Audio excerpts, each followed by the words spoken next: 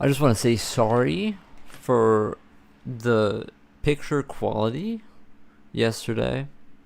It won't happen again.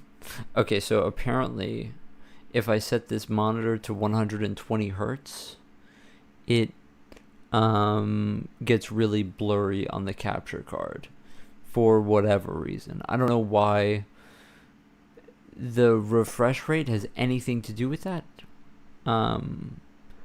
Doesn't really make sense why that would be the case, but it is indeed the case. So that does suck. Anyway, moving on with our lives. I did a bit of work, I think, after stream yesterday, and I visualized the normals better. And they look okay. I don't know how they're supposed to exactly, look necessarily. I mean, it looks alright. This is the part that I'm worried about, kind of. Like, this is worrying to me. What sort of collision algorithm? I think I'm going to do GJK. Because I haven't done GJK before, and I want to see what it's like. I just did, like, basic Minkowski difference. Like, the capsule test thing last time. And it was sort of naive, that's like the typical collision that I end up doing. And so I haven't done anything more professional, I guess, with it. But, I'm not sure if I'm supposed to be worried about this or not.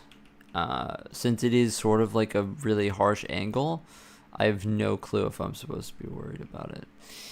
But then again, I don't know how I would have messed up the normals. It's not something that I can really mess up in the parsing. And based on my numbers, it does seem like they're correct. So we are just going to assume that it's fine.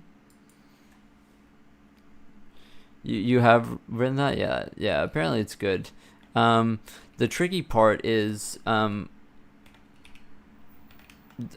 have caps lock. The tricky part is, of course, we have to write like kind of a wrapper for the acceleration structure that is going to kind of, make it so that we can actually, find our holes down there. And so what I'm going to do is I'm just going to do, I think, either a BVH or just an octree. I'm not sure. I think I was just going to do a BVH because, it's fairly simple to do. And so basically what I'm going to do is we're going to compute the holes first. And then compute centroids for all of the holes. And then find the centroids of those centroids, maybe. And then kind of just split them in the middle. It sounds really slow, but I think that that's the way you're supposed to do it. Because otherwise you would just make an octree, right? But my guess is that it makes sense to split them in the middle. The kind of pain in the ass, right, is let's say every hole has a centroid, then we need to, go to the top of the mesh and then start at the centroid and then find a way to split them after. And I'm not sure how to exactly do that. But whatever, we'll figure it out.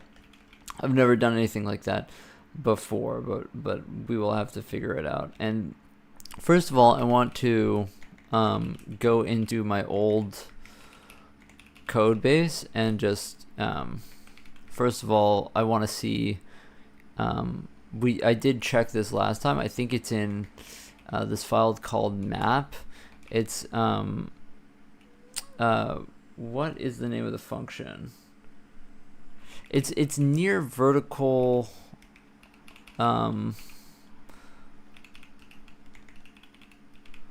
Distribute new collision triangle. No, it wouldn't be here. Let's see what's in the header file, just so that we can find it. It's it might not actually be in the header. Might not actually be in the header. Or maybe it's an entity handler. I mean, I can't remember where any of this shit is. Group triangles by plane should be where it is.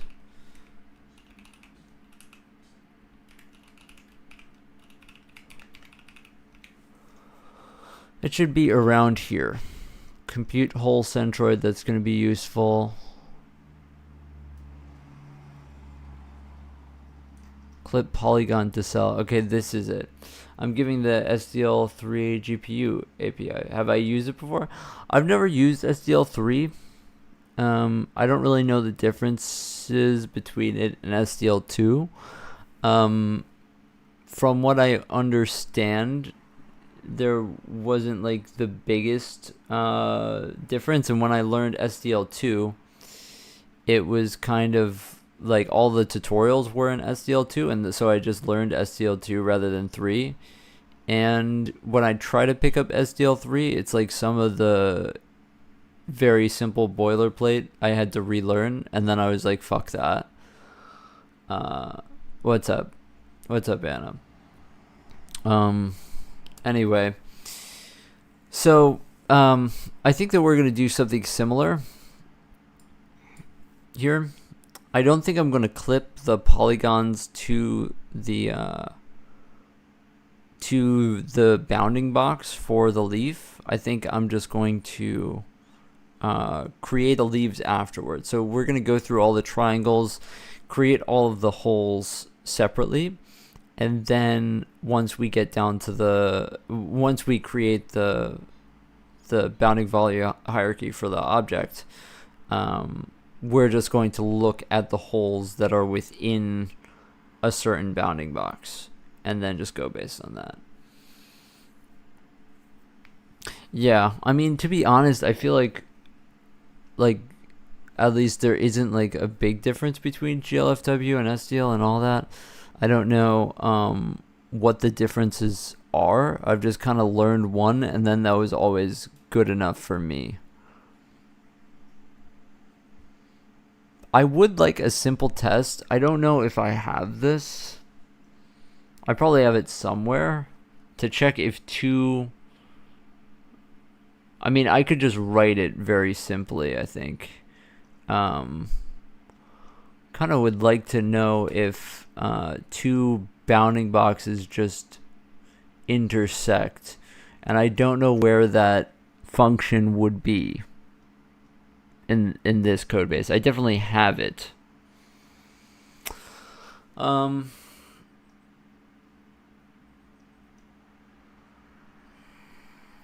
would I have called it?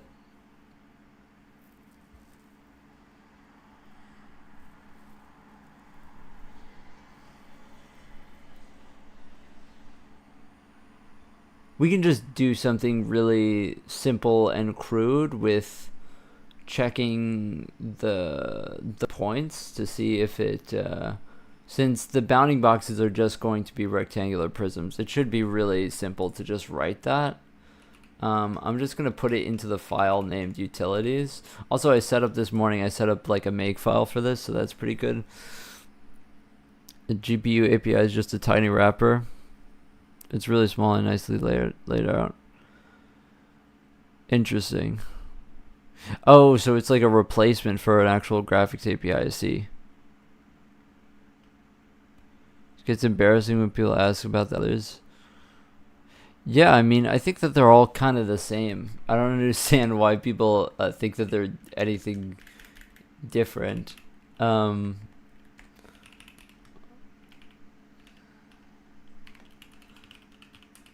We're just going to do a very simple... There's probably like a much better way of doing something like this, and I definitely have programmed that before, but I'm just going to do something very simple for right now. I wonder if I want to have a struct that does this, because... Yeah, sure, let's make a struct. I don't think I had AABB's structs before. I think very simply we can just put min and max. Right? For each direction, it's just going to be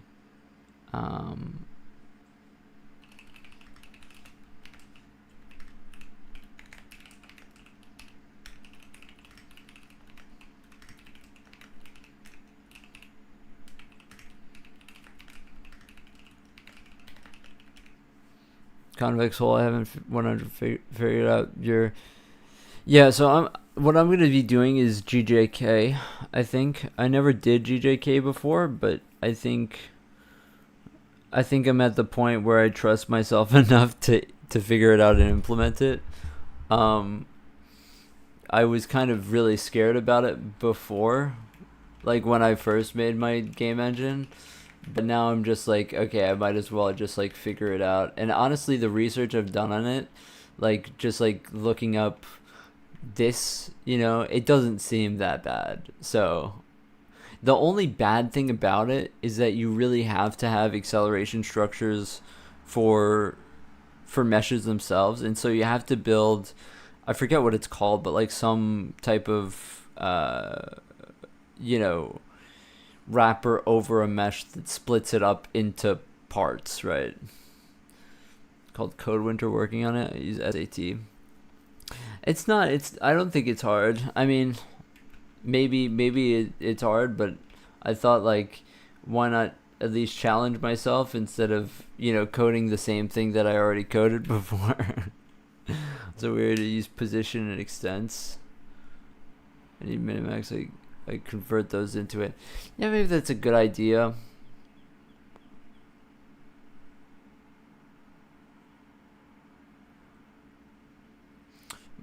And I'm assuming by extents you use radius, right? Halfway.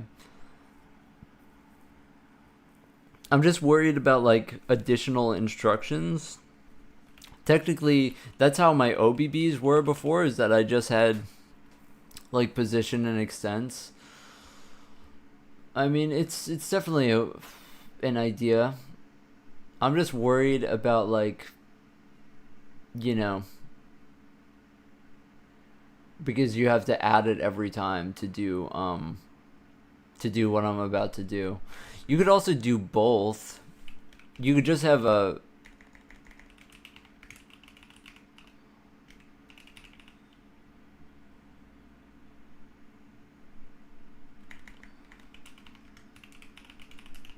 You could do this, and then we can have like a function that just initializes the bounds. And the good thing about having both, I mean, even though it's more memory, the good thing about having both is that I never have to recompute them to do all of the bullshit that I'm gonna have to do.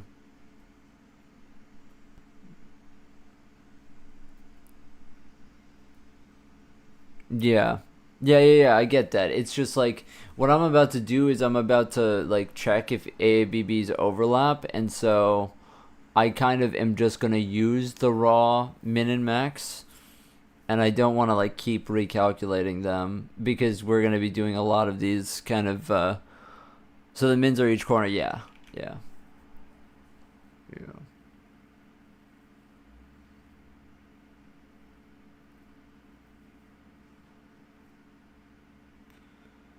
Yeah, I'm just trying to think because, yeah.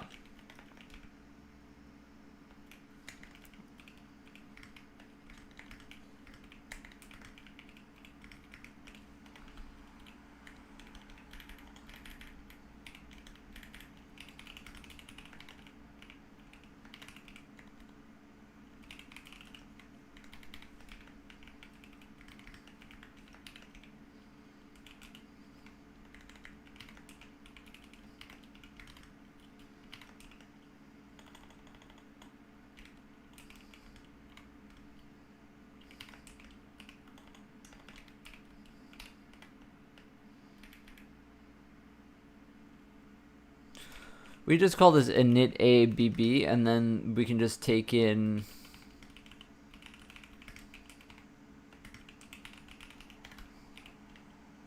And this would be somewhere where you know, C++ would be pretty neat because we could just make a funny little thing called a constructor here, but we're in C, so it's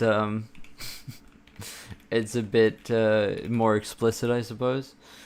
It's weird. I didn't know the naming convention. I googled the format name for each side. Rubik's Cube? Weird chart called the Rubik's Cube points that hold the vec 3 positions of each corner. Interesting. You pre-calculate them for the meshes so you can recalculate. Yeah, that's basically what I'm doing, yeah. I could have the points themselves, but I don't think I would use that right now.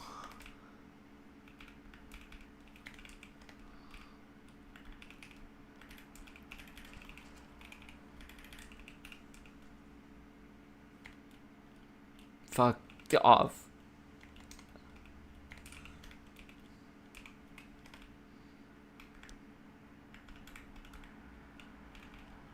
I messed up. I messed up so bad. I'm sorry. I messed it up bad. Okay, so that's it. It's just gonna knit the bounds so that we don't have to recalculate it. And now the real good thing about this is that all we have to do is just see if well,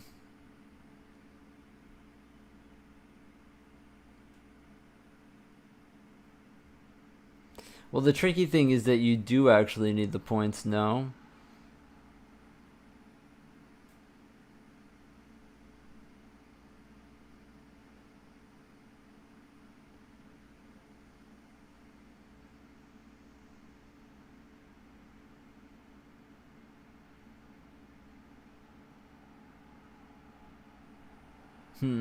Yeah, I do need the points to test because I'm just gonna test every point. Dude, so you can translate your messages? Yeah.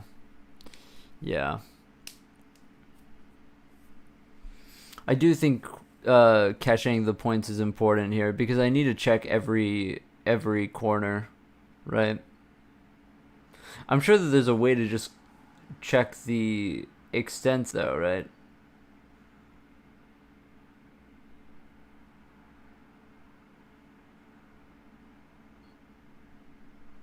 Like if your min x is within the min and the x of the other ABB,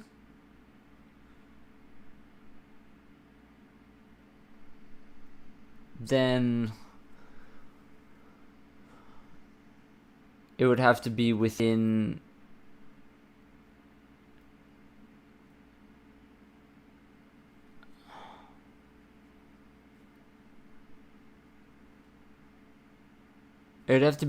the x and the z now.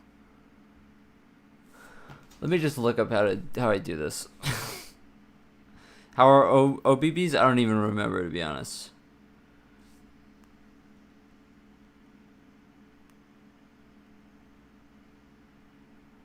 What's the efficient way to do this?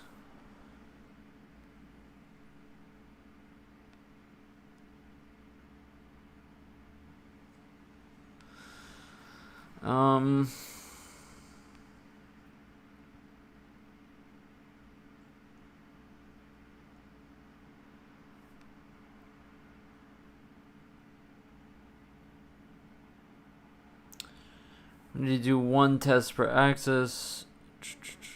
Yeah, so this was what I was going to do is just the point test if it's within it.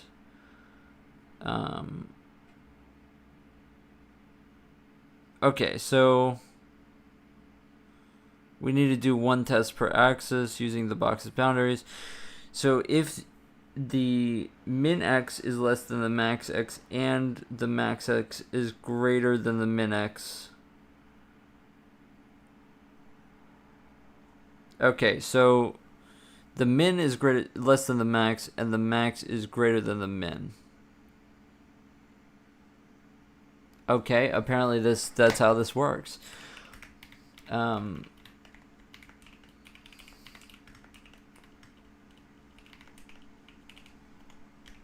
I don't really know,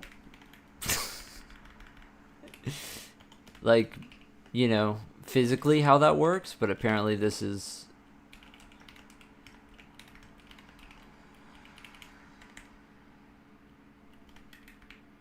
how it works. Have you done any collision solving? Yeah, in my other game engine. It was just capsule tests though. I basically I pre-computed holes for every mesh. I didn't really have an acceleration structure. I just basically tested, point tested, right, against the triangles. It was very slow. Basically, you would just raycast, right? Just raycast into the not the triangles, but into the hole. You'd find the hole, and then just like, yo, what's up, Lily? You would find the hole, and then you would just like raycast in, ray march into it, and then find the intersection point. But it's not that bad. So apparently, this is how you do it according to Medium. So we're just gonna trust Medium. I'm sure that I've definitely written this before in the game engine, but I don't really remember how it works at all. So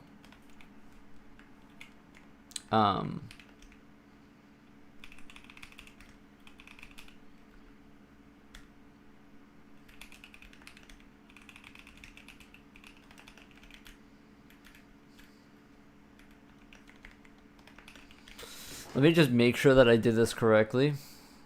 Yeah, so min x less than the max x. Okay, so I did it backwards. I did do it backwards. Okay.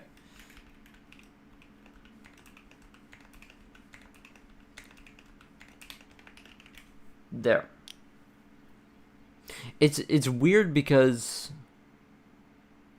no, yeah, it makes sense. That makes sense. I'm just thinking way too fucking hard about it. Okay. We should inline that, but I'm not going to worry about it for now. Okay, so that's if the ABBs intersect. So that's good to have. And so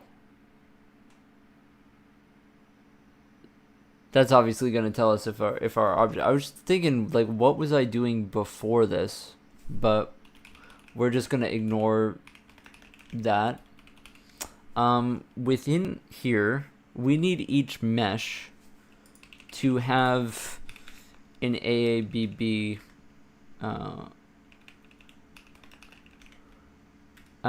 So that's good.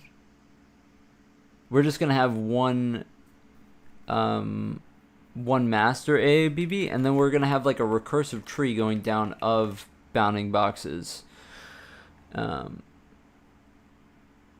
Instead of cgit, but now I'm waiting for my domain. Oh, on your Pi, you transform your Rookscoop points to the local matrix and then feed every point. Yeah, that makes sense if you're moving and translating them around. Yeah, I don't really have a model matrix yet, but once I do, then I will like translate this for sure. So yeah, that is true. With all the Rubik's naming scenes.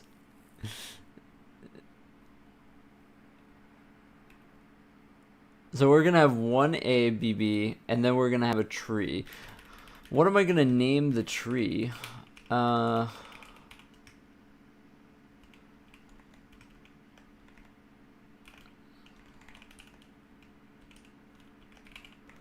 Mesh BVH node? I think so. Upper right bound. Oh, I see. So that's all the points.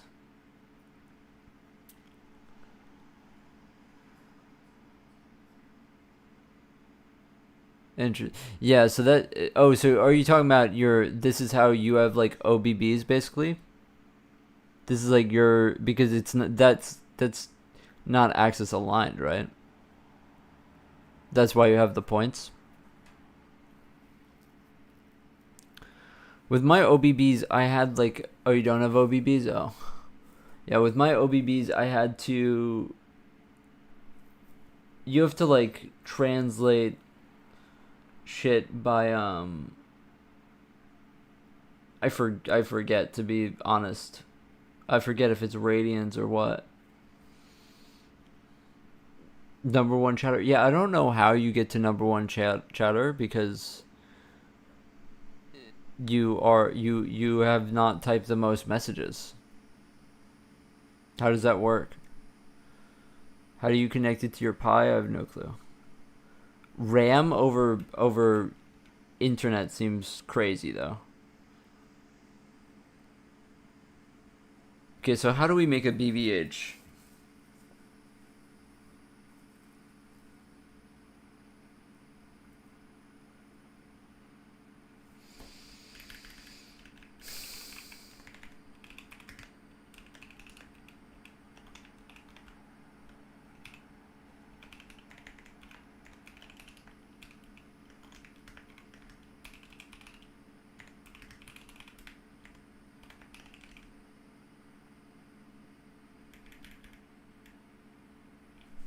How do you do this? Do you have to type def it here? That's what I'm forgetting.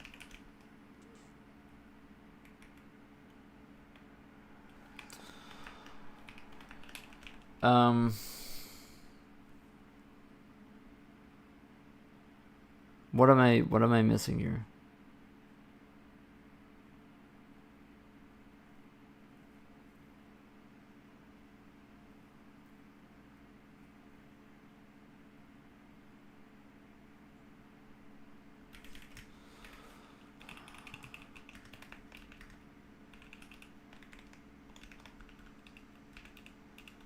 Is that how you're supposed?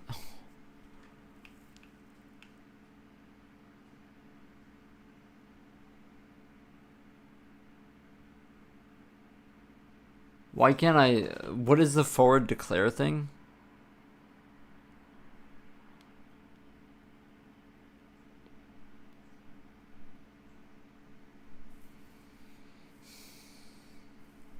What is the syntax?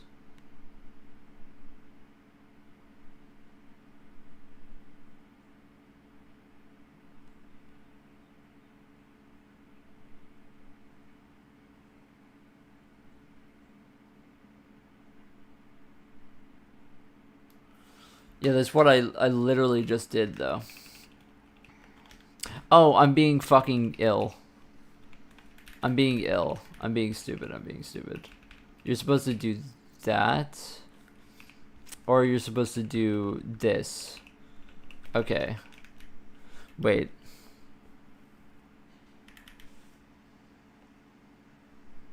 Why is this being cruel? Oh, because of this. Because of this. Oh, because of this. Oh, you motherfucker. Oh my god. My syntax wasn't wrong. It was giving me a bad, like, this is shut up. I was so confused. I was like, did I forget how to forward declare? But I didn't forget how to forward declare. It was giving me shit error. Do you use your Google Drive? I guess it's an OBB. Do you just calc OBBs with their corners? No. You translate. You rotate the points. Or no. What I did was you have to rotate every point into the OBB's space. So you have like a special like formula that like rotates it. It's weird. Or at least that's the way to do it fast, I think. What is Vim script? What is Nix Vim? Didn't you just download Vim yesterday? Yeah, OBBs are weird. I can bring up my old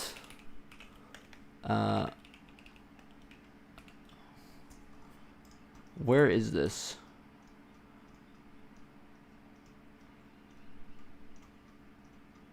Okay, I have no clue where this is gonna be.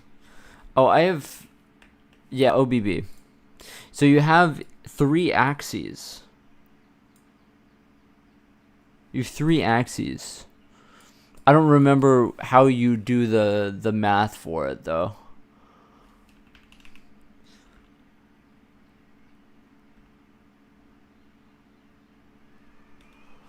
Something like get max x is z, x y, normalize. You do a matrix multiplication. And then, okay, so it's this formula. You add the center, and then you scale the axis by the extents. And then you add the center, and you transform all of them by the axis. Something like that. That's what it is.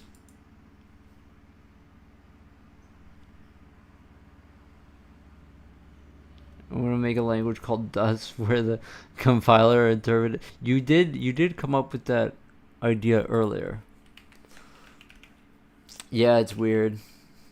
So you have a pointer to the left and the right node. That makes a lot of sense. That's what I was going to do, right? And then for this one, you have an A B B. So that's the idea of the struct, right? That you just have this recursive tree of left and right nodes.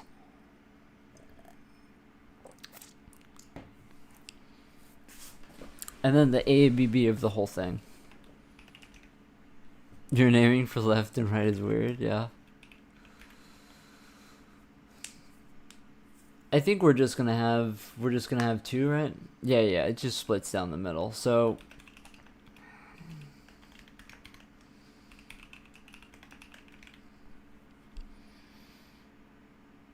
yeah, right?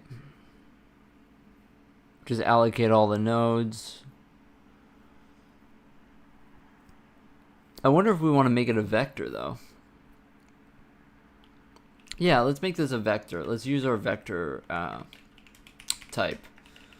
So there's a reason why we made a vector, so that we don't have to do it by hand always. I think that's pretty much it. We have our triangles, we have our holes, we have our nodes, and inside of the nodes, we will have pointers to the holes or indices to the holes. I'm not sure what we'll do. Do we want to have a boolean that says if this is a leaf or not? Or do we just check if there is no left or right nodes? We'll just check if there is no left or right nodes left to determine it. And then we're just going to have an int holes and hole count, and then either pointers to the holes or do we want to do pointers to the holes or indices today? I typically go for indices because pointers can be a bit spooky. Yeah, let's do indices.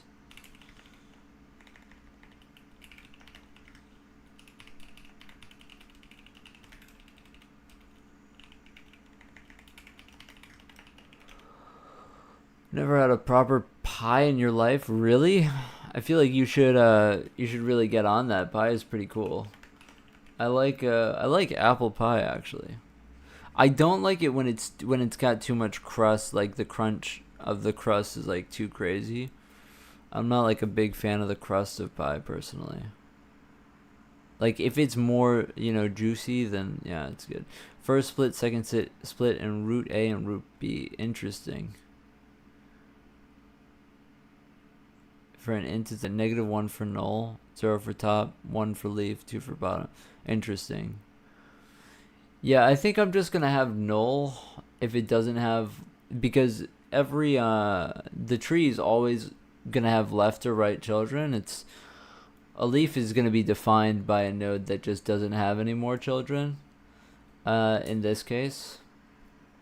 So there's never going to be a node that has a left node without a right node. So I think I'm just going to try and infer that. So that should be good. All right. You nuked it. You need to re-implement it. Yeah. Are your BVHs for the meshes themselves? Through the voxelizer? I see. Yeah, this is gonna be kind of a pain in the ass. I have a feeling. Okay. Moving on. I have to find once again the function that group triangles by plane. That's what this is. So we need pretty much the exact same function.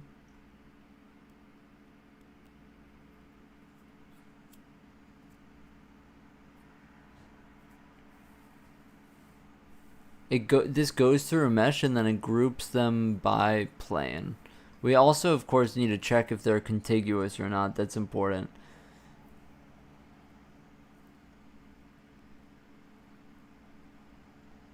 It's this long ass function. This one also computes the holes though. Do we want to group and then... Yeah, we do want to group and then compute the holes. Okay, well, let's bite the bullet and just copy the whole thing. And then we'll have to basically rewrite the whole thing, but at least we'll have it.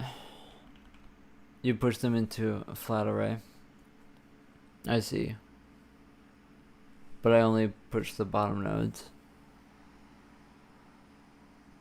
Interesting. Yeah, I mean, aren't you always just pushing the bottom nodes if you're just splitting every time recursively? Or maybe I'm not understanding that right.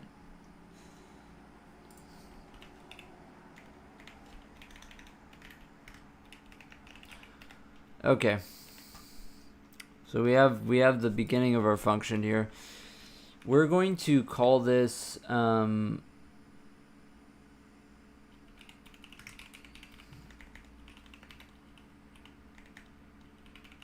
compute mesh holes, and then building the AABB will be a completely separate step after. Okay, let's go through it. We're gonna take in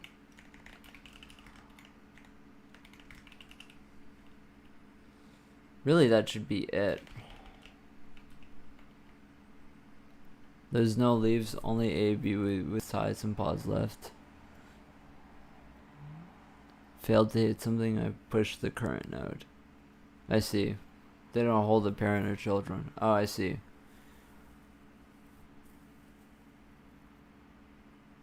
Interesting. Yeah, that's not how I would picture a BVH, but maybe I just don't know what a BVH is because I haven't worked on them very much, to be honest.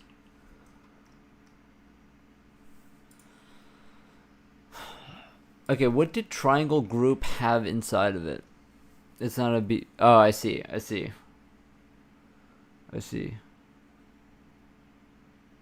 Sorting parent, index, and leaves. Yeah. That does make a lot of sense. Yeah, I probably should do that. Okay, so all this had was normal, reference point, count, and capacity for the indices. This seems fine to just like straight up copy. We're not going to use it exactly. We'll make a definitely a different thing here. So this, we don't need this, and we're just going to have a vector for indices. And here we have, really we don't need this. We could just have a vector for the group, so we don't need this type at all.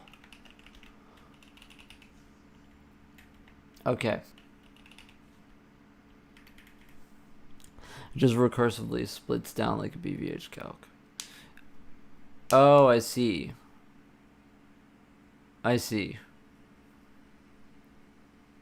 But how do you know where to split if you're not doing half, like half spatially every time?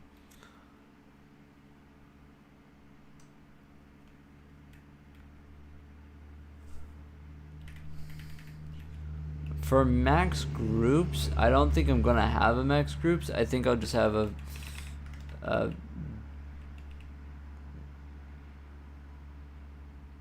vector groups.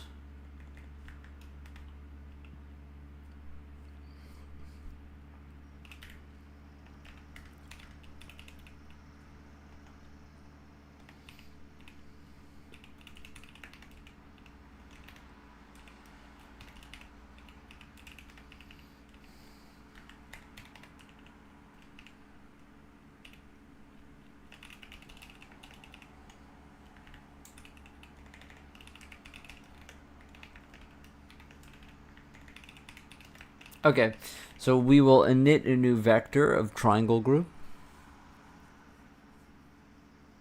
I do a KD split in two. The children obviously test against the effective indices to see whether they should exist or not.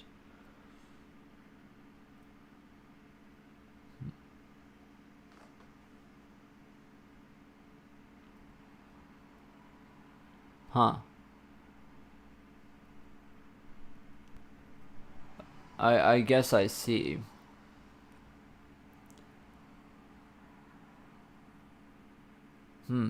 So why not build the tree then? Unless I'm not getting something. This is groups count. No, this is try count. This is the amount of tries in the... Okay, so... Tries is going to equal the mesh. We have to do the casting thing here. I kind of want to make a macro that does this for us, because it is kind of... This is a very confusing sort of... I mean, no, it isn't necessarily... It isn't necessarily that bad. It could be better though. Like we could do we do a macro here that does um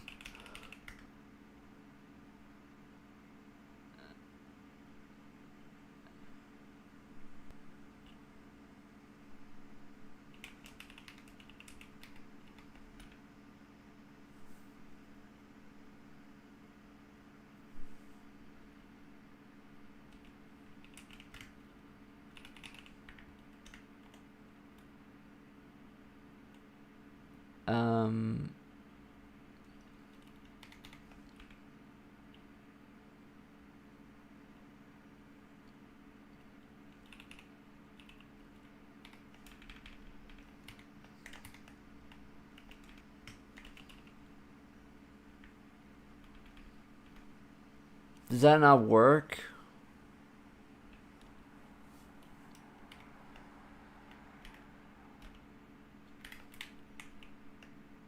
Oh, it was just getting mad. Did that really work? Also,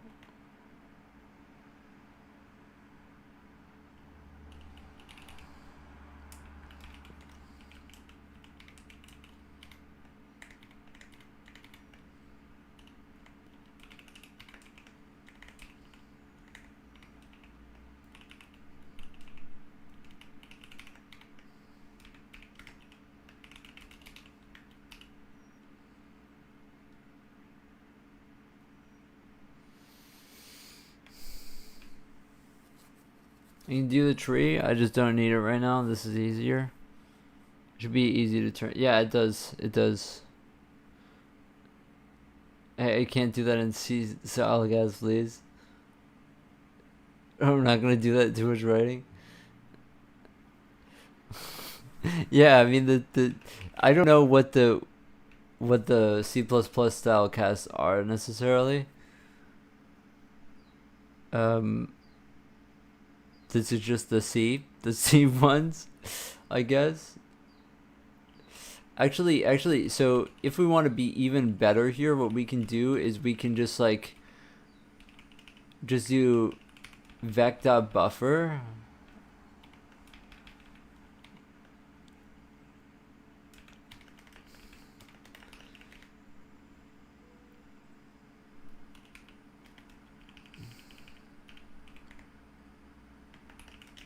I think that should work, and that's like a very very useful thing to have so that we don't have to go through it.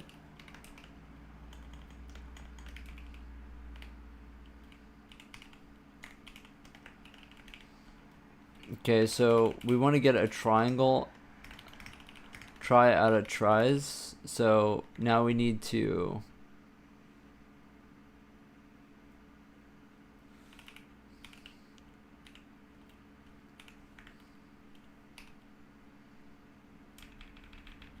there we go. Okay, is deleted. We don't care about triangle area. Okay, so is this triangle is it what is the word? Degenerate. Is it a degenerate? It's like static has type. Oh, interesting. How a convex hole does because they can't have any concave shapes. Yeah, so basically what we do, I use Jarvis marching. I don't really know, I don't really remember exactly how it works, but basically you have to get rid of all duplicate points, and then you march around the exterior, like this.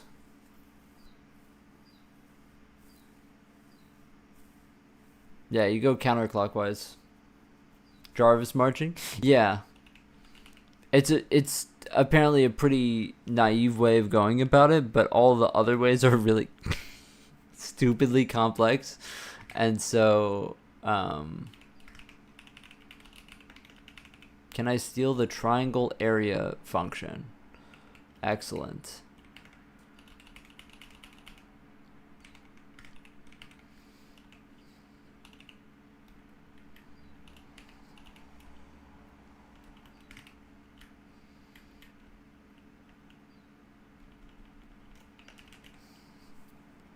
Yeah, let's just do this.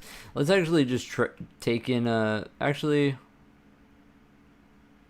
yeah, it's gonna save so much boilerplate if we just use a triangle. Uh, do we want a pointer? How big is our triangle? I think it is actually kind of big because it is, yeah, it is a lot.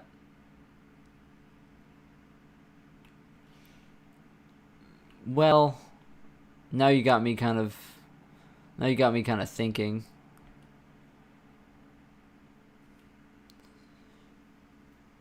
How do you do a collision intersection? Is it just GJK SAT? Yeah. Yeah, I mean, you can do like what I did with like capsule testing and like a sweep test was what I was doing.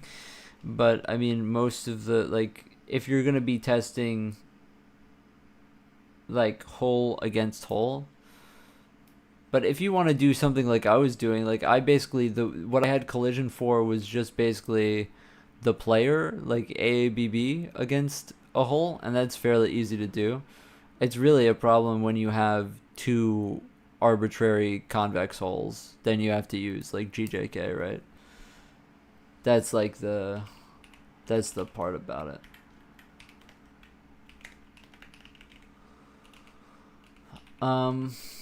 Triangle area we aren't even going to use that much, so I figure that that's fine.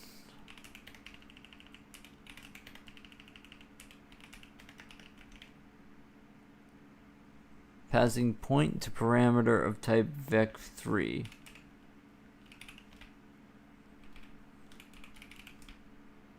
Yeah, that's gonna get old. Okay, so we can get rid of this.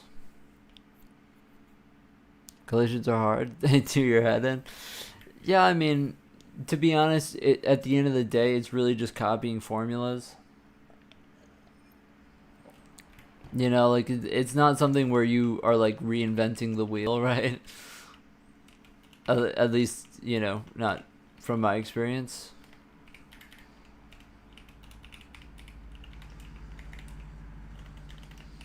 Okay, so we're going over all the groups here, and we need the thing to find if they are similar plane, which is also something I have. Is similar plane. I stole that from somewhere.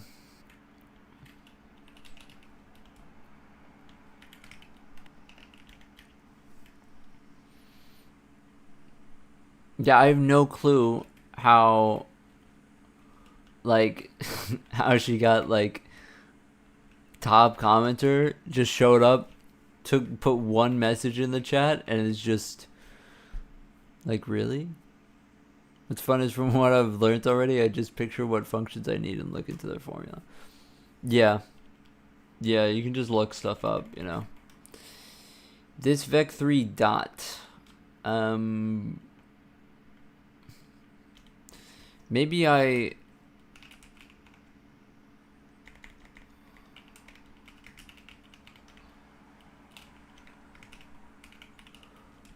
have math f here, which should give us all of these functions, which is pretty nifty. I should probably just make that file now before we get too deep in it. I'm so stupid.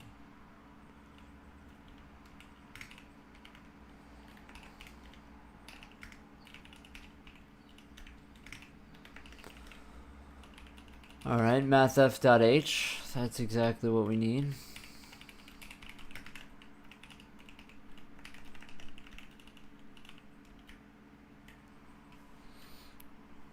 For some reason, I always search formula GLM. Mathematical formulas are just hard to read. Yeah, that is definitely true. I do agree with that. When I see it in code, it's like, okay, I get it. But when it's like written with like the hieroglyphics and shit, it's like, all right, man, we get it. You're smarter than me, and that's all right. But I'm just trying to get the code done. That's all. That's all I want. Okay, so try normal. Trinormal is not the actual normal. What we have to do is average the normals of all the points, I think. So yeah.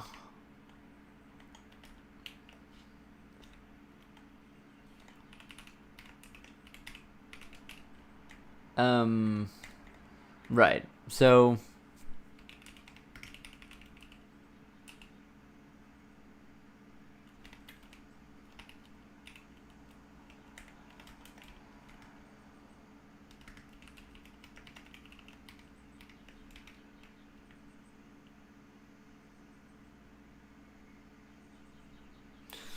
I should probably make a macro for this, huh? Where I add vec3s together.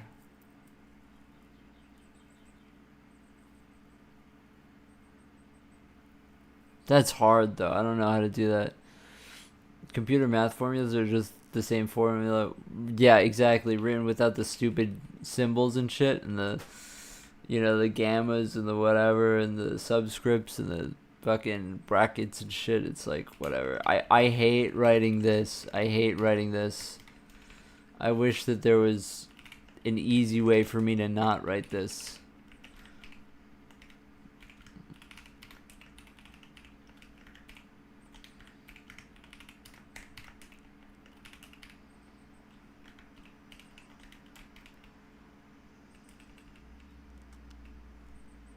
Call the undeclared function vec3 add. That's not true. You're literally lying. You're literally a fucking liar. Oh, I didn't put it in the thing.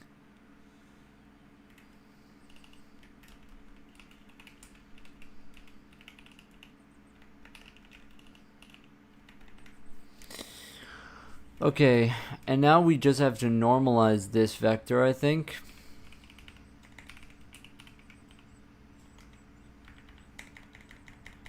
We could also do this actually on import when we import a mesh. And then put it on the triangle. I think that would be pretty smart, don't you think? That might be pretty smart. Mathematicians don't understand us normies. Look at these symbols and see some alien language. Yeah, you know, it's in my opinion that scientists and mathematicians just like poor people being poor, and so they just kind of do whatever.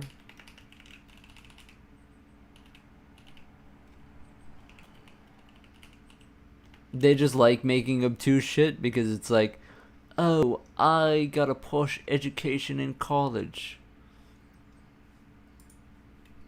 Maybe I'm being a bit cruel to them, but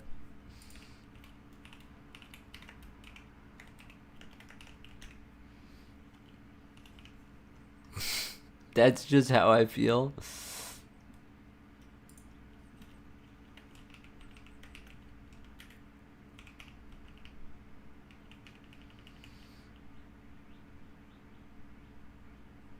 Okay, so now this is the part that I don't really remember.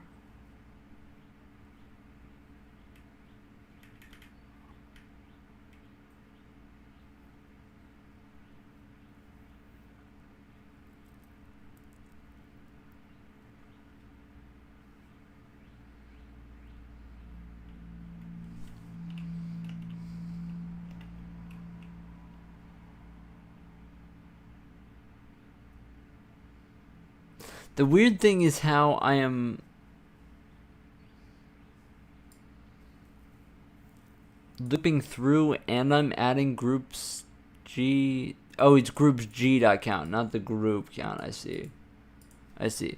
So let's just get at the top here. Let's get a pointer to triangle group pointer groups equals, oh,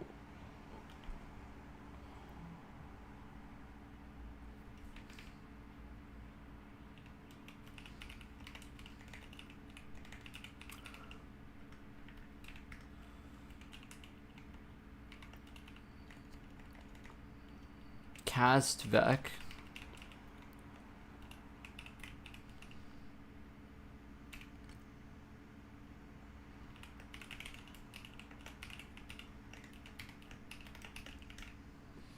I forgot I can't paste link on YouTube. Your message died. Yeah, it does die. I can't actually turn that off, I think. Or I can turn that off, but I don't want to turn that off. I'm sorry. But before your time, we've had some interesting people come in here. Some very interesting fellows. That's why Arya used to be around. Now it's pretty chill though. They're just like stupid symbols. Yeah. Fucking leave the site instantly. I agree with you completely.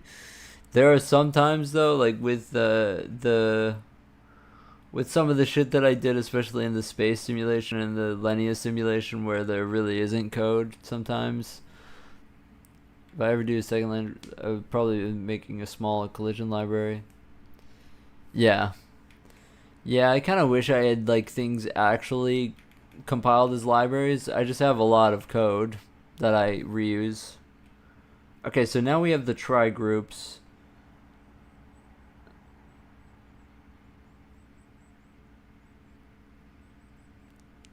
This is kind of a weird way of going about it.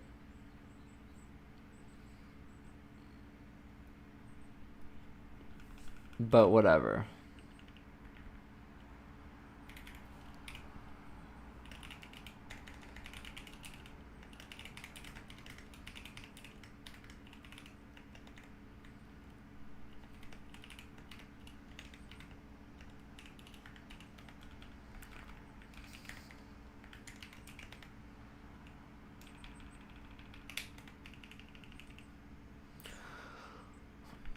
we need the point A dot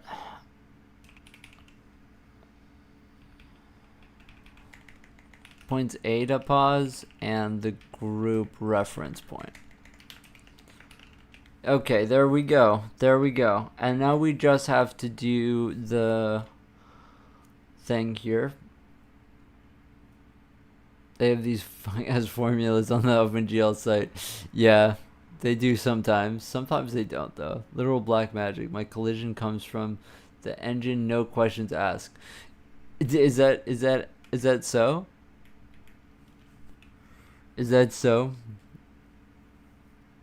Okay, so now we need to expand it. I can't remember. We made this vector expand thing. We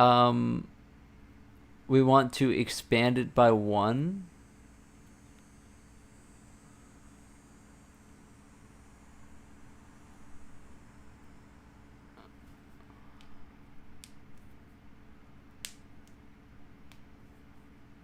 And then add the try index to the thing.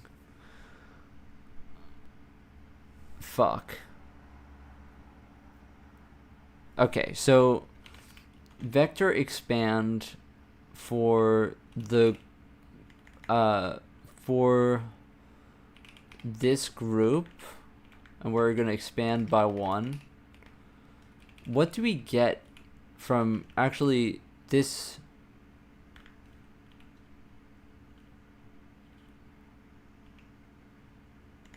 Wait, it's group indices?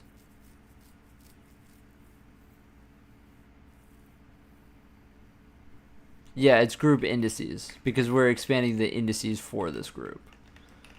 We're going to expand the indices for the group.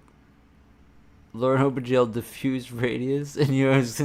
Really? Is it that bad? What does this give us? What does this function give us? It gives us a void pointer to the thing. What does it give us a void pointer to the?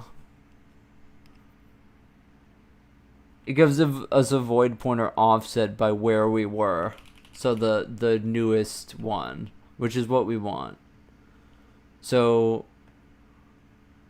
what type is group indices?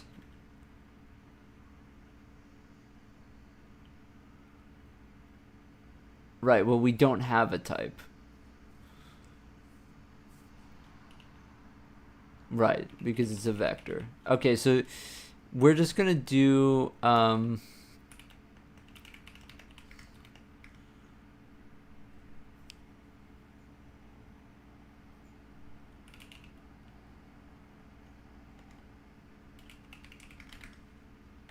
this.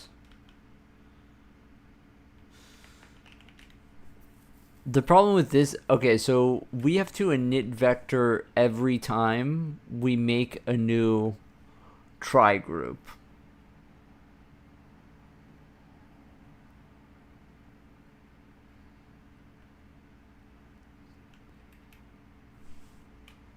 But we're not making a new group here, we're just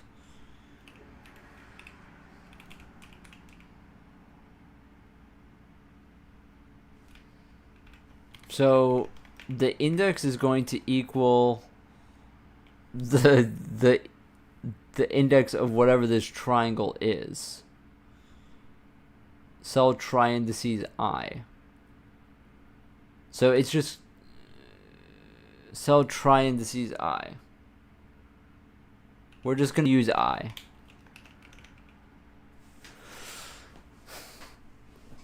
Where do I even start if I want to make a game engine in C? You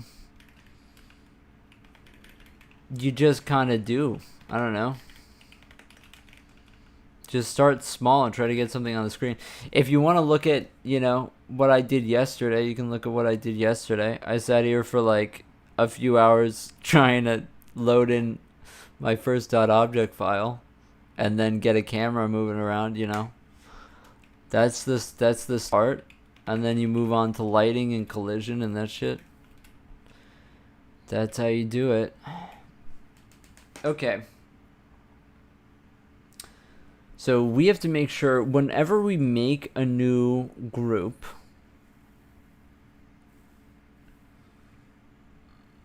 which is here, if not added and our group count under the max groups, we're not going to have a max group count anymore. If we didn't add it, then we have to make a new group. And so we want to always init vector when we make a new group for the indices inside of it. So init vector, well actually, so we want a triangle group, group equals groip equals vector expand the groups vector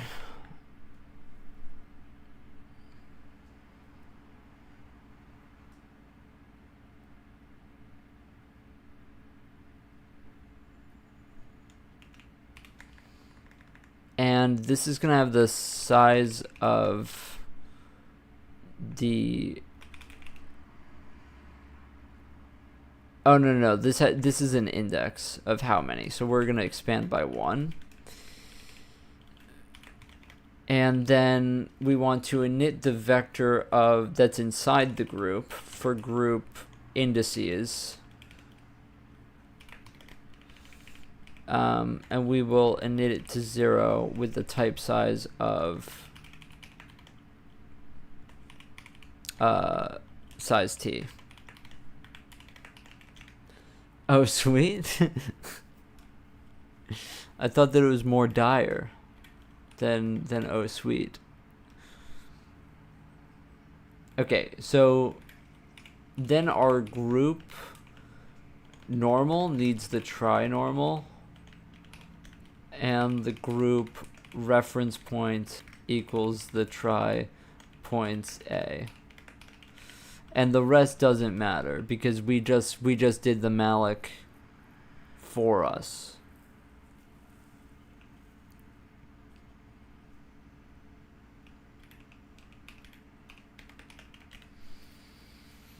Okay.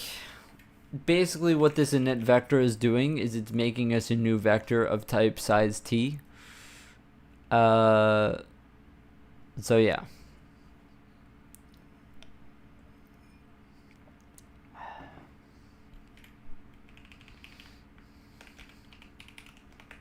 Okay.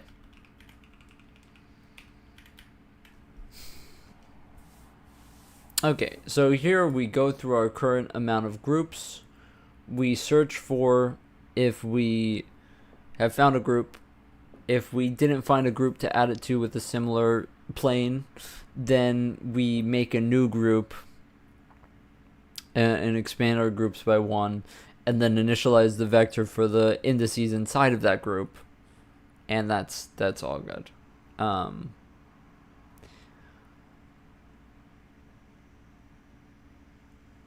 Something I'm realizing is I want a way to destroy vectors, as in like, free them. I don't really have an automated way right now that I could do that without just like doing, without having like a literal loop that does it. So I think it's important to have it though.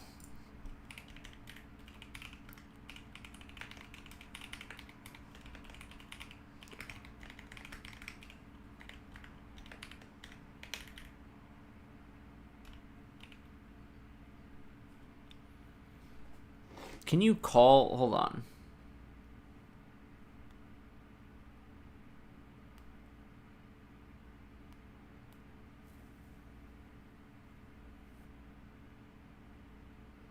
I need to make sure that I can call free on this.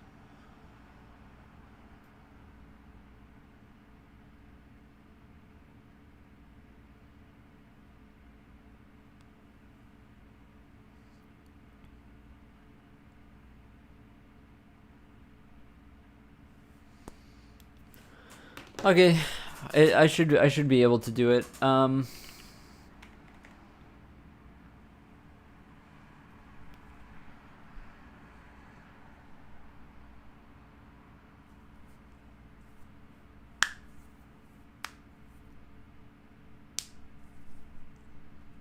This is literally just going to be a function that actually just calls...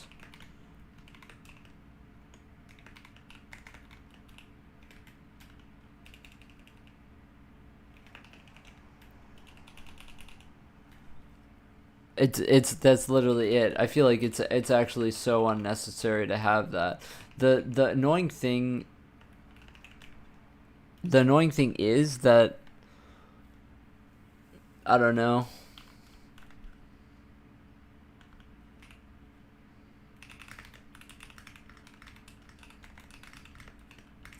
You have to actually have this loop that does this,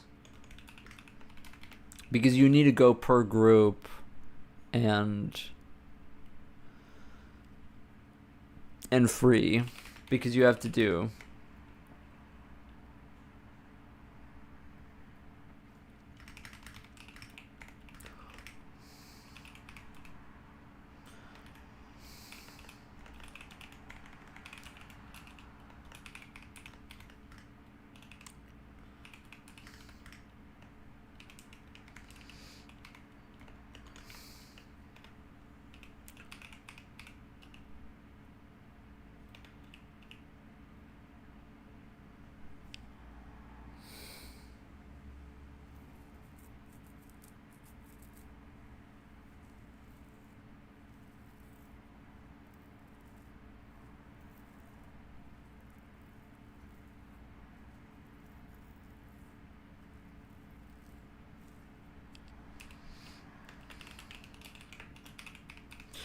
Can you do this?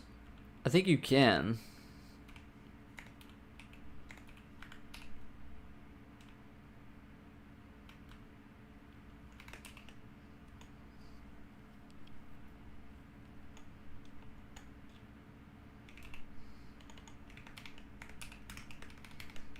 Sorry, I'm kind of learning how to use my own vector system here.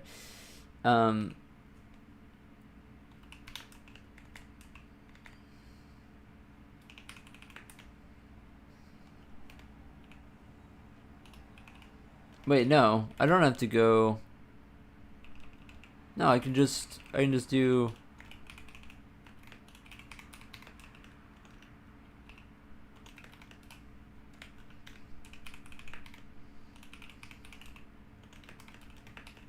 can just do that. Okay, there we go.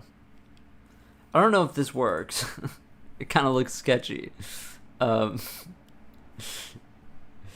has to have a bit of imagination with it, that it does work. Okay, so now we want to go through the group count after we've grouped everything, because this creates the groups. It groups everything.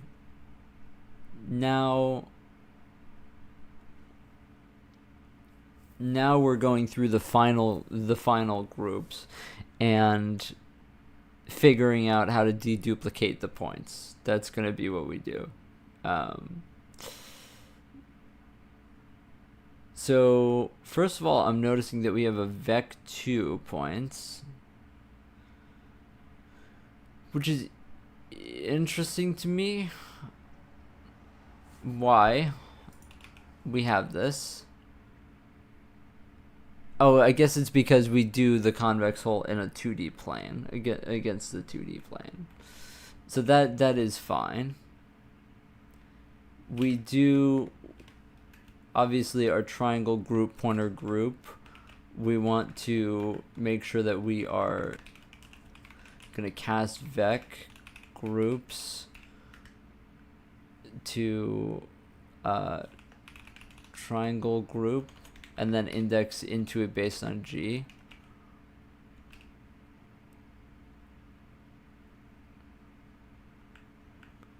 Why does that not work? Initializing the expression of incompatible type.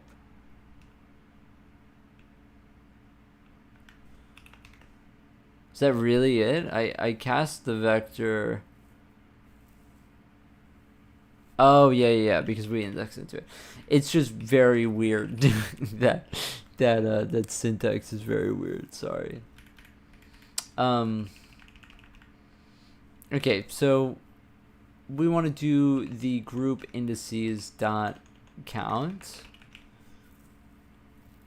right? We malloc the amount of points. That's fine. Okay. So the group count is the same as the group indices that count. We're going through the triangle indices, and we want to get the triangle at that spot. So we're just going to go through tries and index into it based on group indices dot buffer.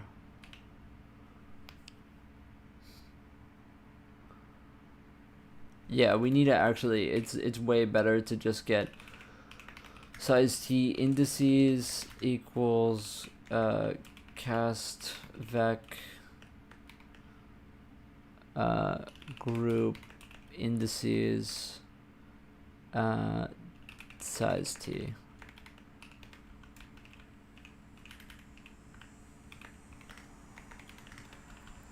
Okay.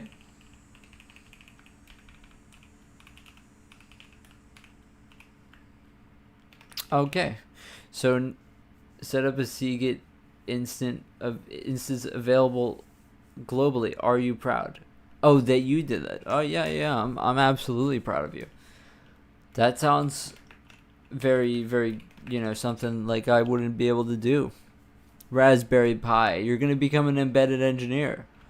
Embedded engineers, believe it or not, they use C quite a bit. Just, Why do we need try points? Because clip polygon to cell takes, yeah.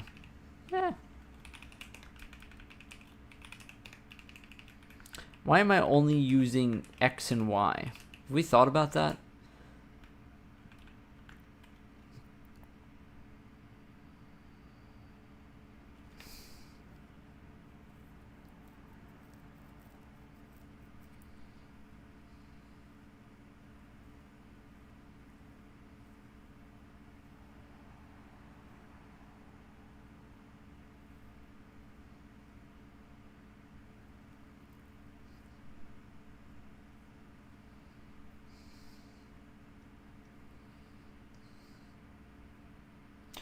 I have a feeling like we're not supposed to do that, not gonna lie. Not gonna lie. I have a feeling like a vec2 just isn't what we want. And I think I had that for a reason, and we want to get rid of that reason. So let's not do that. Haskell on embedded, please? No. I think you may find that in embedded systems, C might be ideal. I'm just suggesting. I'm not, nothing is set in stone here. I'm just, saying, what is generally believed.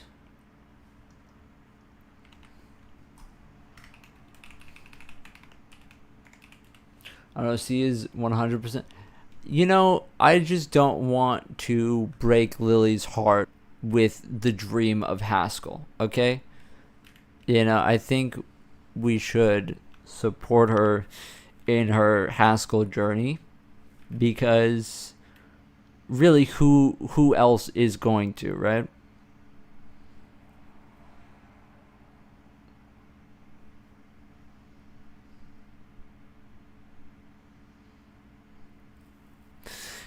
Can I do this in 3D? Can I do this in 3D? Oh, fuck. Are we bugging out? I saw we bugged. I'd rather code Lua than C for... What the fuck? What the fuck did you just say? What? I need to do this in 3D.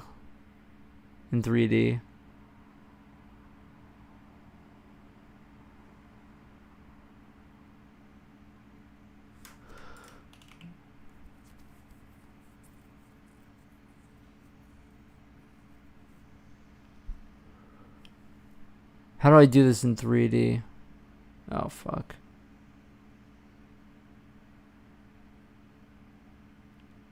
Maybe I don't need to do this in 3D.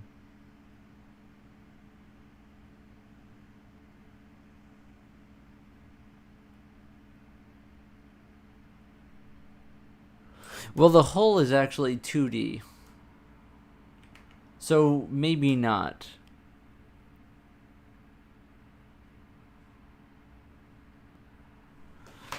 Hold on.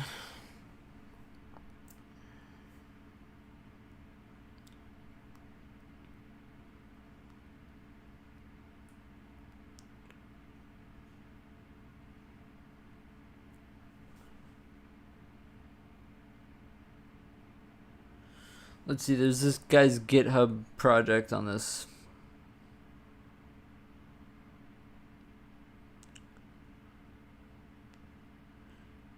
Is this in 2D, sir?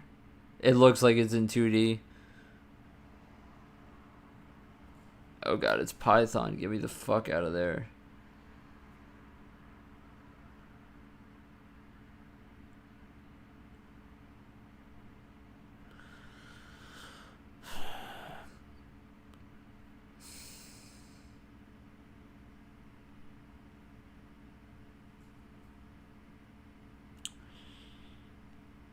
I think maybe we just use X and Y.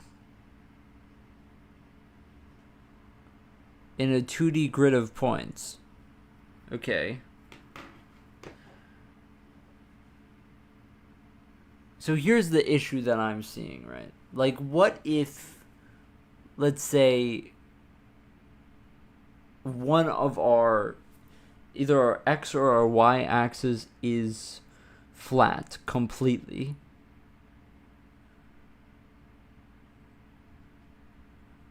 Maybe it doesn't matter. Okay, it probably doesn't matter.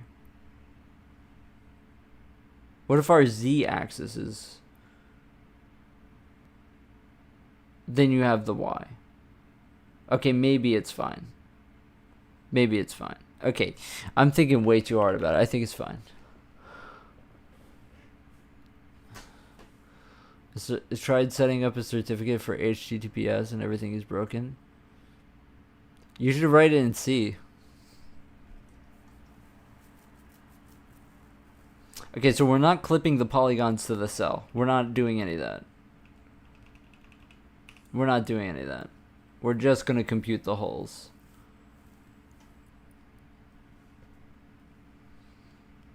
We're just going to compute the holes.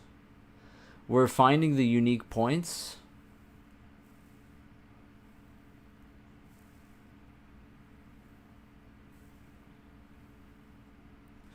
Okay, the interesting thing is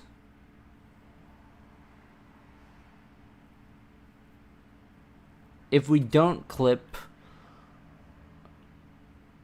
we need to still add to the points. So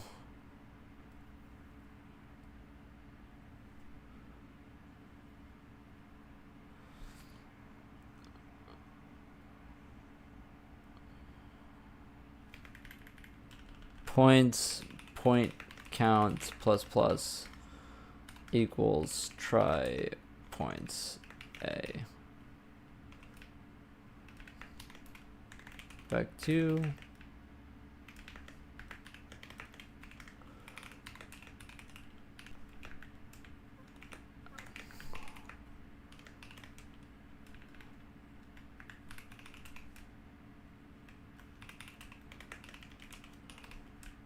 okay.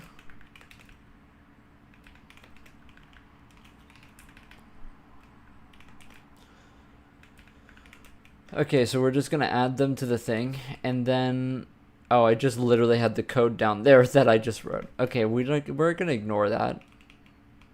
Okay. So unique points. Now we malloc to the point count times size of vec2. That's absolutely what we want to do. And then we just find the unique points. If we don't have enough unique points, then we continue. Otherwise, we continue going. Vec5 is frequently used for variable names. How do you spell bloated memory without spelling bloated memory? Why would a vector need a name, dude?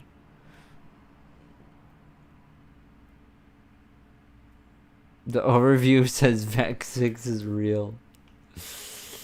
That can't be right. That cannot be right. Why don't I have freeze here for the hull, brother? I malloc hull points and then I don't free it. What?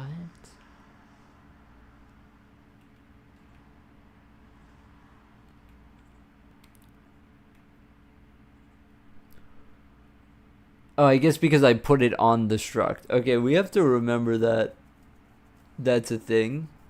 Also, hull points are going to be 2D. So that's also important.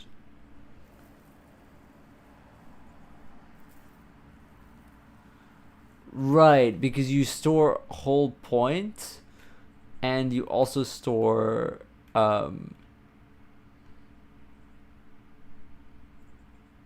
right, yeah.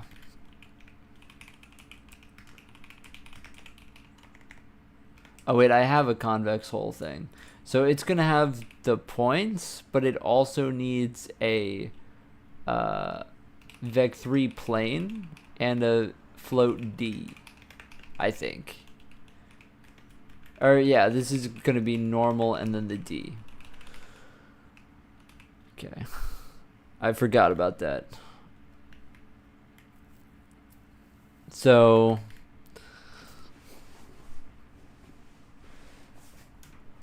you called it doesn't exist crash. The Vec6 commonly used uniform in GLSL. Why not just have two Vec3s? What is the purpose? What is the purpose?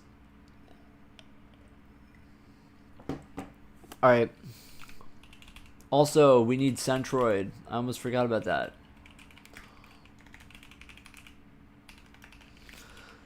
Okay, excellent. Alright, so next utility we need is this. We also are going to need the counterclockwise function.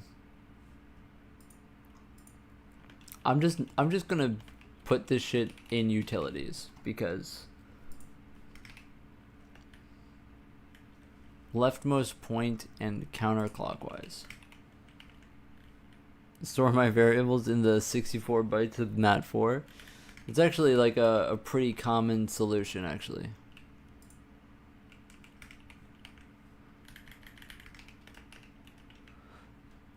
Store my variables in sampler 1D. Believe it or not, Godot, for example, just has a giant fucking whatever it's called. It's not an SSBO. I think it's STD 140. It's just a massive buffer of Vec4s. Like that's all of its uniforms. Like all of its uniforms is just Vec4s. I looked at the source code a while ago. But yeah, it just all gets put into that and then it just uploads dirty sections of it. Yup. Okay, so now we have compute convex hull, which is exactly what we want. Called to undeclared function, because I didn't put it in the header.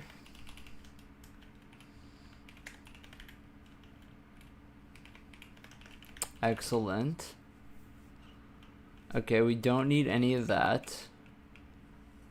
This is all extraneous for when I was starting out.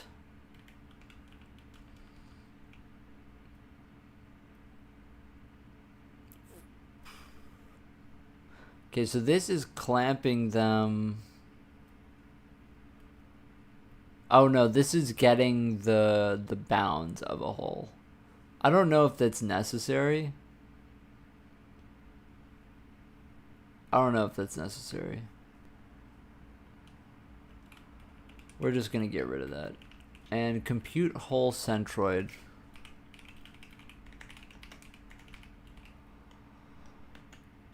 Is this,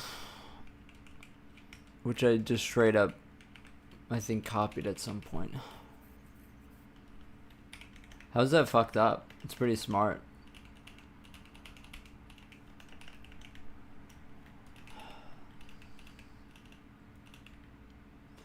Okay, we're done.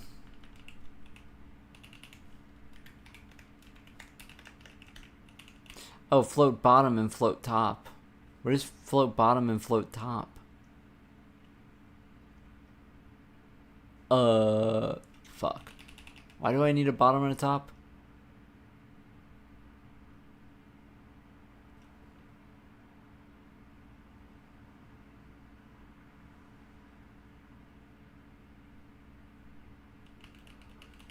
Okay, we're not gonna worry about the Z. We're not gonna worry about the Z. Maybe we should worry about the Z.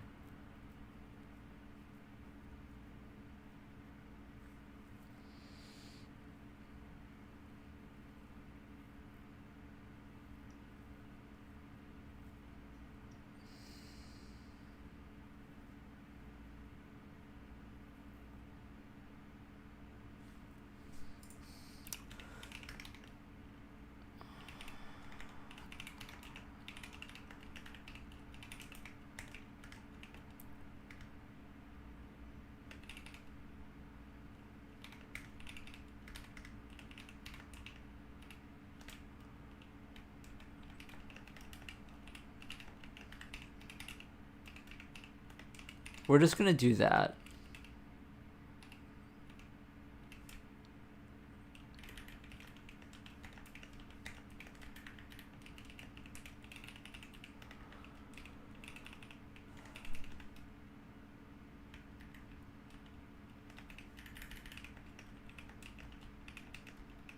I want to get the midpoint of the Z.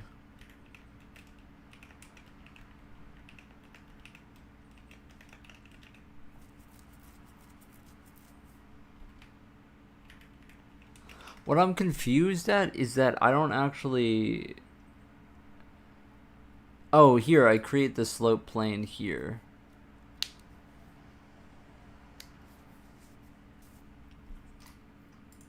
Because that's what we're going to use to actually do it. So we do use bottom and top there to get the centroid, and that'll just get us between the Z, mid and the bottom of the Z. And now what we will do is make the hole. We want to get a convex hole, pointer hole, and we will vector expand the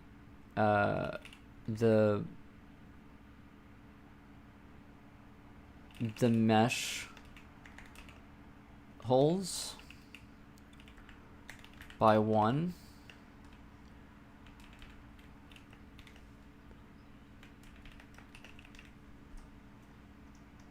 We also want to init vector for the mesh holes here 0, and we will put it to size of convex hole, so we know how to expand it later.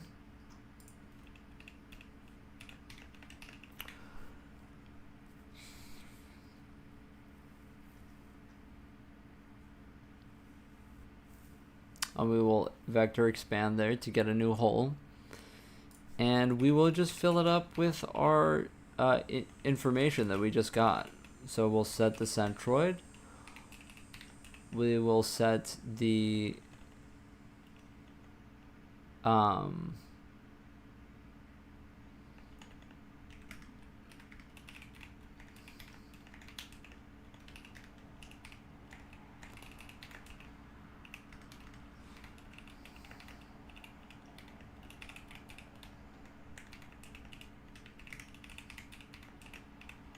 So that's how you get the D for the plane.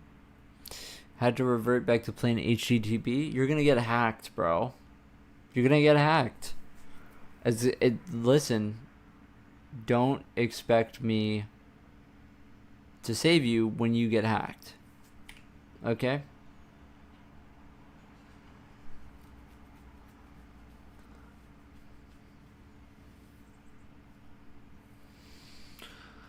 Okay.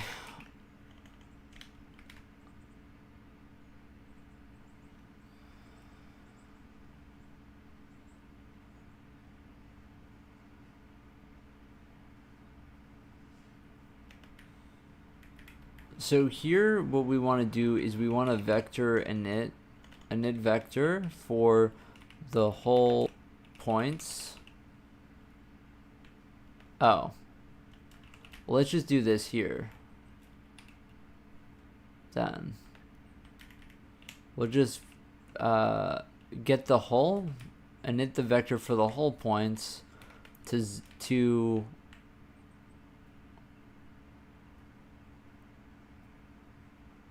really, we do not need it as a vector. We should avoid making vectors when possible.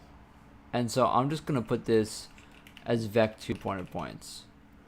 Very simple. We can avoid that completely. However, I'm still going to get this up here so that we can put this right in the thing. So whole points is going to be that. What is whole count used for?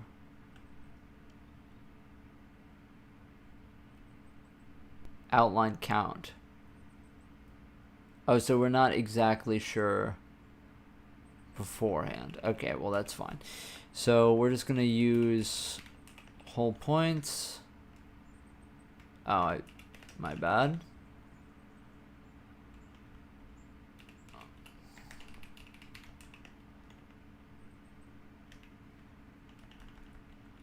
And then we'll use whole point count equals whole count. And we should just be able to get rid of all of this. We've officially added the whole. And now we just have to make sure that we free everything. We free our unique points. We free our points. This vec2 points is interesting. Oh, we do free it. We do free it down there. Okay. What else do we malloc? Nothing other than the holes in the groups themselves. We do free the groups down here. It says that, sorry, the chat.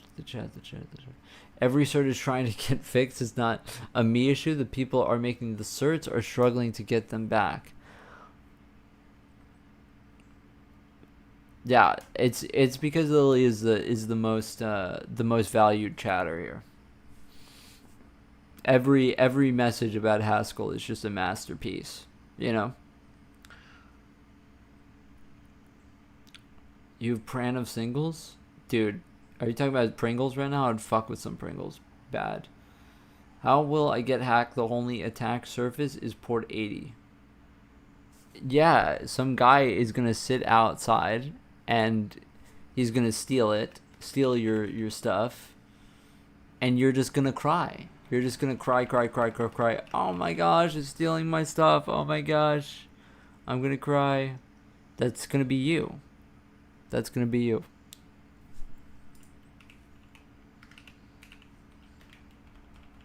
Yeah, somebody the other day asked me, like,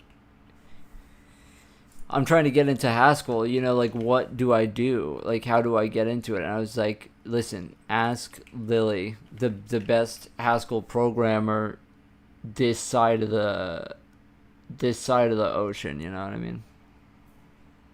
This side of the planet, you know. What will I do with my NixOS config stolen?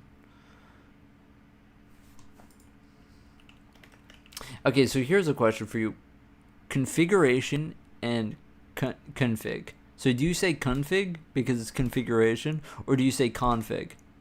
Because I say config, okay, but sometimes I get fucked up in my head and I say config because it's configuration. That shit pisses me off, bro. I think I did the thing, bro.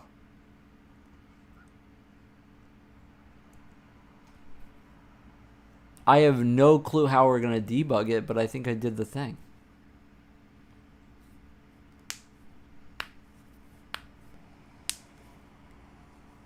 I'm going to show up and steal your NixOS. And also your Haskell compiler. What would Lily do without the Haskell compiler? Probably just die, you know? Just curl up and die. It's just so important.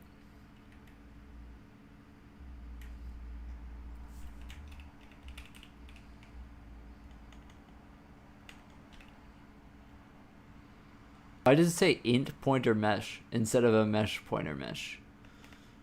What? Unknown type name mesh. Oh. So true, bro.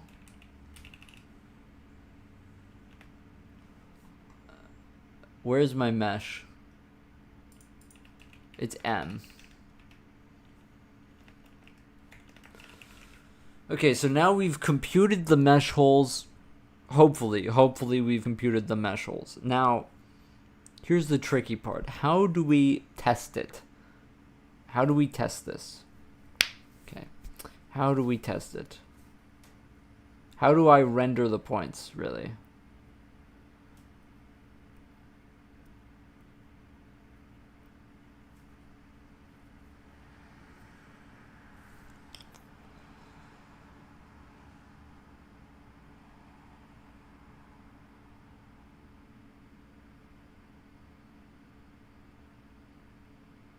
I got no clue. I got no clue at all, actually.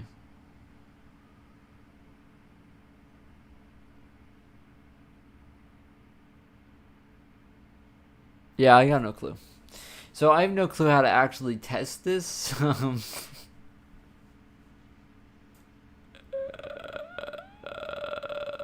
Yeah, I have no clue how to test it. I have 0%. Like how? Okay, so the problem is, right? So here's the problem, right?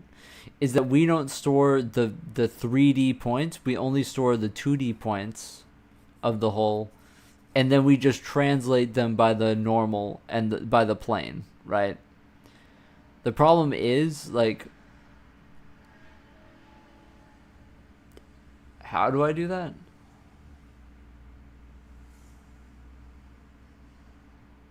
Oh, I know how to do it. We have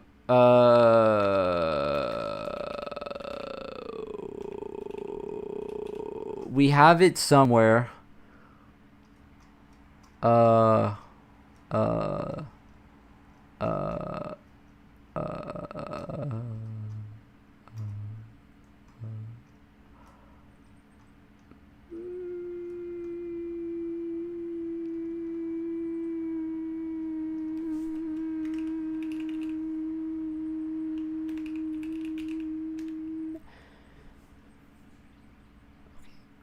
this formula.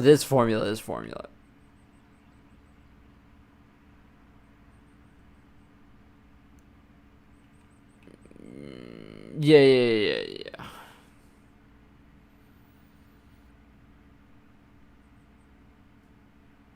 Yeah.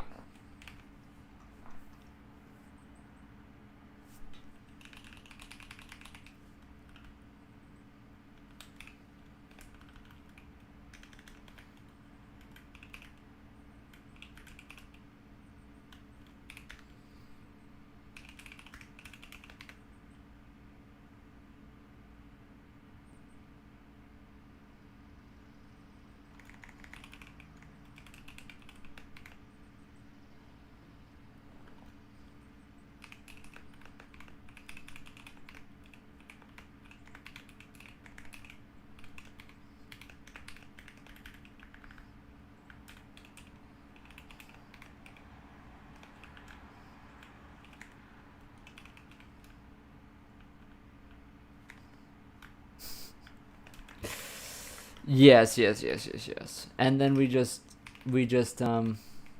yeah, it's this. It's this. It's this.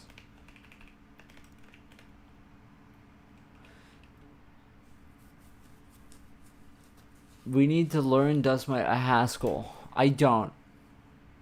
Why is typing so slow with me?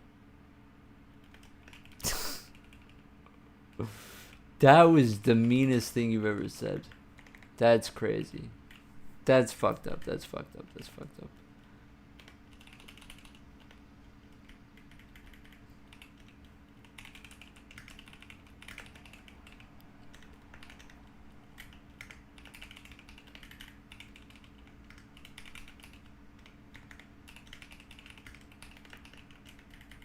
Not. Oh, your YouTube chat is slow. Somebody yesterday was like, "What what is your words per minute?" It's like, what?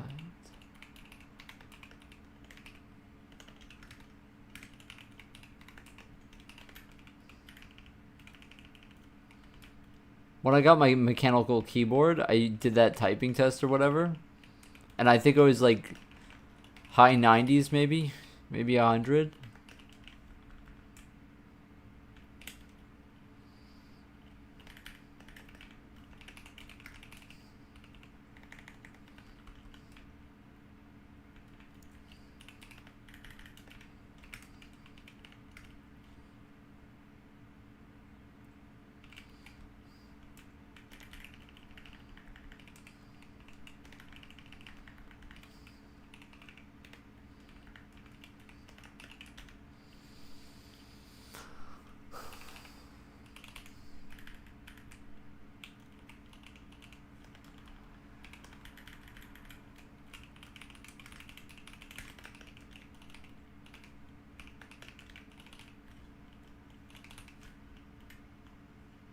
Okay, we have the function.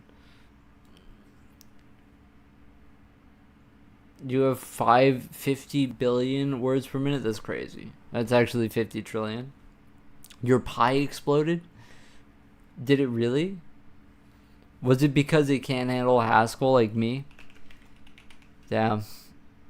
Yeah, it's just Haskell is too crazy. I mean, what can you say, man? Like, yeah, you gotta have a really strong brain. Okay, so now for each point, we can get the Z. I think. Okay, tricky though.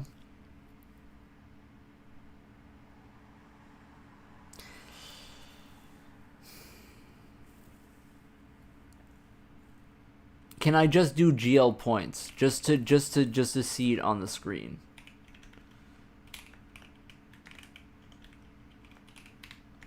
No, GL lines.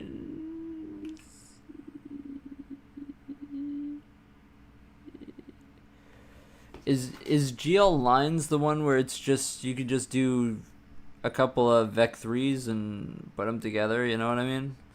Uh GL lines, or is it GL line loop?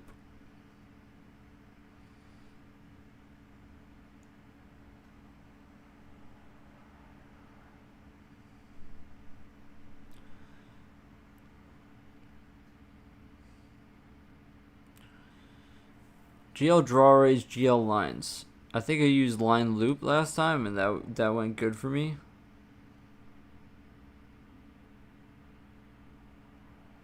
Each pair is a line segment.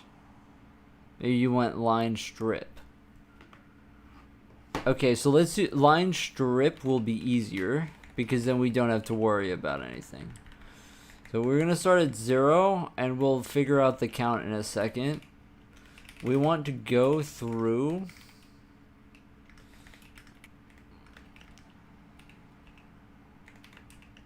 the holes.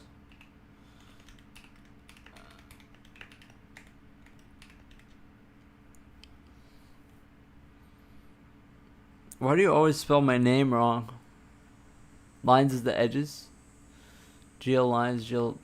Yeah, so lines, I think from what I just looked up, is like you have to repeat the vertices. Like every time you reach the end of a line, if they connect, you have to do another one.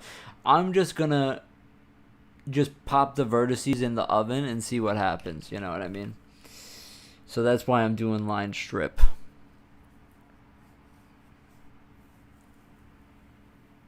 Oh, you have an enum on your mesh. Yeah, that's smart. That is smart. Maybe I should make that abstraction. For now, I'm just hard coding it. I want to see. I want to see what the wireframe looks like of the, you know. Okay. I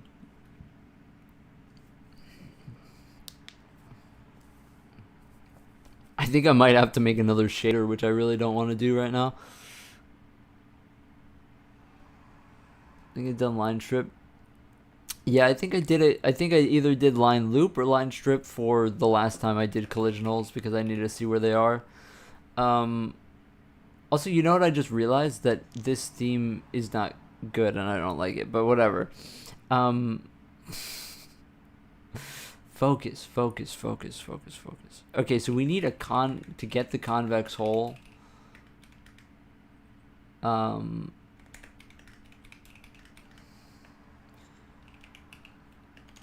So we need to do the thing that we were doing beforehand with this, right?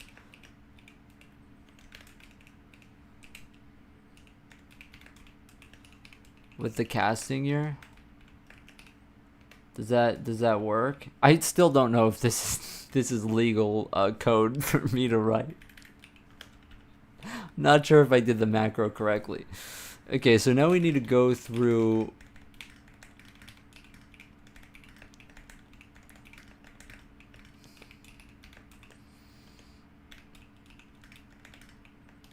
all the points, and then we're just going to push them onto a buffer.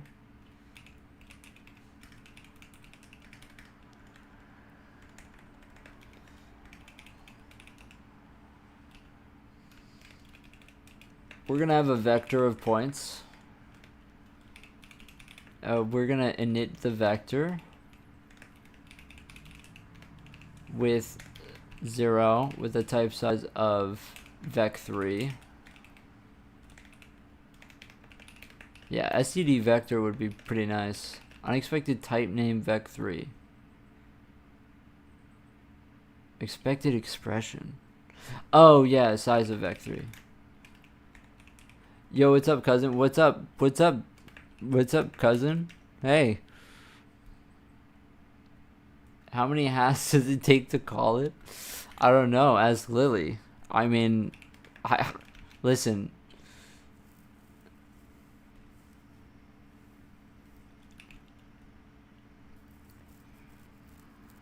Okay. So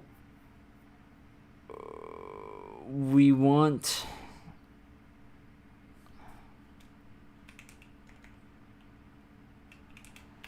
do I use vec3 or vector vector push for the first time here? This is the first time we've actually done vector push. Points and the whole points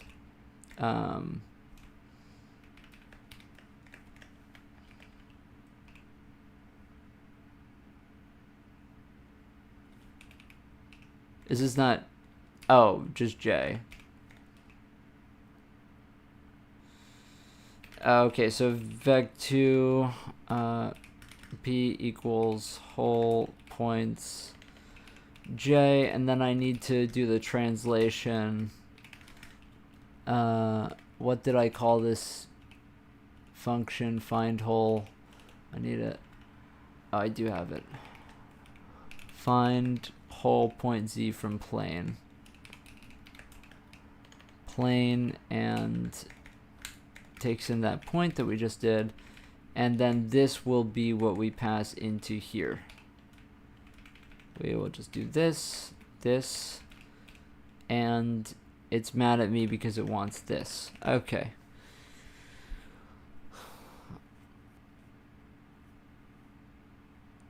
How do you ask it?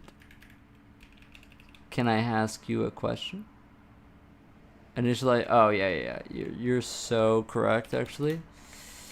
We need p.x, p.y, and then this. Okay.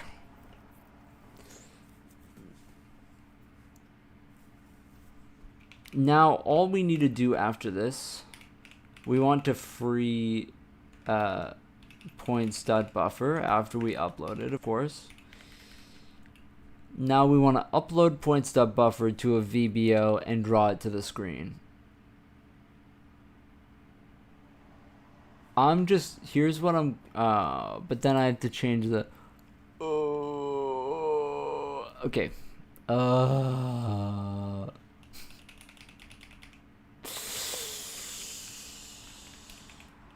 I love OpenGL. I love it so much. It's my favorite thing. I love OpenGL. I love it. I love it. I love it. I love it. I love it. I love it. I love it. I love it. I love it. I love OpenGL. I love it. I love it. I love it. I love it. I love it. I love OpenGL.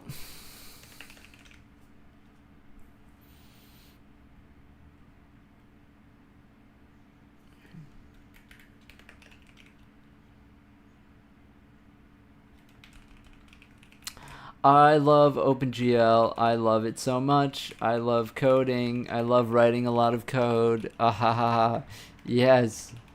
I woke up today and I said, I'm gonna write a lot of code today. And that's what I did. Fuck yeah, bro. We're writing code. Okay. Lock in.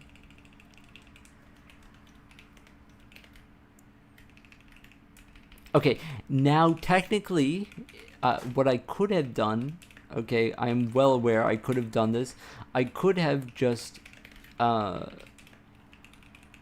put blank spaces inside of the buffer so that we didn't have to do this twice. However, I just want you to know that both of them would have taken way too long. So either way, I was going to have to write a bunch of fucking code, and I might as well just make it so that we can, reuse it later, which is what this is going to be.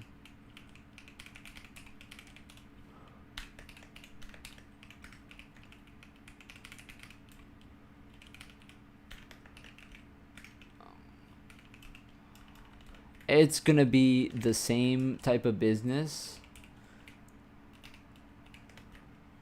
We're just going to do this instead.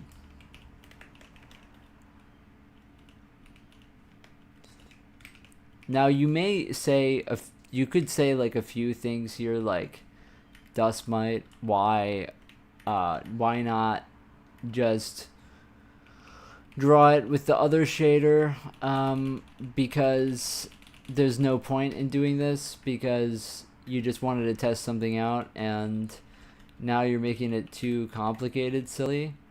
And I just want you to know that I love and appreciate you. And I just want you to know that you're a swell fellow. So thanks for always being there for me, you know what I mean? Thank you. You are the best, you know?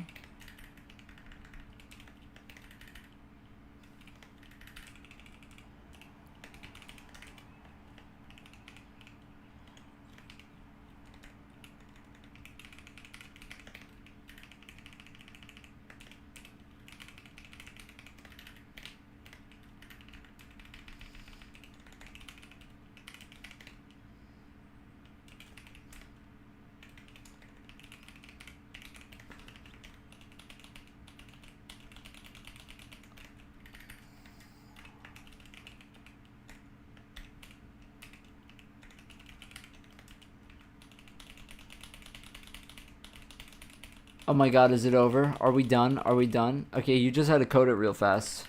If you code it fast, then it's a lot less painful. Love you, goat. Thank you.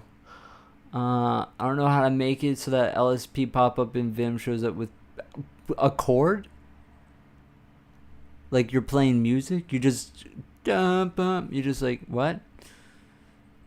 What's the difference between .c, .h, and .o files?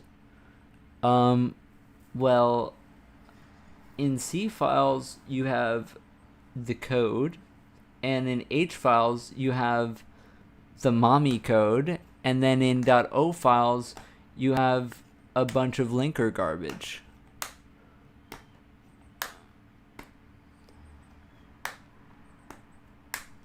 Me personally, I write code with my MIDI keyboard. Yeah. Okay, lock the fuck in because we have to GL buffer data this shit. Okay. Okay, my friend, we have to GL buffer data this lovely buffer. Oh my god, please.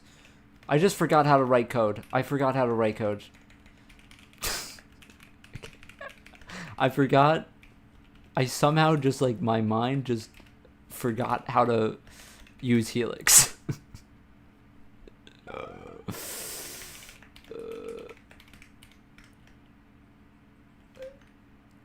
We're just gonna count.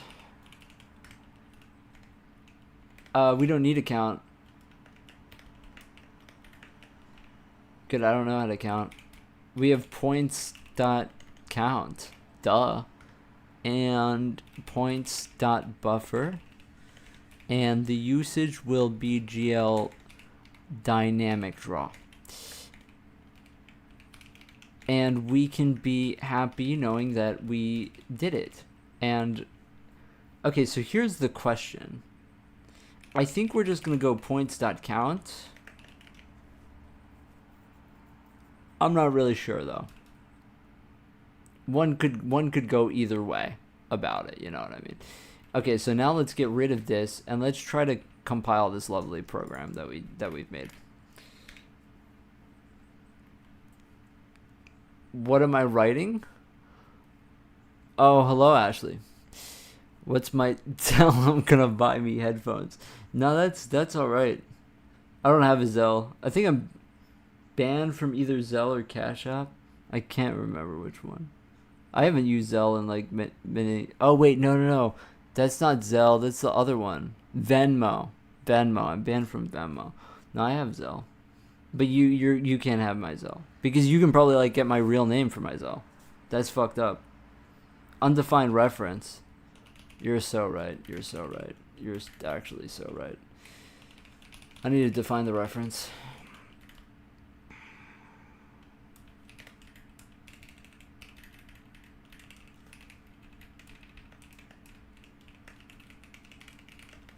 Okay, can we move on with our lives here? How did I get banned from Venmo? I don't remember. Probably like buying. Okay, that's really not a good sign.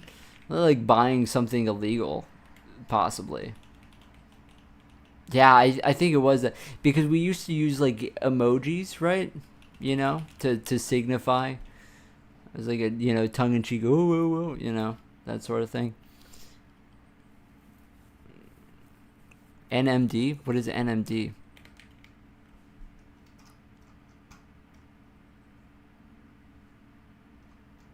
What's NMD? Okay, so let's just straight ahead just GDB this shit because I have zero clue where we would be going wrong. Trace breakpoint trap. Realic vector expand in load object. Wait, in load object?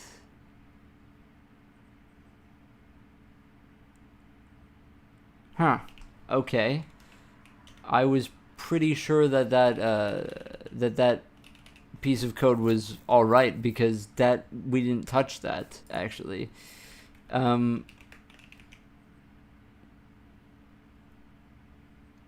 Let me try this again.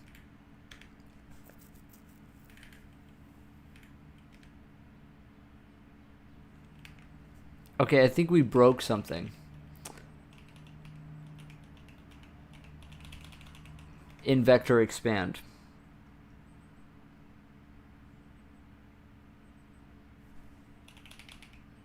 Oh no, what did I do? TOS and privacy policies? I personally don't. The only thing I did here was this. Was I added this. I didn't do anything else. I did this.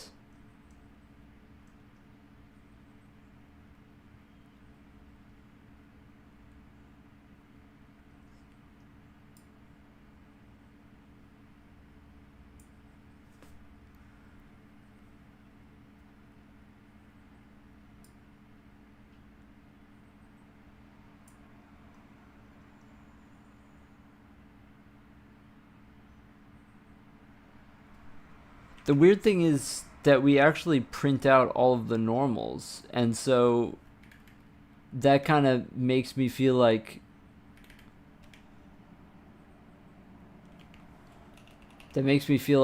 we actually get through this pretty decently fine. I still have this. I mean, the only thing that it could be would be this, right?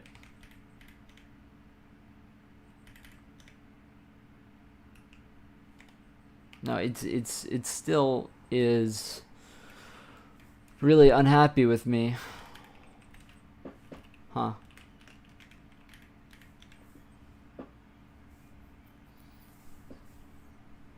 Vim is a great main editor. I'm sure it is. I'm just not, like, the biggest fan of it. It's mad at vector expand. But I didn't touch any of that. Oh my god. This is terrible.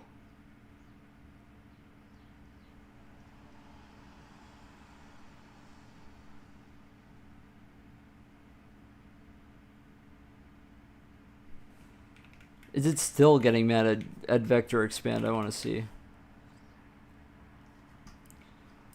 Critical error detected. I've never seen this critical error detected before.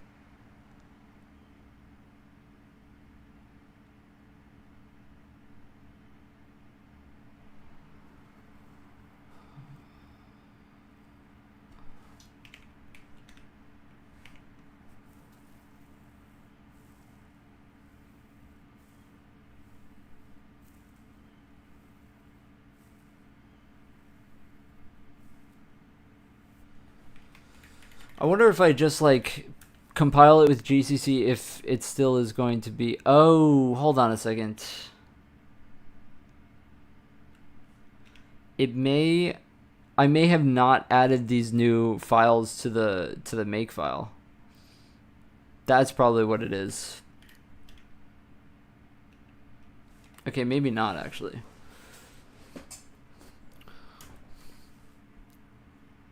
What is the Book of Literal Woos? I don't understand what that is. You keep on talking about that, but I have no clue what that is. Okay, let's see. Is it this vector expand or the other vector expand that it's getting mad at?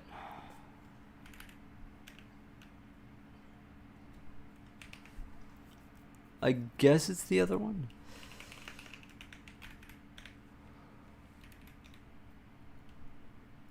No, it still is.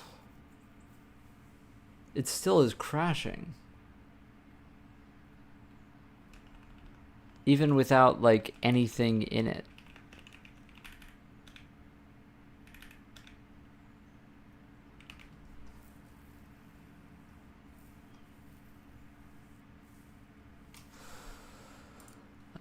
Could it be a free issue?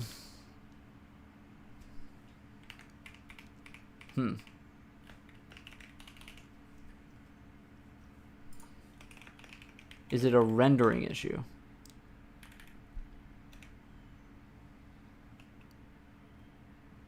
Okay, it's a rendering issue.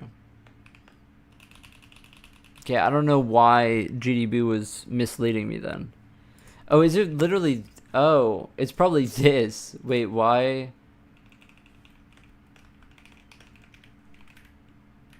Oh. Yo, the GDB was really pointing me in the wrong direction with that stack trace, huh? Okay, well, it turns out that I was right. We didn't touch any of this, and it was just being incredibly stupid. Okay. Let's just make sure that I can still draw the thing here. Google up. It did. It did. I see that it did. Okay, we can still draw the thing here. Okay, good. Okay, so I'm not crazy. I'm not crazy. Charles Hamilton? Okay.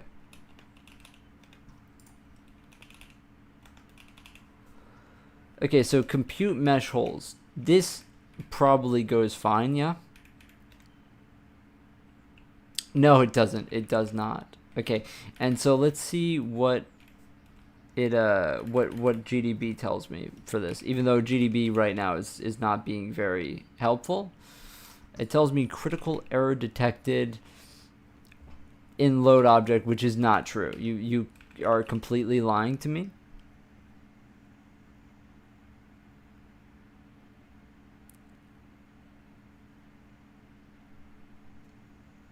Yeah, there's a lot of code here is kind of the problem. There's a fuck ton of code. We also did a lot of this sketchy cast vec thing here, which is, you know, we still don't really know if this macro works.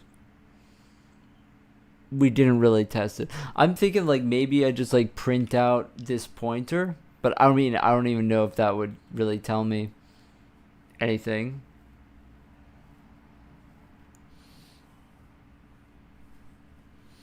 Hi dustmite, hi ash. The woke hive mind. It's good to have people in the chat. Yeah, I used to have a crew, you know, but the thing is every time I take like a break for like a few months and it's like, you know, the algorithm, believe it or not, does not like it when you don't make content. So it's kind of funny, like as soon as I come back to streaming or making videos, it's like all my videos just start getting recommended again. What do I think of cheeseburgers? I think cheeseburgers are awesome. I think burgers are pretty fucking awesome. I think pizza, cheeseburgers. I think the food is probably the best part about being American. I think like, you know, certain places in Europe, just the food sucks ass. I like making the dust mite content, so thank you. Yeah, so the cast vector, I don't even know if this is correct. So fuck, dude, this is so complicated. Oh, wait a second. At group indices is not supposed to be no no no. Did I changed the type here of something. And then I didn't change it afterwards. I have to make sure that the group indices count because I changed the points to vec2 instead of a vector. Here's what I kind of want to do. Like, what if we just don't expand the holes at the end? Let's just do the thing where we just like, you know, just kind of, you know, do parts of this. Okay, so we still died. So that means we need to go deeper in. I'm wondering if it's this macro. If I do this, yeah.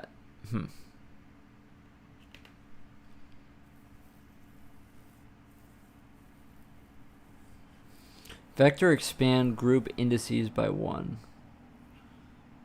And group indices gets initialized here. when we make a new group. Like this, the code should work.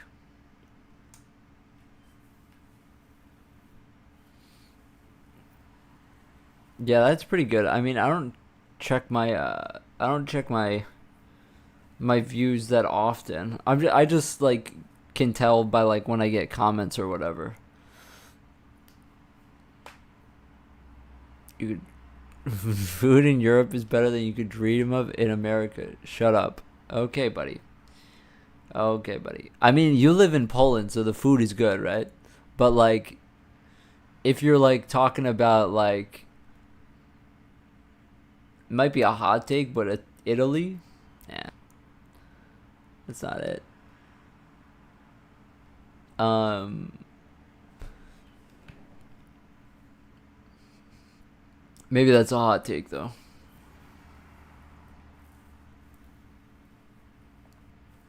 Vector expand at groups.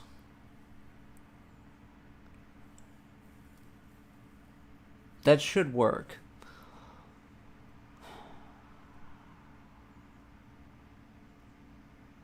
The buffer pointer is going to change though. The buffer pointer is going to change. Okay, so let's just try this one. Okay, we may have to like print out the pointers soon because this is kind of getting ridiculous. I'm going to assume that if I get rid of everything, it's going to be fine, right? Now we should not be expanding any vectors. Okay, it's still not fine. So you're telling me that, okay, let's see the freeze. Maybe the freeze are sketchy. The freeze are sketchy. Okay, yeah, so this is kind of you would believe that this is kind of sketchy, yeah? You could imagine this being sketchy. Is there a way like do this this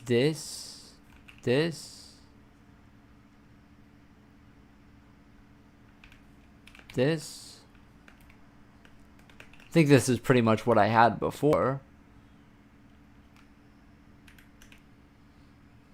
I don't really know if this, okay, we know that this is the problem. Okay, this is very simple. We just need to groups I right, yeah. I know you're not groups buffer I dot and then you cast it. I know it's kind of sketchy.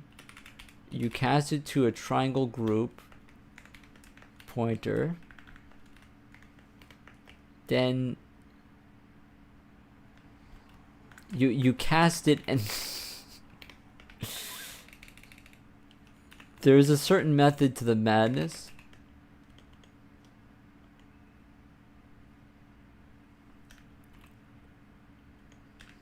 And this is the buffer you free.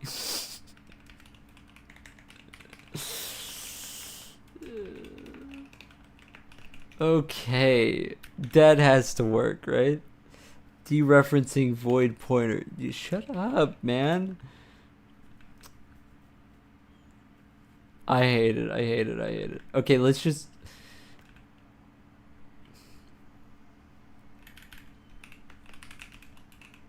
we have to do it in a separate thing.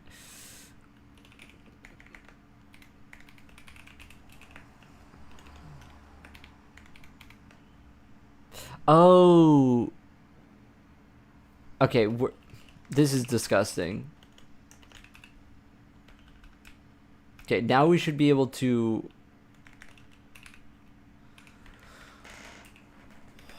okay. Oh, whoops. Why is this still mean to me? Oh, maybe it's not actually the free that's the problem. It's the fact that we're freeing nothing. Aha.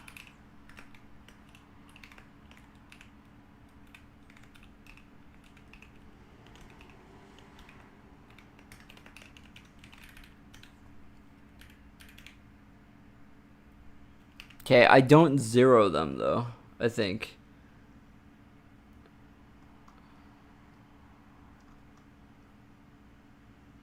I don't zero them though. Oh yeah, because we don't actually. Oh, we don't have a thing that deals with if there isn't any group inside of there. If this group is just a null pointer. If groups dot count greater than 0. If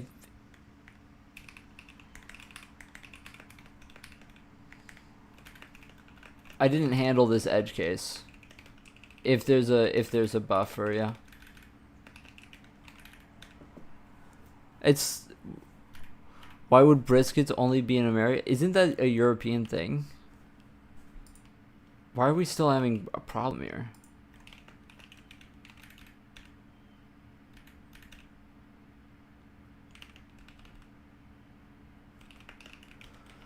Why can't I free the buffer if there's not... Why does... Okay, here's the question. Does a init vector zero the buffer? Oh.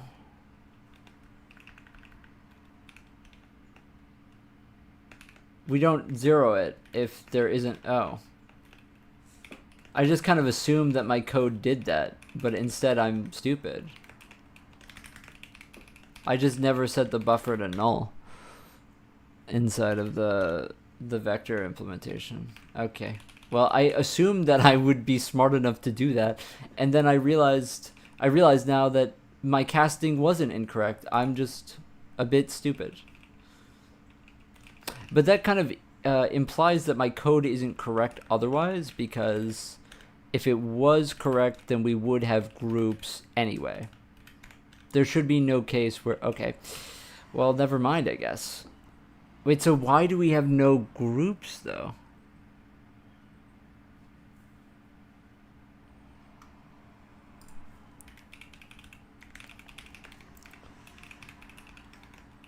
Okay, let me just literally print out the number of groups.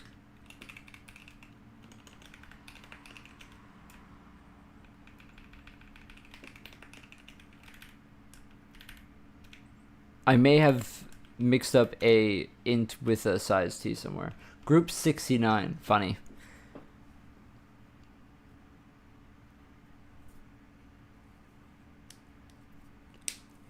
Apparently the UK uses miles for speed signs. That's not true, is it?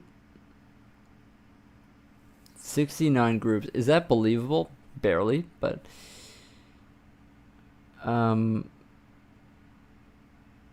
Okay, so if we have groups, then why was it...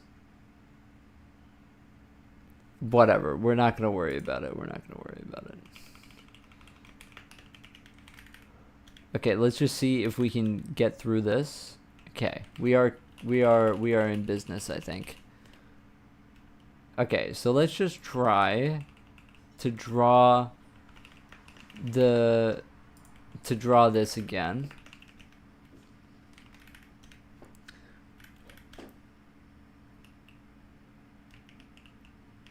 Okay, we didn't draw anything to the screen.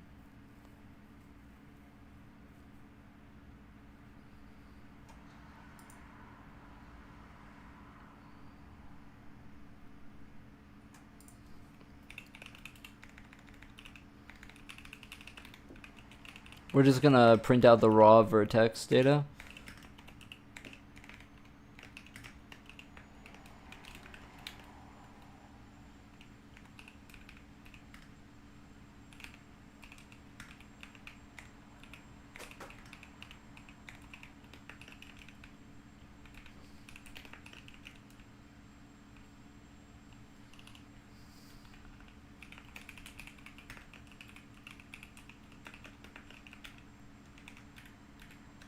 My computer's fan is on. I'm sure you can hear it.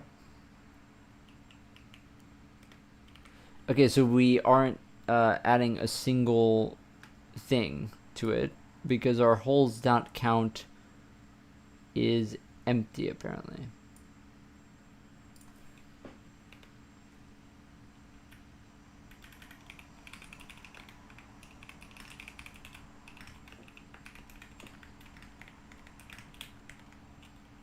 Why would that be the case?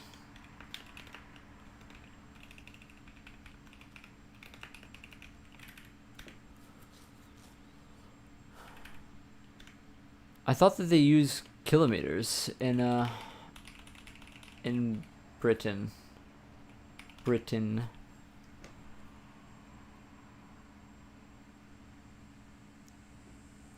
Vector expand mesh holes. If point count group indices that count.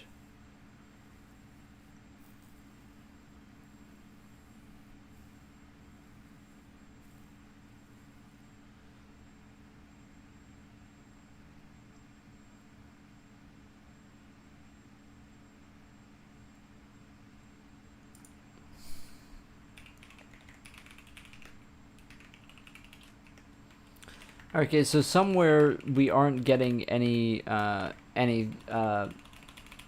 aren't getting through. If I had guessed, we just aren't pushing something somewhere. Like that didn't push a single index into the thing. So why is that? Is similar plane might not be working.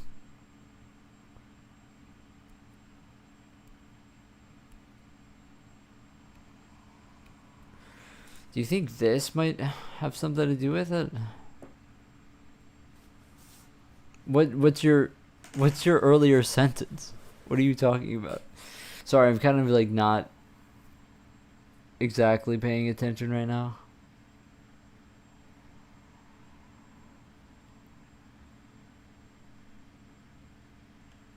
Oh, also, if we vector expand, we're supposed to be doing group indices. Is it? Aren't we supposed to do group indices? Aren't we supposed to set it there? When we group triangle indices, yeah. Yeah, so group indices, we're supposed to init it with 1, and then group indices 0 equals whatever I is.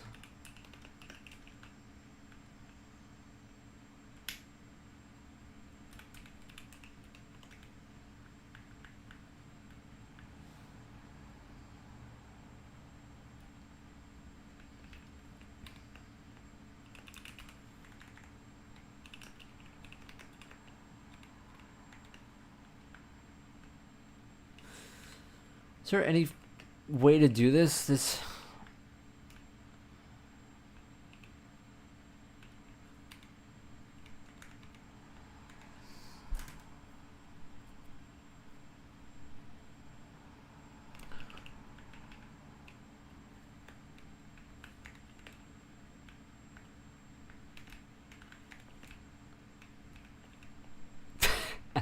That is true. Yeah, you have to do that.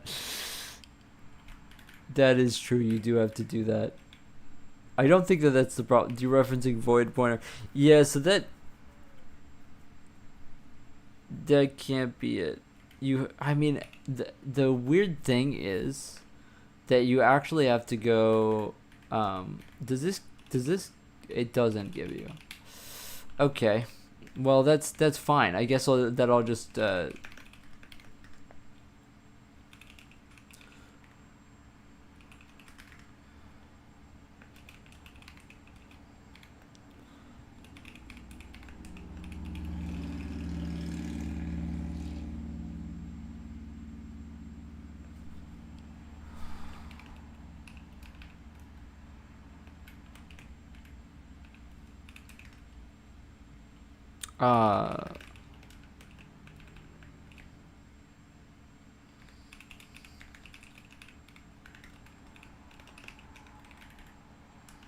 Also, these are. Okay, we're getting something now. We are getting something.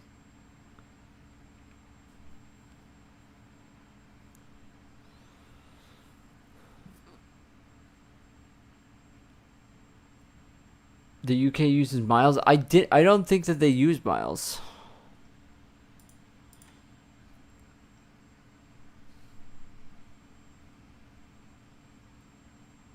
I didn't say anything. I think your comment may have gotten by the police. Let's see what we have here. Negative 28 seems pretty insane. That does seem pretty insane.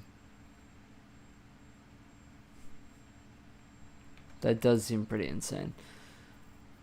I wonder if I'm doing everything right.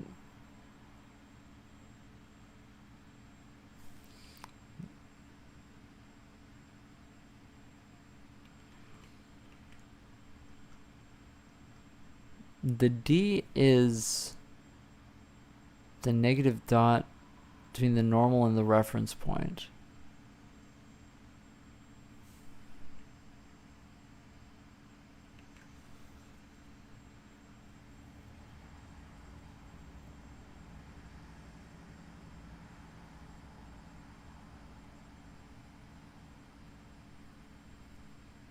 Yeah. I'm not sure.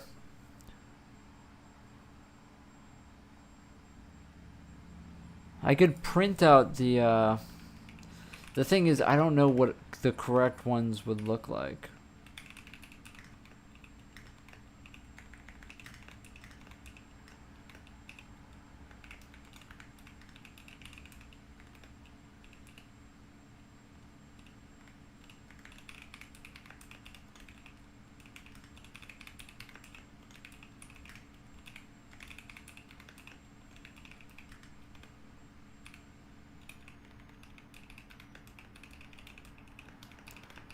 I don't know what the correct ones are going to look like.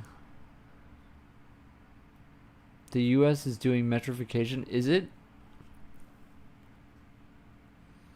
It's a little bit of a metrification. Honestly, as far as I'm concerned, the metric system doesn't exist. Not enough unique points to form a whole. The normals seem pretty reasonable.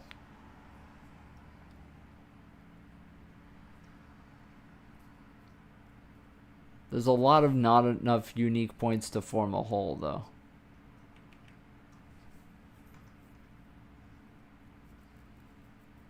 There is a lot of them.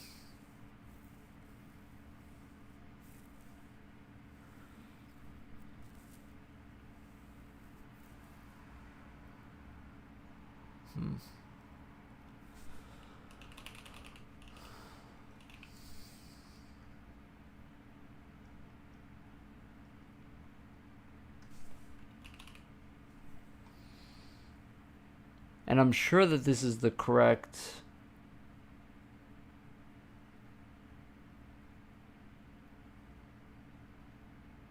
formula, right?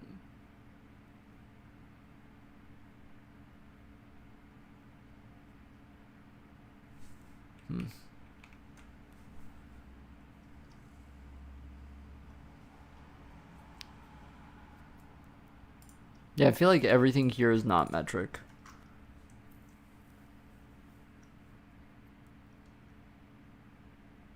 At least as far as I've discovered.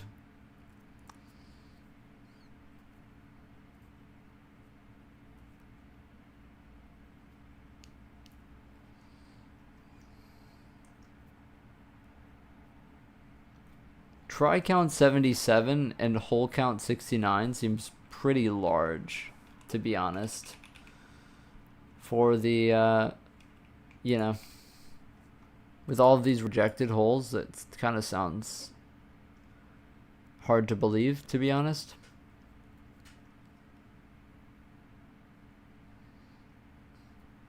Also, the fact that the D value is always high is kind of weird.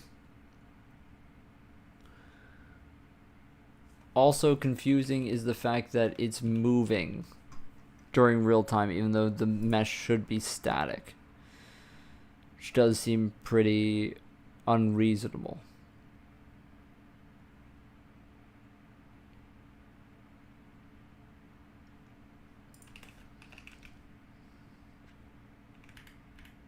Hmm.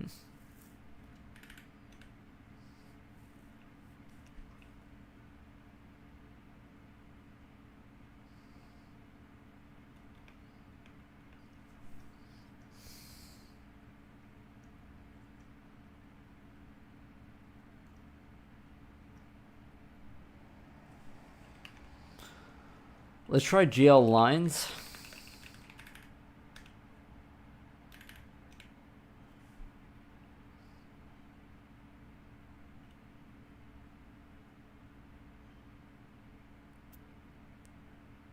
No, it still is doing this.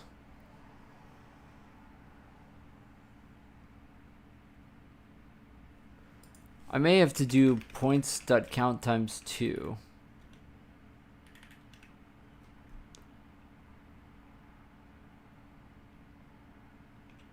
Huh.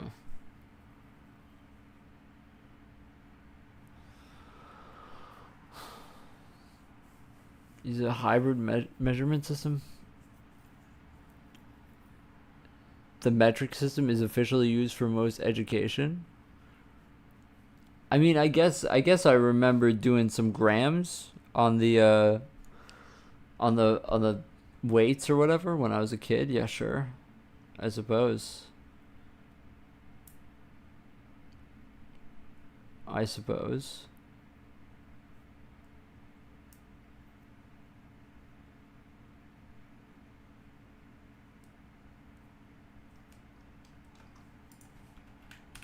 Let's try this.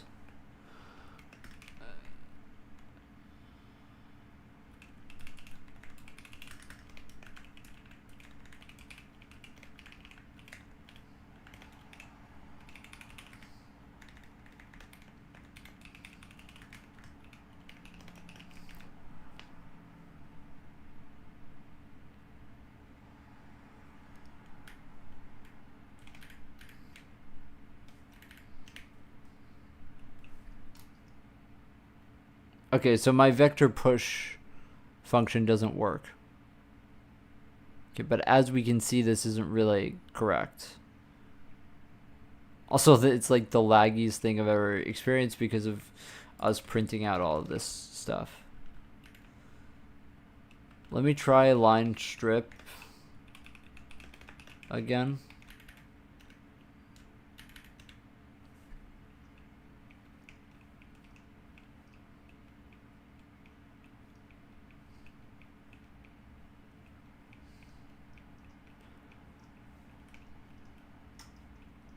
I'm not exactly happy with the results.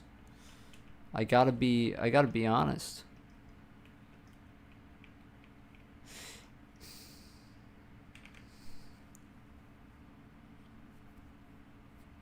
But we still see like miles away. Oh, interesting. K's away? I've never heard of that. We do use inches, feet for some things. Yeah, I can't imagine life without inches. That sounds terrible. Not gonna lie. Okay, so either it's this that's the problem or something else.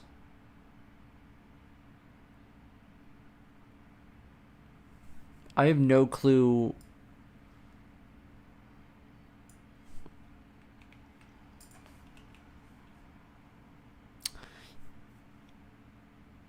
This is the slope Z.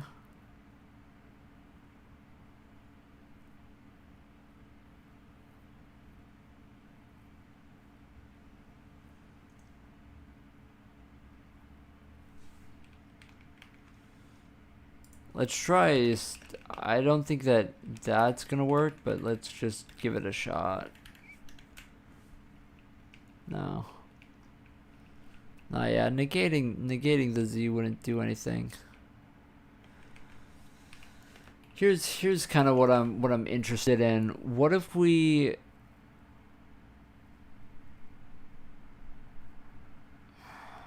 I'm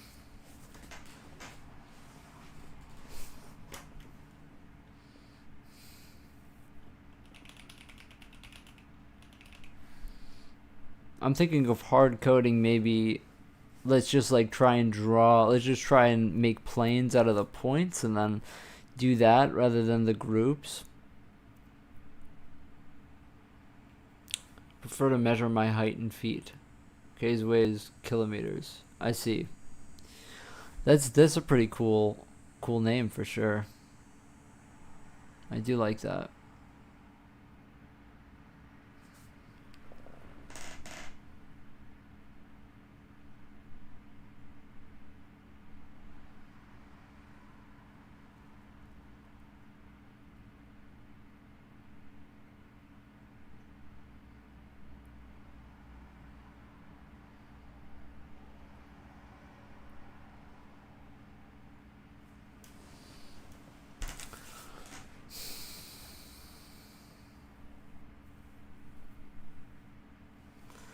Go over the tries. We cast the mesh tries to a triangle. Then we go through them. We could try getting rid of this triangle area and seeing if we get any different results. We don't. That warning, not enough unique points to form a whole, is pretty worrying.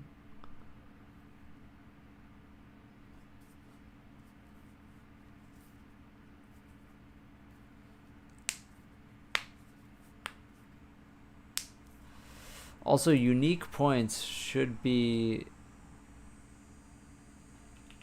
calyxed. I didn't really consider that. I don't know why I didn't do that. They should be calyxed. No,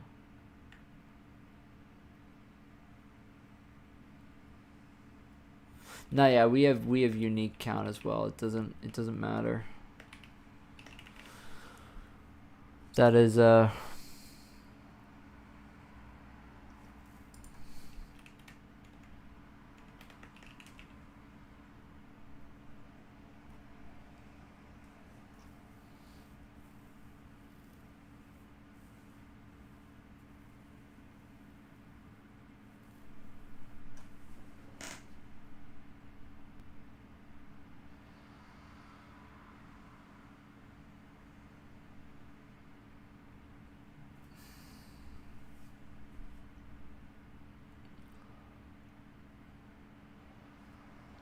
I don't ever get an adding.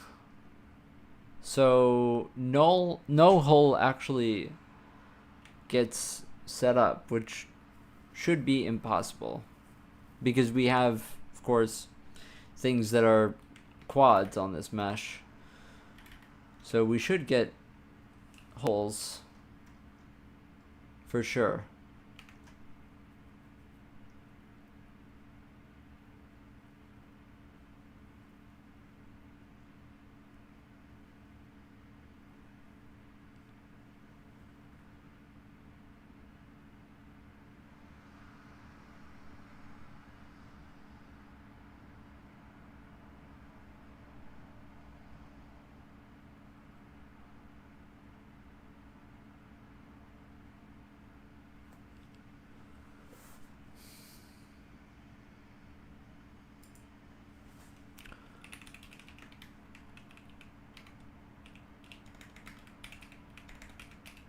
I want to print out the normal.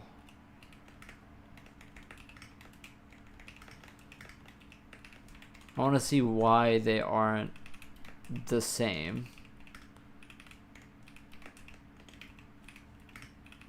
Dude, it would be so nice if I could make a macro that does this. I'm sure that you can.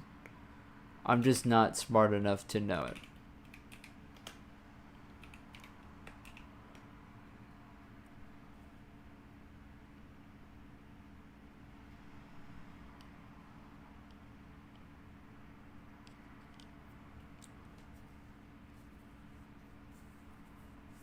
Yeah, I'm just making sure that I'm not missing something there.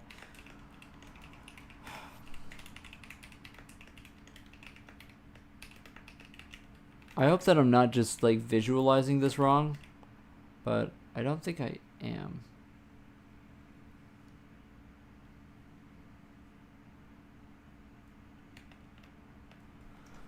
Okay, so let's see some examples here. We have a triangle with that.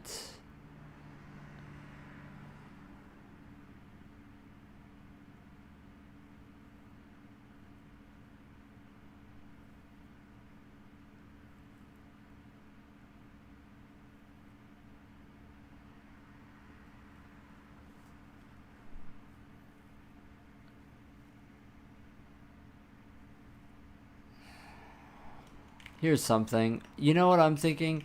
I'm thinking that it may just be possible that um, I should re-export this as a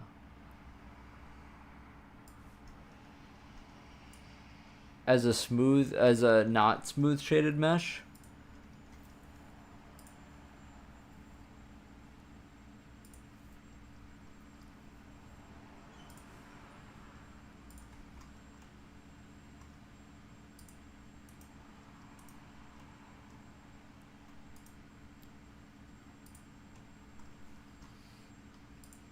Reason being, I want them to all have the same normals for sure.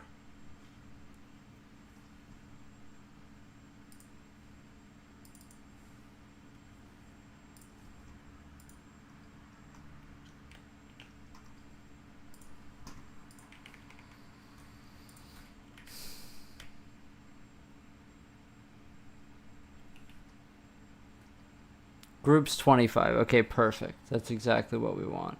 However, we did crash. We did crash when we were going through here. Not sure exactly why. 1, 2, 3, 4, 5, 6. Convex hole infinite loop detected. Well, that can't be good. Did I hit 25 here? Is it only when exiting? Groups 25. And then we died on the exit. Inside of each one, do I have hole indices or group indices? Do I zero it? I have to zero it.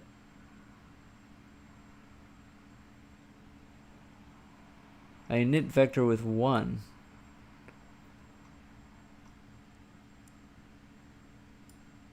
Groups that count.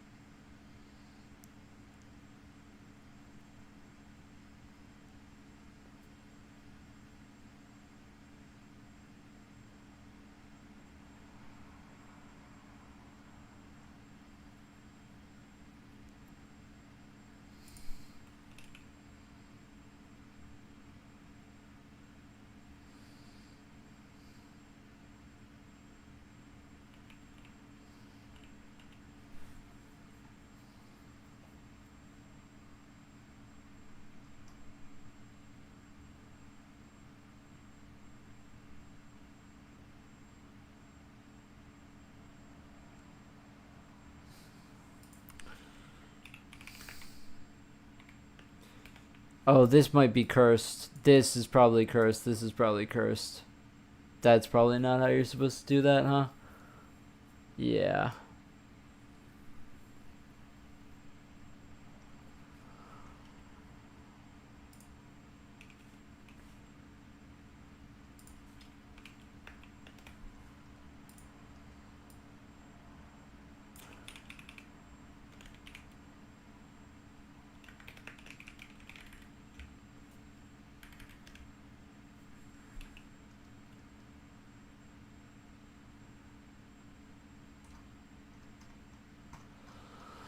Okay. It's weird because we're rendering.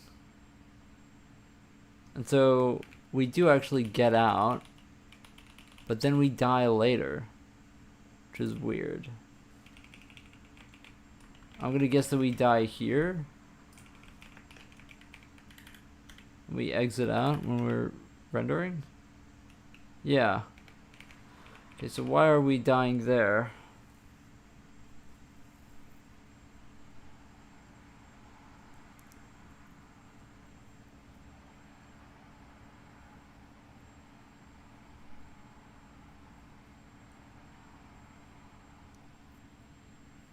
Why are we dying there?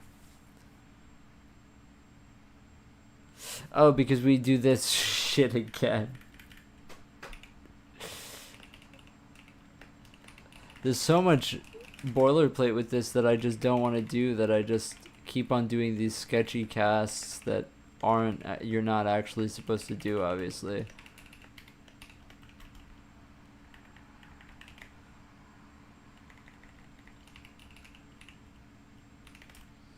Obviously, you're not supposed to do that. Okay, there we go. Can we move on with our lives now? No. It still is, what did I do here? What did I do?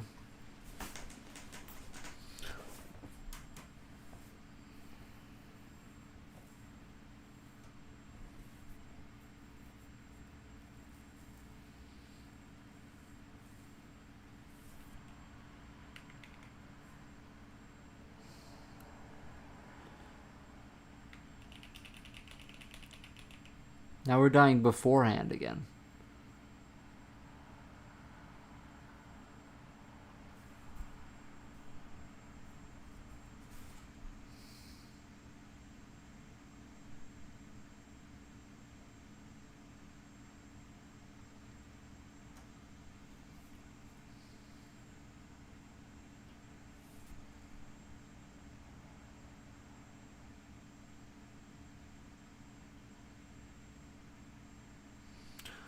Whole point count equals whole count.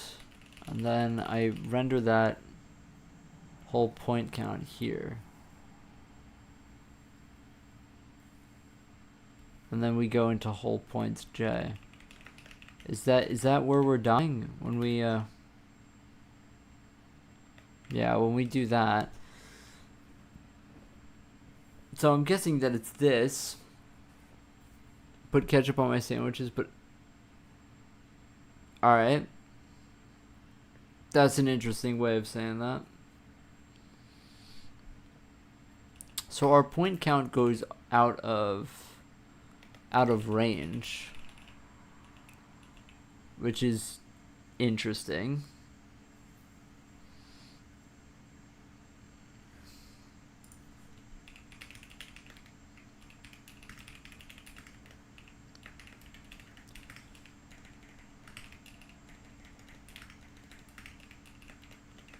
Let's see what this whole count is.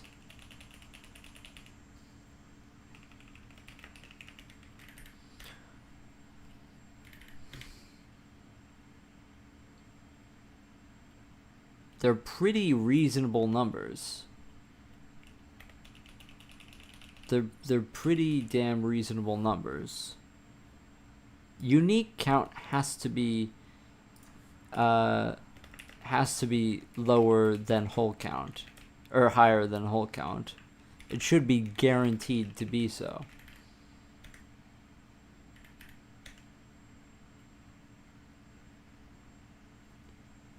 Sure enough, it is. Oh no, it isn't. Here. Unique count is lower than whole count.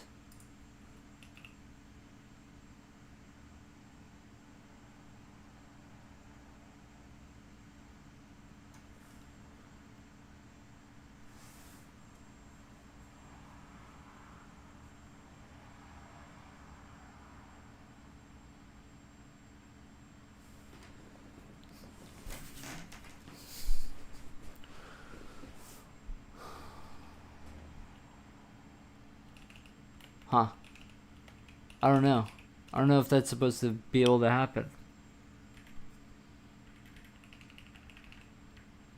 But we can just add +2.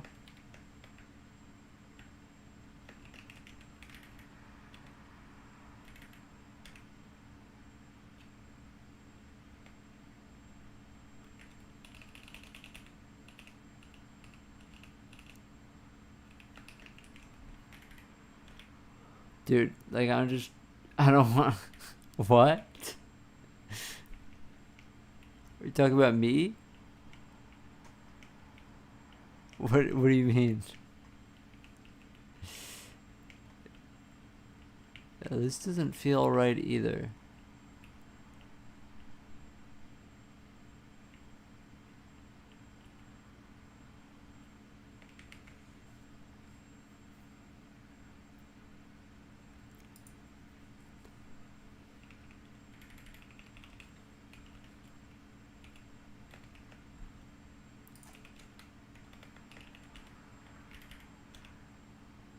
I just want to make a loop with it, yeah.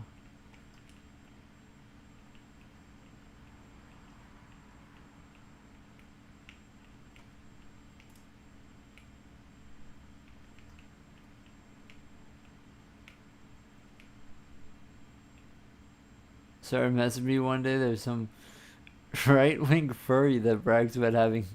Oh my gosh.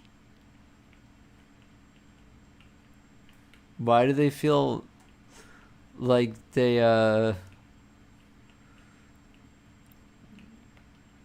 do they feel the need to do that?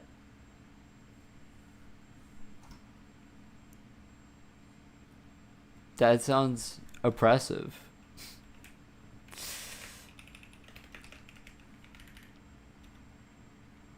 I would not be friends with them. Even if they offered me a job. And that's really saying something, you know. That is really saying something.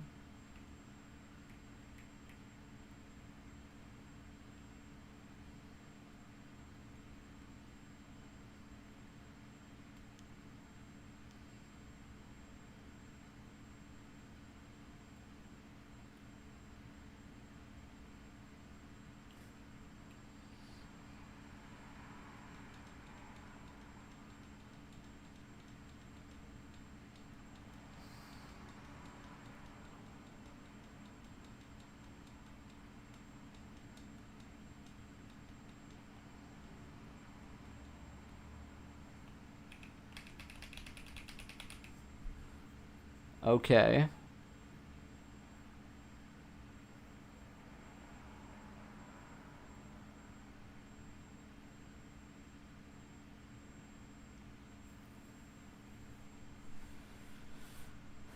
From the edgy Discord server. They just DM you. Where your OPSEC is not enough? What do you mean? I would just block them. I wouldn't think too hard about it. I'm literally a trans woman. Yeah, I mean, dude, I think it's just, you know, being progressive doesn't even, you know, matter in politics nowadays. I feel like everybody just does whatever, which doesn't really make sense, but yeah, unfortunately.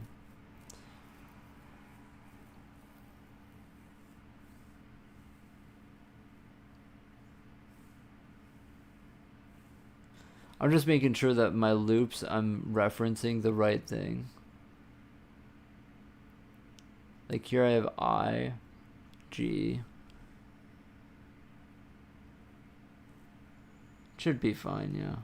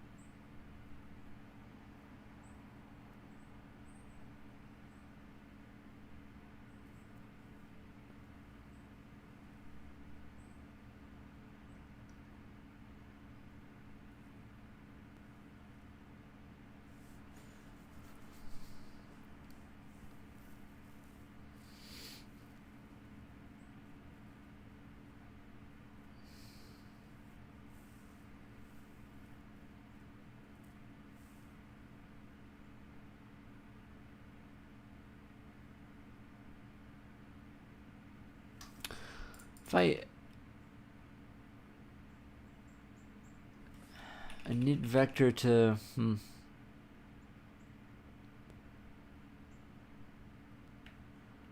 let's try this and then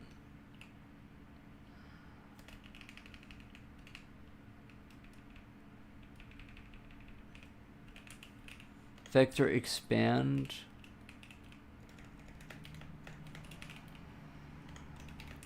indices 1.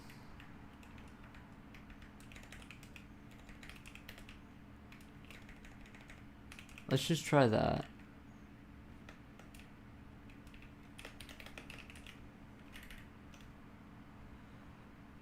It's the 4th of July, which means it's me day. I love you hope Trump dates you. Oh no.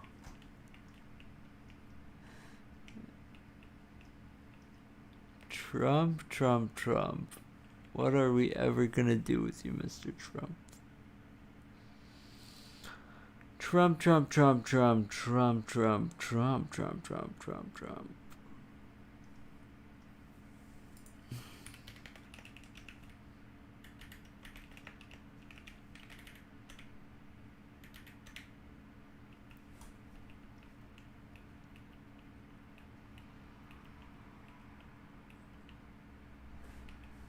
Yeah, I'm just not too happy with the results.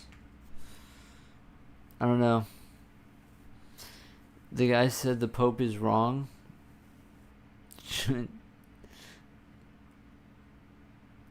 That's appreciate the graphics talk for the dude. How based it is to hate people. Yeah, they suck. Yo, what's up, Fusomnia? I'm trying to get this whole algorithm working again. I made it a while ago, but it seems to be interesting.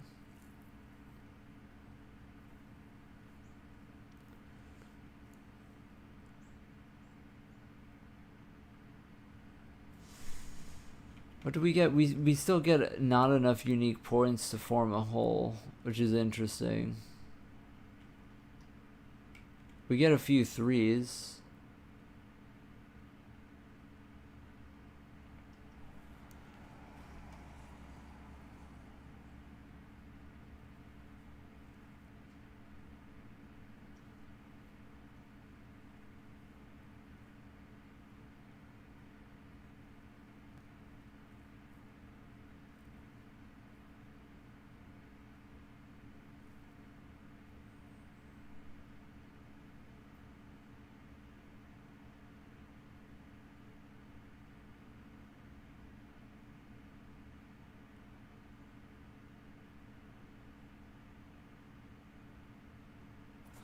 Is it possible that you're not supposed to...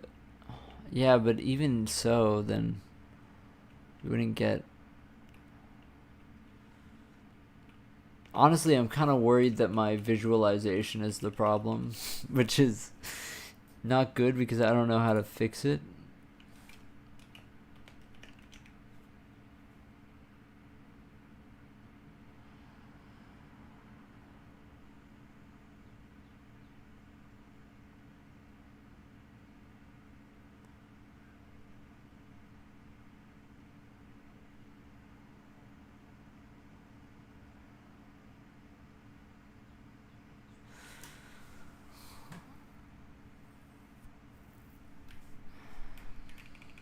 Hold on. Maybe let's just do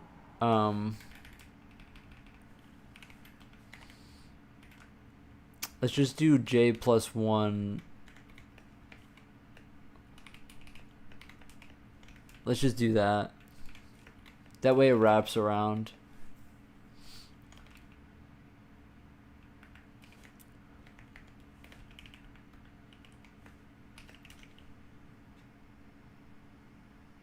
So that way you're always getting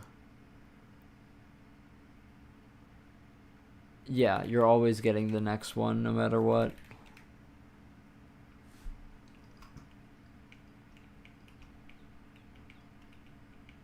Okay, that somehow looks worse.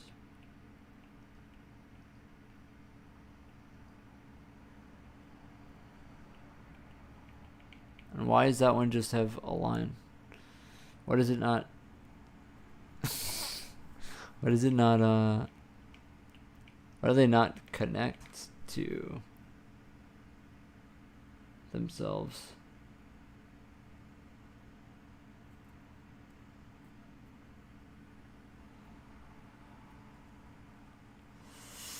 Heaven loves you more than you would know.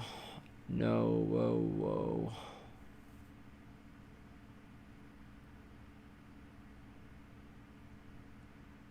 Oh, because I didn't do this.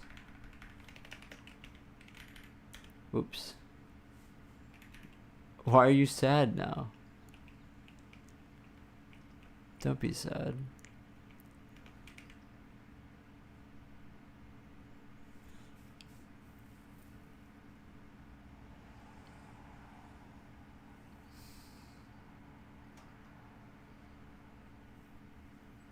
Okay, that didn't actually fix anything.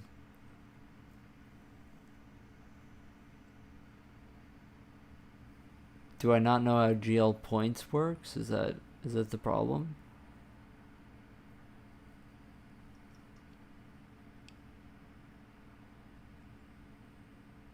It should be points count times 2, right? This is the way it worked when I looked it up. It said that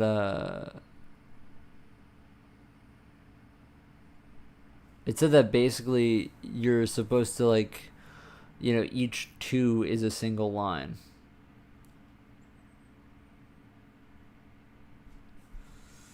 I don't think that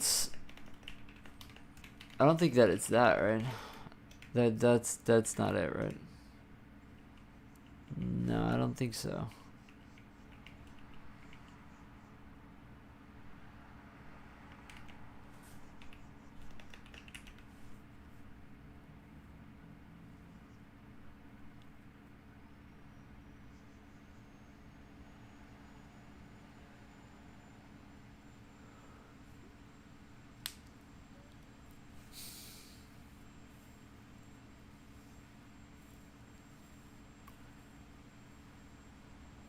I see.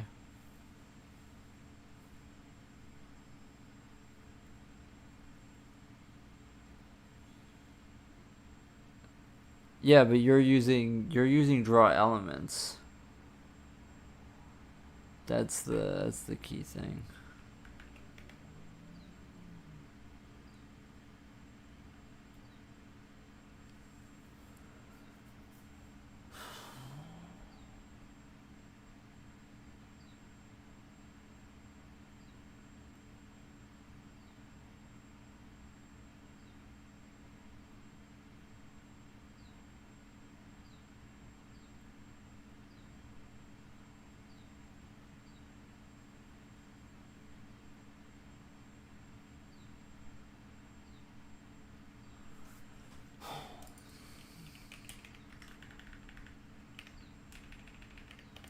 That shouldn't matter.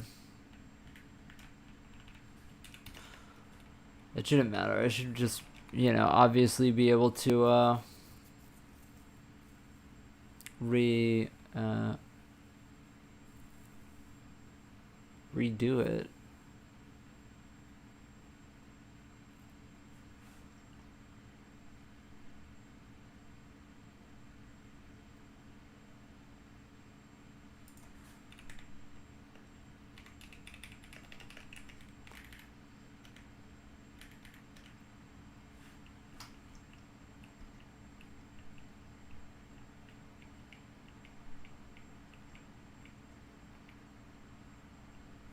That kind of looks correct-ish, but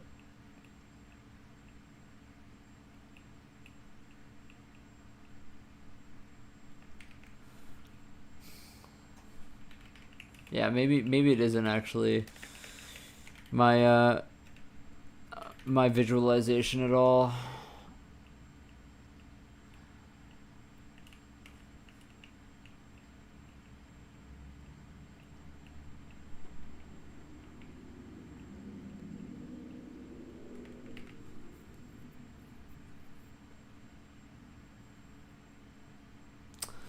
Yeah, maybe it isn't the visualization.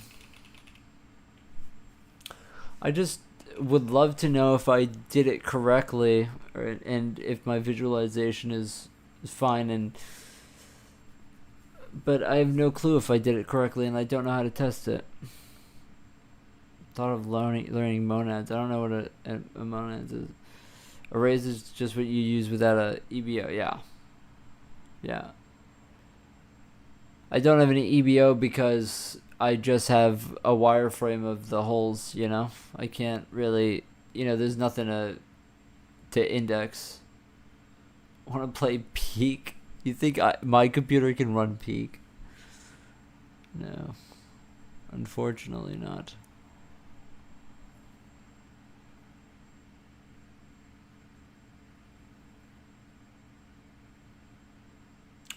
Yeah, I think I'm just gonna print out the indices for all of the groups now.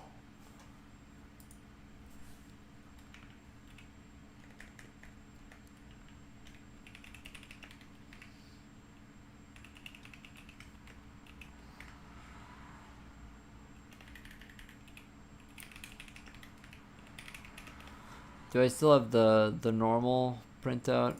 Yeah. So let's just print out the group normal along with the indices of the triangles.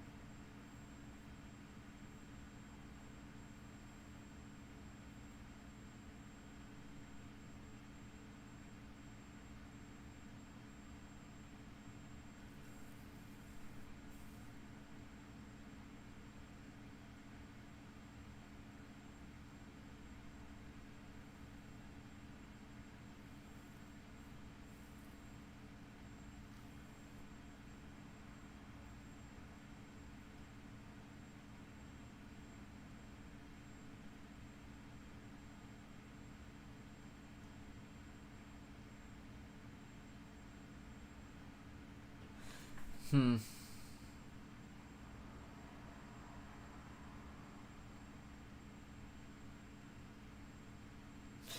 I think that it may be a problem uh with how I'm doing.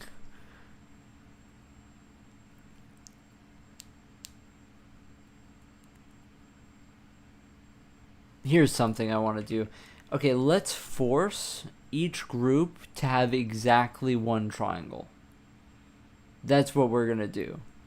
We are going to have every group be just one triangle and see if we draw what we draw. This is with every group one triangle exactly. So this should be absolutely correct, and it doesn't look correct.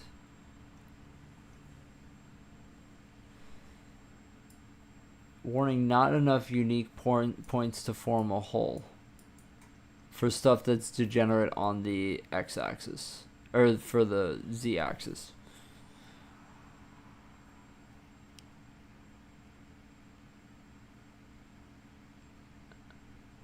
Warning, not enough unique points to form a hole. So it may be that we're just not getting a complete picture here, because when we're degenerate on one axis, we don't actually...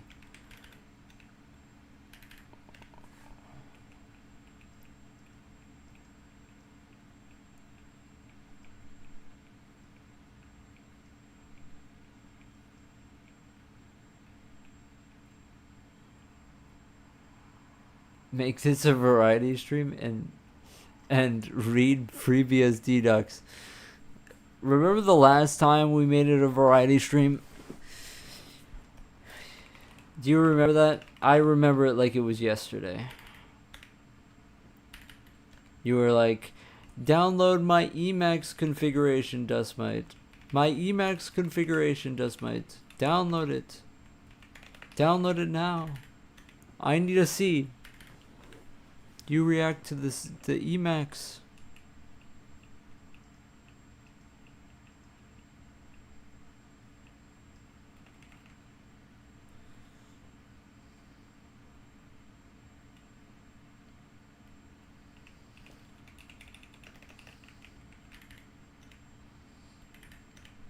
I remember it like it was yesterday. I don't know if I want to download your Emacs configuration again. You know, I think I'm all good.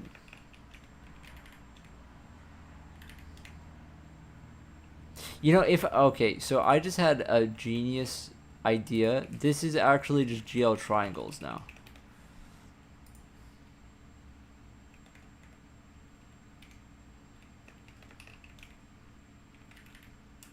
I just had a moment there. This is actually just GL triangles.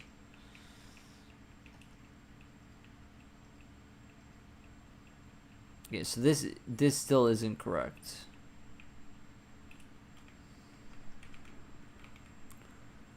Not enough unique points to form a whole. Okay, so let's bypass all of the bullshit here, and let's legitimately just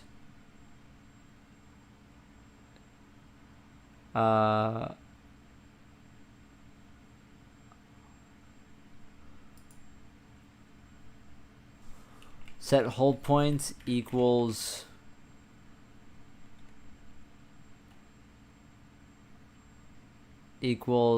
points. Oh, but the problem is that, okay,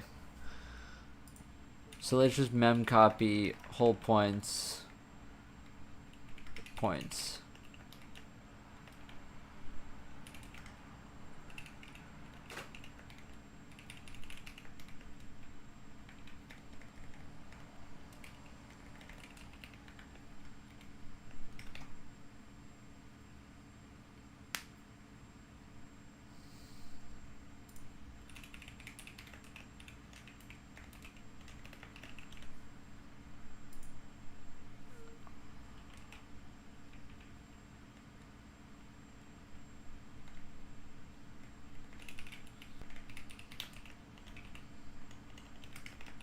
Yeah, let's do this.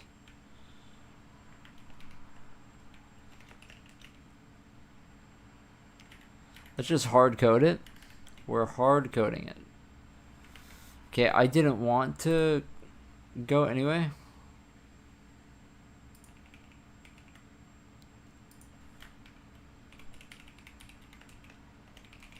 It's gonna take forever to undo this shit. But I need to... Okay.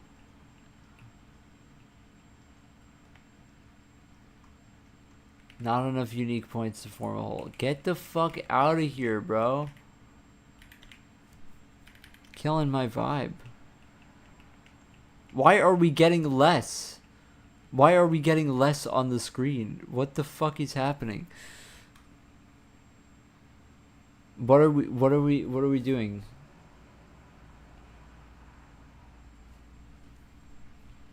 I don't understand how the number one thing works.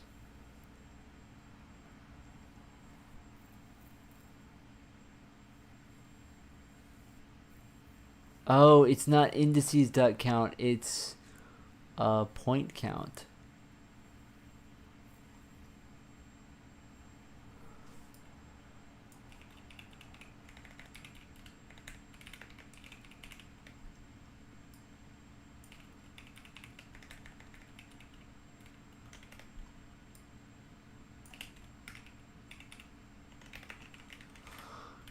Brother, I need a coffee. I'm not gonna hold you. I need a coffee real bad, bro.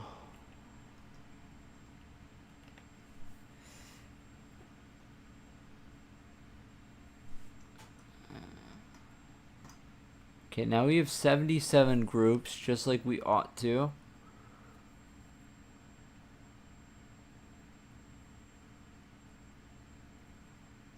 And so, what is the deal?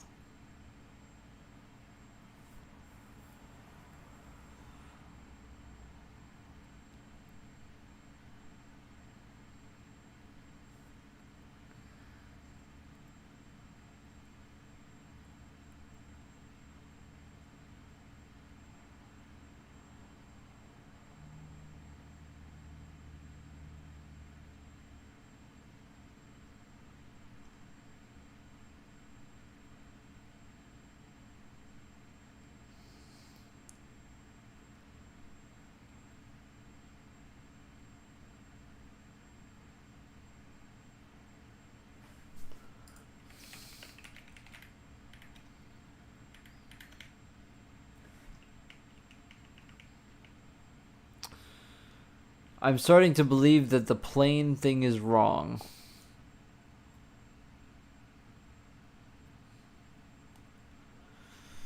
Bro, is that what it's like to be a Haskell?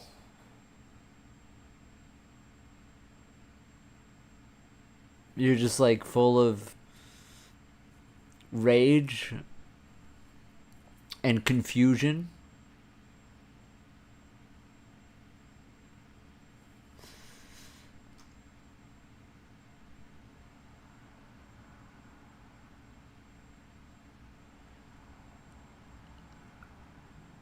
The only way we're gonna do this is if we change this shit to a Vec 3 and just see if it works.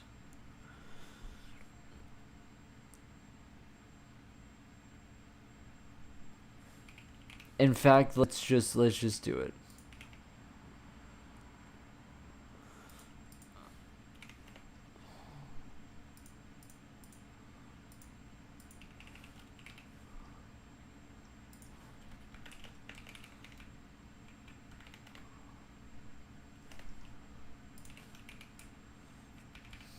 This code is gonna be a war zone. That's just the way it's gonna be. It sucks though, like, seriously. What am I doing right now?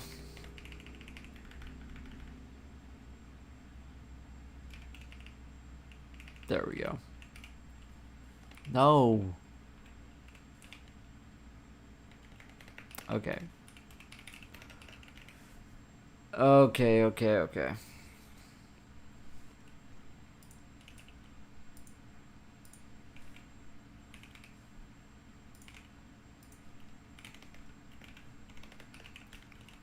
Okay, we're just going to add the raw points.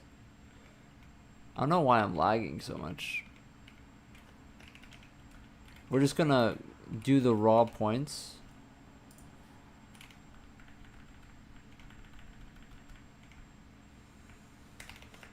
And then we're just gonna draw the raw points because I need to know if this is the problem.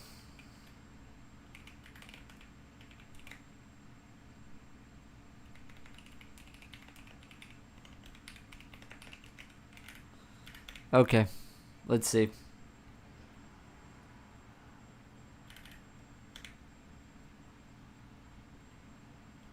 We immediately crash. I probably made a mistake here. Yeah, this is supposed to be Vec 3.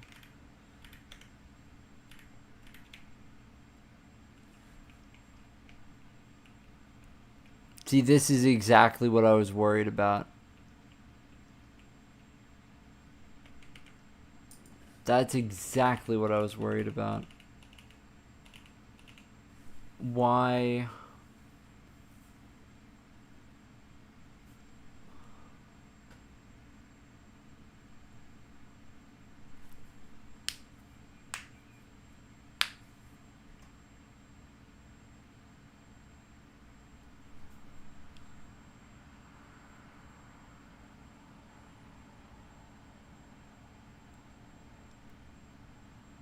Now what I've basically just written is a system to get our triangles on the screen in a very complex manner just to see if I can do it, and it's not really working great for me.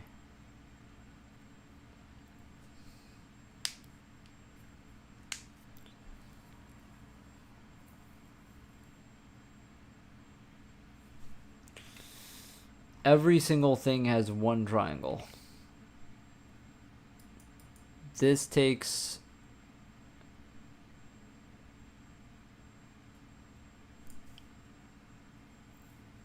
every single one.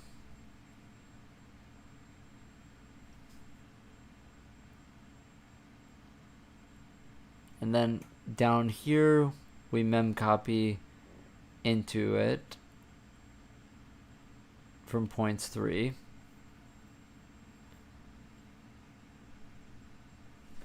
And that should be it.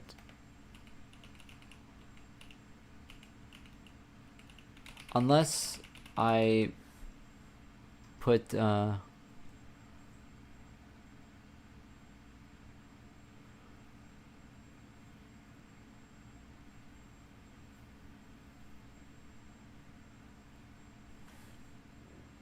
point count is whole count. That should always be 3.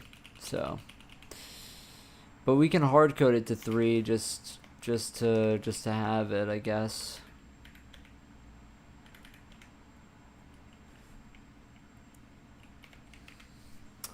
Well, if you don't love me at my worst, then you don't deserve to love me at my best, or whatever, bro.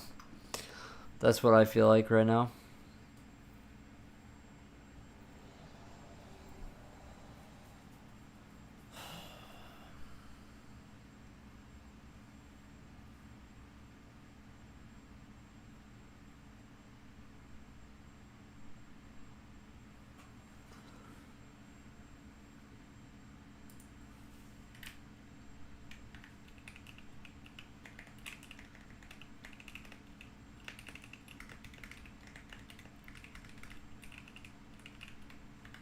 We can try that.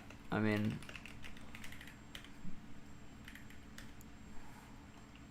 yeah, I doubted it. Yeah, the numbers are too close for them to be incorrect.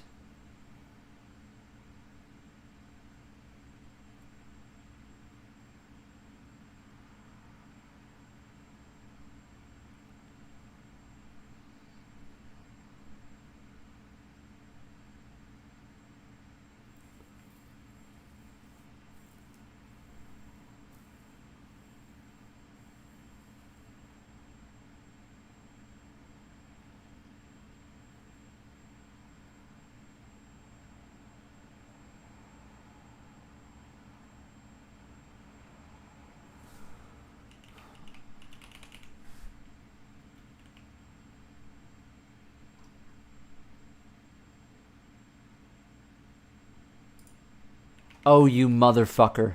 Oh, you piece of shit. Oh my god. Oh my god. Oh my god. Oh my god. Oh my god. Oh, that's so tilting.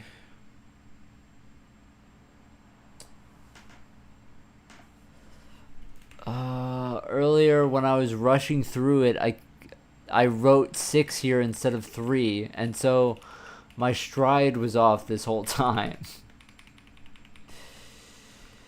So, oh man, that pisses me off, dude. Fuck. So it had nothing to do with... all this had nothing to do with me actually writing the code wrong or doing, the math wrong here. It was just literally a stupid bug, man.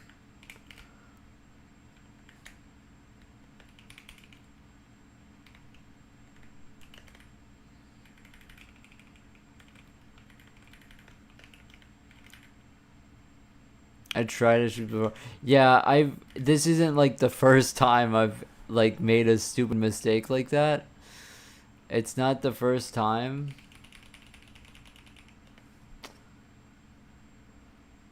But yeah, that sucks. That just sucks. That just sucks.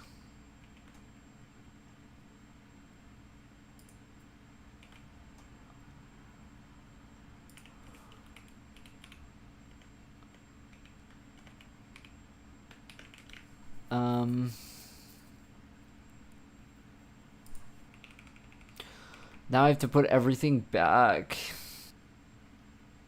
Yeah, it's definitely not the first time I've had something like that where I just like while I'm like really quickly like doing the attribute information, I just like don't think because I just want to get it over with so bad. And then it just yeah, it just comes back to bite you real bad. That fucking sucks though. We probably crash.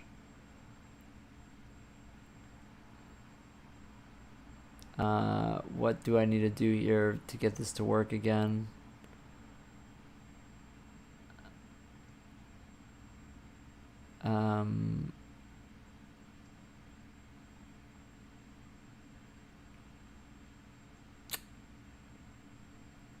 What's the problem? What's the problem?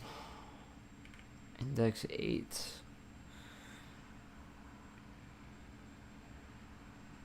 Yeah, now I kind of forgot what this was supposed to look like correctly.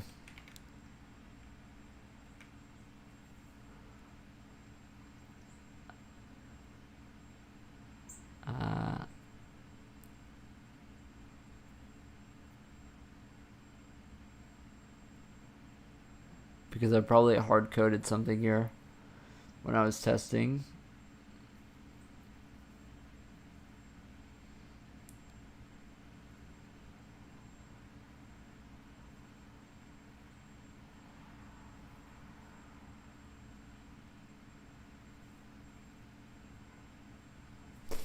Let's just see what GDB says. God, that's annoying. It sucks to...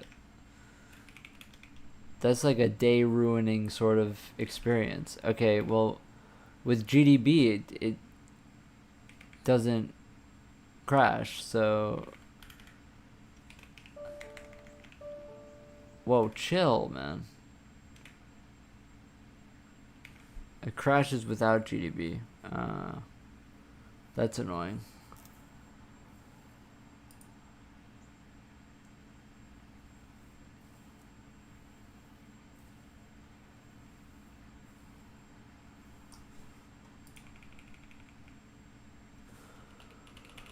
Do I touch in render.c? Do I touch points 3 at all? This is supposed to be vec... No, this is vec 3. Obviously.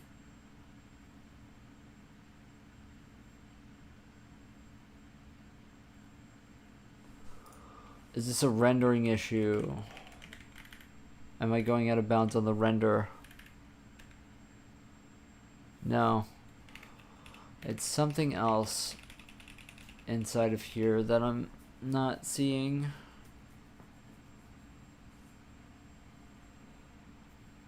Oh, it mallocs it for me, I'm pretty sure. That function mallocs it for me, I'm pretty sure. No, it doesn't. What? Honestly, I'm just down to undo pretty much everything. Because I'm pretty sure that this was correct before, and like around here, this is probably like fine back here. Before I had to do all that shit to debug.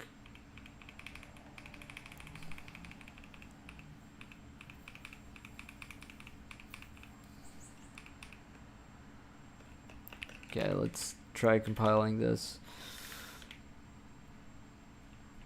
Okay. We don't really have slopes. Why don't we have slopes?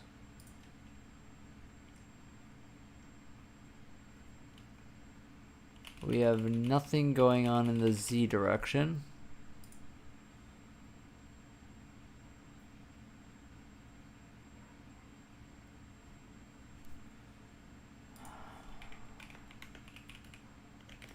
Let's try line strip.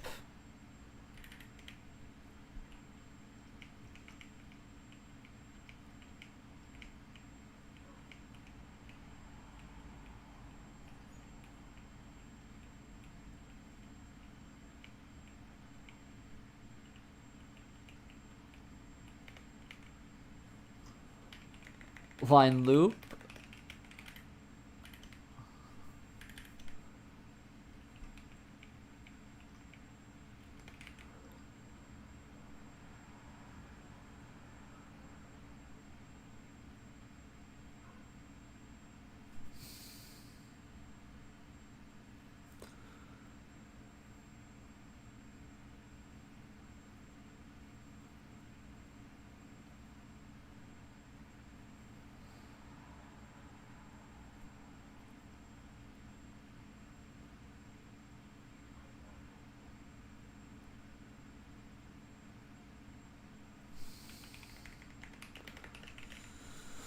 Okay.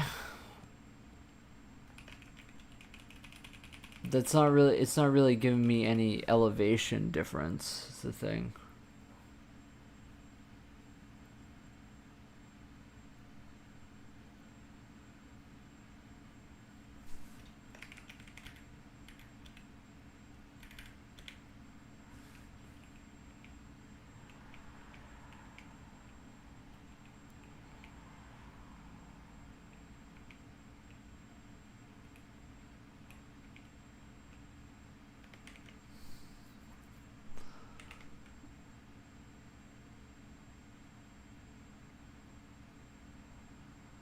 Maybe I'm just visualizing it wrong though.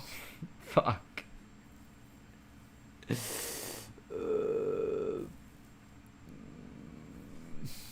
We're still getting not enough unique points to form a whole sometimes.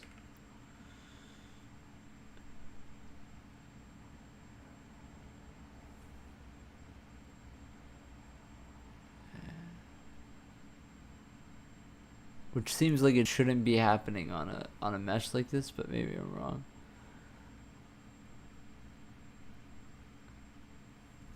Maybe get rid of the degeneracy check. No.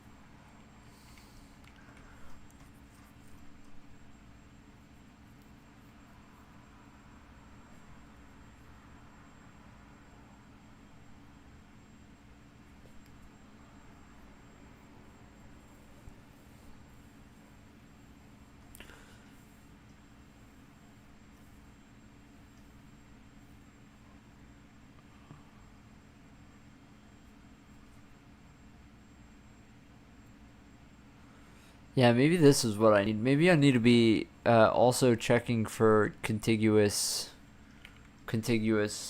you know, stuff in here.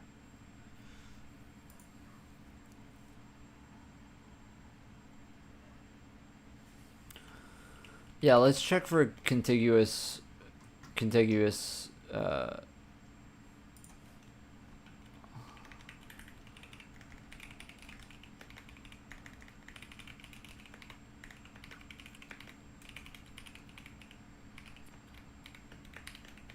Try triangles are contiguous.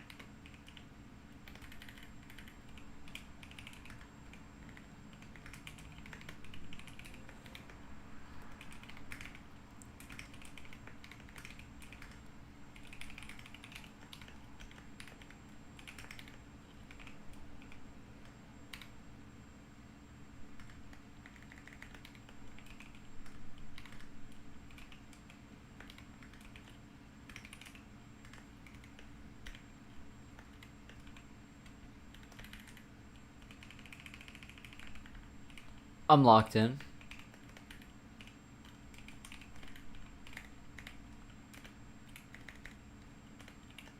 I'm locked in. I'm locked in. I'm locked in. I'm locked in. I'm locked in. I'm locked in.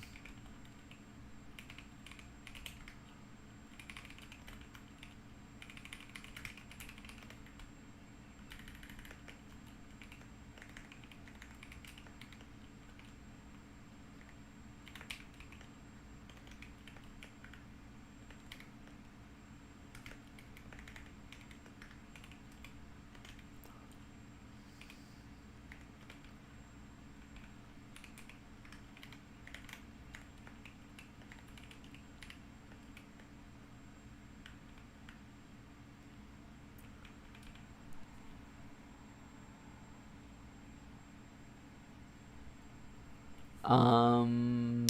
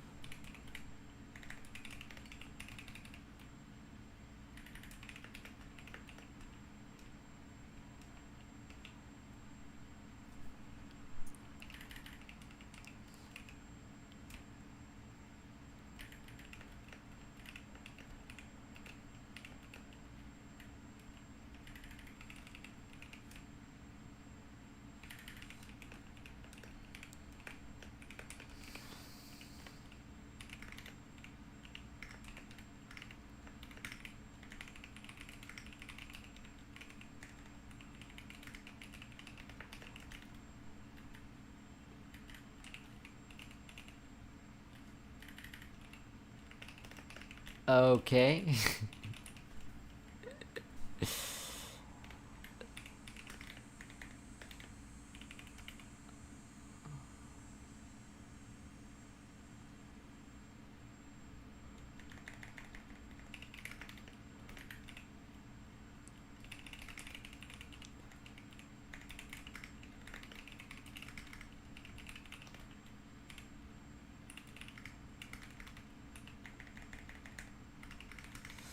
Okay, so j less than the group indices dot count. We will go through the indices, and then we will get a triangle pointer try equals group indices dot buffer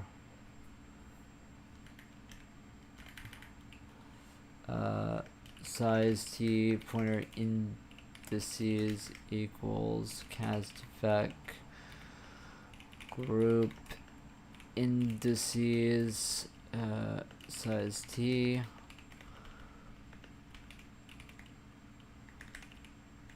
indices equals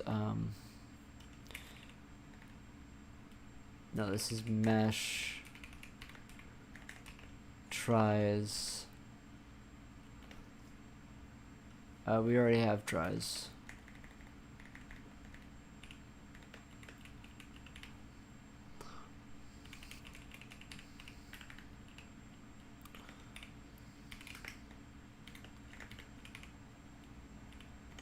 If triangles are continuous with try and try 2,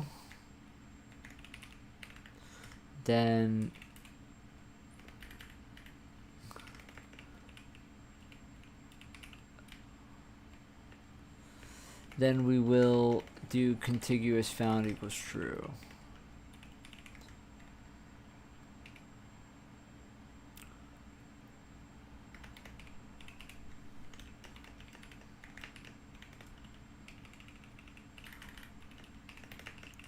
Alright, let's check for contiguous triangles.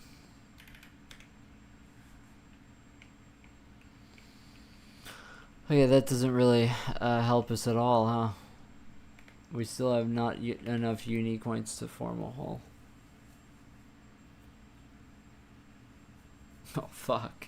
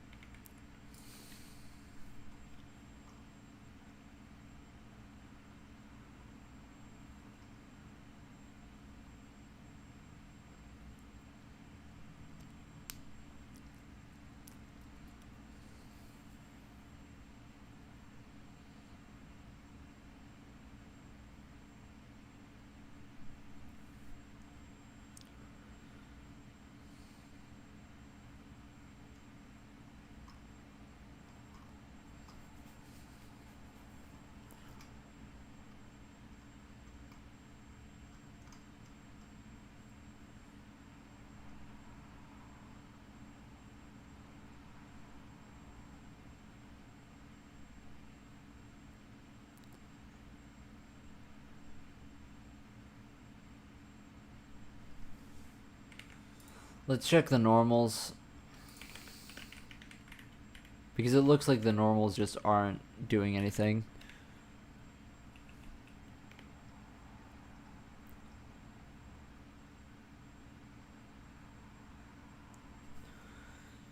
Believe it or not, the normals seem to be doing things fine, actually.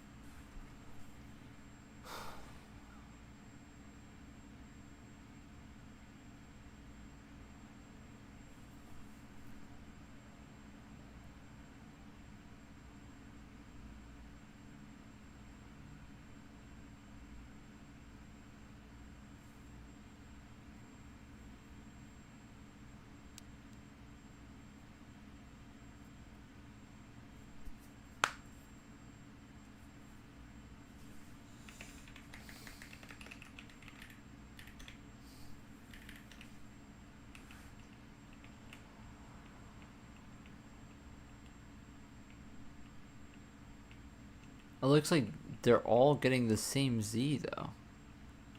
That's the problem.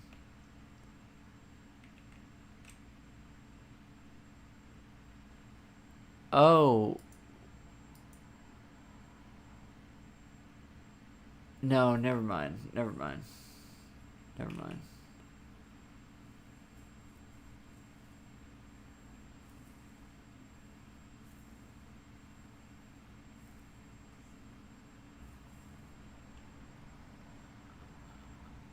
Am I sure that I'm doing that right?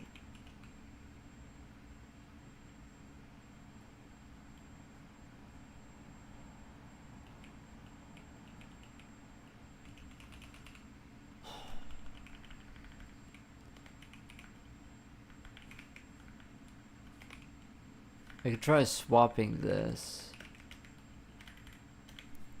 Maybe this should be backwards. Not sure. No. That seems way worse.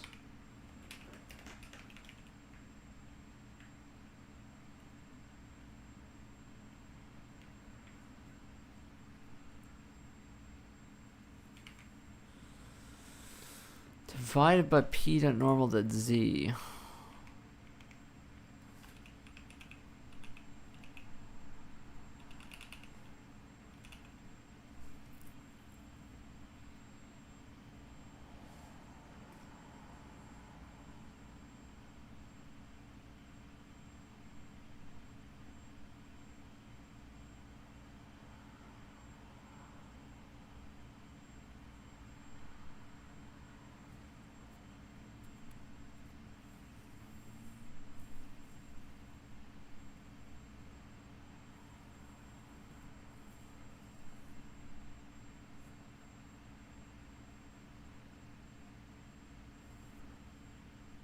Huh.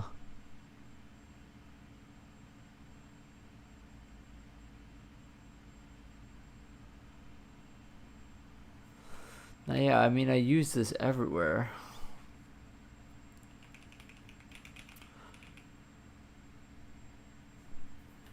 Oh, I'm using the group. No, yeah, I mean, the group normal should be the plain normal. Should be the same thing. Unless the reference point is somehow wrong. I don't know, you could get the reference point wrong, though.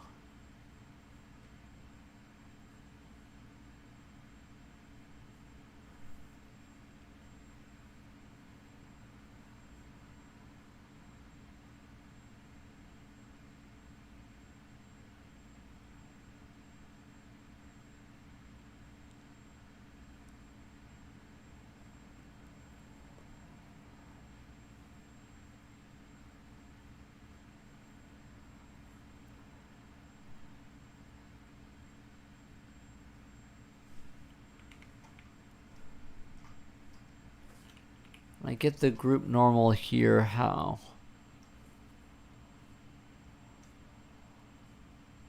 Group normal, let's try normal.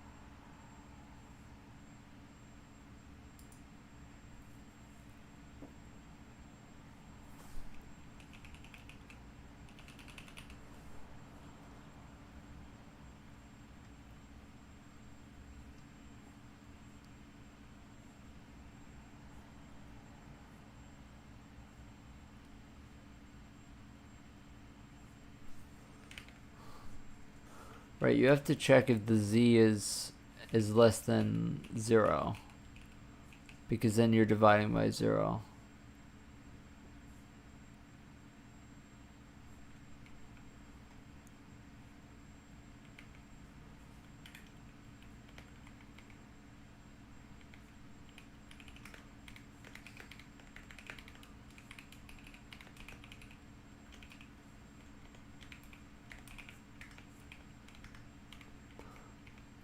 No, less than.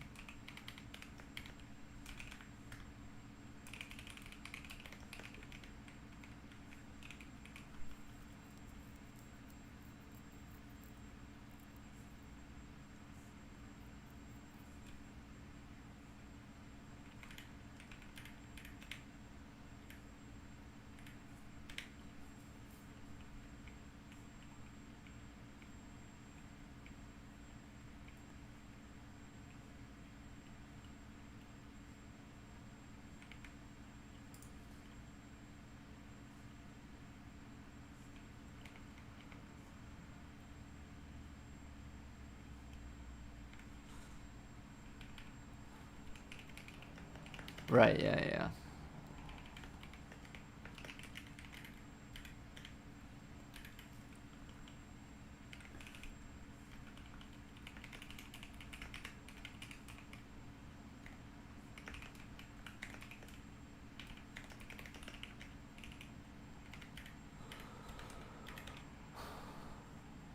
Oh, someone posted a scam. Okay, I'll ban them when I have the chance.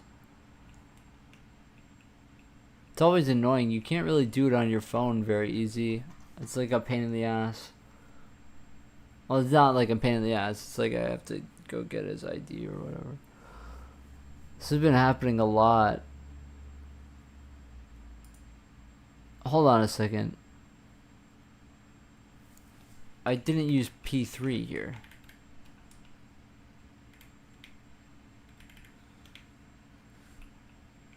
Oh. Oh. Oh. Okay, so we're close here. We're close. we do have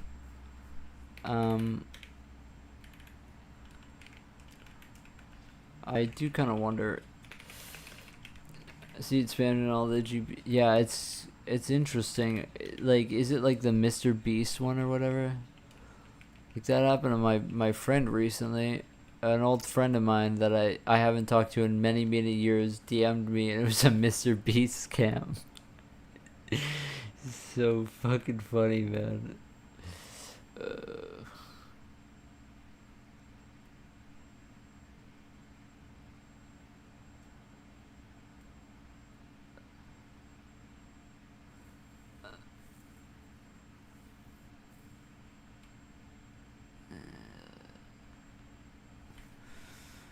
Like, really? Like, all these years, and then a Mr. Beast scam?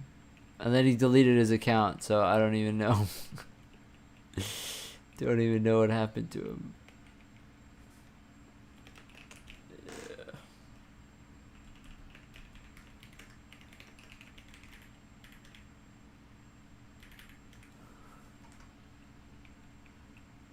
Yeah, I'm not sure.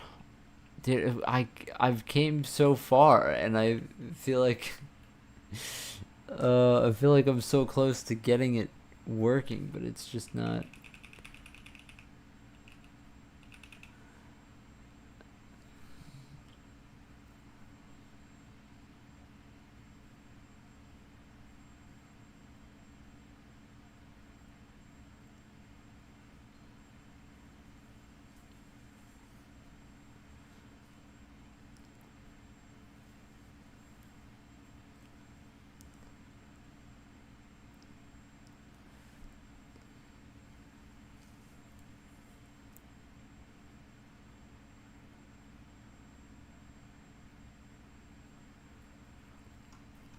Yeah, I'm not sure. But if I can't check the holes, then I have like literally no way to check if it's, if it's working before we go and do collision, which is like frustrating to me.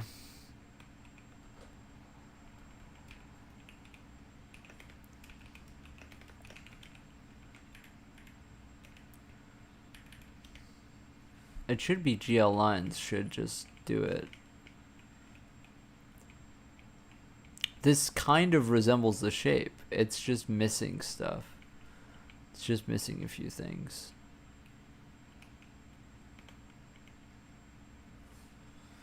Like if we draw the regular thing, then we can kind of see what it looks like. If I just like draw it, I don't know if I have alpha channel on it, but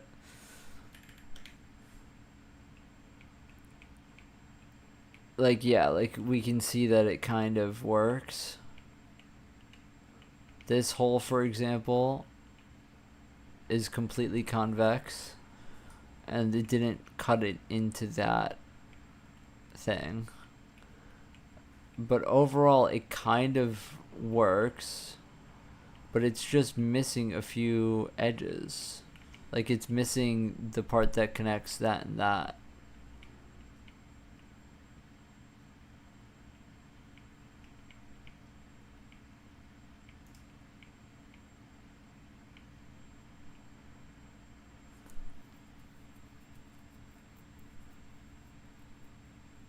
I wonder if it's this warning, not enough unique points to form a hole.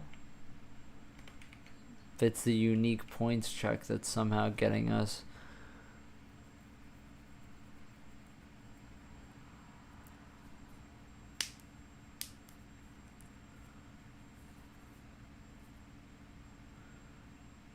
The strange thing is that this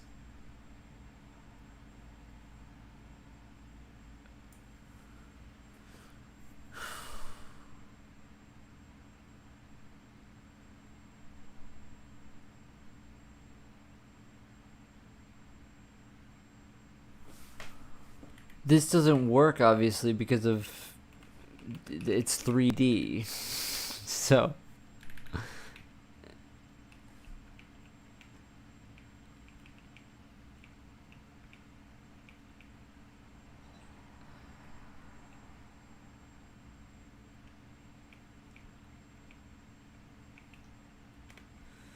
Error infinite convex whole loop detected. So that's the issue there. That is the issue.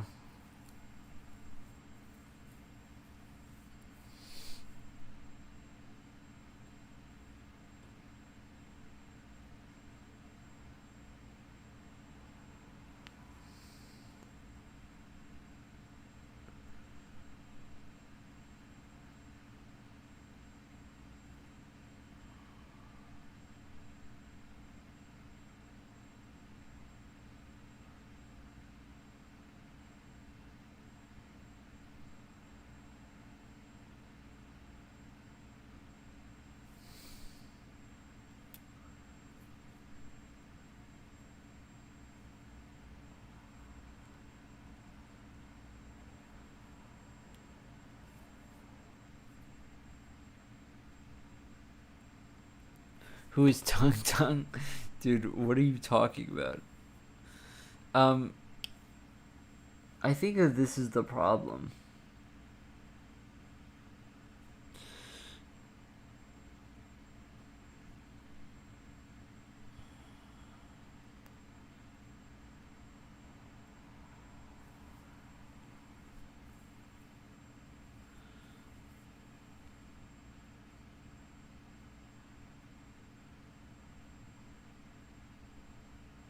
Like, I know you can Jarvis March in 2D.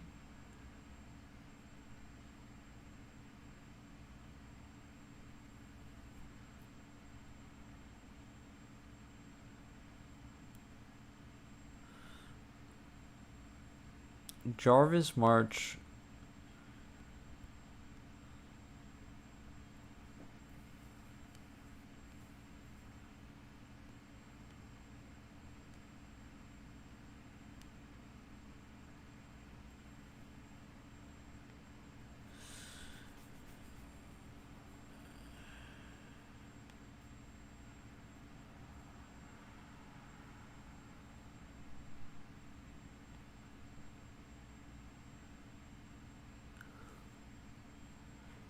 Jarvis March this. Aboard, can you use my Emacs config, please, in Haskell? I'm sorry you're bored. Maybe I should be more exciting. I'm sorry.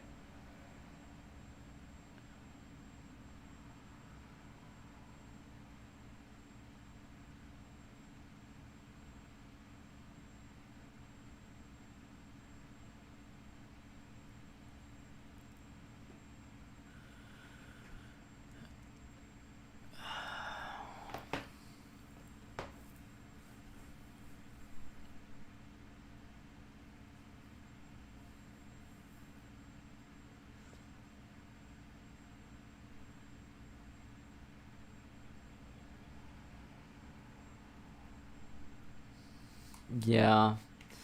I mean, we keep on so the problem is, I think we get this error convex whole infinite loop detected when we find 2 points at the same z, even though these are different points.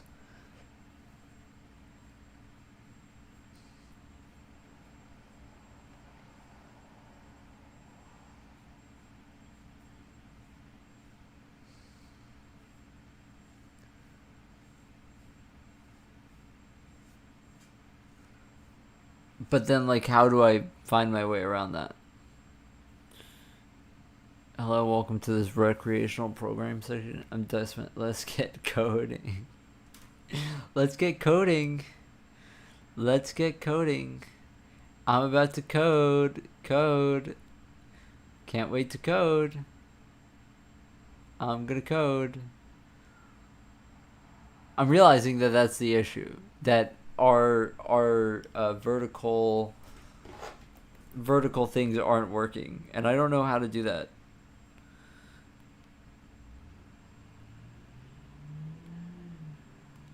How do I do this? Fully Jarvis standing desk long-term review.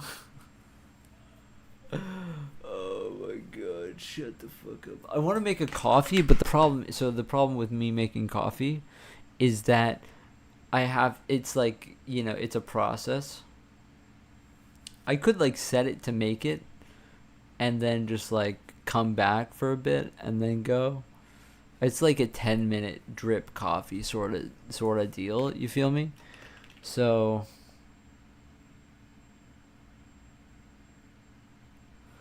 can you hear the loud pitched noise of my computer fan?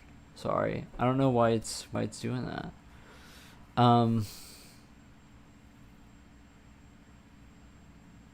Probably because it's hot in here.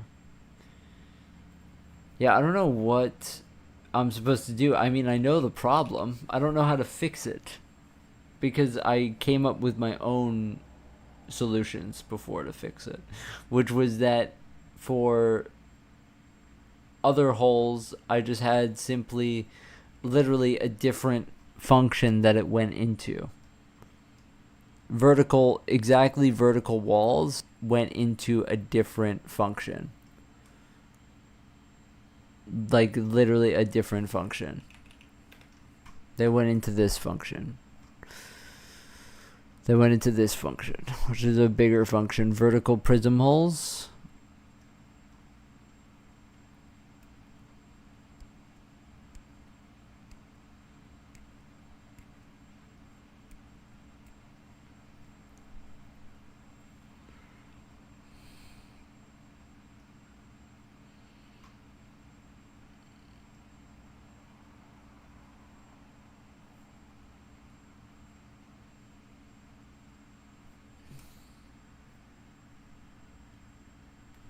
I need a coffee though, real bad. So I think that's what I'm gonna do. I'm gonna give this a second, dude. So I know the problem. So here's the problem that is happening: is that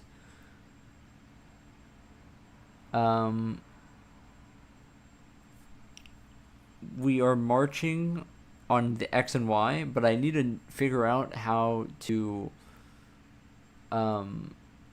Jarvis march something when the X and Y values are the same but the Z differs.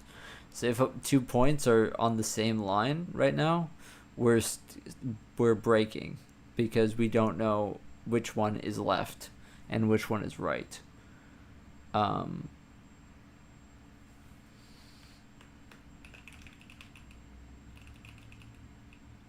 wish that there was a way to figure that out.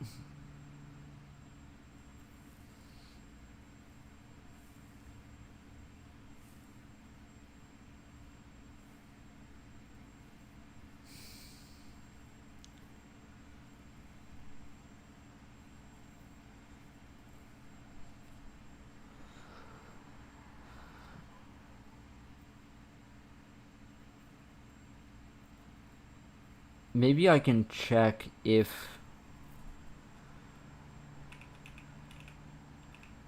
they match. Hold on.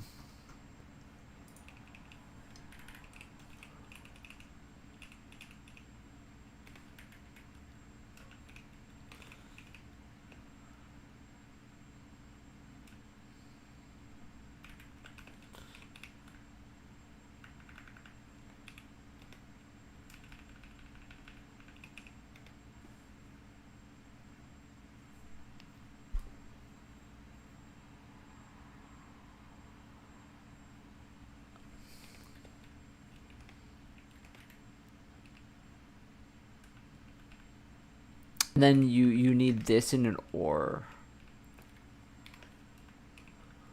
You need this in an OR. Do you? I really need that fucking coffee, bro. Put this in the OR.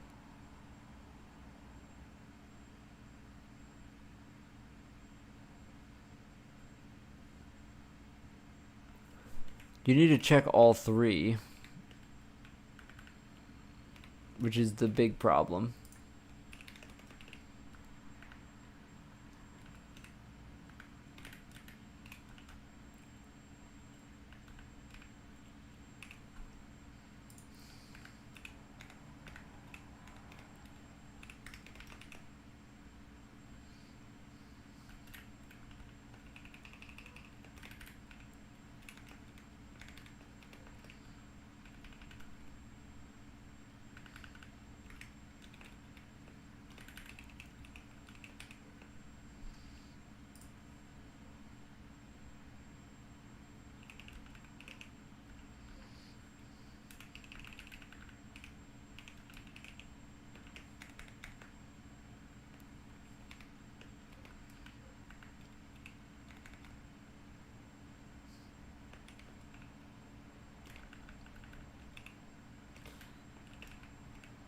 Okay, so if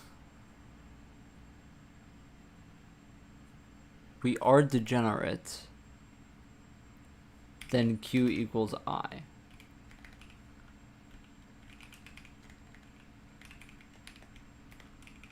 Let's just try this.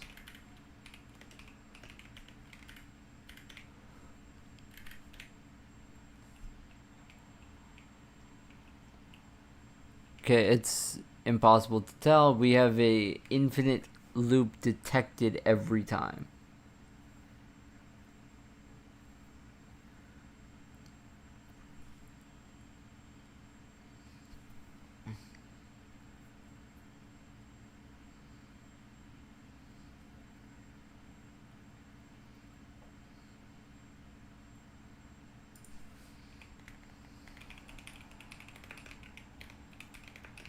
Does it continue?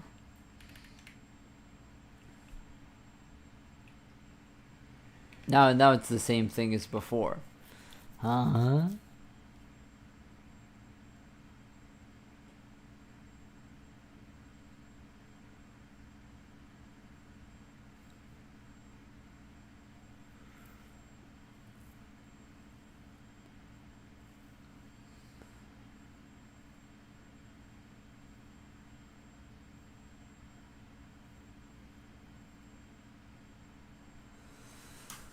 I'm doing this right?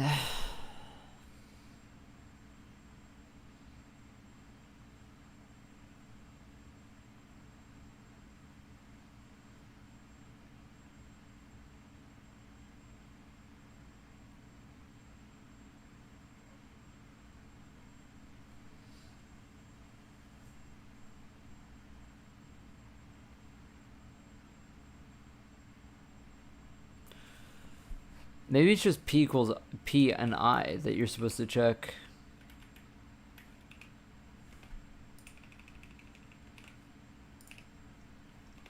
Because P and I, like Q is the reference point, right? Or maybe not. I don't fucking know.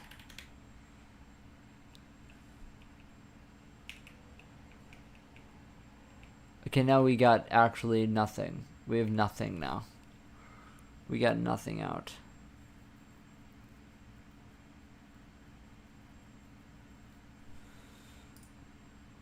No, Q is the one.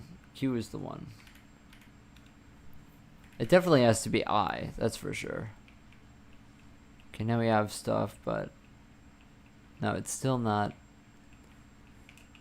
Still is not correct. That's also a problem that we have to solve, but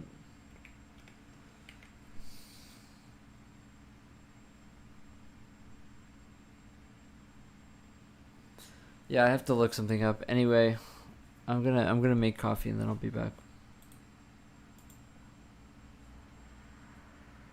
Or I'm gonna put the coffee on and then I'll be back.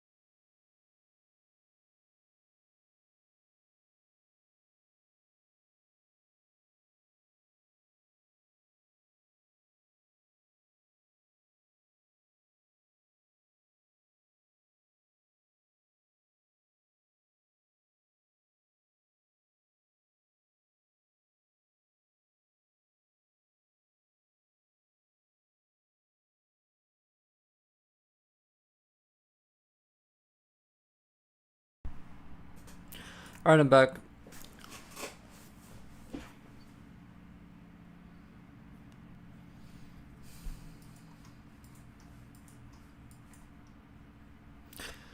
Okay, I'm back. What hurts? Okay, so I did a bit of searching and I did not like what I found. Also, my coffee isn't finished yet. Um, uh, According to the internet, the method that I'm doing right now, I shouldn't be doing for arbitrary 3D meshes. Now, when I did it in my first engine, I did like this fucked up version of it, as you can tell here, where I basically like winged it, but it was never perfect, and it was slow. Basically, every face that wasn't straight up was I processed as a separate whole, which is slow because then you have to check against flat faces differently than not flat faces, and so you run into a few issues there. Um. Anyway, I looked it up and then I immediately realized that apparently I'm not supposed to do this. Now I don't want to do like quick hole because that is really painful. But I think I may have to do like a different algorithm. But I don't know what that algorithm is going to be.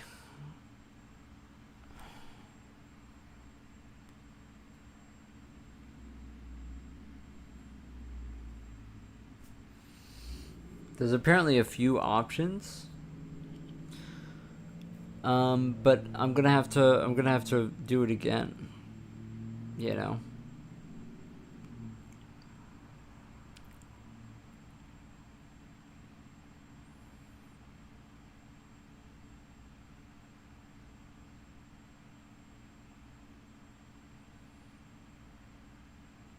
You can apparently do it in 3D. I'm looking at right now uh a PowerPoint.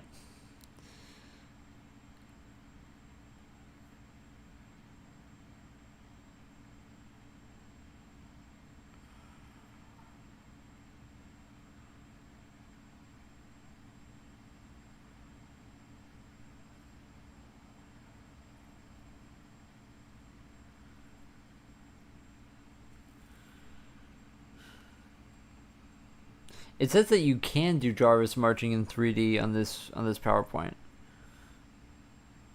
But what I'm confused in is what happens when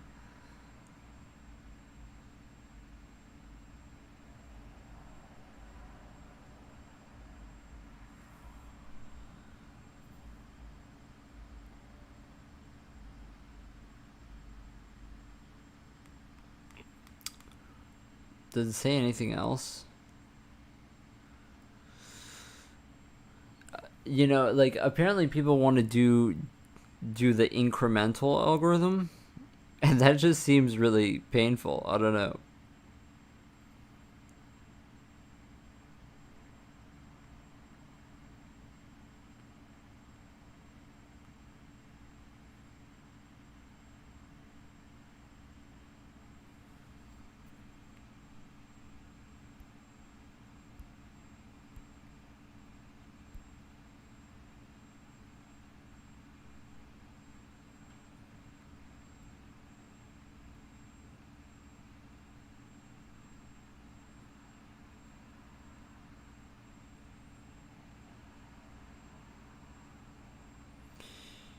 Yeah, I'm not sure.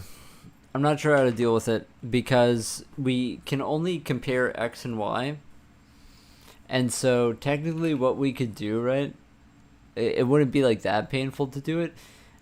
We could like basically say if it's degenerate on the Z axis, then we are going to use the y and the z instead, and then store those separately, and then solve for the other the other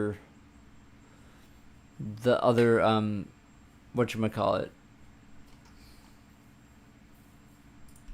the other axis instead of the z later. That could be fine, but I have a feeling that that's not what we're supposed to do. But yeah, you could technically do that. We could make all of these vec3s,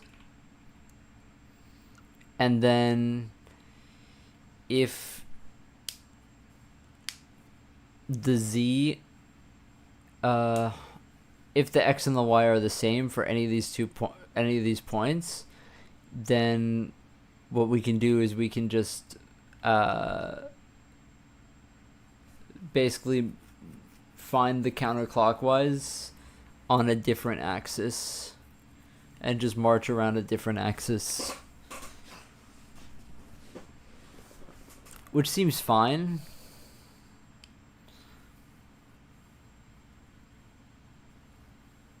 But yeah.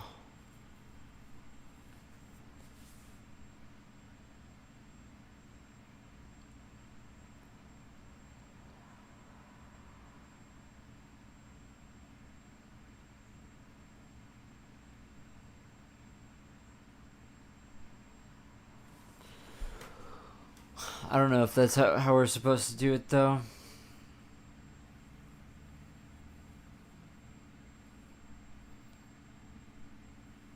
There's a video of convex hull in 3D.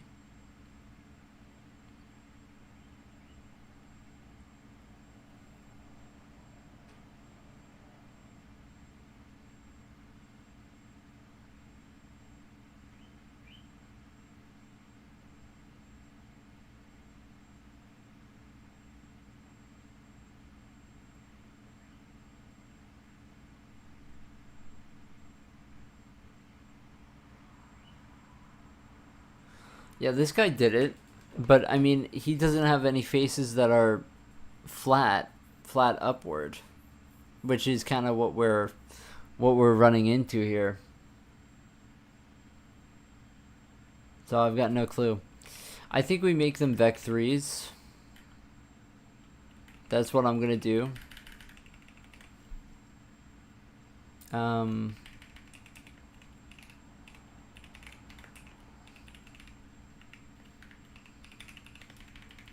Maybe later, off stream, I can do some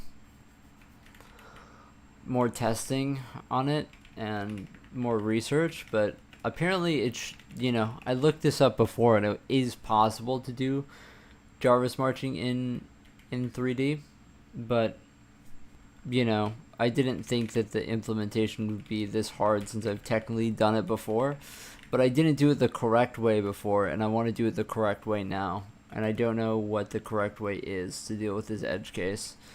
I think that I want to... I think I have to check here.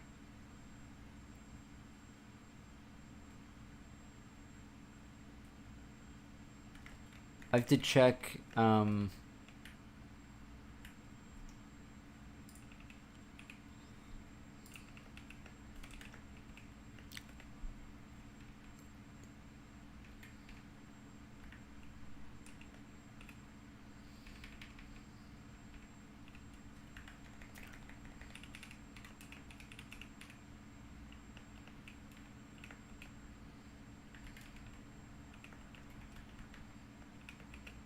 Yeah, I already put this down over here. This god-awful code. Basically, if this is true...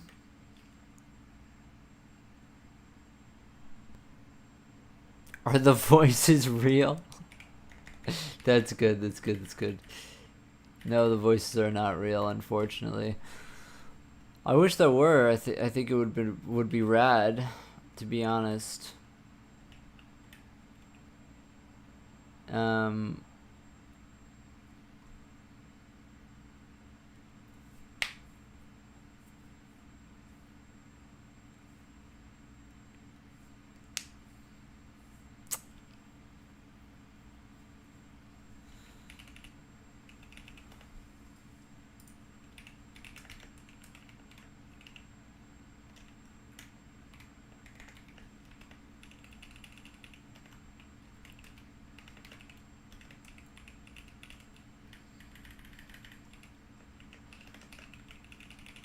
Okay, so if vec3 equal points I points j, then we do this.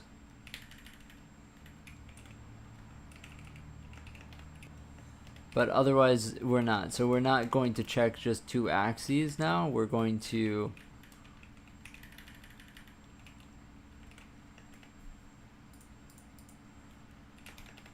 do that now. With an epsilon of this. Control me pancake is crazy work. I don't know what that means.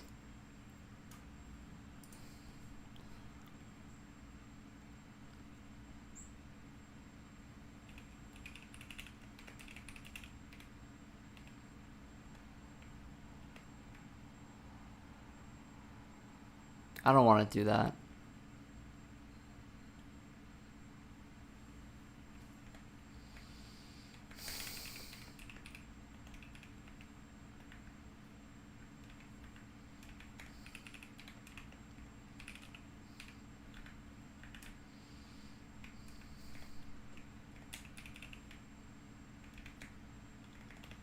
I'm trying to be zen right now, but I feel like not very zen.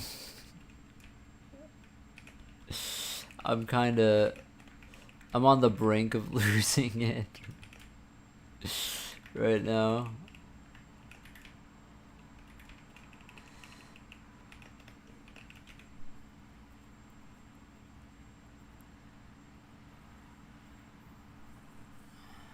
Wait, don't we know this based on the normal though? What do you mean already know it based on the normal?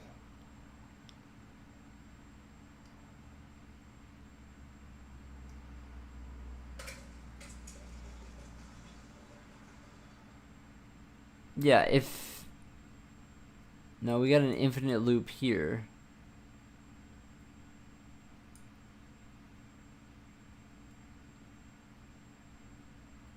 With a thing of 1. With a z of 1? How do we get an infinite loop detected with a z of 1? Don't worry about it. This should be... Okay, so if... Actually, we can just do that from the other end now. So once we're doing the Jarvis marching,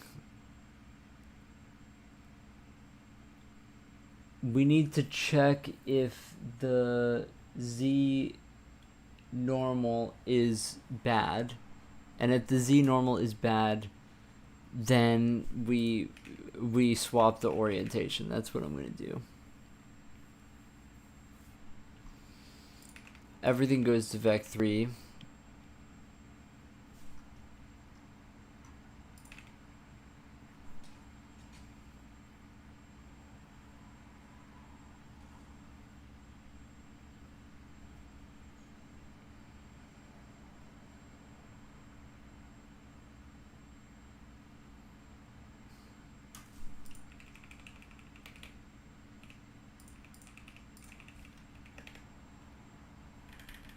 Okay, very simply put,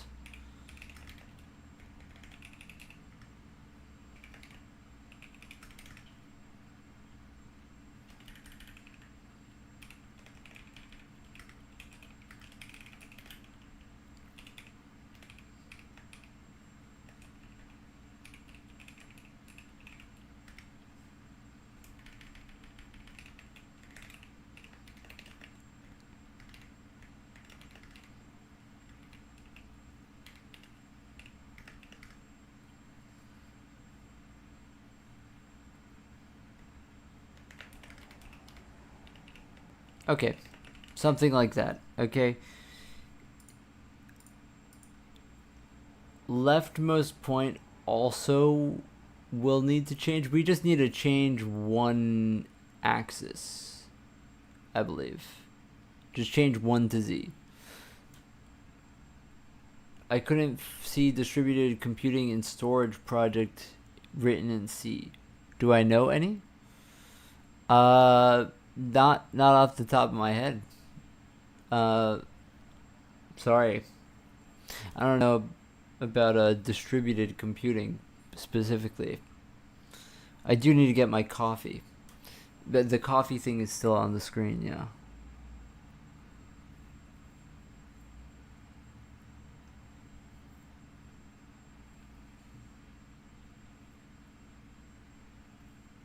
Yeah. The thing is, how am I going to...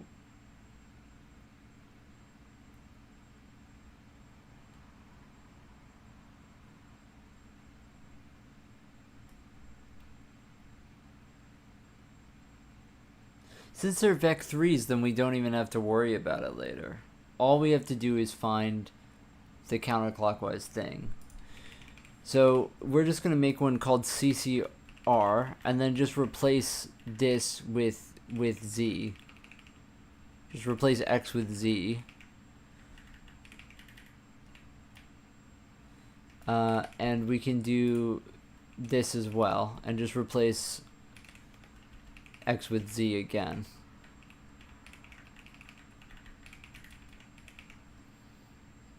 And then, I mean, there's a much more elegant way to do this other than...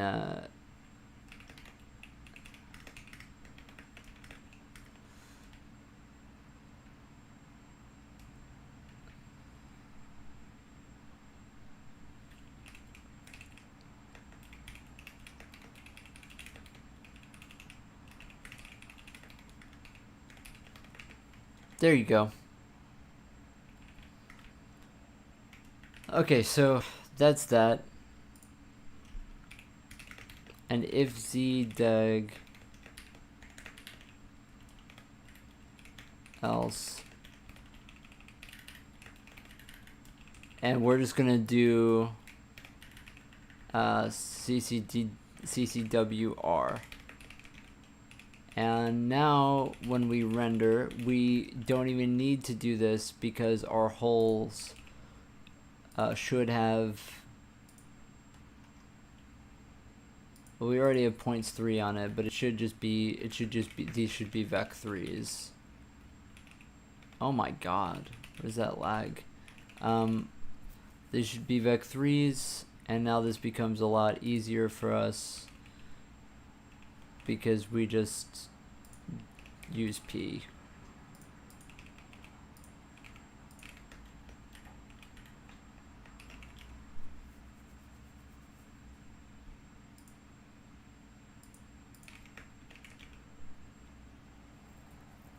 That should be a lot easier.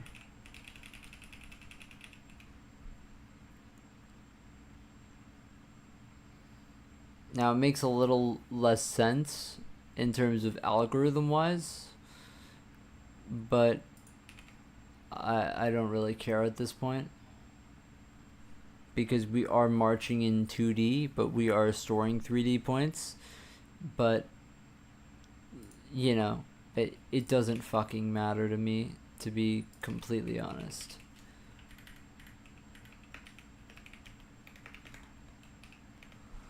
And then the whole centroid needs to get changed.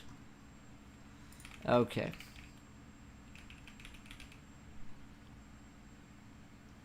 And we need to pass the normal, the group normal. Okay. Let's see.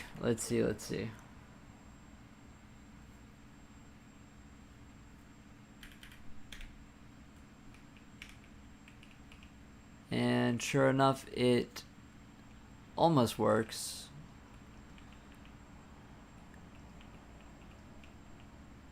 Nah, I think it works. The reason why we don't see that side, but I think it's a visualization error.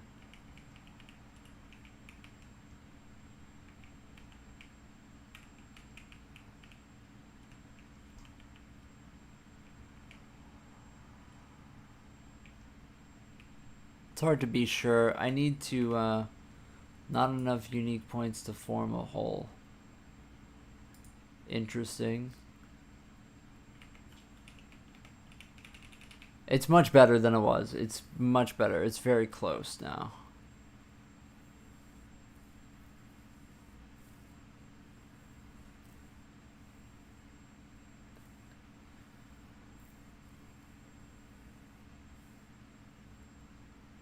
Aren't I supposed to be starting at I?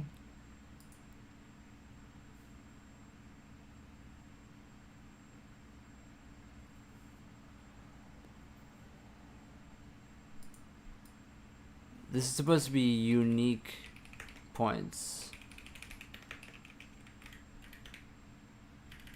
Not regular points. Okay, I'm still getting some issues. It's pretty much the same as it was. Same as it ever was. The top is pretty interesting. I don't think that...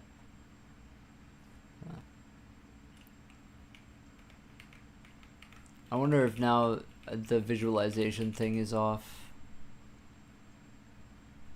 Maybe not.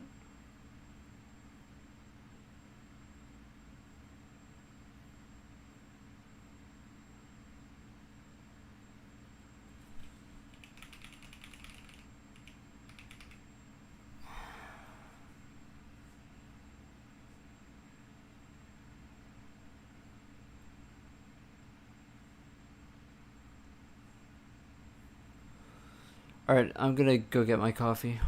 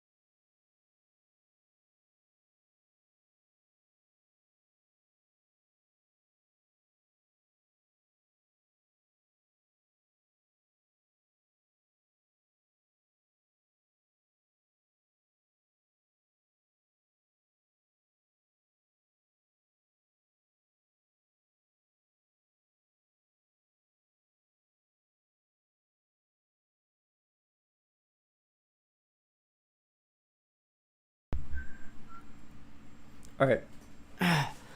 Okay, so it's almost working. So this unique points thing is interesting.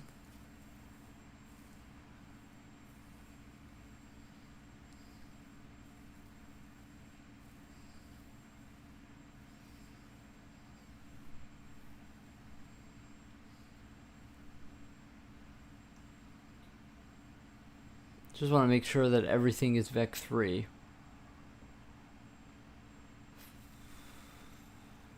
I think it is.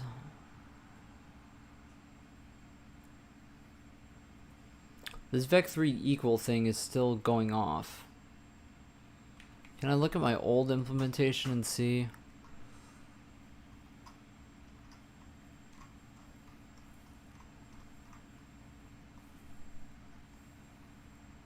See what this specific part was.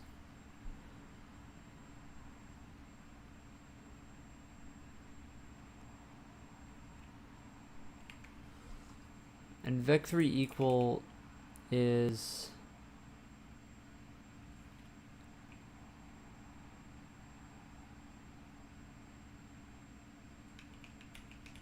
And really, we're getting not enough unique points to form a hole, really.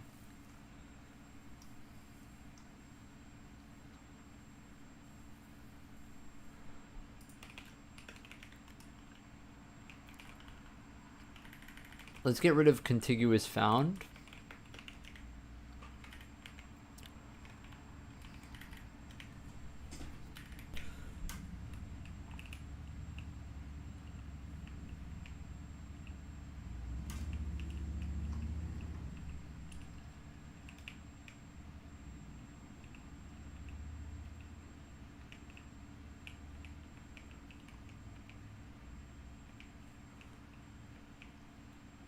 Yeah, without contiguous found, then we start going crazy.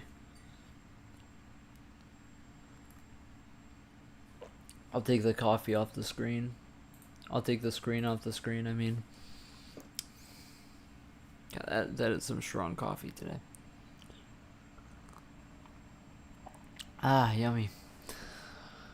Okay.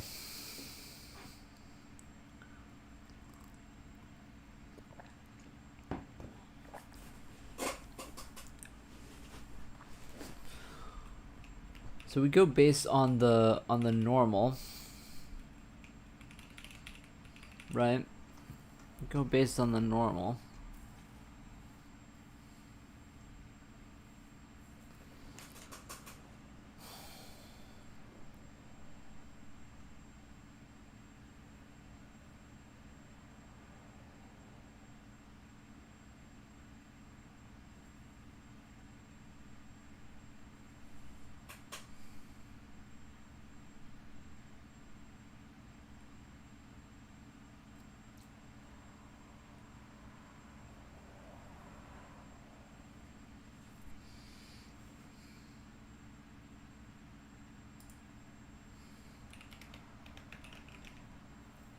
Is that not what I'm supposed to be doing?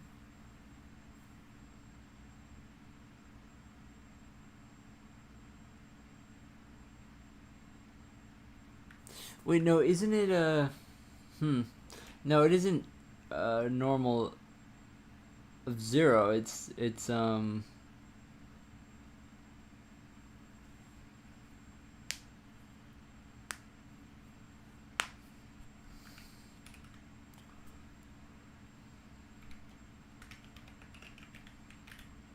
isn't it that?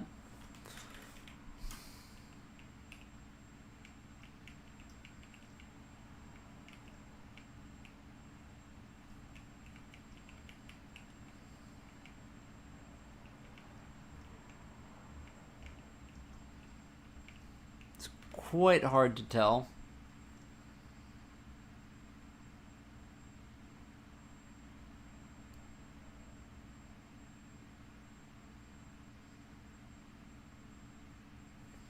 We are still getting some not enough unique points to form a holes, which is concerning.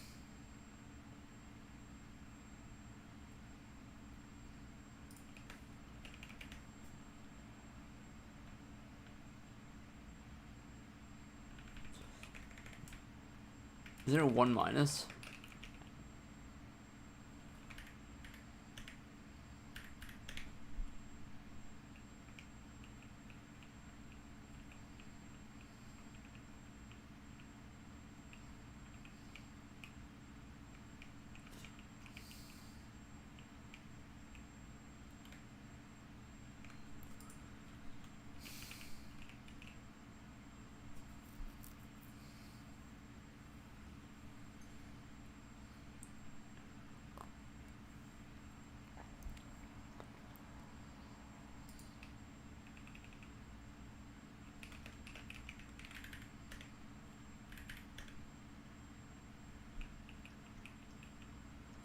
Yeah, that's what I thought.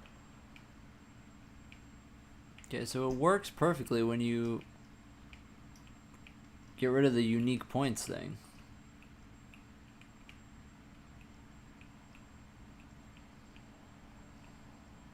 I don't know why.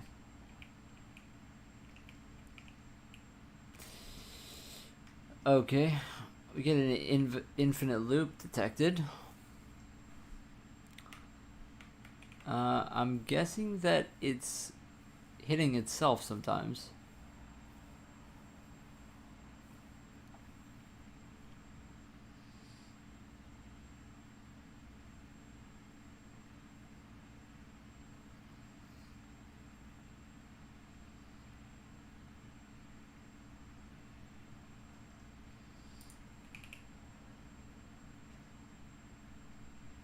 Oh.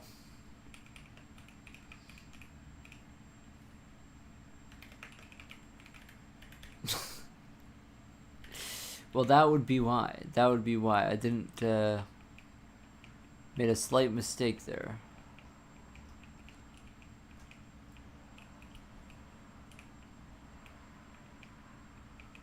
Okay, so we have a mistake here.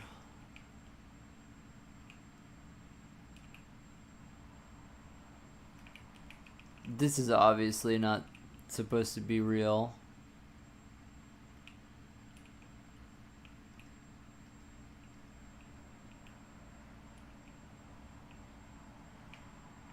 That's the only mistake, really.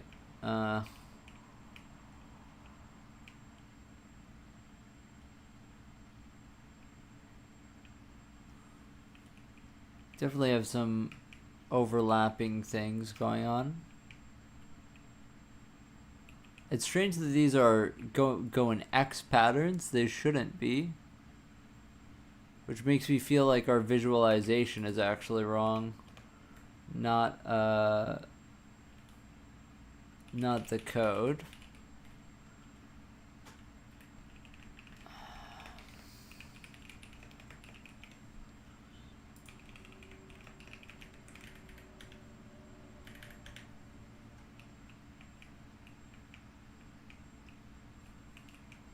Okay, now that just made it worse. That did make it worse.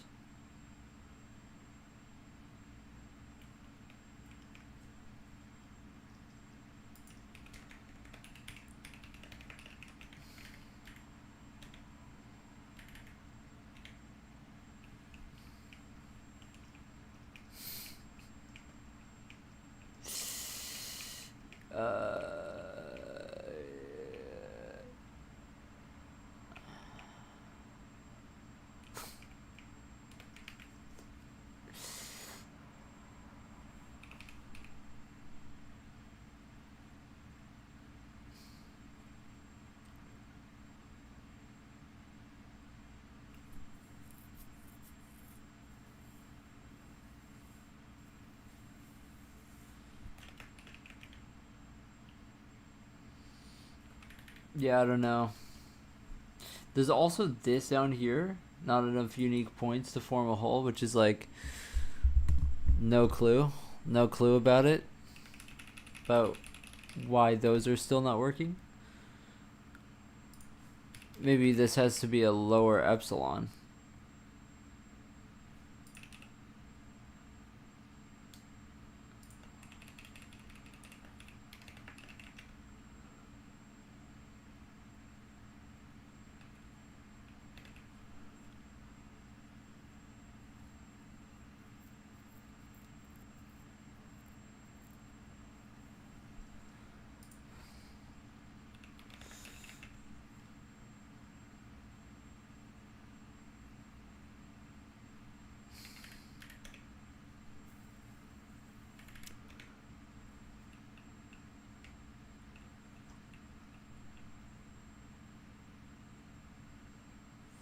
Yeah, there's no way that this is actually like they're like that. They definitely are like this and like that for sure. But I don't know why they're getting split up so much. Like, I don't think that we should have this many holes. Or groups, I mean.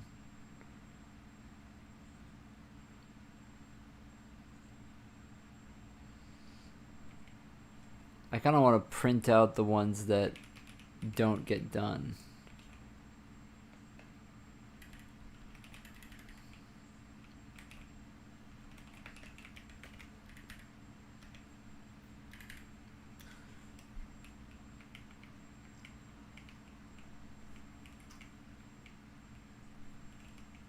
This one's interesting. I don't get it.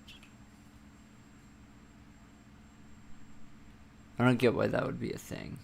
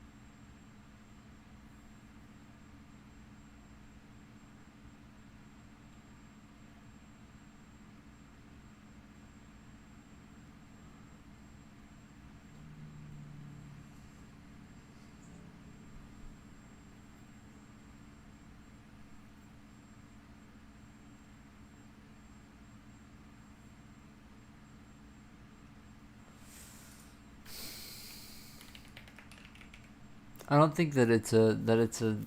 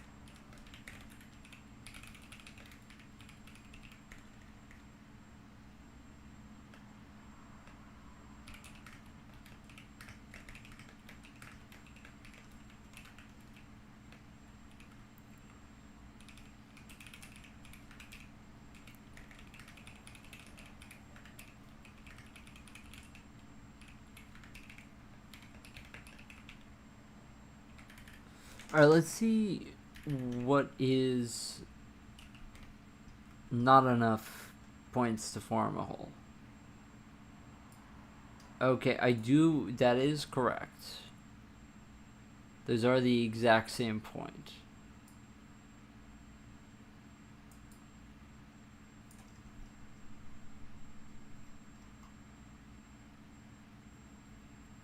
Those are the exact same point.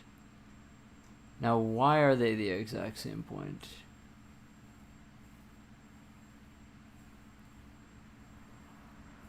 Does a triangle really have the... Really?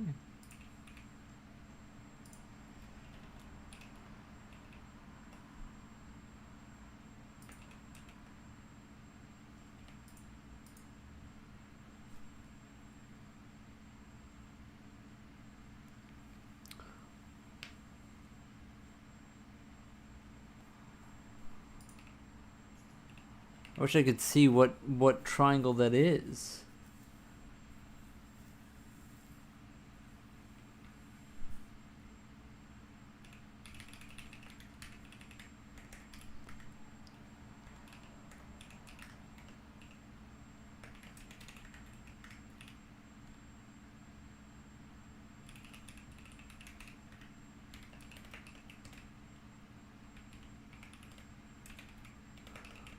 Alright, let's see what triangle that is so that we can literally look up the triangle. So 60 and 68.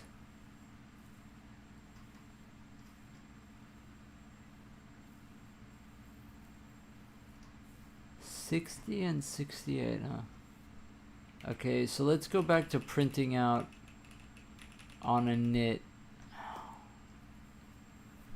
what our positions are, I guess.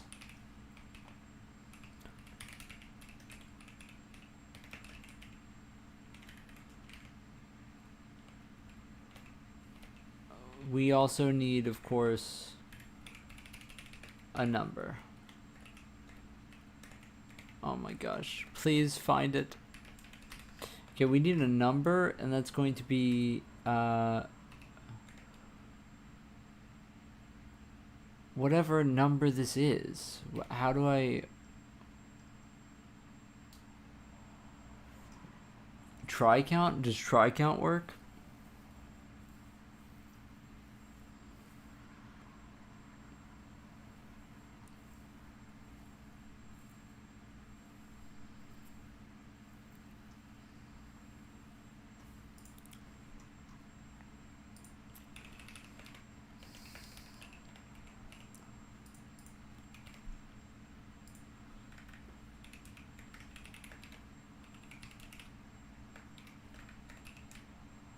Okay, try count. Hopefully that isn't useless.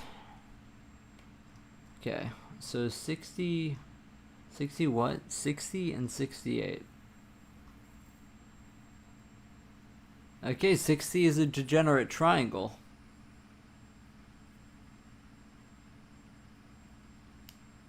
Sixty is just a degenerate triangle.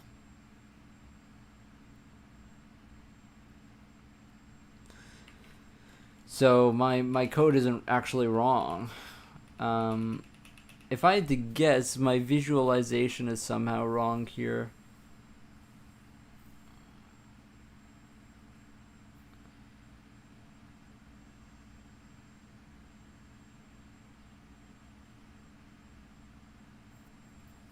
But I'm not sure. Also,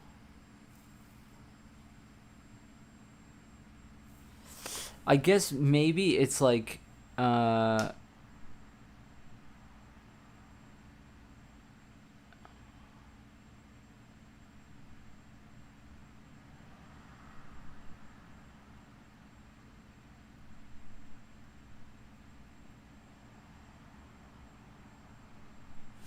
maybe it's like if the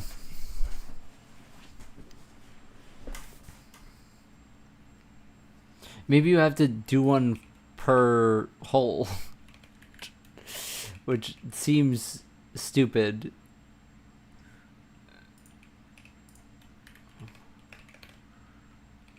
This seems very stupid.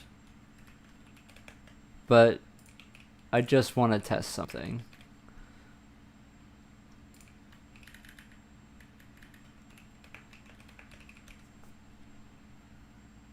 I just want to test that. That's a lot of draw calls per frame. Oh god. Wait, but it's correct. Wait, it's correct though. Hold on. Hold on. 3 points to buffer. Points to count. What am I doing wrong to cause this to go crazy? Points dot count times 2? Is that what I'm doing wrong?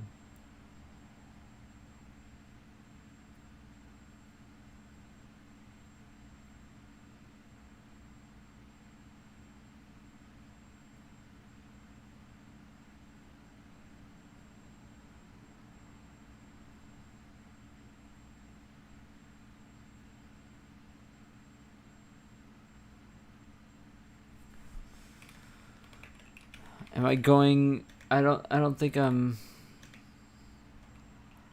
Oh. Okay.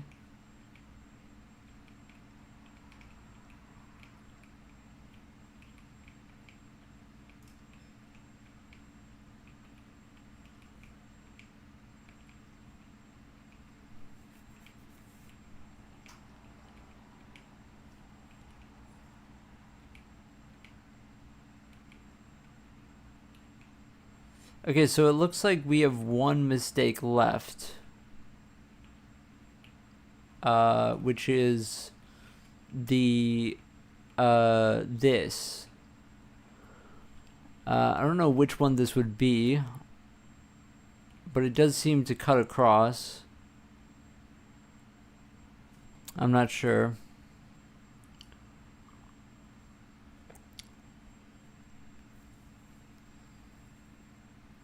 It doesn't make sense. So the way I split things up to make sure that they're all contiguous is I have this thing that checks if our triangles are contiguous, and that doesn't seem to be happening in that case.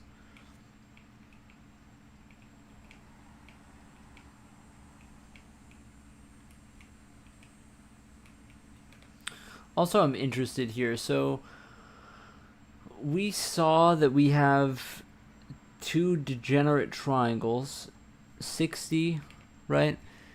We should be able to actually see that in shape.obj. We should be able to see at 60. And I wish I had relative line numbers on. That's what I wish right now.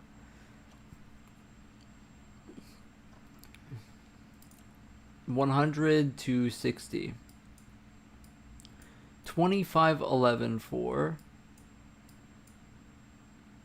25, 18, 17.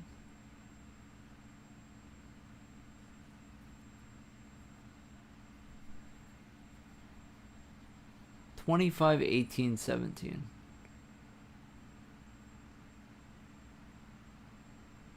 So the numbers aren't degenerate. 25, 18, 17.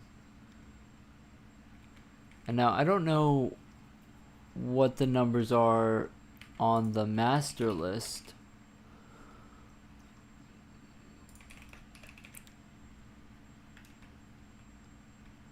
But we can go check. We of course are going to have to keep in mind that it is one extra, so this would be 26. So it says 26, 25. None of them are the same. None of them are the same. So 26, 25 it would be. But instead it goes 26, 26. So the parsing has to be wrong. I'm guessing. Something I want to check out immediately is what the verts are.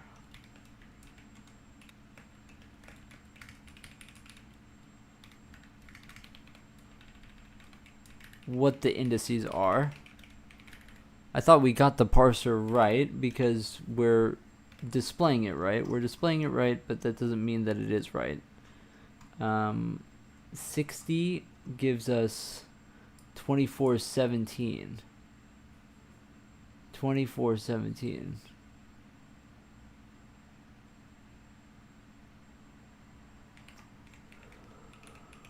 $24.17.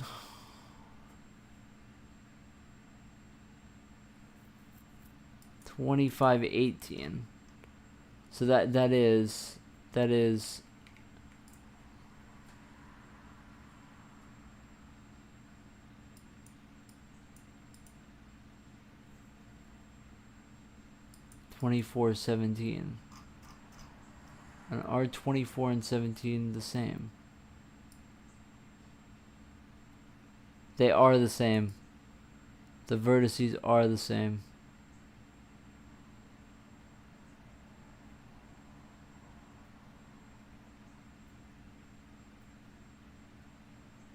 Huh. Well, here's something. Did we get rid of? Oh, we may have gotten rid of. We may have gotten rid of the area thing. I wonder if that has some effect on it. It still appears like we have that bug over there. But we now are not getting those other ones. Let's see what it's like with I wish that I had the ability to do alpha channel. I probably can do it somehow. I need to figure it out though. I am doing that there. I know that. But I need to make sure that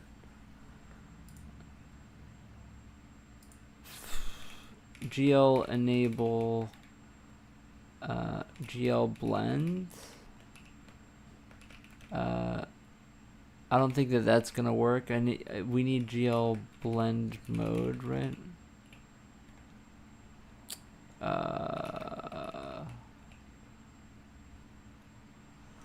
What is it?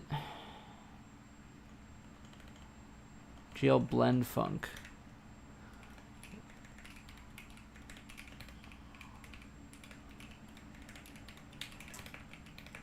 Let's try that. I don't really remember which. I just typically copy them. Oh my gosh. Well, that's certainly something. That's really not what I wanted.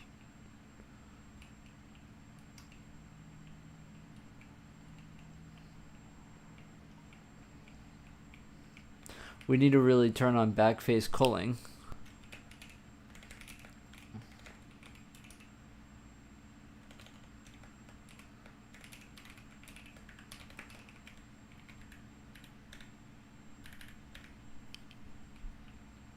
Okay, that didn't help us at all. Okay, well, for now, let's just get rid of this so that we can try and see the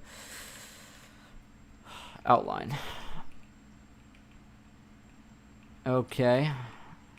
So we do still have that over it, but I'm trying to see is. So we don't have that there on that side. We don't have that line.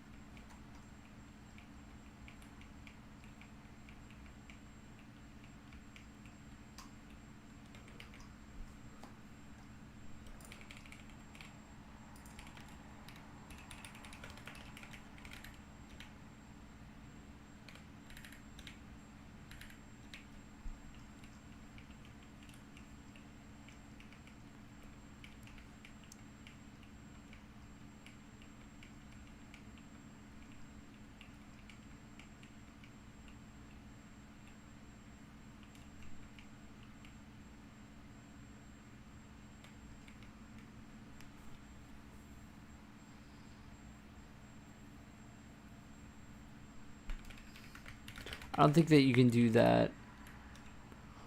I don't think that that's what you're supposed to do. Nah, yeah.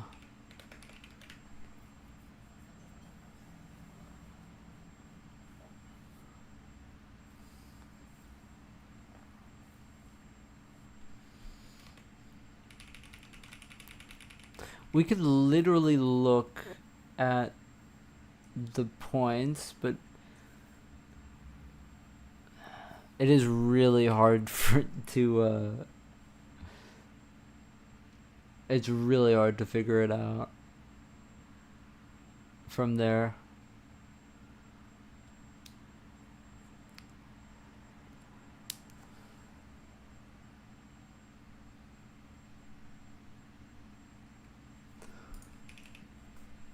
I'm almost interested to see if we swap maybe Y with X instead, if that would change anything.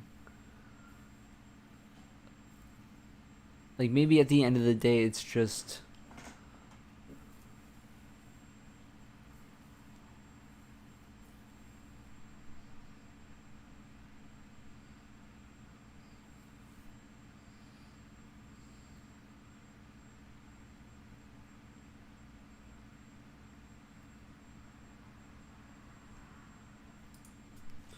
maybe a lower thing, I don't know.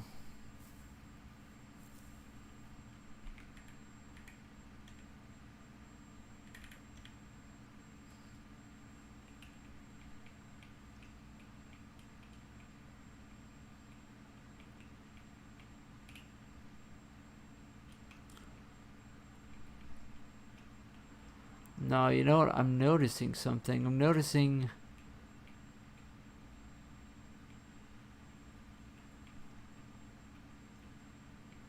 Uh-huh.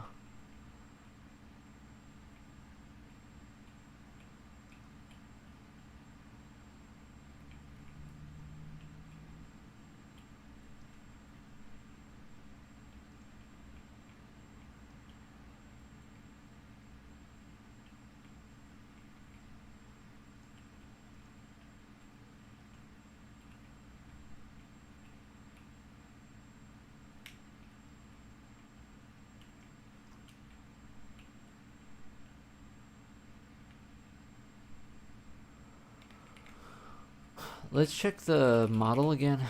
I just think I saw something that I kind of am interested in. I like this okay, we really have to change the blend mode. Yeah, hold on. Let's do...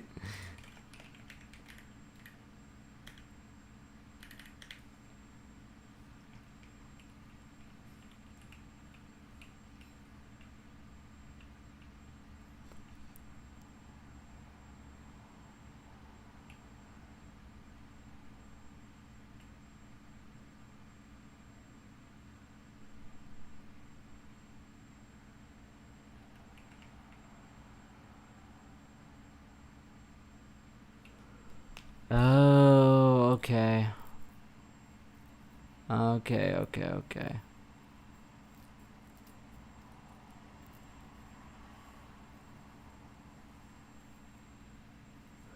It's not necessarily about points being contiguous as much as points lying on the same axis. And so I have to recode this points is contiguous thing. But even so, I think that this bug is still persistent without this. Because look at this. This cuts across. Instead of this being a thing, that becomes a thing. This goes... I'm talking about this line right here.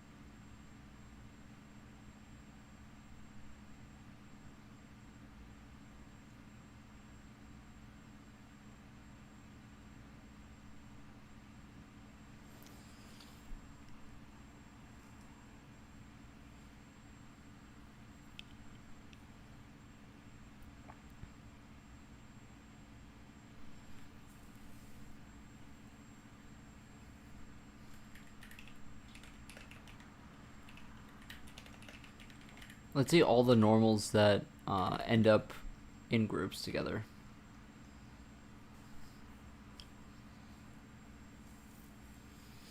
They should always be the same.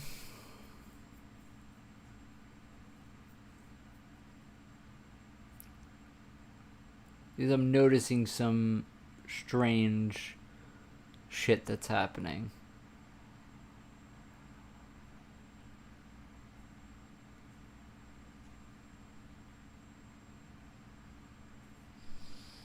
They all look the same.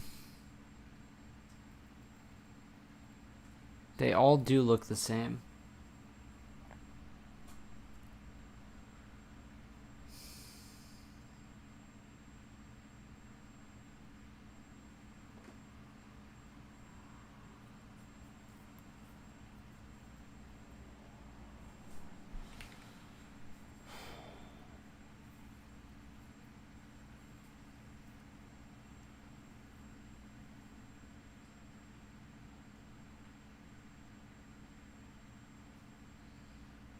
I wish I knew which one is skipping the corner.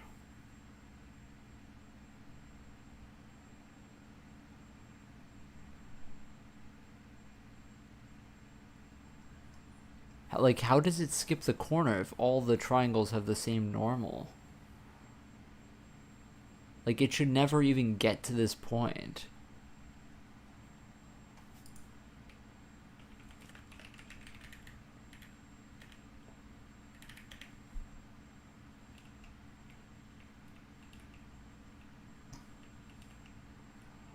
Oh, well, that just fixed it. It causes problems on the top, but it fixes the bottom. Huh. Okay. Okay.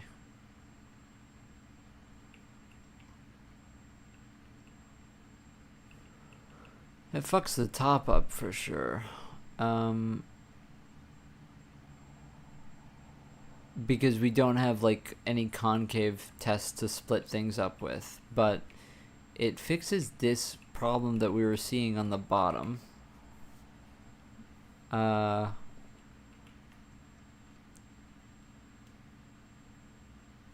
let's just read the code and try to figure it out, right? So we're looping through all the points, and then we're filling them up with the unique points, right? So if we didn't find one, then we add it to unique points, and then we keep checking every time.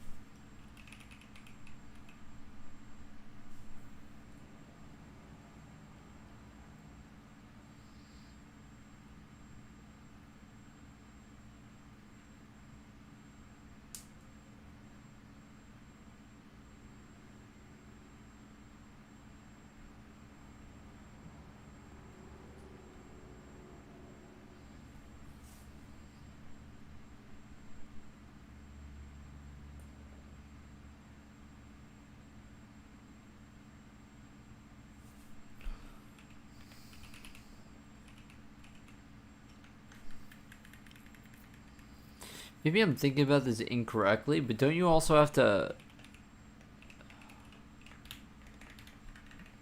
take the absolute value beforehand? Or am I stupid?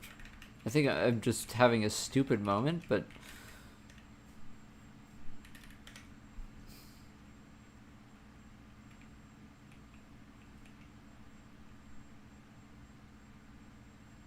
No, yeah, that can't be correct. That literally cannot be correct. That's just me being fucking stupid. Yeah, I'm being fucking dumb.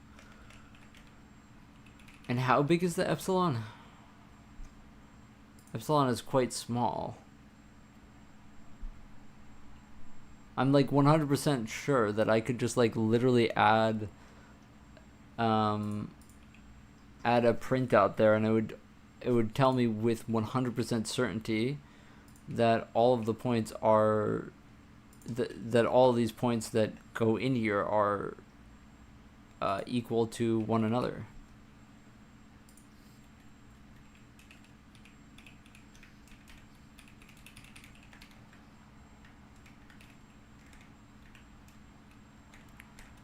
I wonder if there's just like a stupid typo somehow. Okay, so let's go see what it is. Okay, so they're all equal. All of the ones that go through are equal points. So we are deduplicating.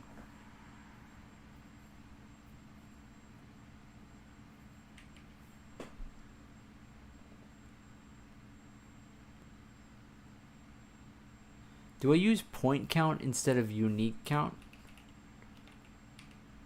Somewhere? Unique count, unique points, unique count. No, I do use unique count.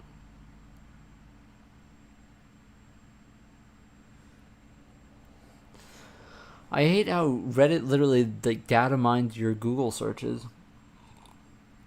I've been doing like a lot of Vietnamese coffee and stuff, and now I just like get like fucking like random like, dude, like I get that you have my data, but just like stop fucking marketing to me like that. It's super weird. Yeah, I'm gonna get rid of this because I don't like the fact that my computer fans are just like constantly on right now. It's very annoying.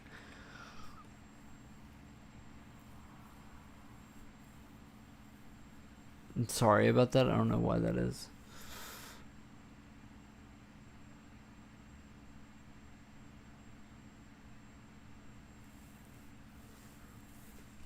Yeah, I mean, we should try what I just wanted to try, which is just like try this, but instead change the y-axis, and then let's see if there is any difference in what happens. We may have to like calculate which axis we need to go off of.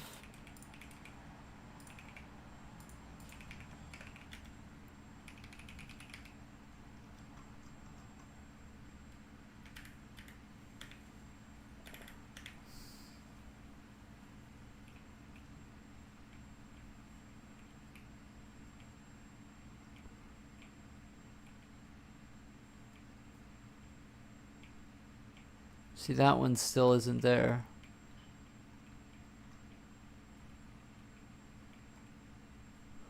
But this is different now.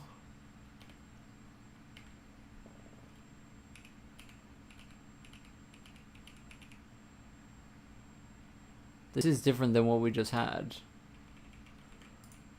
Unless I myself don't remember the problem I'm trying to solve.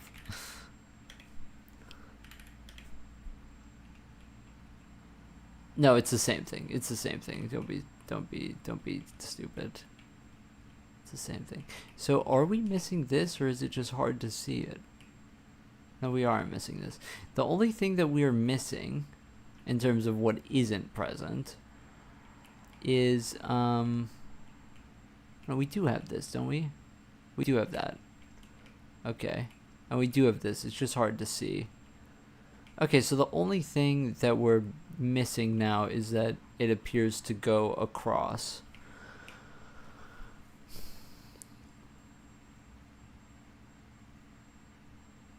Because of the similar plane thing.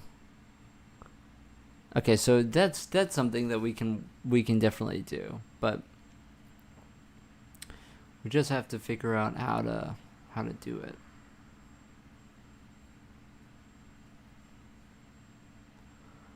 The way I had done it earlier was obviously the check here for the contiguous found, but I don't think that that's the correct way to do it.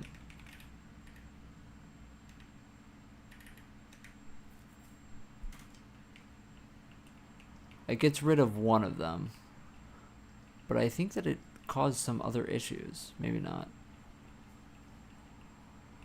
Maybe not. Maybe then we can work on this contiguous found thing then. This is still happening though. Because it sees this, I think, as a thing. And then it Jarvis marches around that because of that.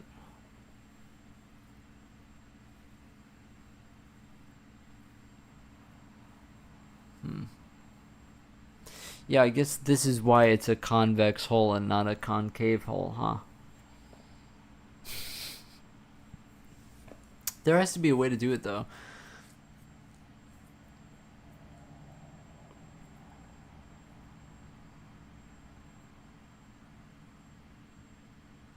Maybe this is why they were telling me to do the other method, though.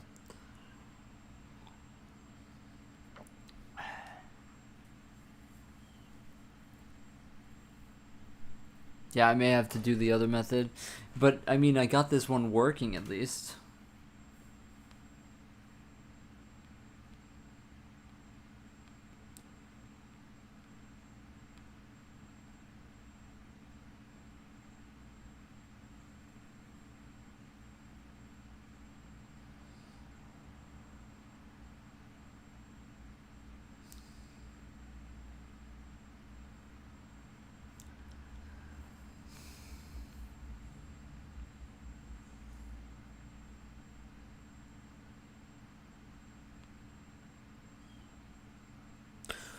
Yeah, I don't know. I kind of wish there was stuff here.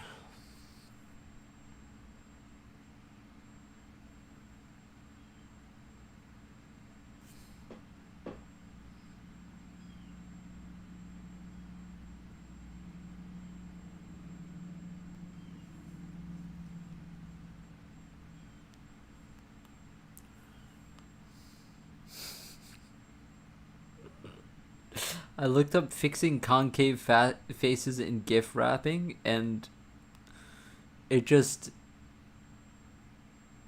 it just gave me a bunch of wrapping GIFs things to wrap presents. Oh, I have to.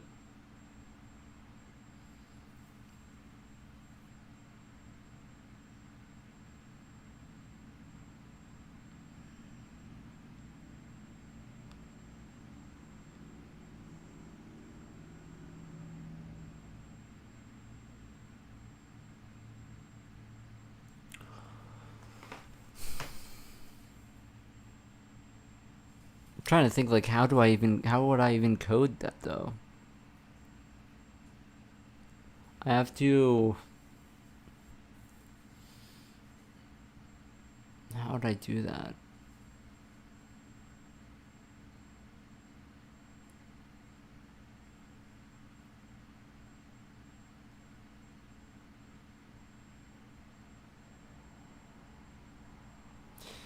Yeah, this is why I was looking when I was on my break on like whatchamacallit, um, the point cloud solutions.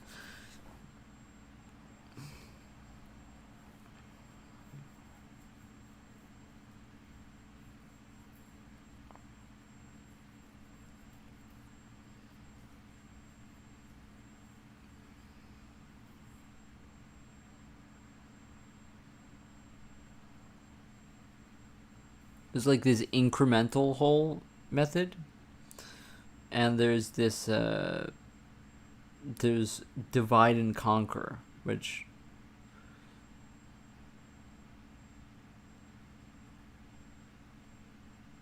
apparently you can do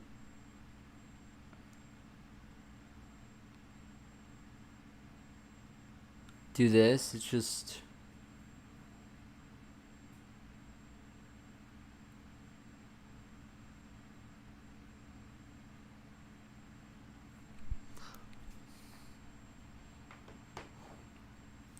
what am I trying to achieve and what is my motivation? I like coding. I just enjoy coding stuff. Like just in general, I like making things and figuring out how to make them work and shit. I like making, graphics engines and then not finishing any projects. That's what I like. But in all seriousness, I kind of do eventually want to make like a game or some art pieces. I have like some art ideas. I went to school for art, and eventually I want to make something that you know discusses some of my kind of frustration with life and stuff. Eventually, that's kind of what I want to do. But to get there, I do have to figure out how to create collision with this mesh. And so I'm trying to figure it out. Yeah, I think the key is probably to so the problem is, so we have a triangle here, this triangle, and we have this triangle, right? We have these two triangles. So what's happening is they all get put in a hole, and then we Jarvis march around, and then we clip the edge because this is within the thing, and we just go counterclockwise around it, and then there's a hole there, or it skips over it, even though obviously it's supposed to be concave.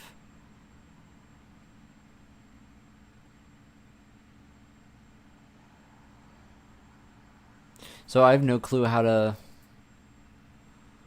do that really.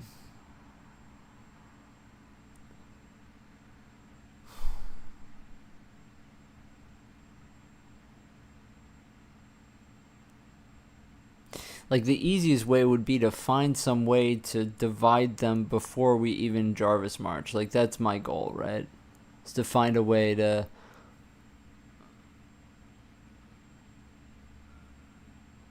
get rid of them before we go for it.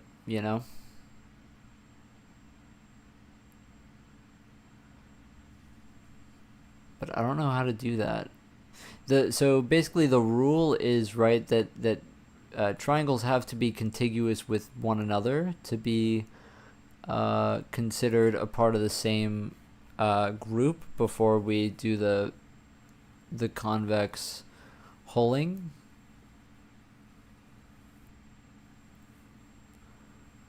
But I do not know.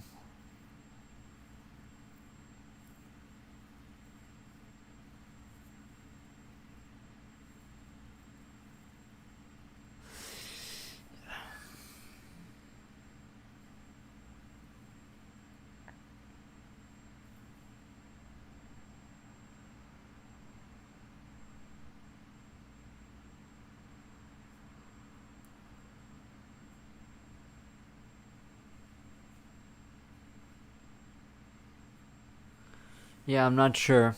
Because even if I do it incrementally, right, and like let's say we start with a triangle or whatever, and then we match against those triangles, and we find, okay, this one has a contiguous face that has the same plane, this one also, then what happens when we get to here?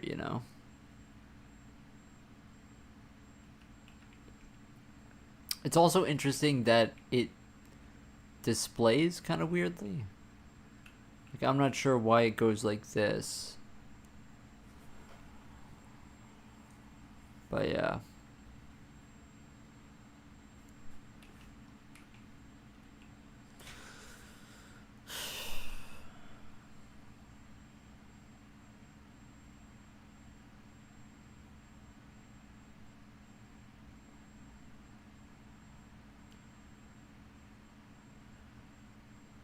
Yeah, I don't know. I kind of like tried to do some Googling on this issue, but I couldn't find anything. So it says that I can do Jarvis marching in 3D fine. It's just slow, but you know, how do you deal with a problem like this?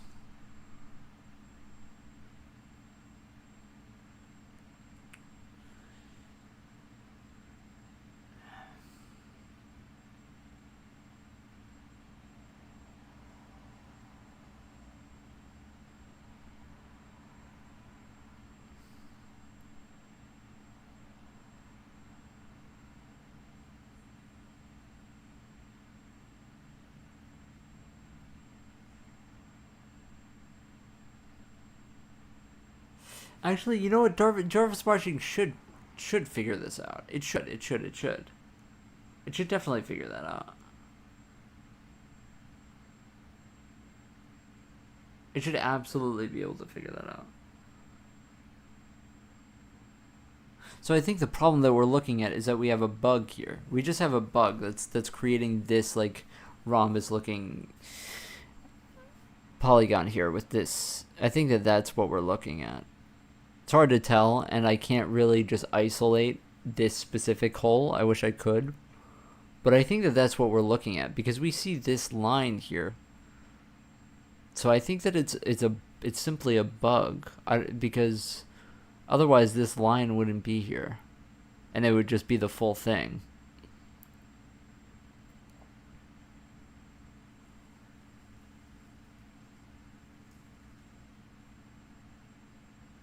Okay.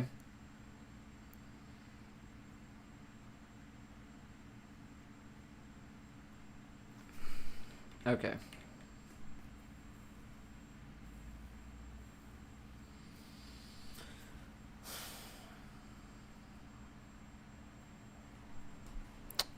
All right.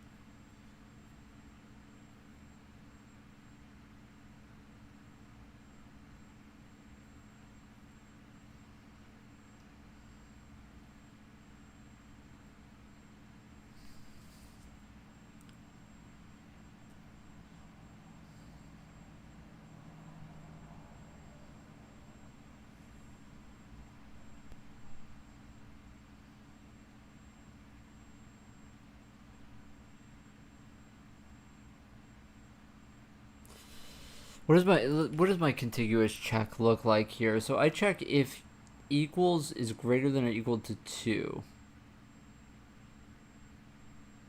Then I do it. Then I do yeah.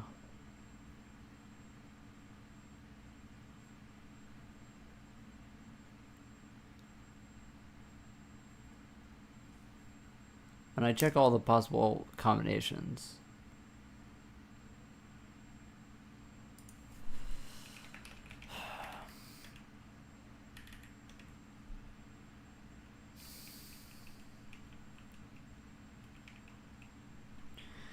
And this fixes it. Me turning it to 3. Why would that fix it?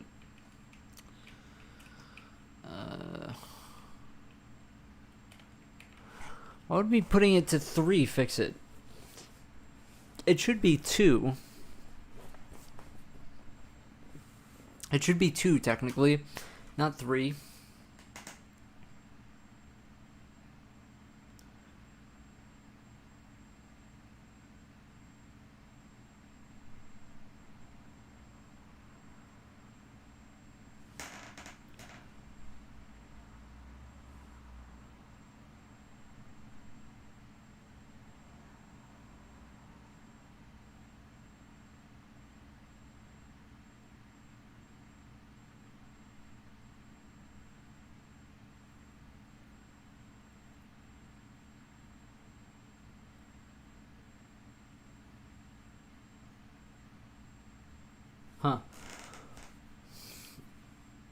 I guess I could quite literally print out when we don't have.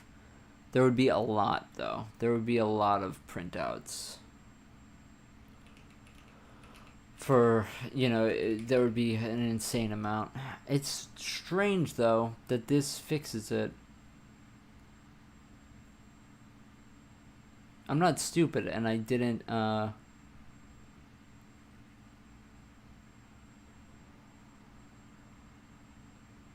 There's a chance that, like, a triangle is degenerate and it somehow is getting through.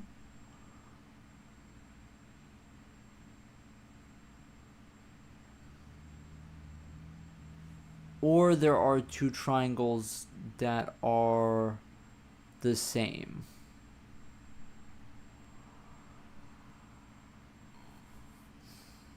Or something like that. Yeah, but if they're the same, then it wouldn't cause this problem. Because they would take up the same space. And then we would just deduplicate the points. I mean, should we just leave it? Like, this is... why 3? Why 3?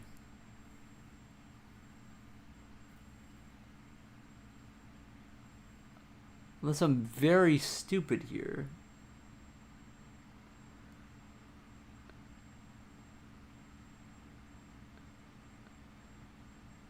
I may be very stupid. Why does it work with 3? That would be so restrictive to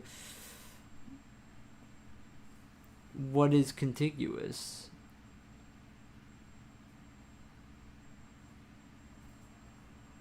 Oh, I am...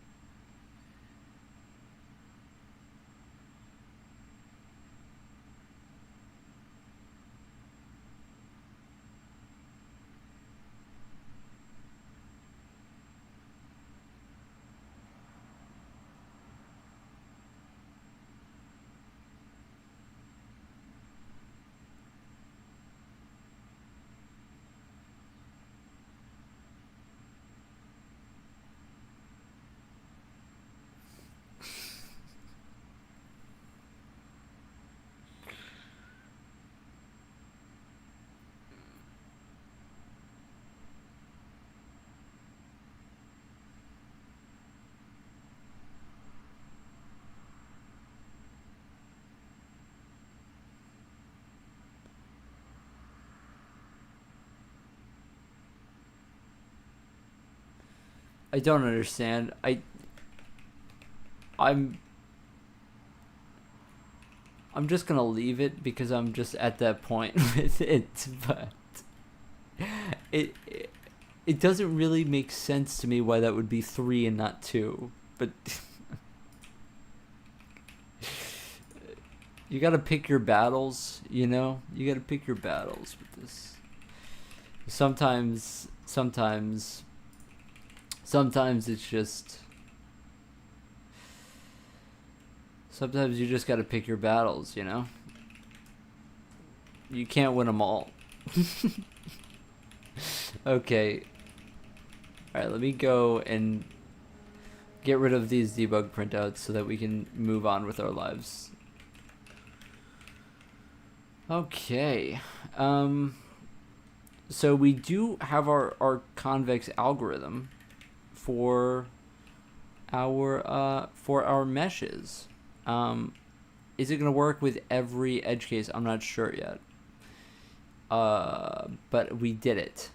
We did it, and it was very painful, but we did it.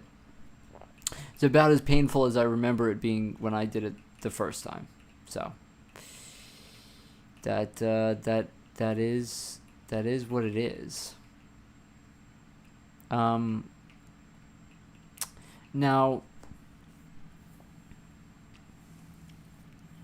what's the next thing? Well, so we want to, whenever we import a mesh, okay, we need to get rid of try.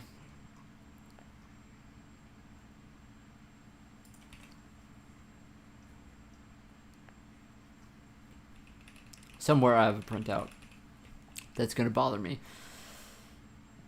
Okay. When we load in a mesh, we want that mesh to have a bounding box. We already have it set up. And so we just want to keep, when we're loading in a mesh, we want to keep a min and a max. Like 3 min. Let's just have an ABB. Well, actually, yeah. Let's just like keep it, like, why are we doing anything weird here? Just keep it on the mesh itself. So we have current mesh equals the expand, right? So let's just go to mesh, current mesh.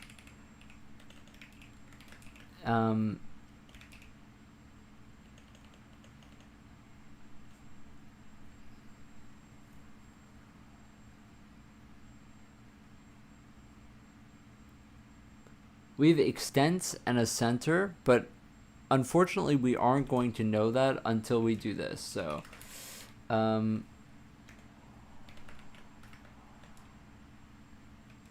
if well, let's not do it with every triangle. Let's just do it with every position. That's very convenient that we have positions rather than triangles for deduplication purposes. So if our current mesh, if our positions pos count -1 dot x is less than the min x, then obviously the min x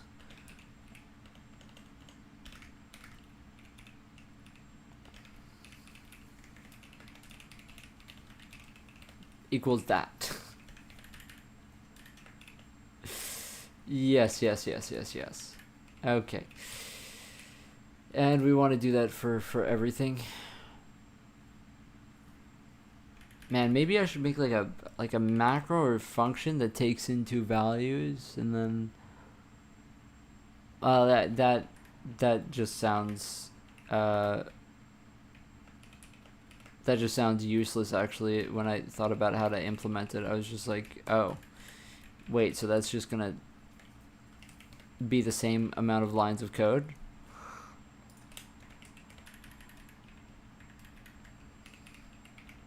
Sometimes when you get lazy and you're like, okay, let's now abstract this away, and then you realize, oh, it's the same amount of lines of code as it was when you had it before. Yeah, been there.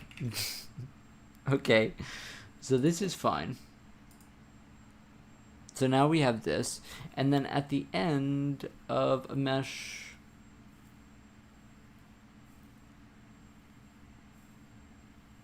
how do you get to the end of a mesh?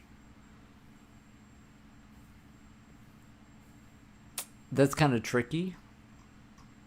We don't really have an end of a mesh thanks to the lovely object file format. Whenever we get a new mesh, we could just do the last mesh, right?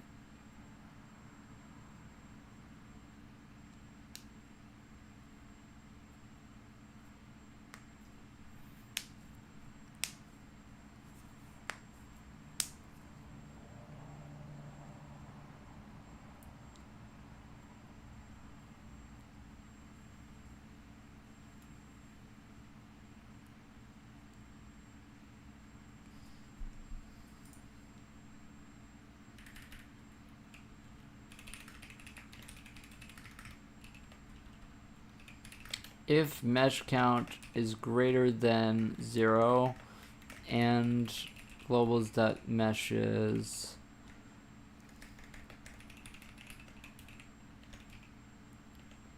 .count is greater than 0, then we will calculate the extents. So we'll just have a calculate mesh extents, and we'll also calculate the center. we're just going to take in a mesh pointer mesh. And so vec3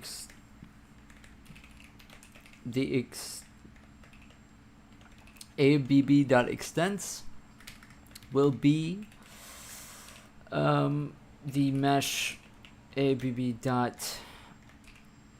dot maxx minus obviously minx divided by 2. Do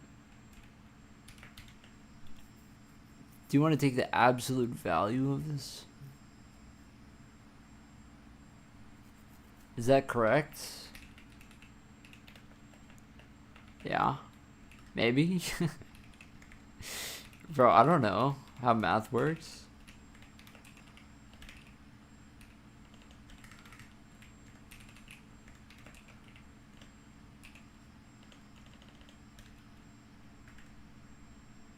Divided by 2?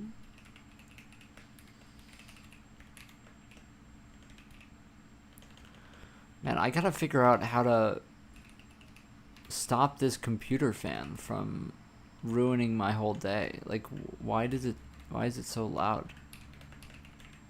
Like, what are we mad at? This is why I have a capture card, so that you stop being a, like, what? I have no clue. I don't know why it's doing this.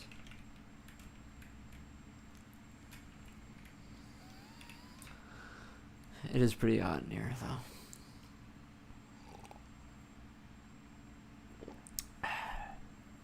Okay. So we have the extents, and now we want the center.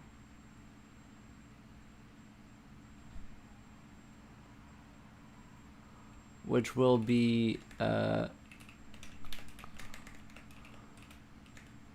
abb.center equals the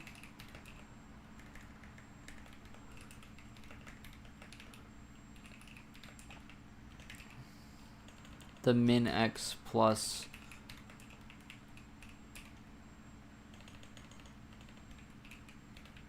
the extents.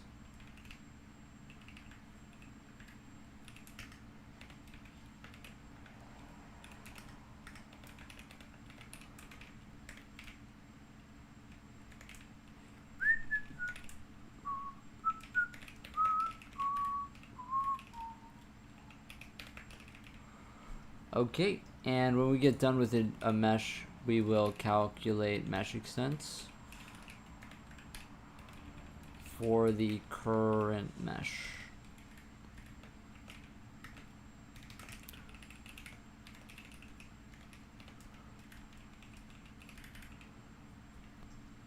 And then at the end of a file, we want to do the exact same check. Very simply put, calculate mesh extents. Okay? So now we get our center and our extents, and that's all good. So every mesh has a bounding box. Okay? That's good. What are our next steps? Let me look at the thing.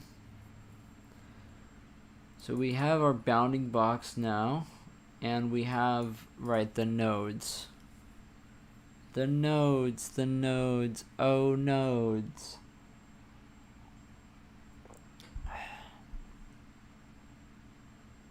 Oh nodes.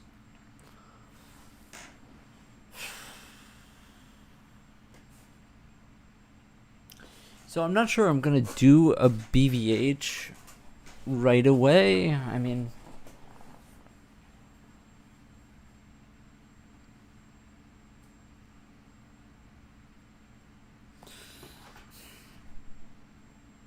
let me try and remember how to do a BVH.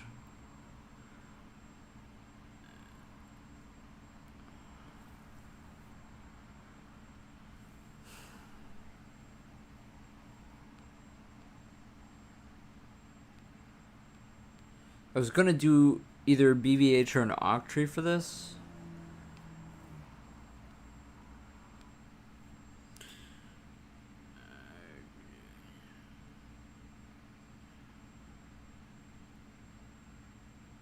I've already done this before, but I want to remember.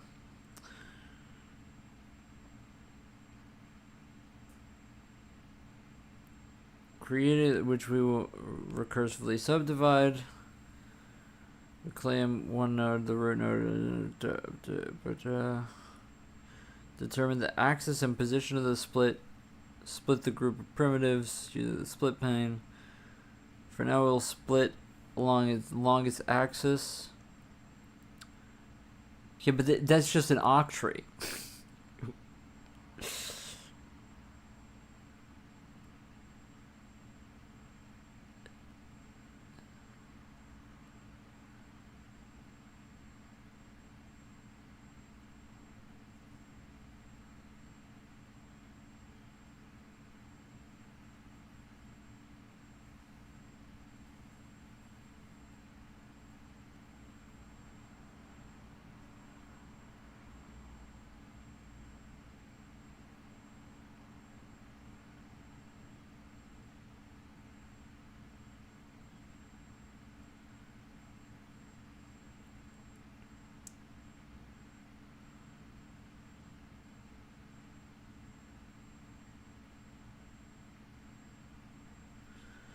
Okay.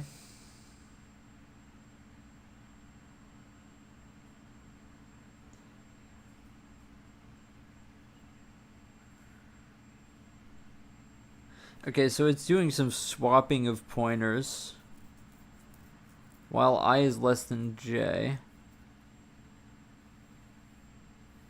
Okay, so the goal here is while you're splitting it down to sort things that are on in the left bounding box to the left side, and then sort things on the right side to the right side.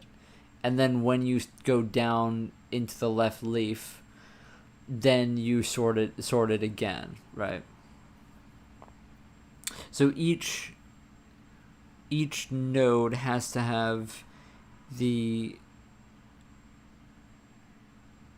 first index, right, as well as everything else. So it needs to have the first. I don't understand what the difference between left child and right child. Oh no. What am I talking about? Yeah, that's the node. Okay. Okay, this is interesting. Okay. So I was right. Each node does need a bounding box, but it needs a first hole and a not a second hole, a hole count, and then this will be if it's a leaf. Maybe I should just make this a generic BVH node then.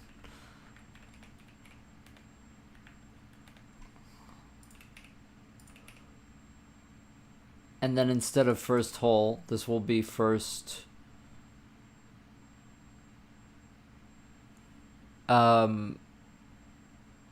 first index.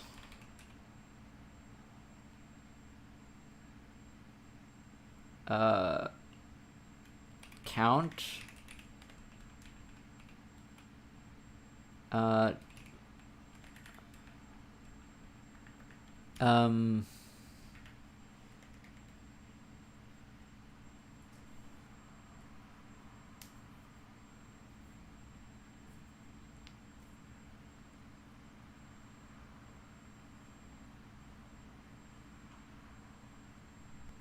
Wait, do you just need that? Because they'll already be sorted at the bottom. They'll already be sorted, so this is fine, actually. because the first index and the count are your indices. You don't have to have this at the bottom. And we'll just know that we're in a leaf because we'll just check left and right for a null, and then you'll automatically know that you're in a leaf. Okay.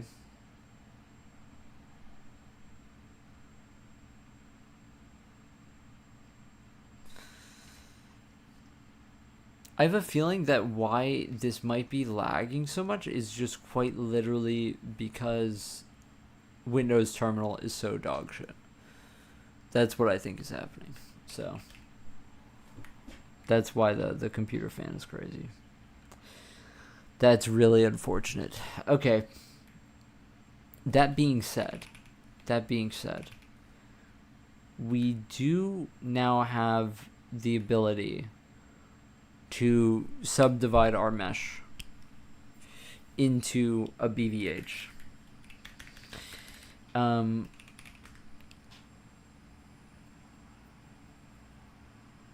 You want the initial one?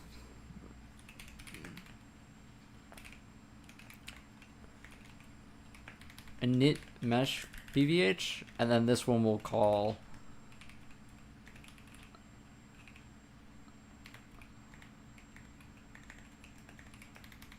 subdivide BVH.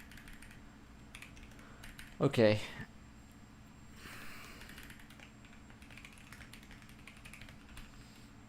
Okay, so now the question is, how do we actually do this?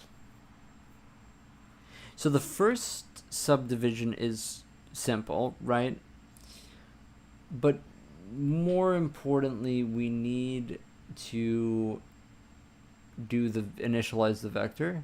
Do you still have the code for that one FPS type game engine? Yeah, I'm referencing it right now. This is this file with 10,000 lines. You can't see that as 10,000 lines because my face is in the way, but yeah,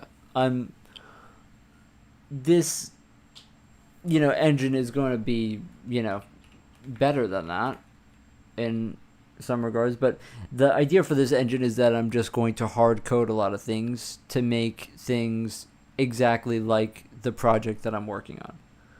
Will it be open source? The old engine? No, I have no plans to make that open source. Maybe I'll make this open source at some point, but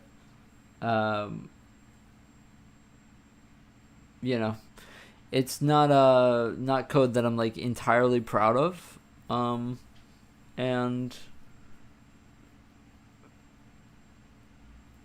yeah, that's pretty much all that I have to really say about it. For this engine, what I have so far for this engine, what we've worked on so far is the file parser. So that's the file parser. We now have the ability to subdivide meshes into convex holes. So that's what this code is. And then I'm working on the BVH logic to get into collision right now. That's pretty much it. We have a bunch of like utilities and stuff, and vector implementation, and, the rendering, the basic rendering stuff. But other than that, pretty simple for now. How did I learn to do things like this? I just spent a lot of time reading. I wanted to make graphic stuff. And so I just like kept working on it and kept reading when I would just look things up and read how to do them. Like I did on stream today, I did a bunch of reading as I went along, and to refamiliarize myself on how to build a BVH, I did the same thing. So we need to init a vector, init the vector for the nodes, and we're going to start with 0. And we'll get them as we go along. And this is going to be a BVH node. That's the type. It's a size. Why is this? Oh yeah, it's mad at me because of this. Okay, so we initialize the vector for the nodes. what we want to do is we want to split. It says split along the longest axis. So to do that, we will find whichever extent is highest. And so let's do something really quick. Let's make a enum for axis just to be really easy about it.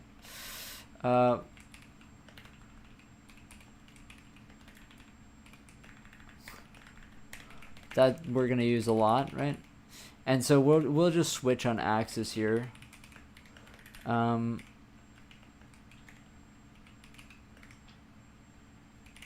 Axis longest, and then we'll switch on longest. Do I have a job with programming? No. Hello, nice stream. Sorry for asking. Are you have working that is not on C or not in game engine? If you don't mind to answer it. Yeah, I have a couple of projects on. Well, the only project that I don't have on it, well, all my projects are like graphics adjacent other than the chess engine, and you can find my projects on my GitHub. But I mean, all my public projects are C, yeah. I haven't programmed in anything that isn't C in a long time.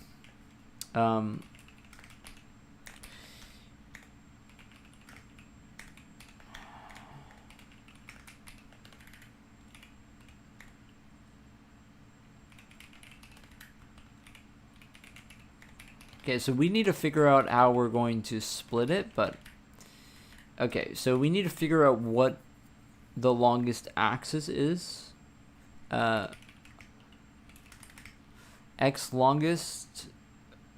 Oh, no. We just need to compare. How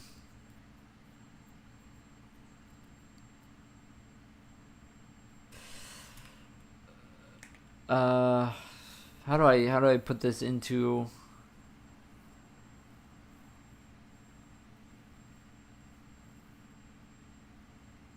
I wish I could just do a max, but let's just do it by hand, I guess.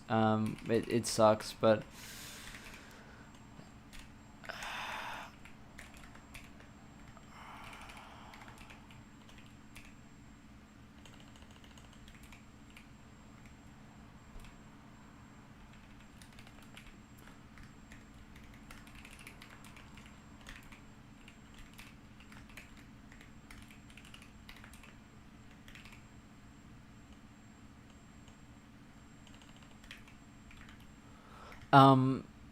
then our longest will equal X.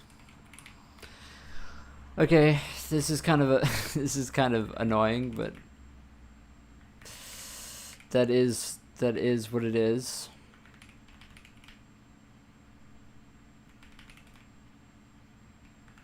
Okay.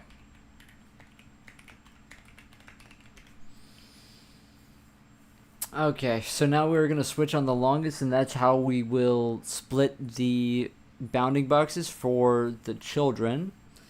Let me figure out how we're going to do that. So if X is the longest, then we want to split along X. Man, there's probably a much more elegant way to do this than in a switch case, but this is only going to get called once for each mesh. I'm just trying to think right now before I commit to doing this. If you have a max for the extents,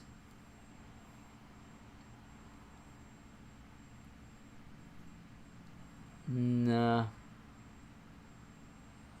you have to do it by hand. Okay, so if it's along X, then we want to make the bounding box. Let's just make it out here, right?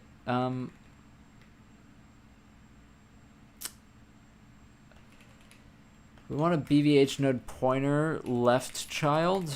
It will be the vector expand. with once again the mesh nodes, and we'll expand by 1, and we'll take the pointer to the left child, and then we'll take the pointer to the right child. Okay. And that's where we're going to put our bounding boxes. So our left child will get, in its bounding box, it will get a min x of the min x, right?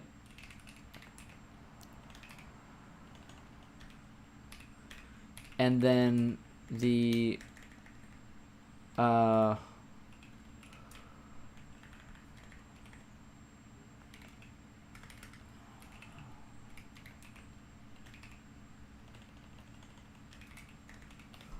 and then the max will obviously be that plus the extents.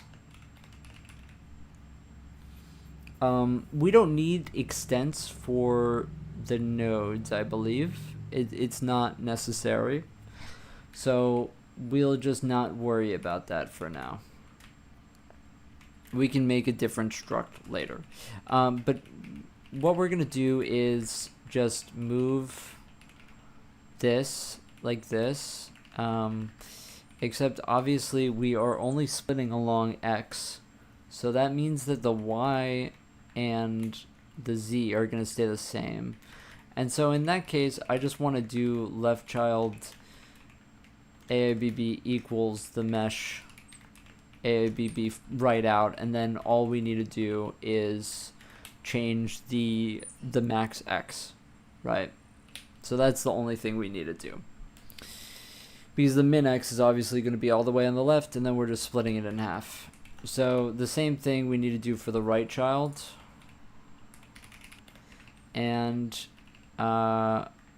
we are instead going to change the min x, right, to the same exact split point. Okay. So now we need to follow that same pattern for y and x, y and z, and that's just, you know, copy and paste basically.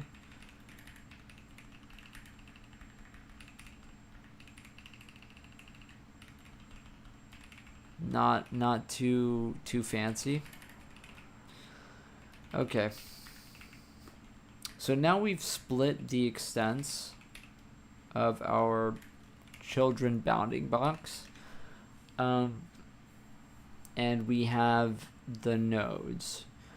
Also, something that we need to do is our mesh.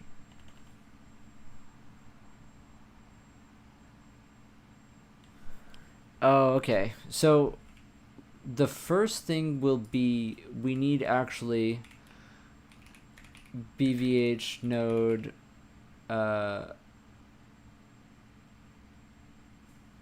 do we need a root? It's just gonna have the same bounding box. It's really not necessary.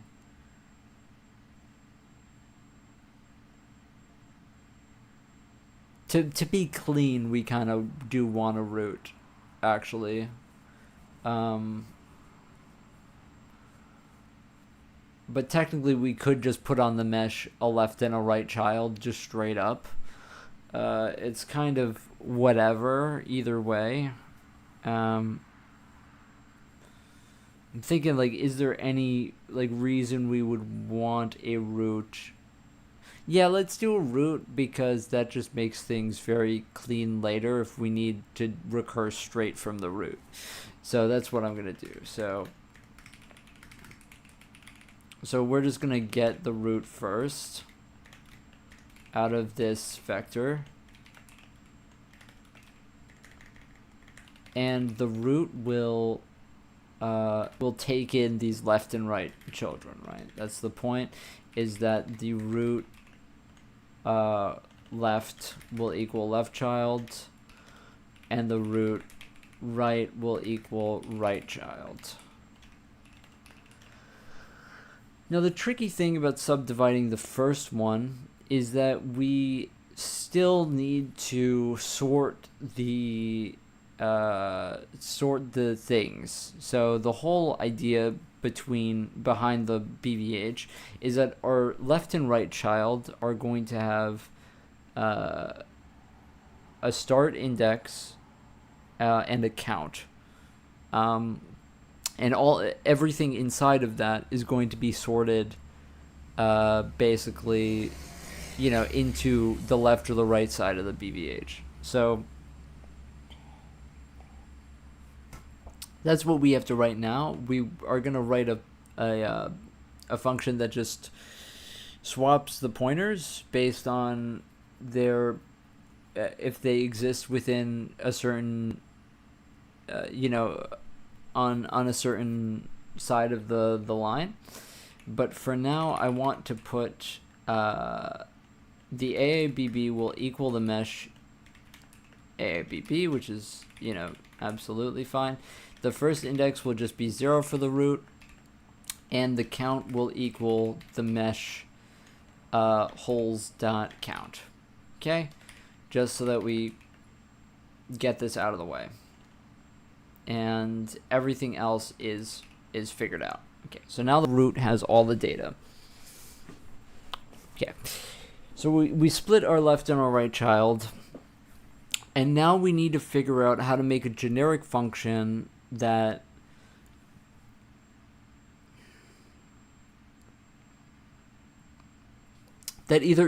so it would be slow to test, I think, if a hole exists on which side of the BVH.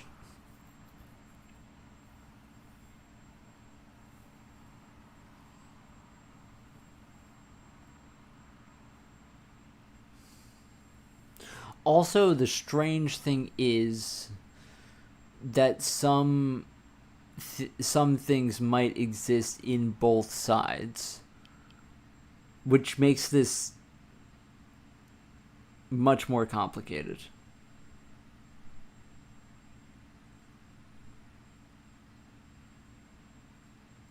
That makes this much more complicated.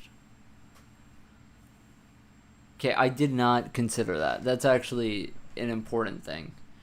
What happens if we have things that need to exist in both?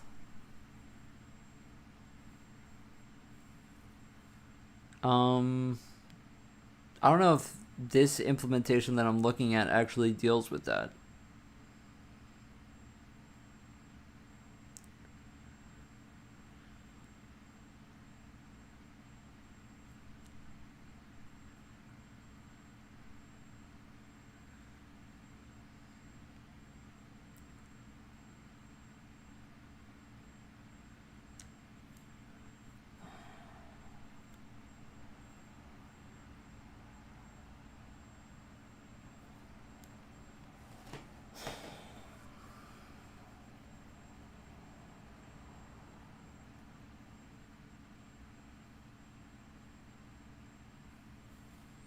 I don't know.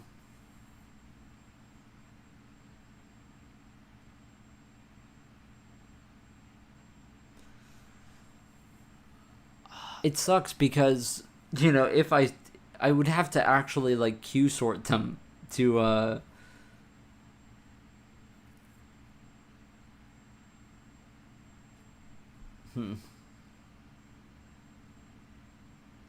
Also, this min-x. Oh no! This is correct. How would I do this?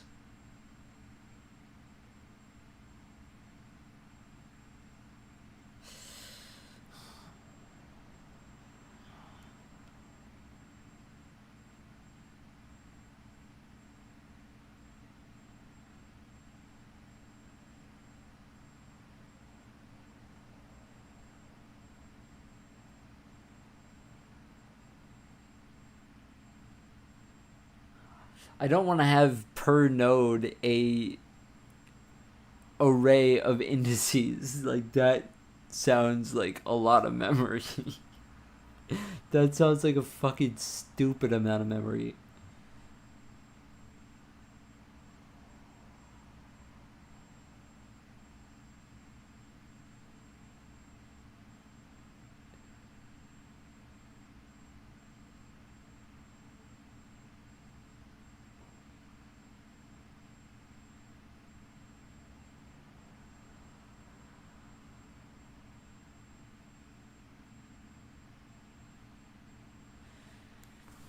I'm trying to think. Okay, so here's what I'm thinking.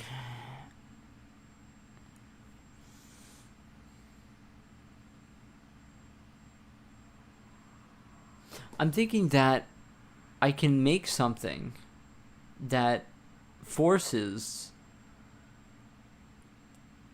a hole to be completely within the bounds to be a part of it.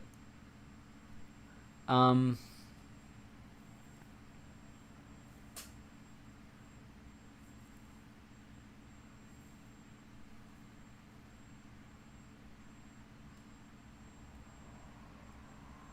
the issue is, like, for example, with the mesh that we just had, if we do something like that, then our first division is going to have no holes because they're very big holes. But I think that's the way to go.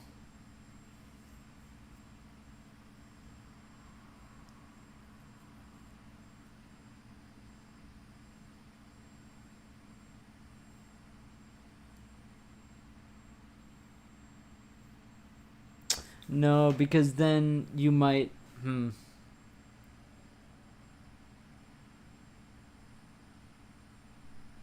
Yes, because then something might get put in the left side, left child. Obviously, when it needs to be referenced by the right child, like obviously.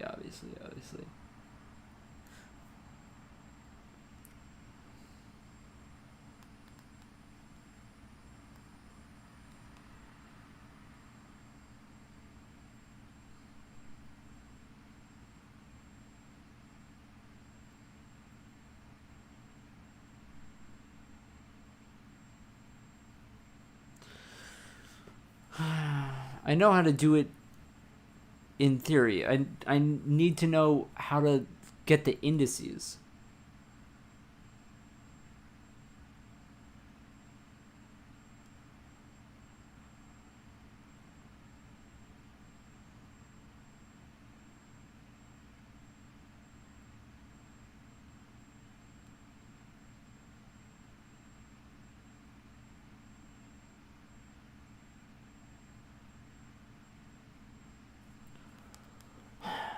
I don't know.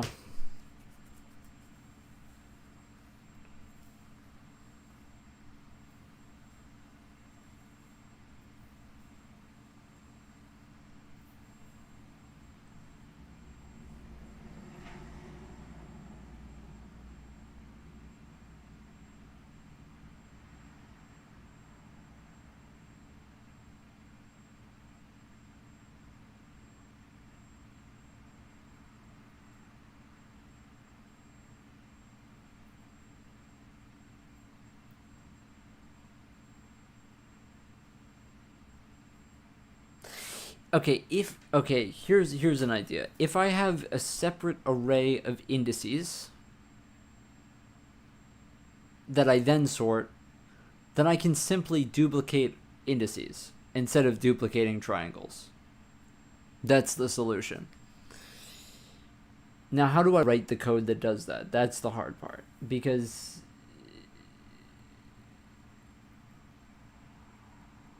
yeah, no, this is super trivial actually. I'm really overcomplicating this.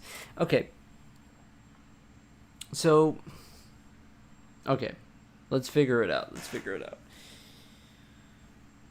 We need a separate list of things, and that will go on the mesh itself.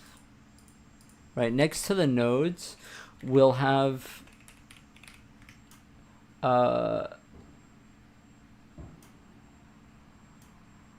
BVH indices. This is important because this will be an expandable list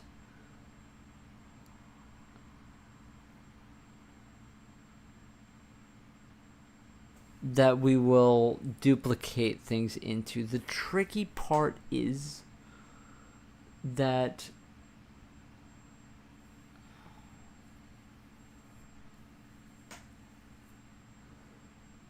how do you slot new things in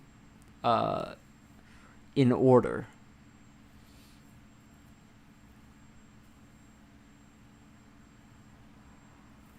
Yeah, how do you slot things in order?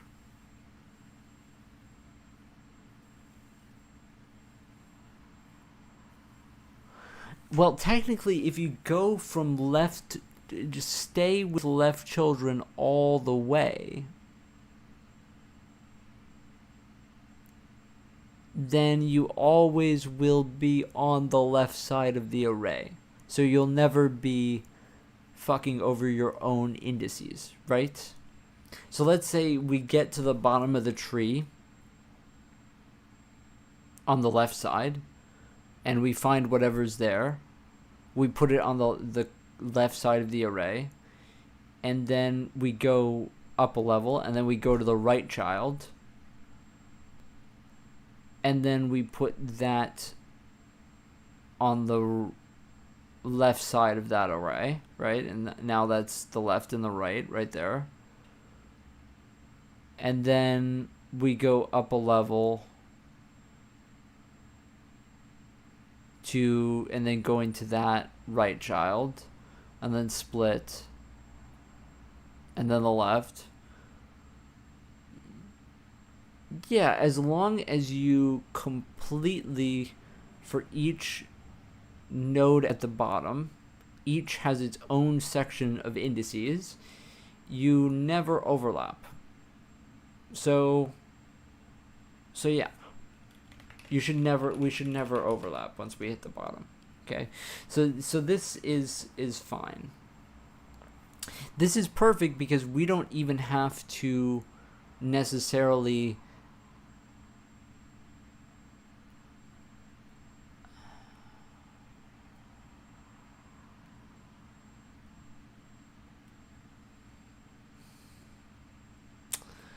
it does kind of suck because now no. We just need to figure out, okay. We just need to figure out how to go downward now. Because at the bottom our indices are going to be fine.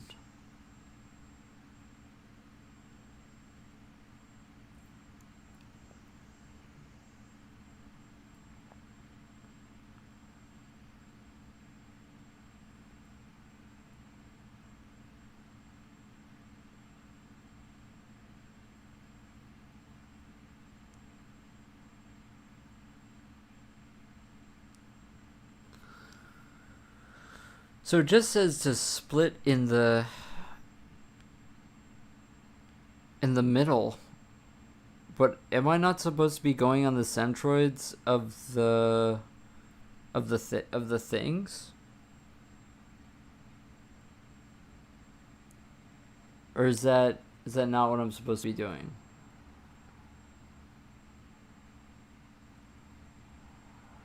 I think that what I'm supposed to be doing is after we split the first time, then actually look at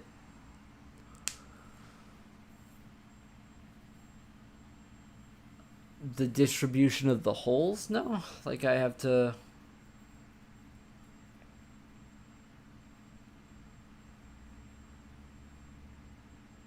No, I just go based on the longest axis every time. No, yeah, I totally do. Okay. Well, then actually this can be its own function.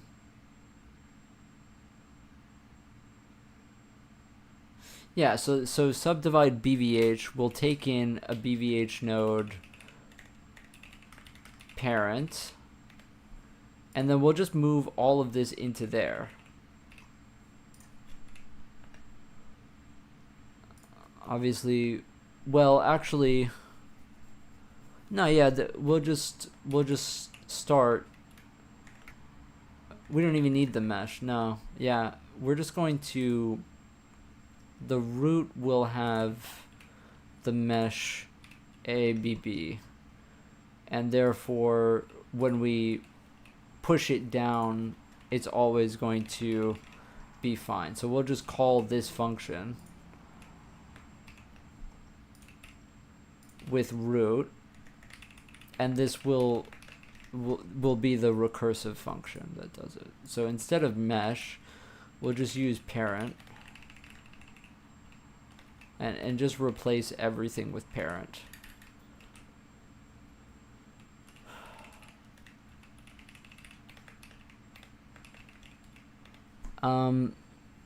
We do not want to vector expand the parent nodes though, so we do actually have to pass down this, the mesh.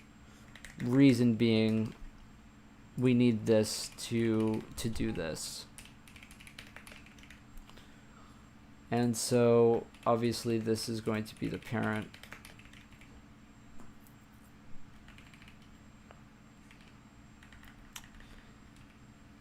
So the first in the count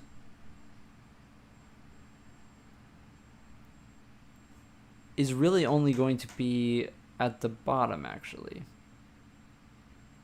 because we're not going to be sorting as we go down. No, we're just going to add the indices when we get to the bottom. The question is, when do we get to the bottom? And that's the thing that we have to figure out here. We reach a leaf, I think, when there are a certain amount of leaves left. So let's just define, or the certain amount of holes left. So let's just define a value for the min leaf amount will be 4 holes at the bottom. So a node becomes a leaf when we discover that there are a certain amount of nodes. So when we get to subdivide, we should immediately try and figure out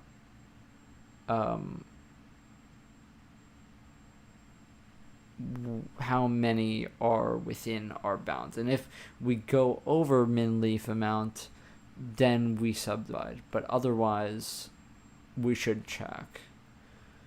So what we should do is we should just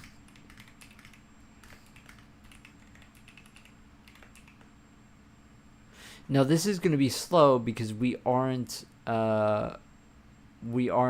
sorting as we go, which does suck.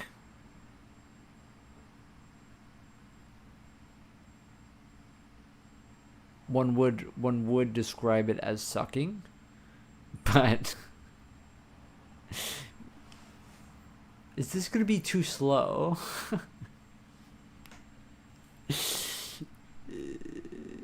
It would be nice to sort them as we go, but the problem is once we sort them,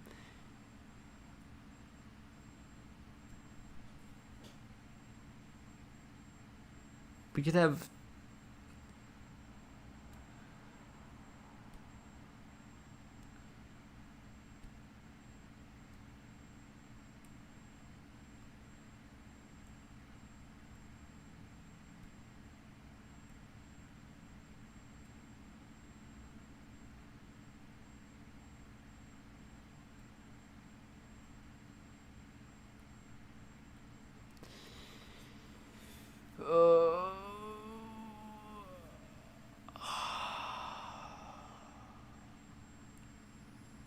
we could sort them as we go down, but then at the end, at the leaf, we could do the check against every hole to make sure that we don't have any missing. I don't think that we can just check the nearby nodes either, which sucks. I'm just like thinking about all the leaves that are going to have to be checked.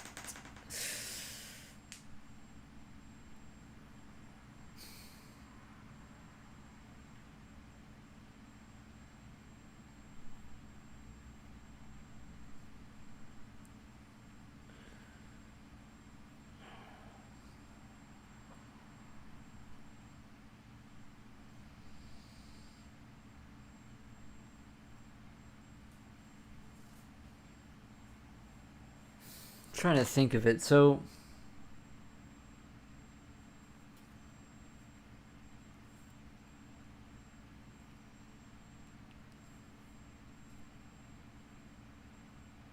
yeah, at the leaf you would have to check everything, I think.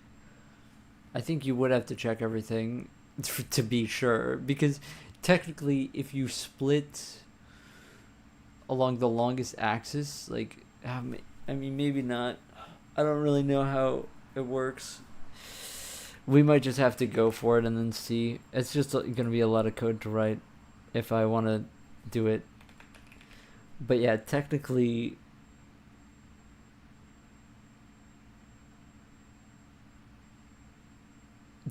each leaf we could uh, give it indices to a certain amount.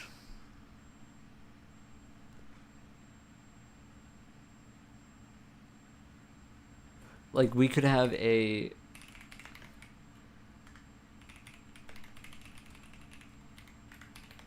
that for only the roots.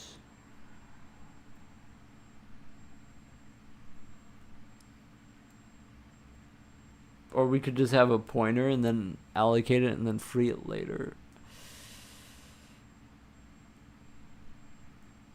That's kind of messy.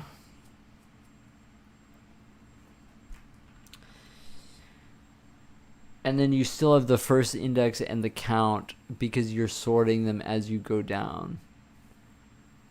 And you're sorting them as you go down because you need to know when to stop so that you don't have to check at every single split. So that you only have to check the number of things that are within your thing, basically. So that's what I'm saying.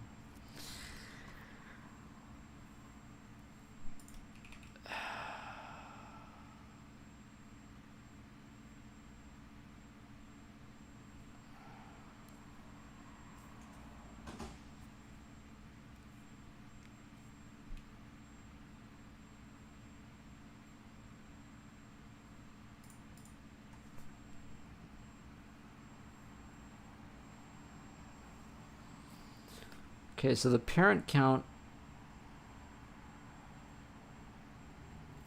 Yeah, so this has to happen here. No. So yeah.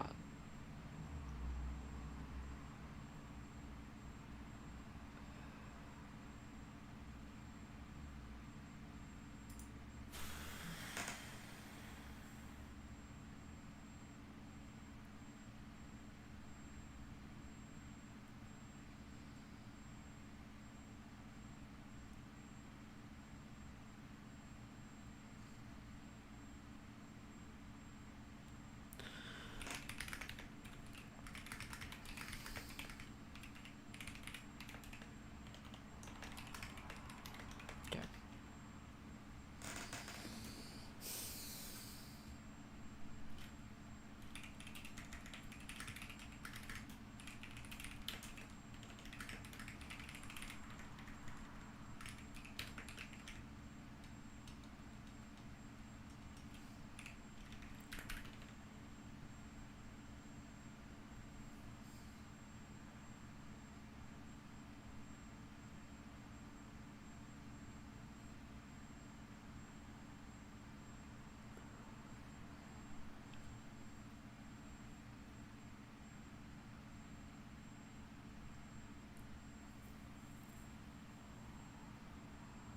In this case, I don't think it needs to be a vector.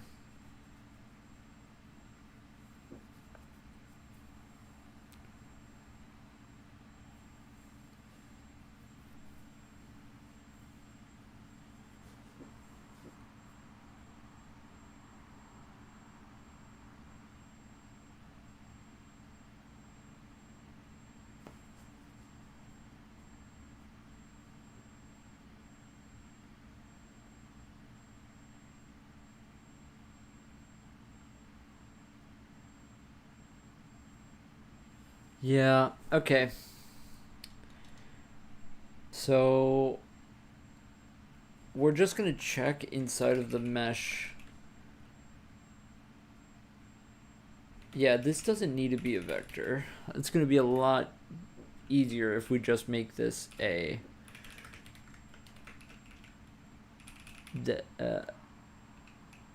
thing.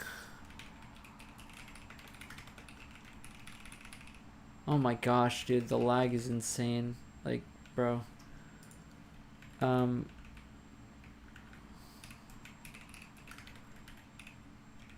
We want to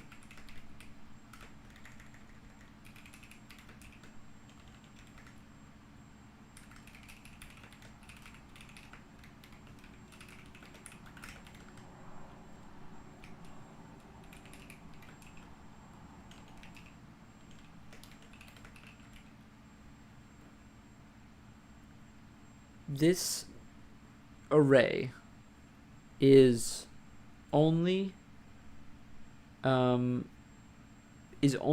to be used for spatially partitioning purposes. It is never going to actually be what we are dividing things up by, because at our leaves we need to always check against every hole, I believe, for it to work. So at least that's like me thinking in my mind. It's the only thing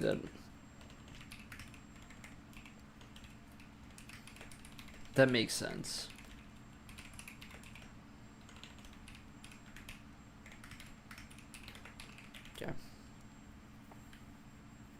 Okay. So we want to check for the holes, so we will get a convex hole.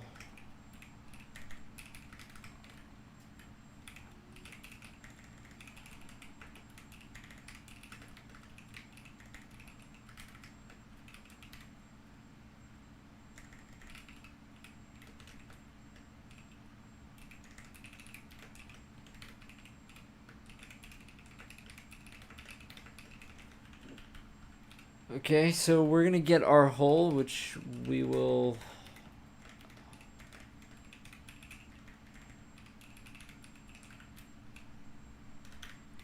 split here and check if it's left or if it's right.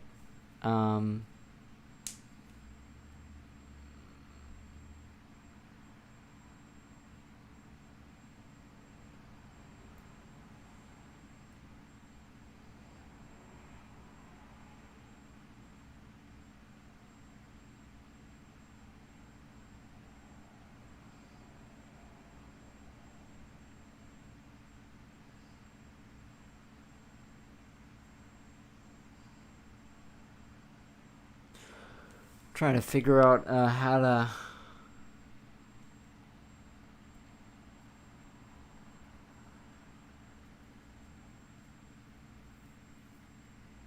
how to sort it.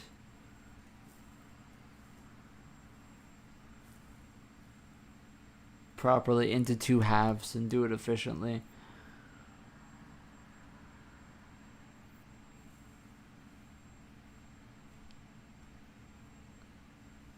Like, obviously we're not going to do like any sort of actual sorting. It's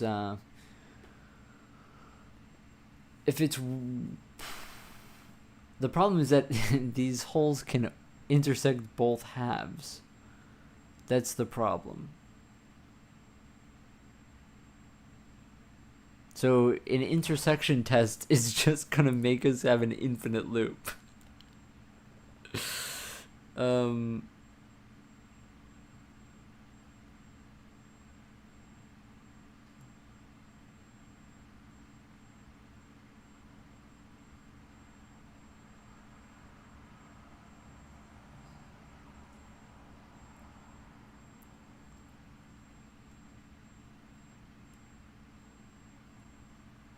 There's an algorithm here in this thing. It says I it starts at I, and then it goes to J, which is the upper bound. And it says if the centroid is less than the split position, then you increase I. Otherwise, you swap them. You swap I and J minus minus. I think I'm just going to copy this algorithm. I mean, it seems like it would work.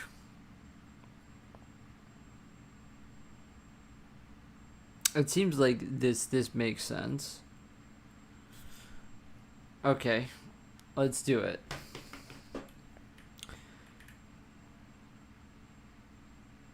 So instead of doing this,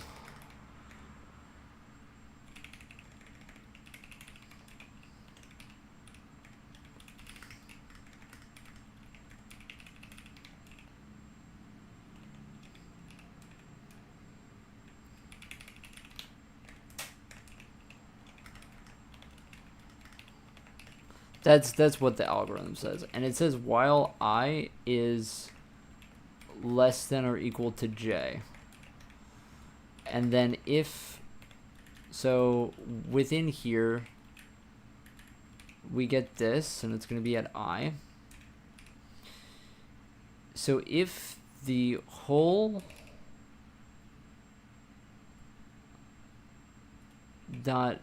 if the whole centroid is less than well, we don't actually have the ability to compare just a raw centroid. We're gonna have to figure out how to do that.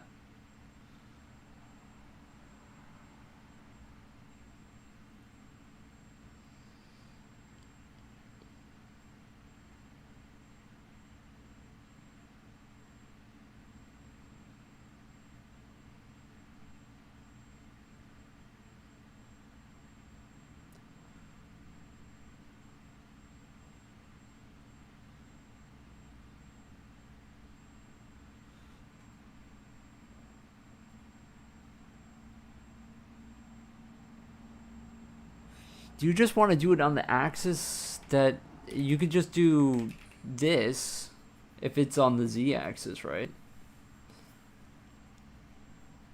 Is there any way to do this other than, just copying the code?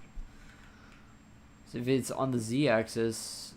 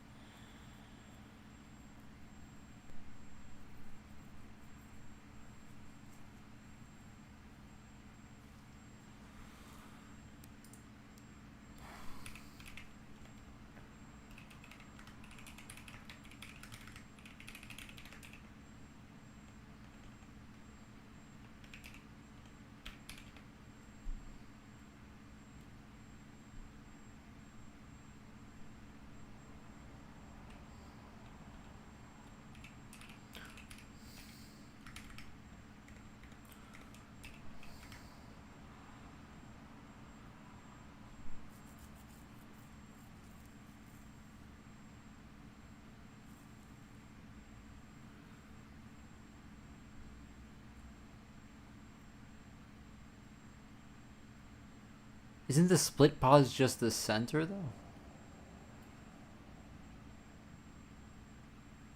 No, yeah, it has to be the specific axis. Well,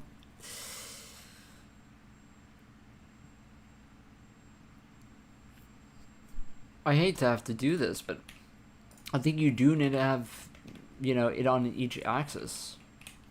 Unless I'm, stupid and missing something.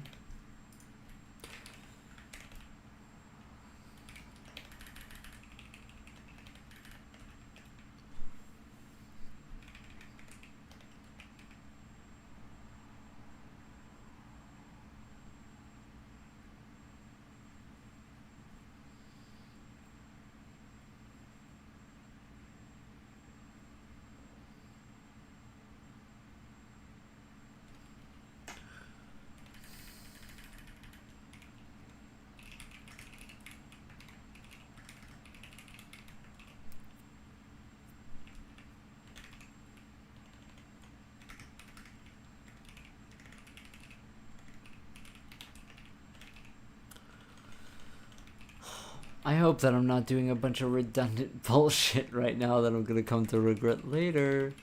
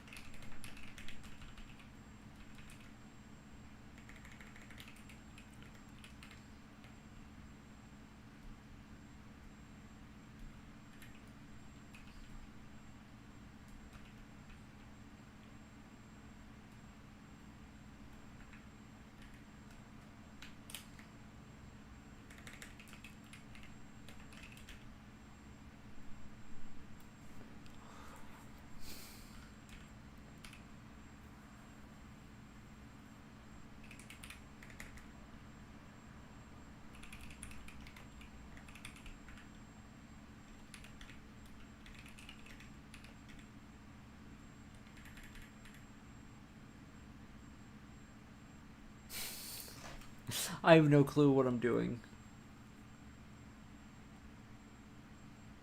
Okay.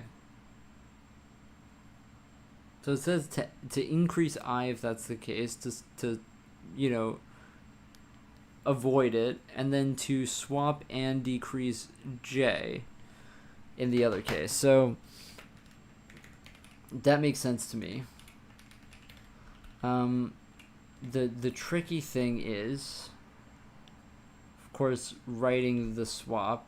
That should be fairly easy. Can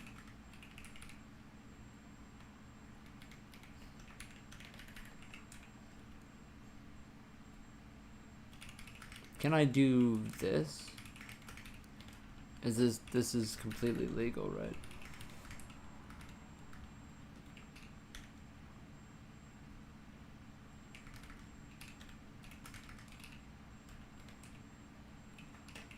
That's gotta be legal for me to do, right?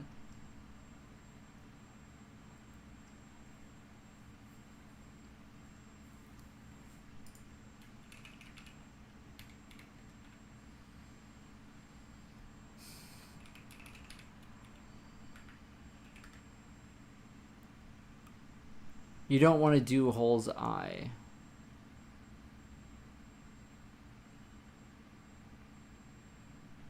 We want to have a separate index thing. Right, we're using the index thing. So this is actually going to be mesh BVH indices I. And that's what we're going to swap. We're going to swap mesh BVH indices I, mesh BVH indices J, and then apparently we do minus minus J here. Okay.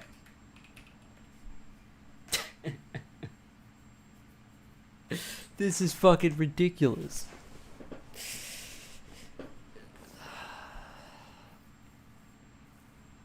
It's probably possible to do this without doing what I did.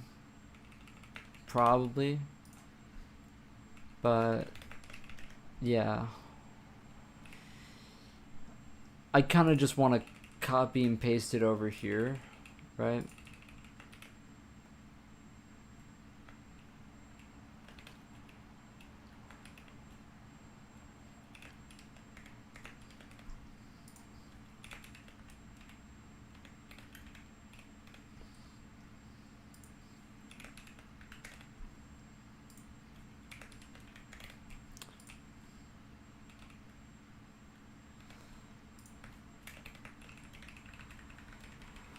And then we just have to do a bunch of janitor work on getting this done and replacing all the X's with Y's, etc. There probably is another way to do it where I don't have to do this. Like, for example, I could technically offload the vectors into arrays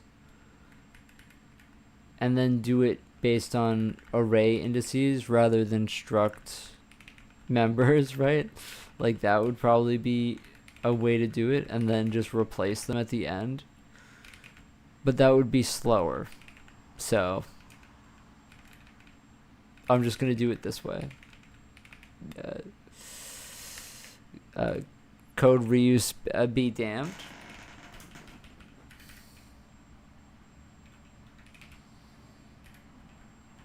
We will suffer the consequences later, but for now, hopefully we're fine.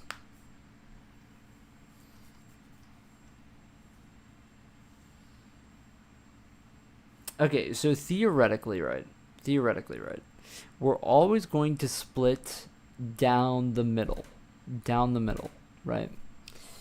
So our left and our right child, right, at the end of this are always going to be, the left child is always going to be, is always going to keep the same first index, right? And it will just move its count to the midpoint. Is there a different midpoint? There should be a different midpoint, right? The left count is I minus the first try index at the end.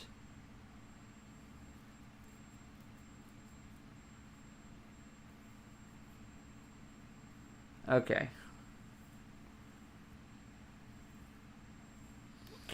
Okay. So this is apparently this minus the whatchamacallit, the parent first index.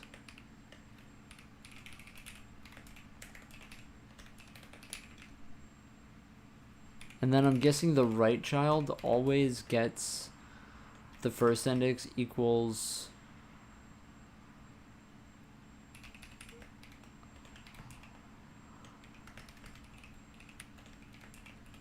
left child count. Okay. That's my guess.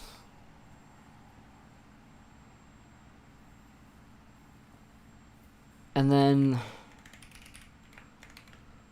the right child count has to equal the parent count minus left child count. In my mind, that makes sense.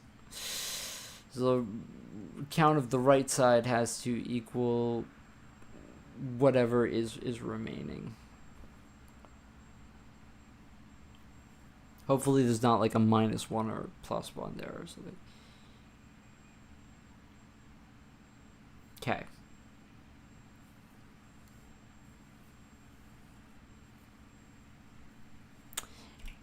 if left child count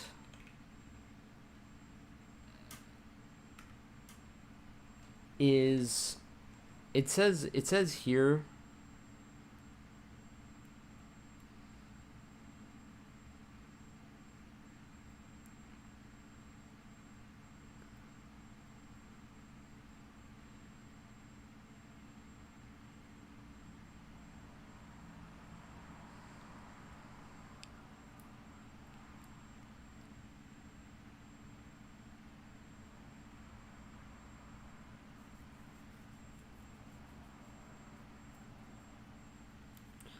no, the right child is supposed to be,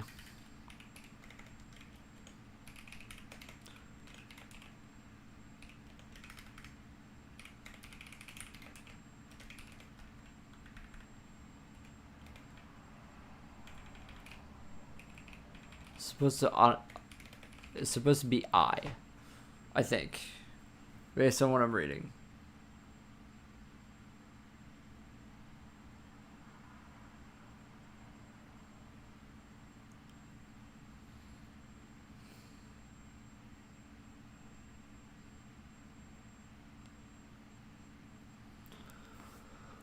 Okay. So the way it's doing it is that it doesn't expand until it's sure, right? It only expands down here because it wants to be sure. It has here a check that if if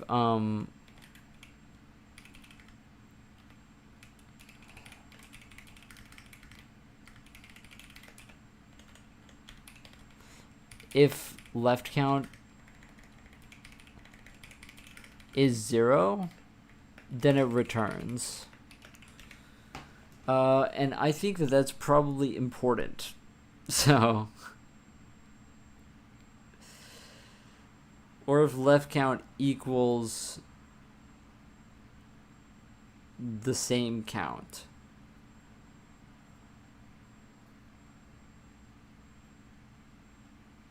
Now, I don't know if my implementation has to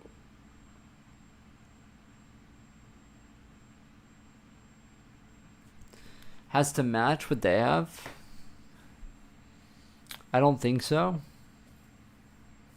But it might be important to not split until we have determined it's necessary. Because this left count equals 0 might be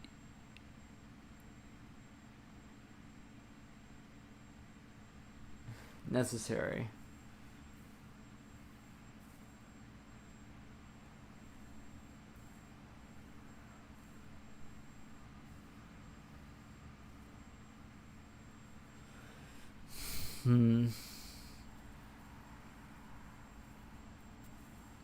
The way I was going to do it is I was just going to define a leaf by having like less than a certain amount of holes inside of it. That's what that 4 was, is that I was going to do that. And that's at the top, that's what I was going to do, is if our thing is less than 4, then we do the thing.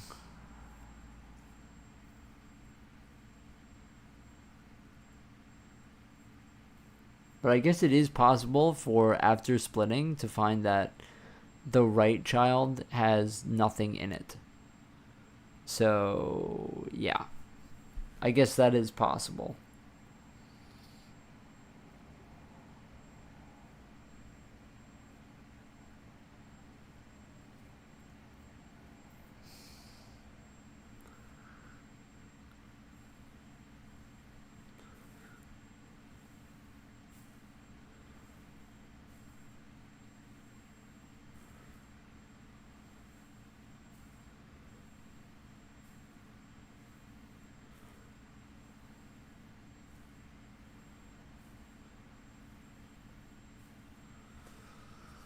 I don't want to have to copy a whole thing. Tough. decision. Tough decision.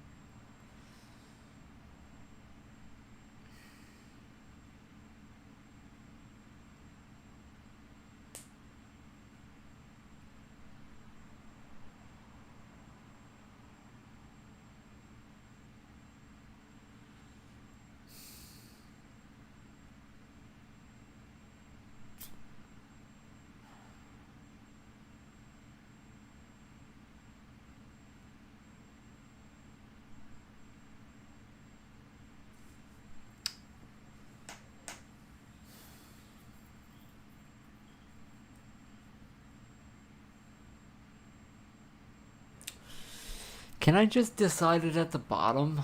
Like,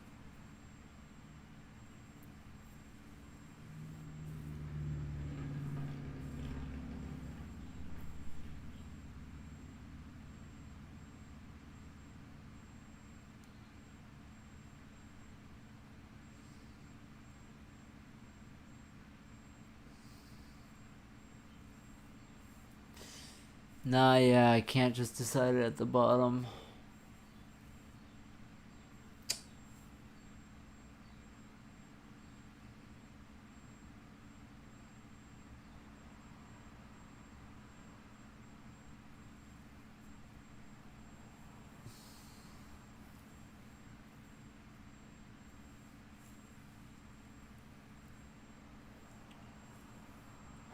No, I can't decide it at the bottom.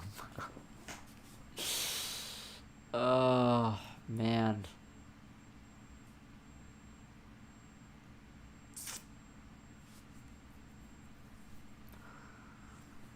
The simplest way would be to literally just copy the struct, but that's slow as fuck. If we have like a lot of recursion, that's not good. That's not good. It's probably fine. Like for most people, that would be what they would do. Like just copy the struct is fine, but it's like, hi, what's up, Lily? Fuck. I'm toiling with the questions of existence right now. I have the possibility of copying the struct or nothing else. I think that's the only option. You gave up on maining Vim. Why are you not just downloading Helix, bro? Like what? The keybinds are just so much better in Helix. It's just literally better. Like it's just better than Vim. I don't understand why you don't like Helix. I think you just like Vim because you just don't want to do everything that I do, and like that's completely fine. But I think Helix is just the shit, man. It's just there's nothing better than it.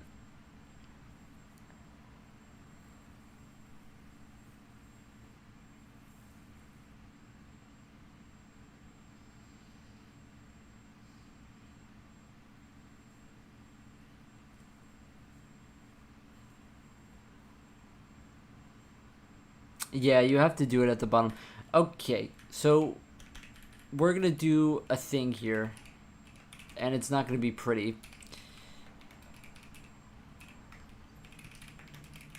It's not gonna be pretty. And we will simply just assign them at the end. It sucks. It sucks. I know it sucks. It does suck.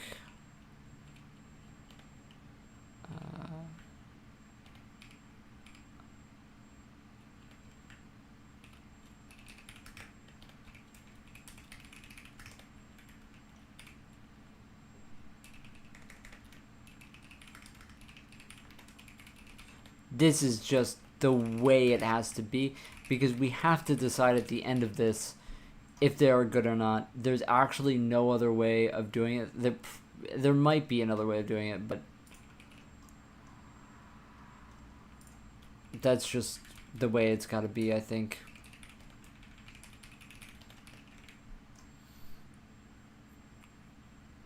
It does have everything on by default. What do you mean? Helix?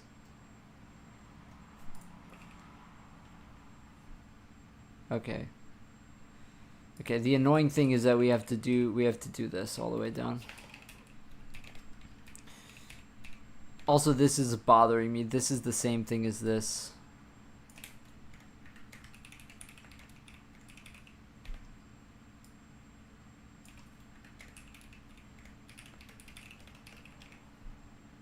This is great, actually.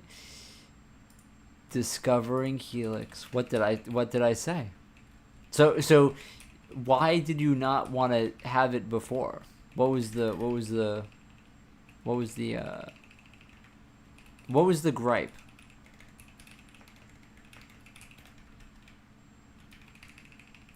Only thing I'm missing is a Colmac and like Vim bindings. No. The Helix bindings are just better. It literally is better. You can see what you're doing. It's like it's once you learn how to do it, it's just like every time I've used Vim after this, even though I know the bindings, it's like I'm just so much faster in Helix. It's like not even close. Just didn't want to use a terminal editor all the time. I mean, I get it, I guess, but it's just better for coding. I don't know. Okay. So if left count equals 0, left count should never be 0.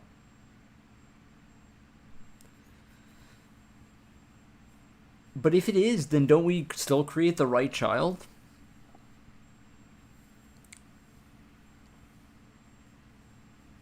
I don't know. That's what this implementation said, was that if left count is 0, or if the left count equals the try count, then go up.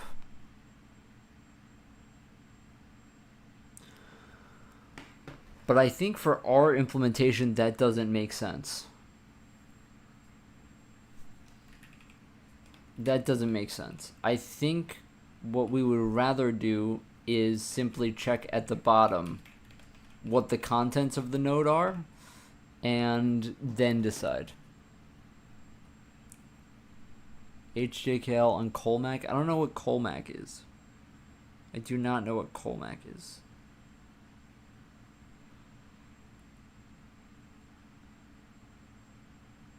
It sets the try count to 0. That's weird. Okay.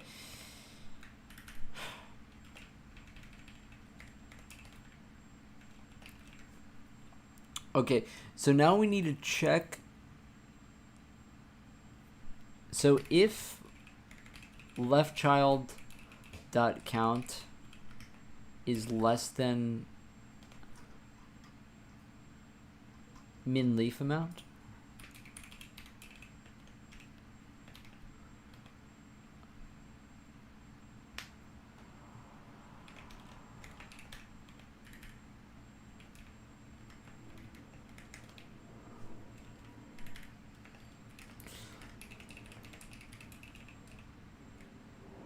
then we need to try to split it. And so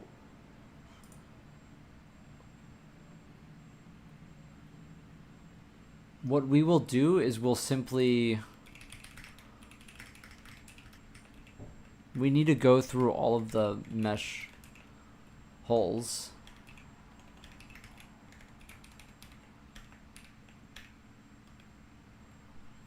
And literally just look through them and test them. That's the only way.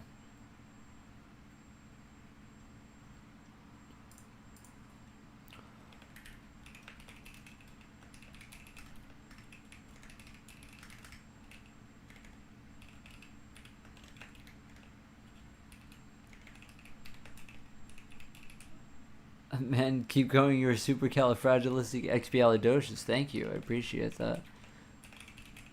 I am going to try to keep going. Redefinition of holes. You're lying. No, you're not lying. You're not lying. You're not lying. I already have this. Okay, so we can go by the BVH indices I. Should be fine. We want to check if the we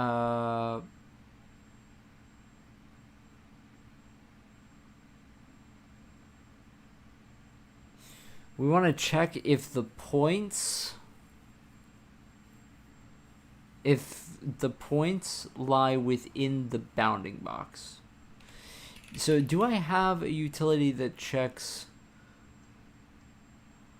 A, B, B's intersect, but I don't have something that... Well, first, I could have it so that holes each have a bounding box. That sounds like a lot of memory. Or I could check every point within the bounding box, which also sounds like a lot of pain. So what I'm going to do when we generate our holes, I'm just simply going to I'm going to put a bounding box on them.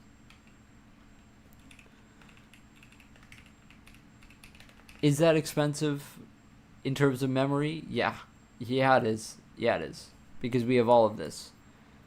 Am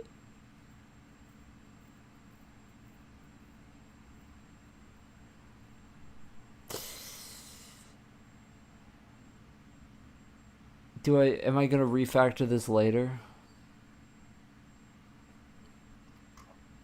Yeah, I don't have a full AABB. Let's just literally have... Nah, yeah, just have the AABB. Alright. We will take you to the bank, okay? So when we compute convex hole, or let's just do it when we get out of that function. Compute convex hole for the points. Yeah, let's just make a utility that takes in a points and then point counts, and then let's just compute it. So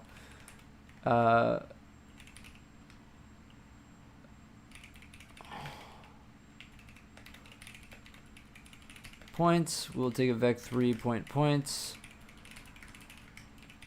point count, and then a pointer to the AABB.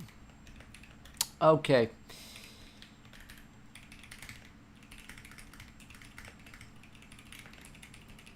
I'm too lazy to learn helix bindings.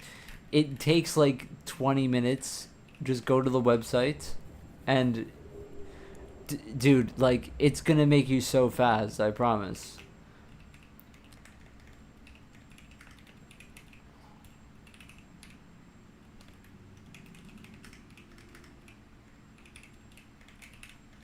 We're just gonna do it this way for now. Because I don't want to do that.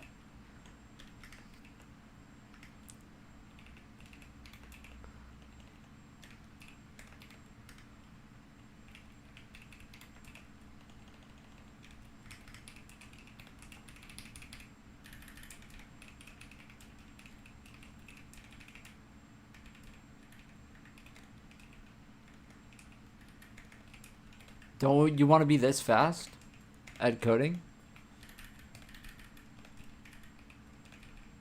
This is the way to enlightenment. And then you can code super fast.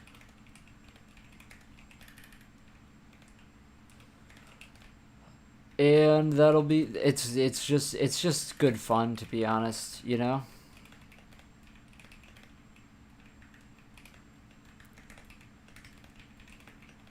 Don't you want good fun? Okay. Okie dokie, okie dokie, okie dokie. Now we want to...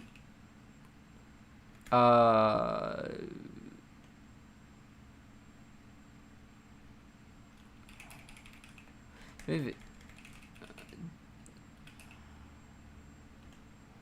calculate mesh extents? That doesn't seem like... The fuck is wrong with me? Why didn't I just take in an AABB here?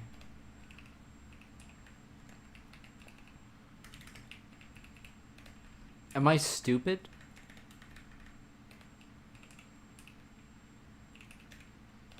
I think I'm stupid.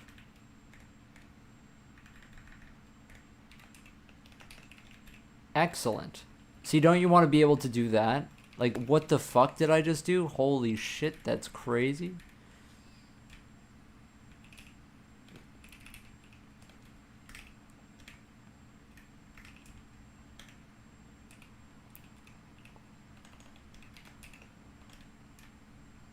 That's just like, what type of wizardry did I just do? You don't even know about that. 80% of Helix is spamming W? Nah, that's just tip of the iceberg stuff, bro. I don't like people who use relative line numbers in editors. I don't have relative line numbers on my editor. Wow. Am I popular now? Okay, we are going to... oh, we didn't rename the thing. This isn't calculate mesh extents. This is calculate ABB extents. What you know about that?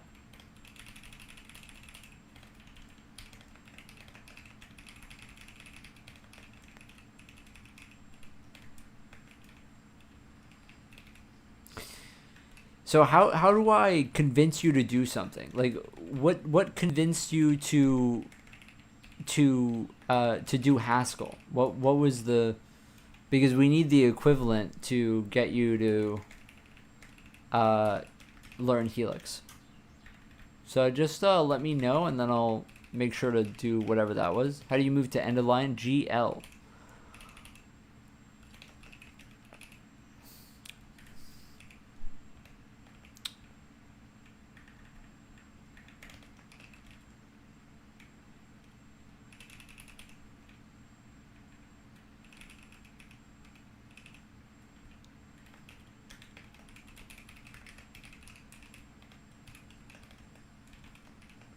Actually, you know what?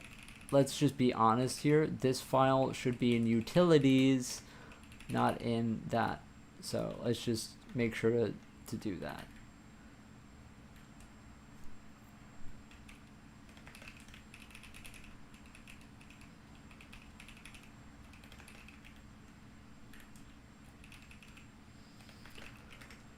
Okay.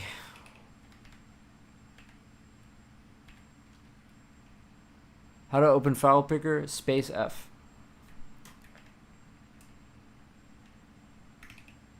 Where was I in this file? I was somewhere in this file. Okay, here we go. So we calculate the ABB extents, and that's it, right? That is it. Let's just put this in the fucking thing. Okay. Compute ABB from points, and now all we have to do is when we create a convex hull, we just need to compute ABB from points with the hull points with the hull count, and now the hull has an ABB to fill in. And we're just a happy camper. Whole points. Excellent. Why does it open like my entire home directory and not your current directory? Because it opens where you open Helix. So if I open it here, it's going to open it within the directory that I did. There's some advanced stuff that you can do there with it. Like, you can make a git ignore that handles what folders it opens. But yeah, that's really stupid. It's kind of like the worst part about Helix, yeah. But it's kind of fine once you get used to it. Like, I just like type what I need, and it's really fast. Like, unlike Emacs, you know, this happens immediately. So if I type in fish, I get SDL file system immediately. So As long as you know what you're looking for, it's free. But yeah, it is very fast. Okay.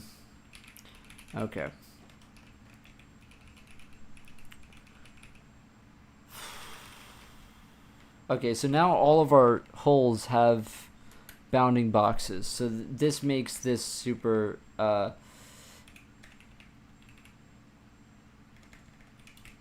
intersect.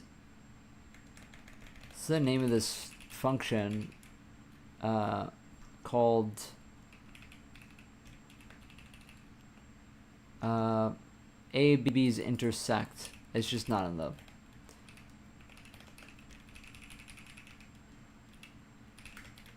if ABBs intersect with the whole ABB and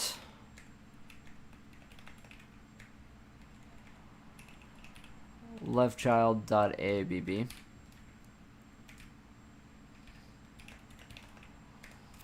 can you fuck off? Then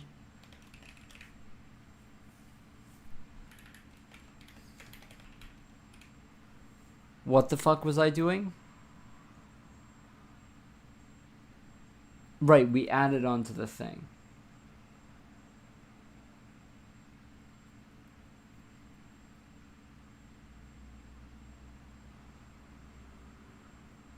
We added onto the leaf.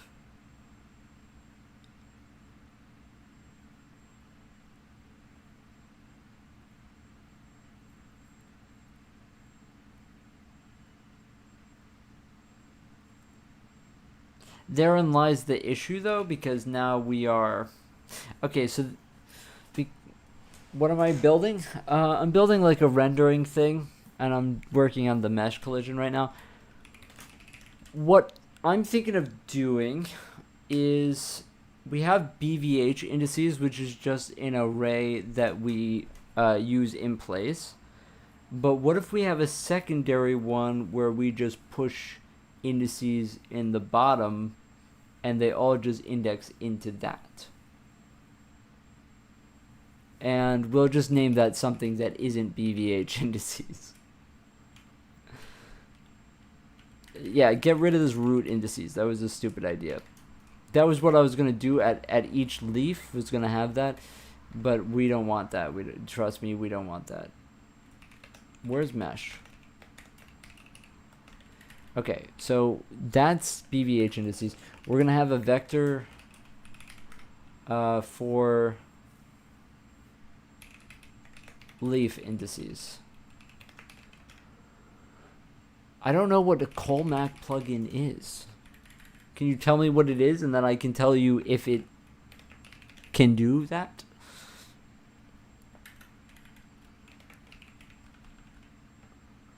Okay. So yeah, first of all, at the top, we need to remember to init vector for this, and it's going to be size t leaf indices, and then every time we find bounding boxes that intersect, we will just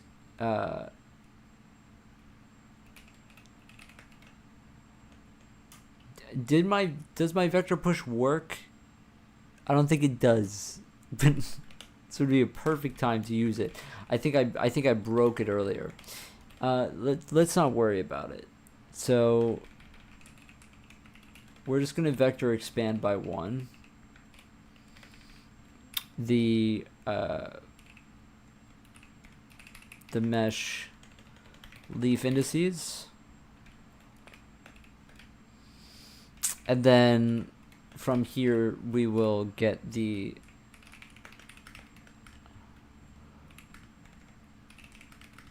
and then just do it as so.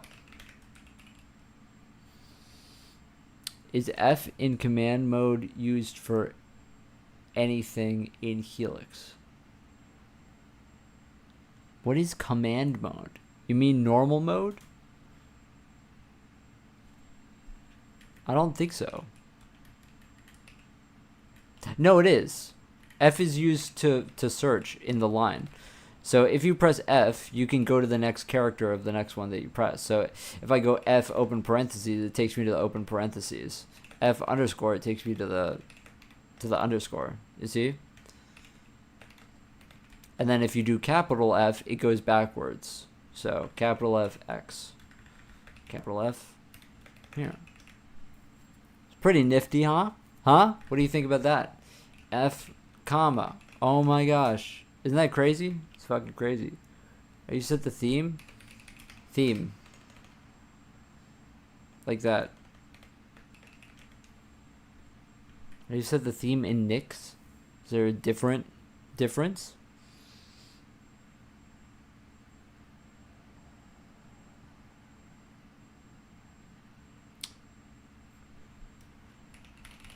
Now we need a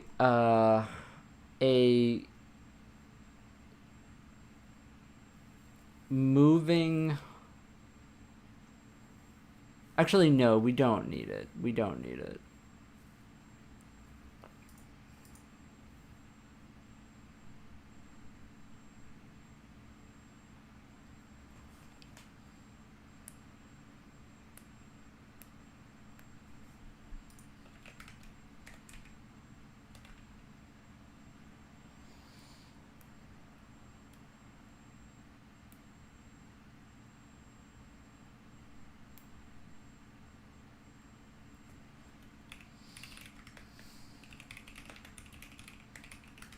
We need to make sure that we don't find 0, right?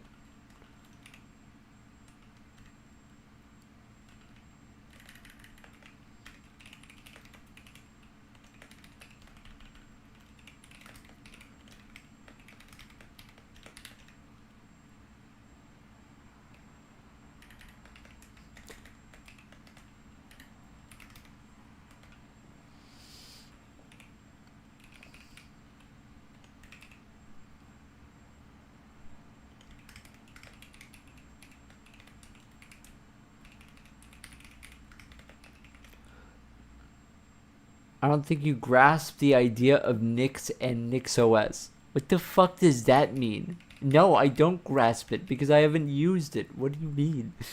That's like saying to somebody who's like 18, I don't think you grasp the idea of alcohol, buddy. It's like, bro, like what? Like, what the fuck are you talking about?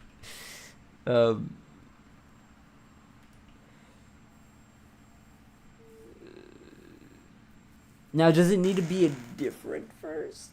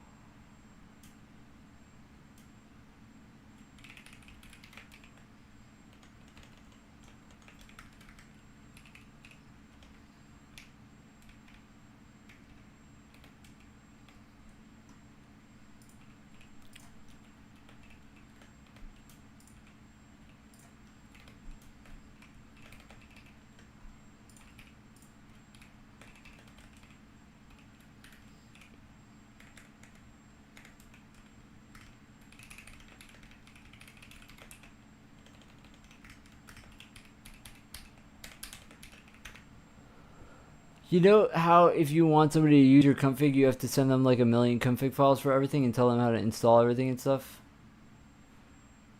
No. Because what I do is I code.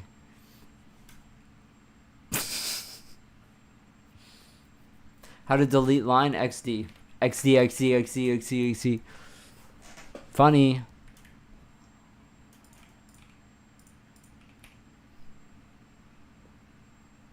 Okay, I think that we need to do the same exact thing with the right. I'm wondering if we can find a way to not do it.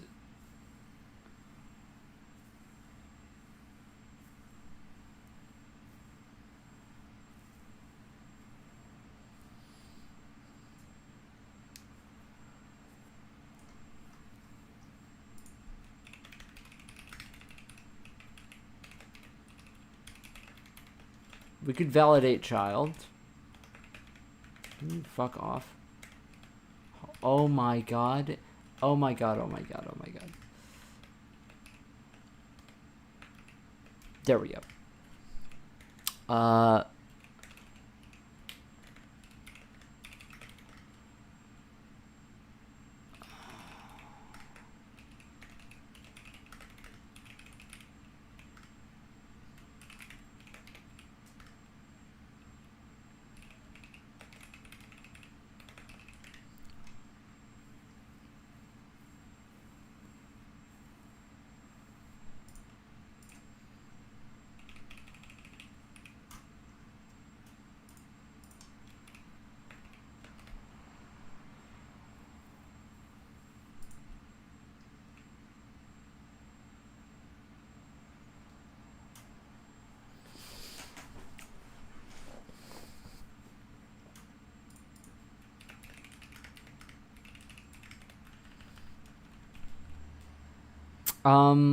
Okay.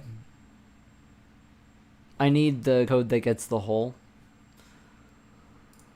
I need the code that gets the hole.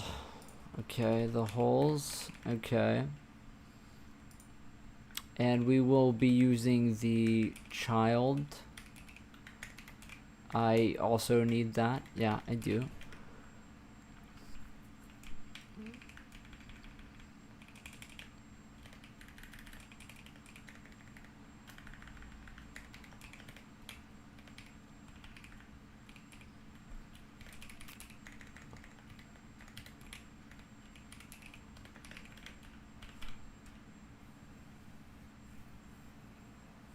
And that will validate the children. Hopefully.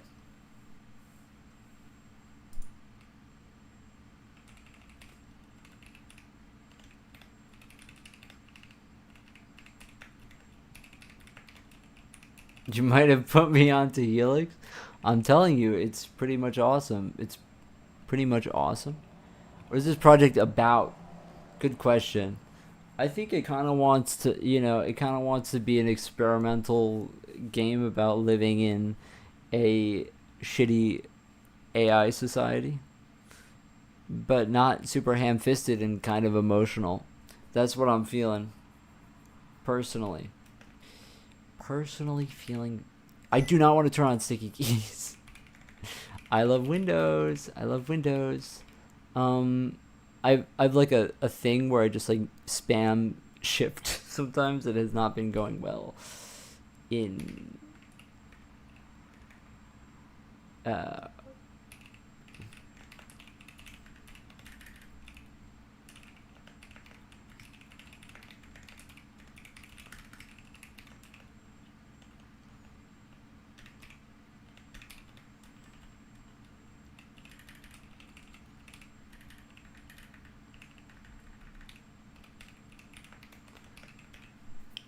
okay.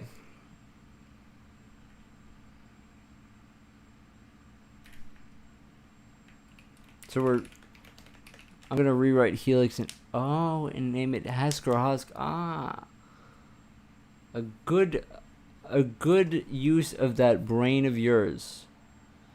A good use. Excellent use.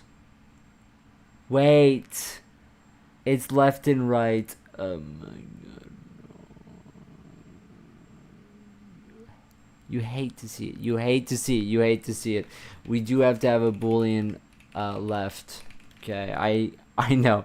Trust me. It sucks. It sucks. Life sucks. We all know. We get it. We get it. We get it. We get it.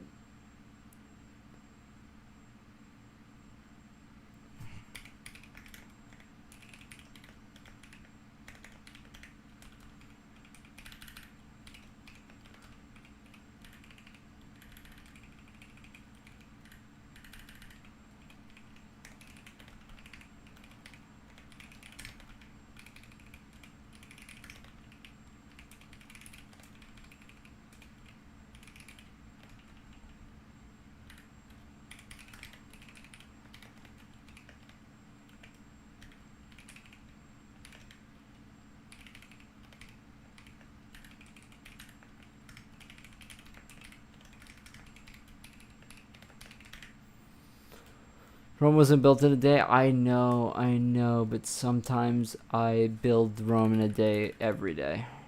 If you know what I mean. You feel me? Why the hell is this colored differently than the other one? What? But how the fuck did you come with this code in just one day? Did you study things before coding? No, I've been here for 8 hours. So that would be probably why, you know. It has been 8 hours, so that's... Is there going to be a stream tomorrow? I'm not sure. I hope so. You know me, though. You know, sometimes I just decide, hey, I'm just gonna not be here. So, but I'll do it. Okay. I have zero clue if this is going to work. Zero fucking clue. Okay, how do we recurse though?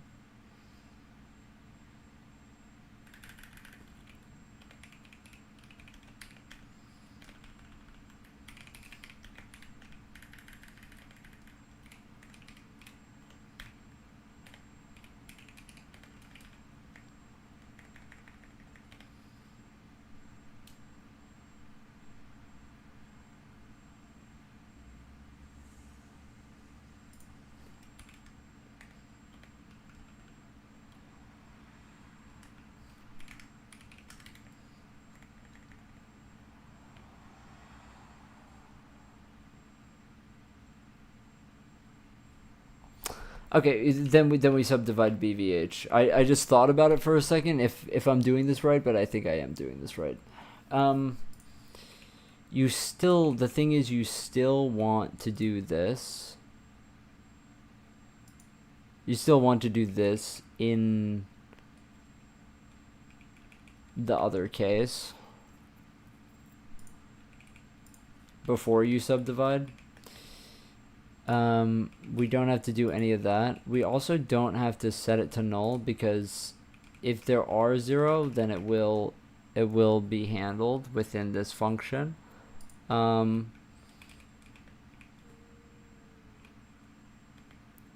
So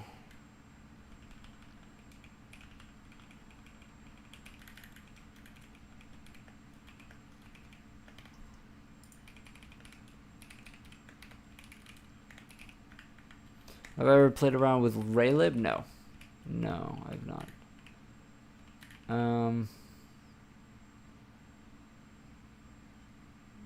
Right, the first index is dealt with in this case. Okay. Okay, and then the parent left is left, and we subdivide using the left now. Yeah.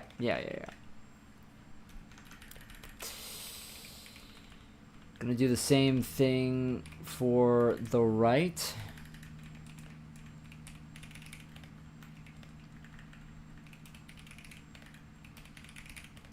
Now the naming is obviously just cosmetic here.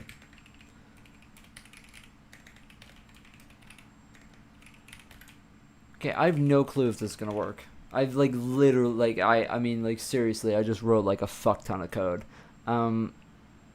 There's probably a lot of bugs in it. Not gonna lie, and I have no clue if this is correct. This was just the formula that I saw. I wonder if this is really I. But who the fuck knows? Also, I have to make sure that I'm always using BVH indices.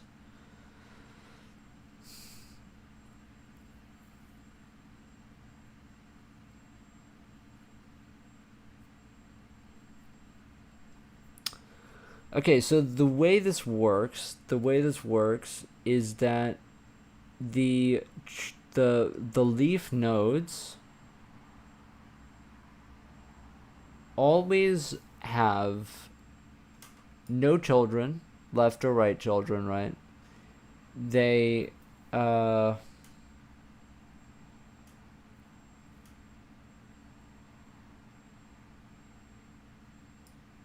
and they have the first index points to where it is in this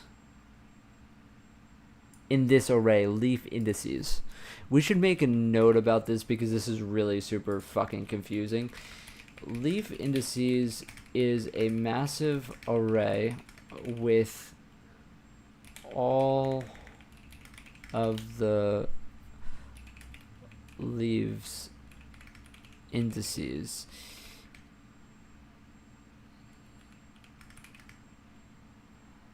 Unordered and only leaves indexed into it.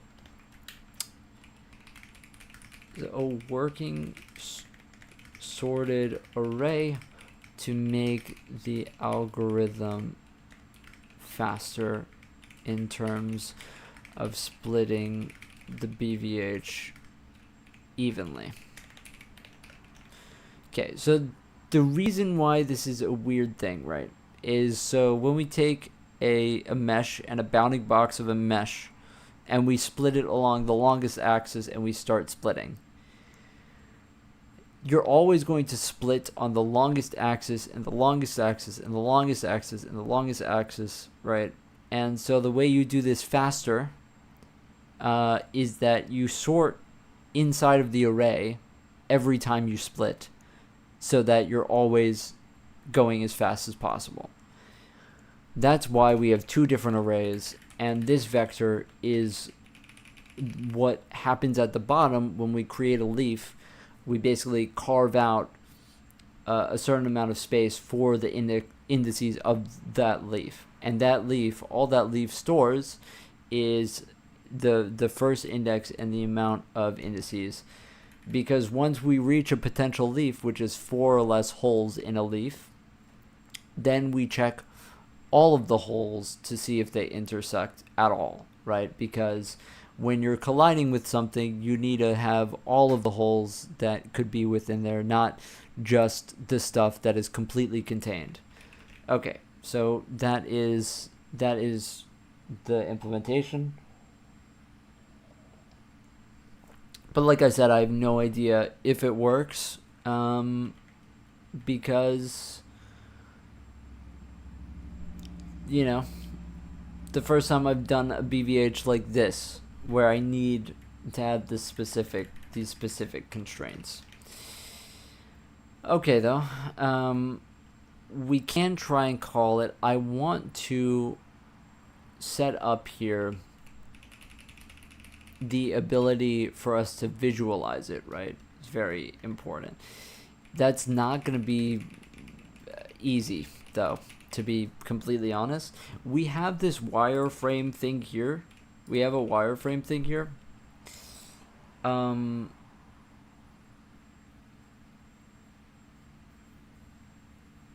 It kind of is a pain in the ass, though. Like, I'm not going to lie. To do because we need to do this for AABBs. We could make a function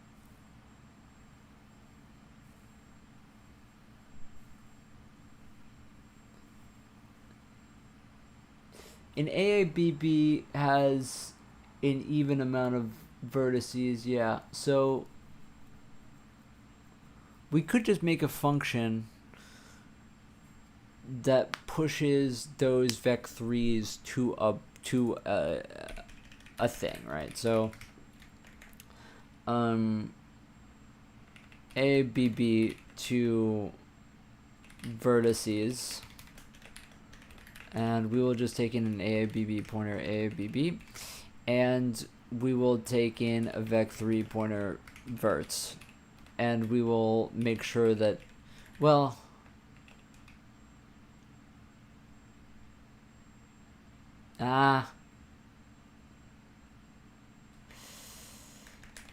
let's just get the vec3 back. I typically don't do things this way, but whatever.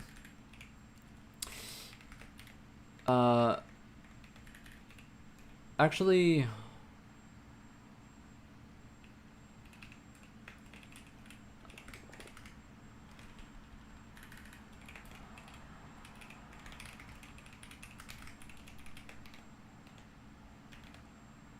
Oh, wait, hold on.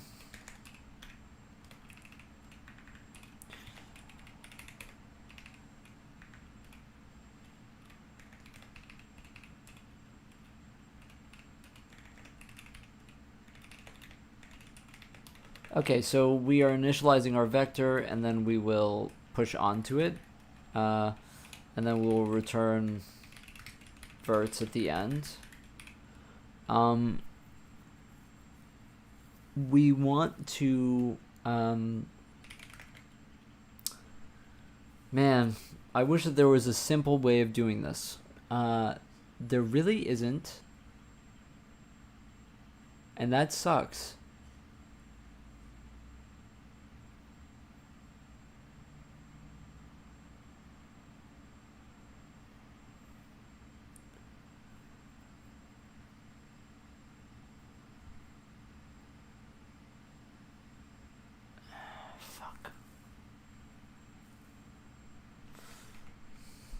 I did code this once, though.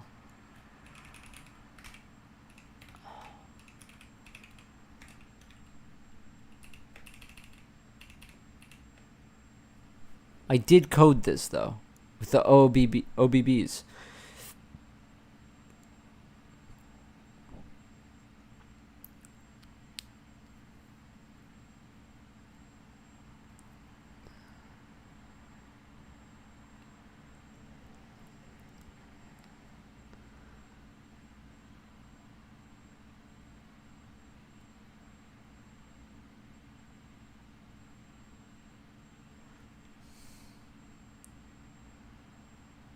There is a way to do this fast. Okay, I just figured it out.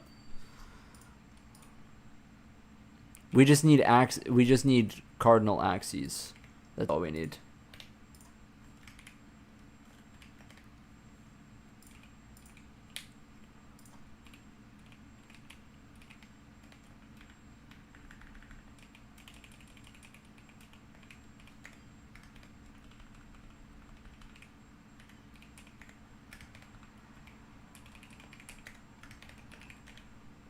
Okay, we just need axes. Actually, yeah, why am I making a vector?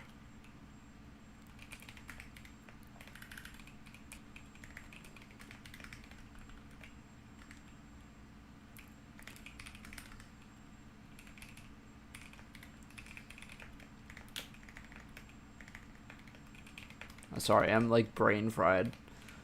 Times 24.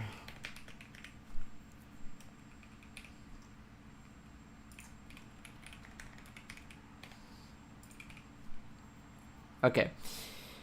So our axes here.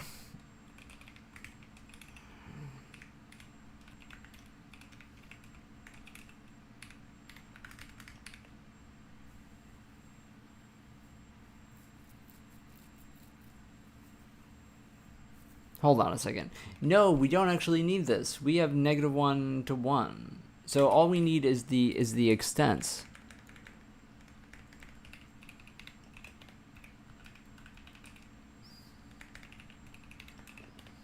Excellent. And we don't even need the axis. All we need to do is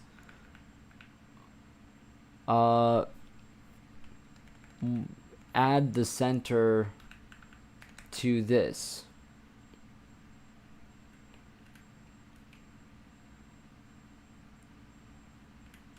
Add the center to that.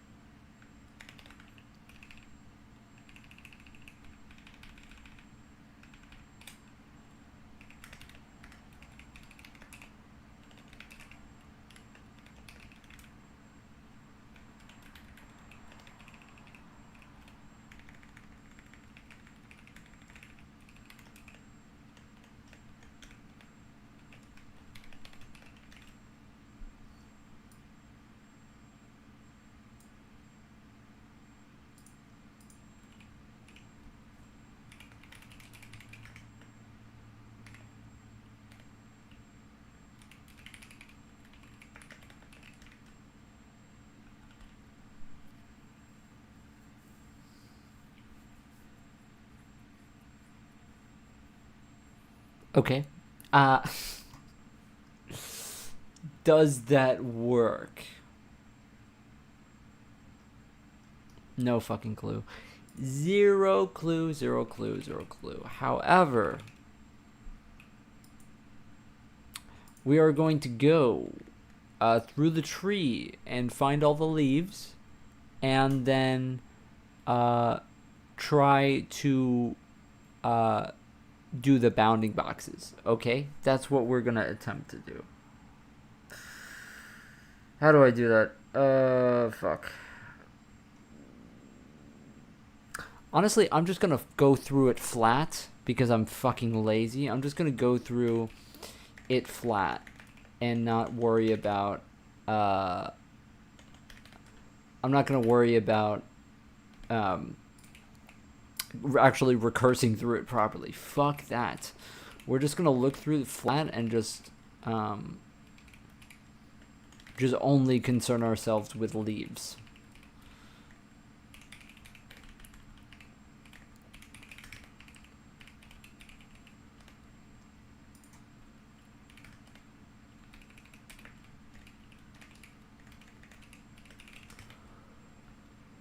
Okay.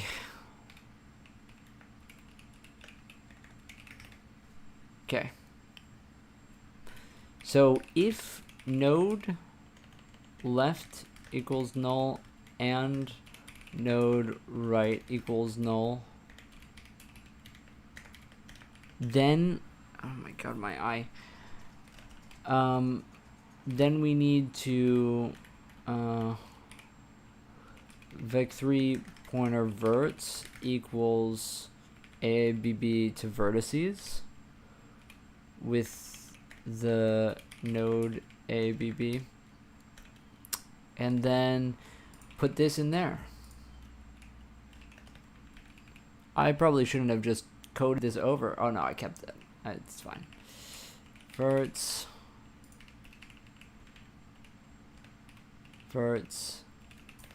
And we know that this is 24 verts. Now I'm not sure if it's line loop or what. I'm just gonna guess that it's line strip. Okay. Okay. So now comes the tricky part, which is how do we actually, do we just straight up just put it in main and it, I didn't put it in the header file, and it mesh BVH.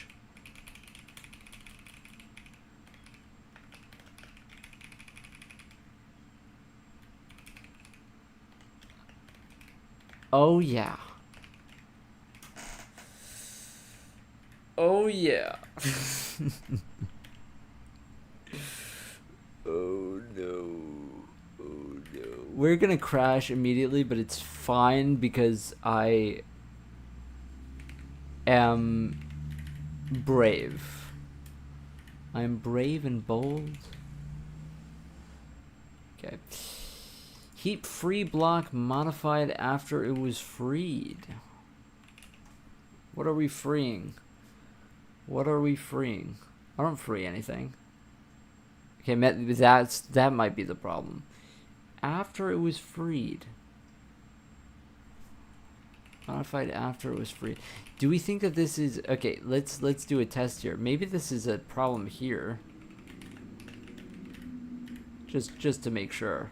Okay, well, I didn't recompile it. My bad.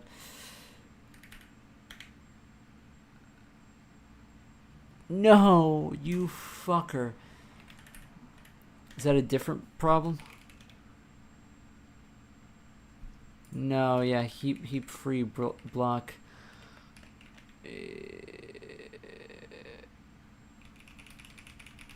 After it was freed. Well, that doesn't tell me fucking anything. Oh no.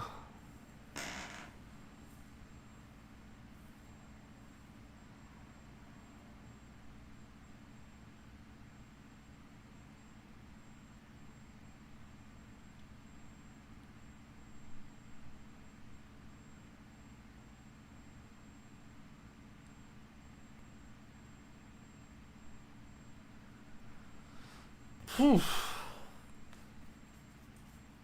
Shit.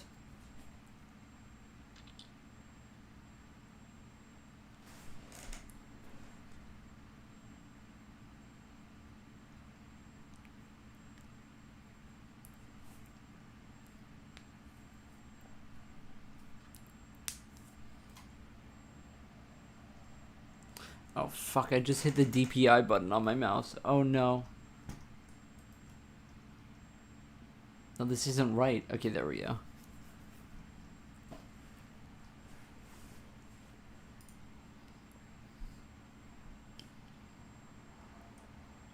How could we be...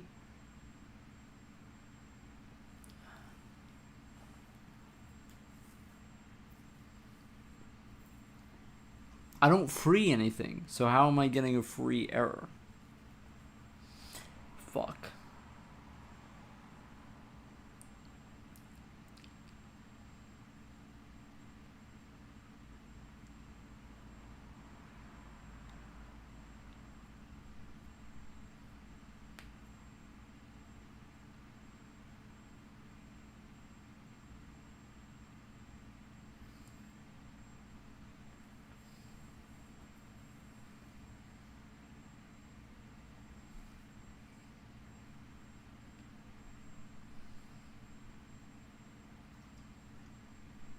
I'm just trying to follow the logic down just so that I can see what's happening.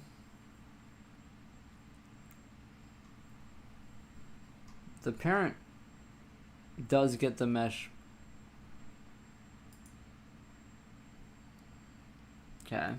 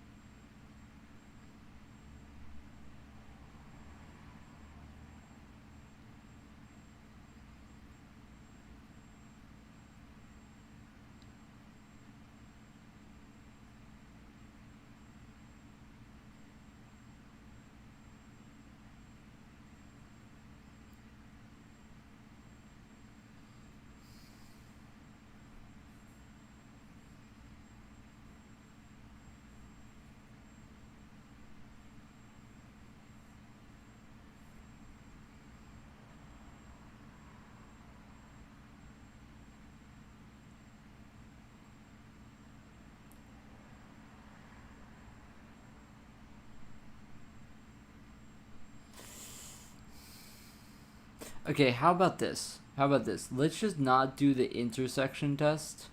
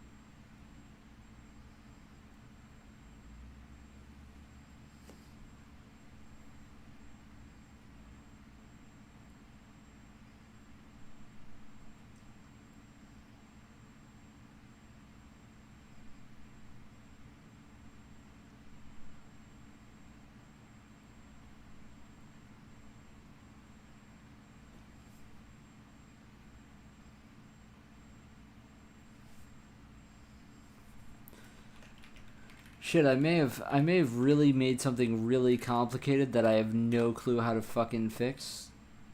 Yeah. Okay, let's just...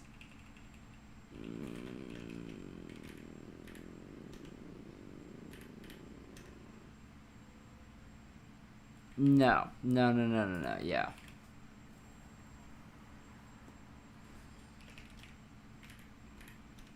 I'm just at the point where I'm just gonna comment shit out until it stops seg faulting.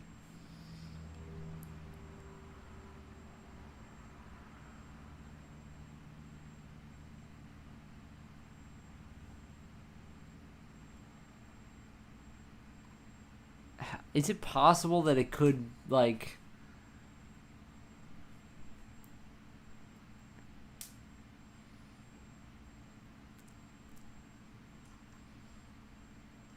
Is it possible that it could go on forever? I doubt it. I seriously doubt it.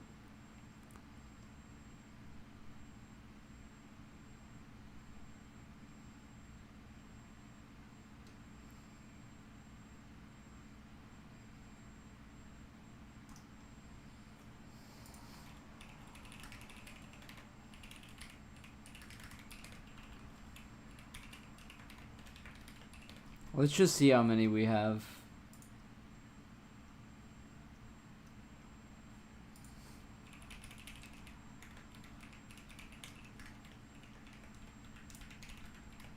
It might be just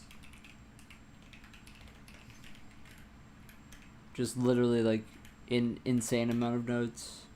Oh my god. Oh no. Oh no. 6,000 nodes? Okay, I feel like we could have gotten away with more nodes. 6,000, really? Okay, so our count I minus. Okay, I wonder if our splitting is wrong.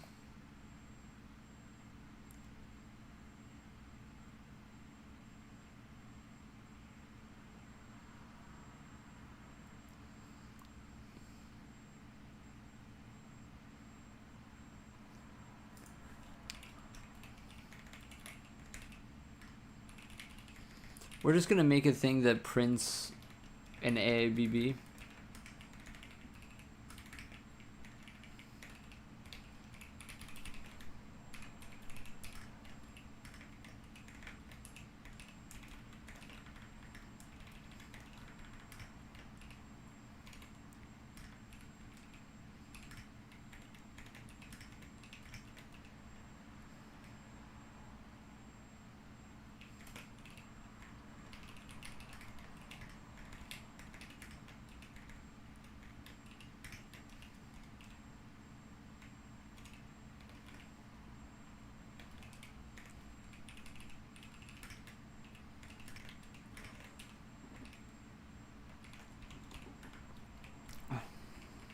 I hate this as much as you do. Just wanted to put that out there.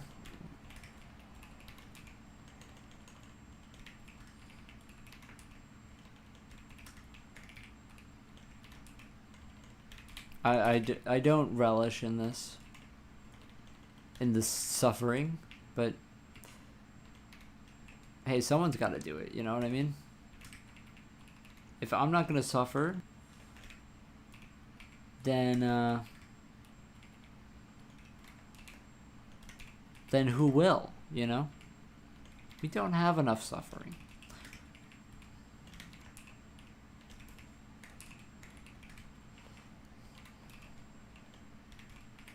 Excellent. Excellent. Well, that was a lot of fun.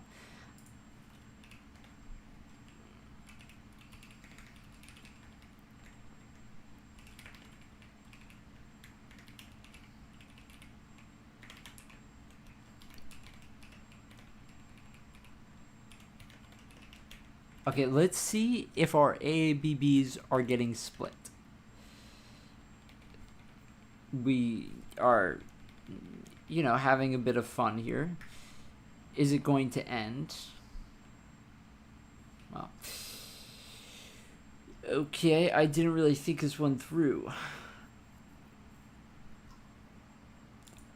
Didn't really think it through. Okay.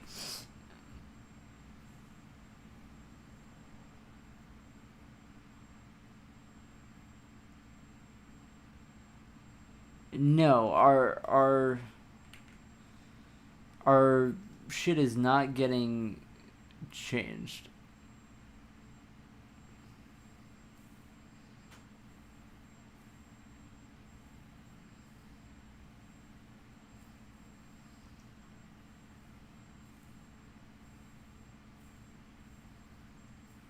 Okay, so explain to me why we're stuck in an infinite loop. Because in my book, we should be splitting properly. But you know what? Let's just take a look and see.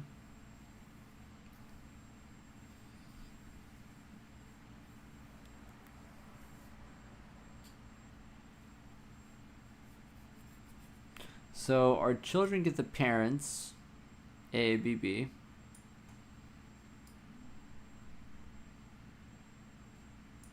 Then we add the min x to the extents to get the split pause. We set the max to that split pause. Yes, absolutely. We then divide the extents by 2. Absolutely. Yeah.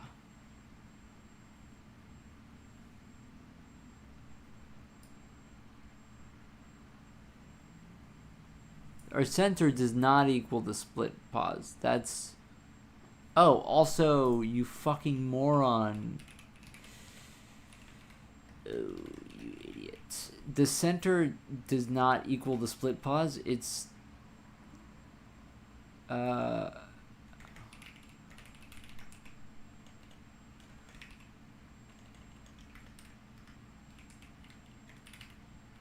It's that. I copied this and didn't think about it. And then this is going to be the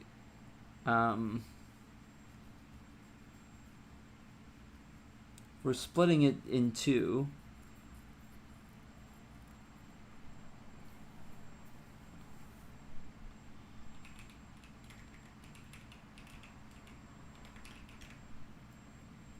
Then it's the current center plus the extent divided by 2.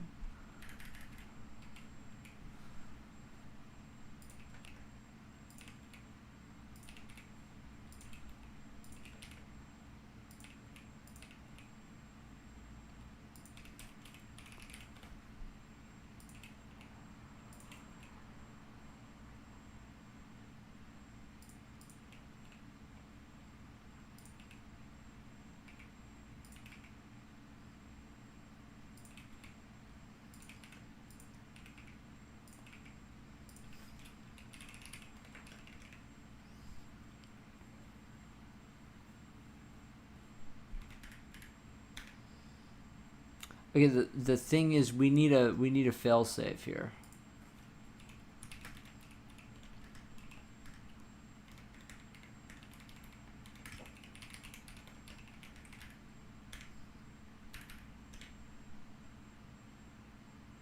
Fuck. Seriously? Oh shit. No fucking way. 900 nodes? Nah, you're joking. You're being funny. You are being funny. Why is our center 0 and our extents are 0? Okay. Uh-huh. Uh-huh. Uh-huh. Uh-huh.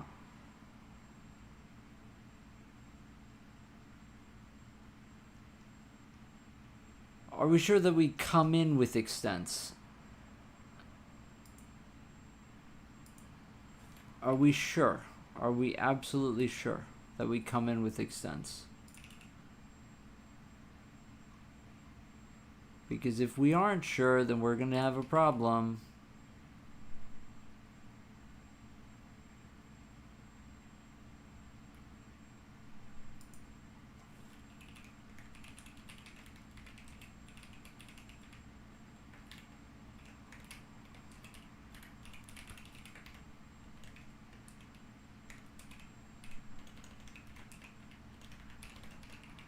All right, so let's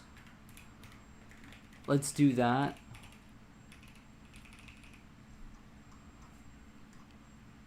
Let's do that. Okay. I want to get rid of this, and I just want to... Oh, so we hit the maximum. We hit the maximum amount of nodes. Okay, so we aren't calculating the extents. God fucking damn it. Why is this condition not true? Mesh count should be greater than 0. Oh, do I not increase mesh count?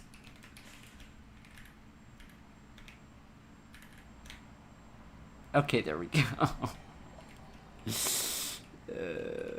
Bit of a mistake there. Bit of a mistake. My bad. Okay, so... Okay, so... Now the question is the rest of this shit correct? Because that's the hard part. This part is the hard part. We are now entering the hard part. We didn't crash. We did not crash.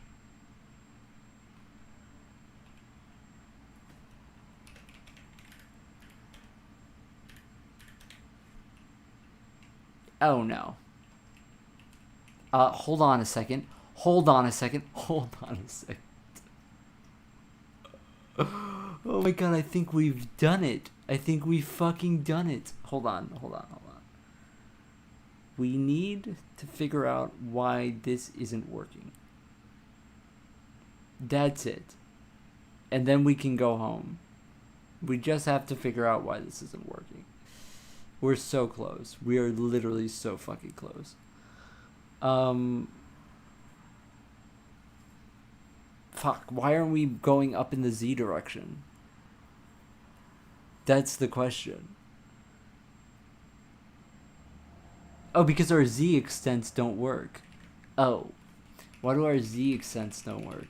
I caught that. I fucking caught that, man. Why does this not work? Extents.z, min Z plus extents.z. The extent Z is the max Z minus the max Z. That would be why. That would be why it's not working. Okay.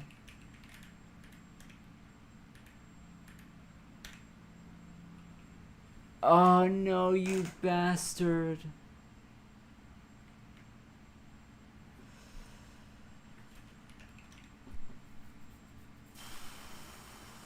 No, you fucker.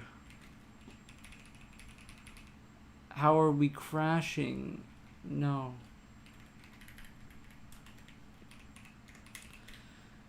I was so hype. Critical error detected.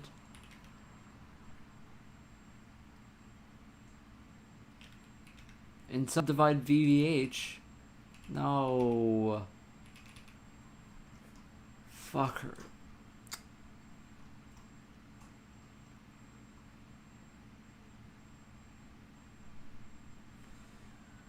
Okay, can we get rid of all of this shit? Just get rid of validate child. Just don't push the... Just try not pushing the leaves. Okay. Okay.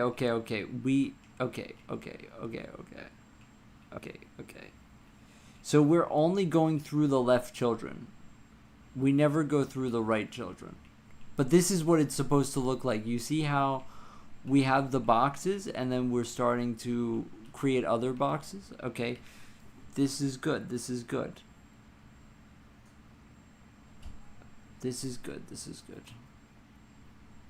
What isn't good is that this validate child thing doesn't work. But what's more important is that we should be able to see both all the way down. Oh, but we only go through if we have... Oh, we only go through if we have... Oh, but no, we should. Hold on. Let's try. Let's try rendering every single bounding box of each node. Let's try that. Just out of curiosity to see. So we do have a bounding box on the right, as we can see.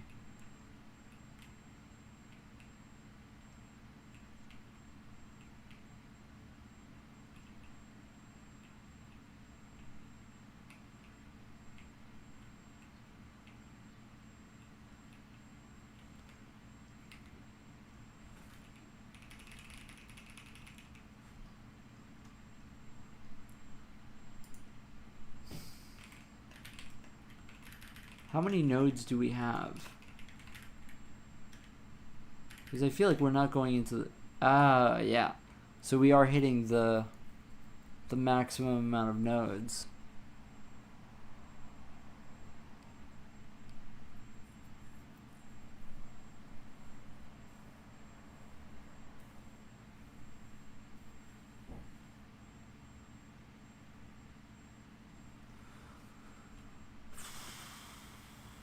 Well, that sucks.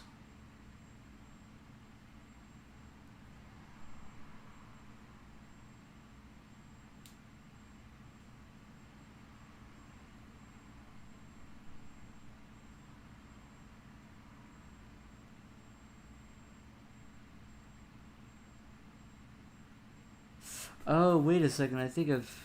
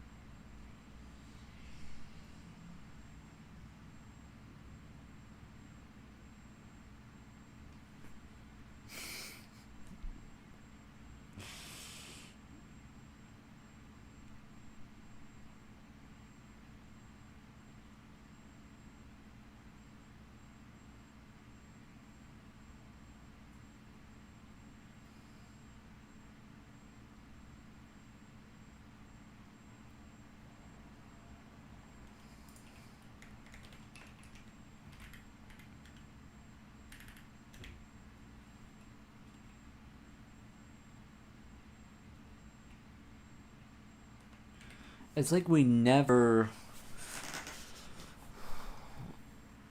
exit out. I bet we never get here. Or yeah, I don't think we do. I doubt that we ever hit there. We do. We hit there a lot, actually.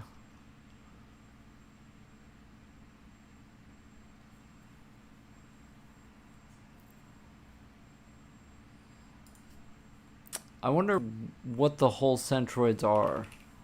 Like, maybe our whole centroids aren't good. Whole point, whole count, bottom, top.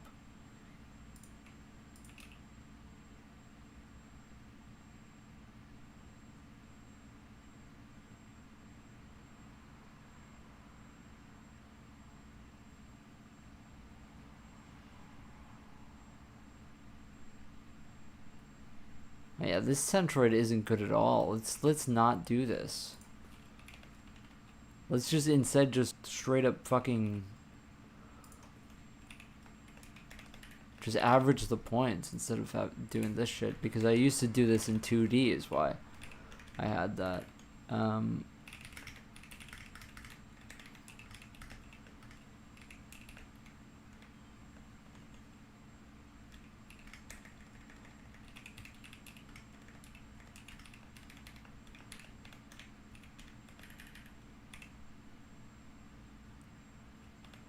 Oh wait, do I? Wait, hold on. Just wait. Just don't use this function, and instead use the whole AABB.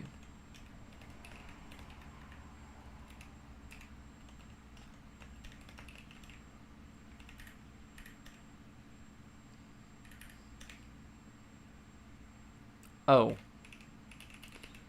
And then we crashed. Probably some sort of infinite loop. Compute AABB from points. Compute extents.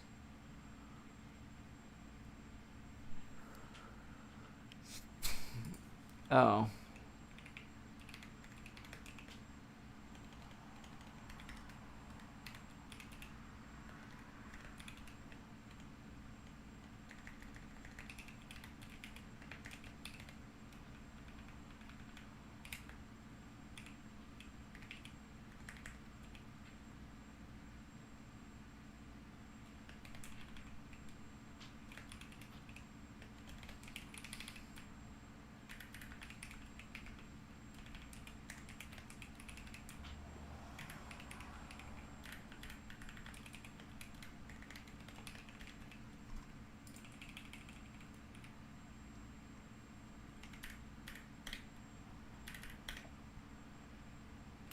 Okay, we still are crashing.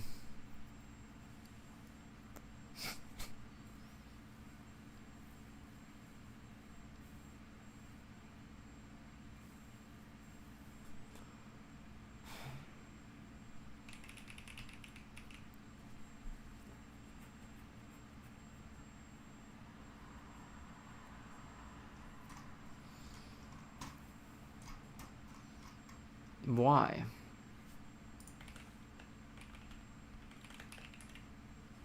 Why are we crashing now?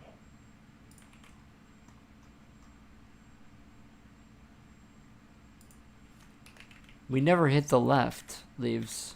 No. Oh no, we do.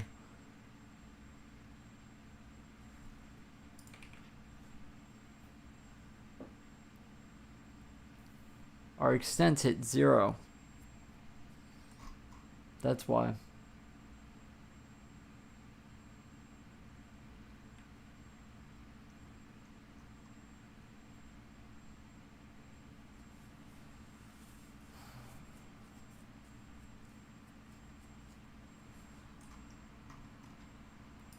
Let's cut out early. I want to see what the early nodes are like.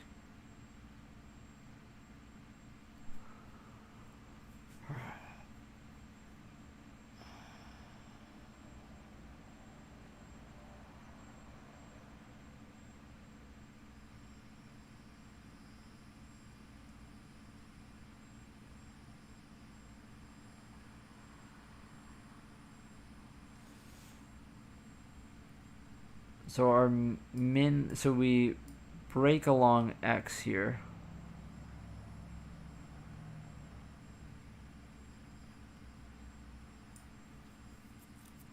And then obviously our X shrinks.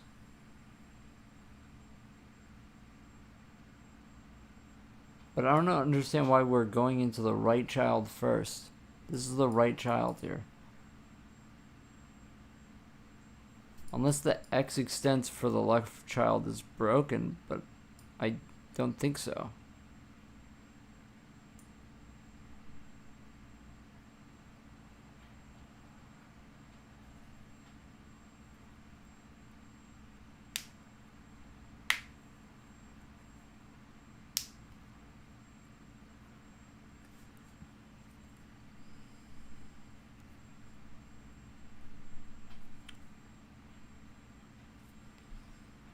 Unless somehow we're going into the left child first, but that's not what's supposed to happen.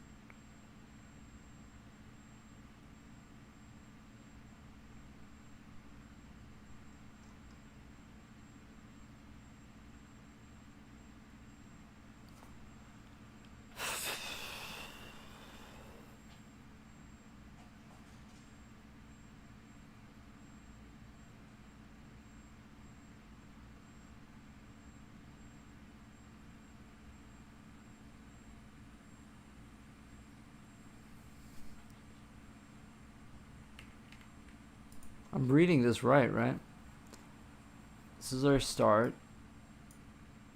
And then we go into this. I'm sure that my printout is right. Yeah, min x.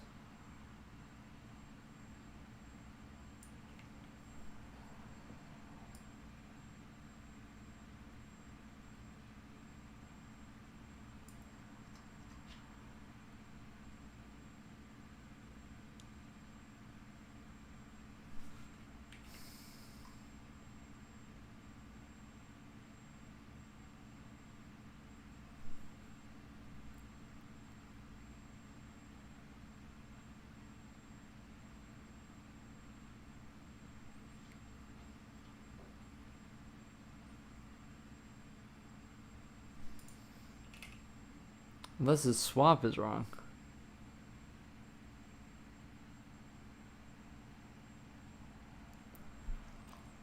I don't think so.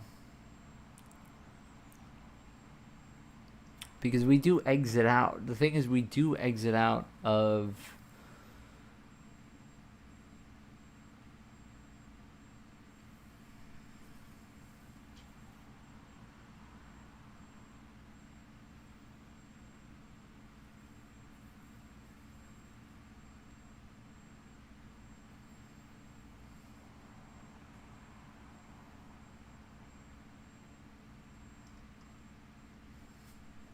I think that this was supposed to be this.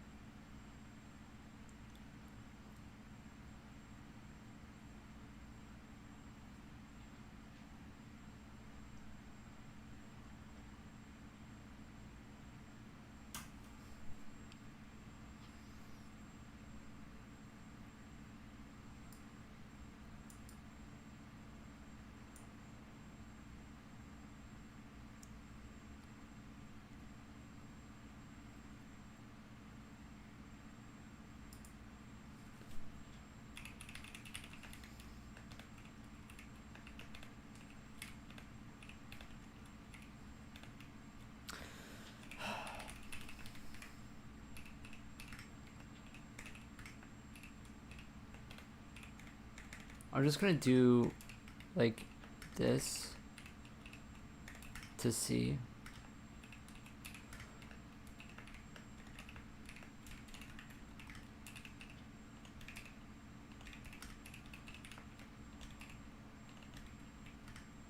I probably just, I don't know. Probably like the math for this I don't understand because it's obviously not mine, the algorithm here. So it's not, it's something that it's like hard to debug because I don't understand what the while loop is. And I have to guess that it's the while loop that's bringing me these problems.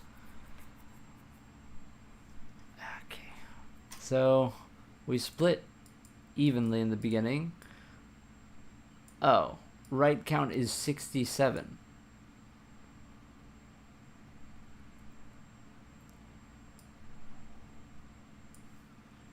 Oh. Left count is 2. First is 0. Left count is 2.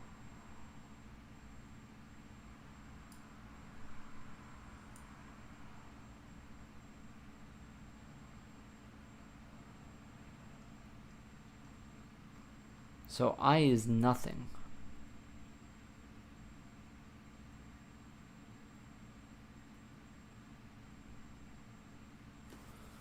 I guess that it's technically possible. It's hard to know for sure.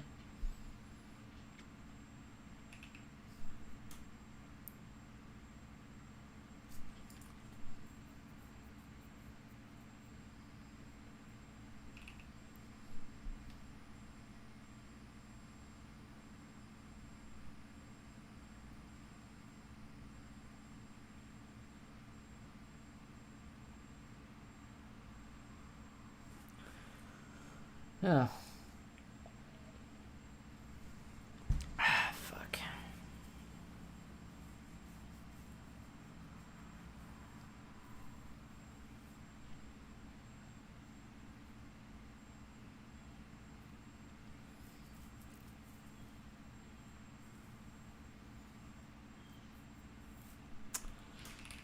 I'm fucking sweaty and I need to need a. I want to have one of these nice sparkling waters.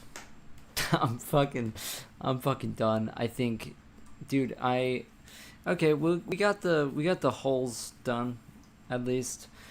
Yeah. This BVH. I think. I don't know. It's weird how it's splitting.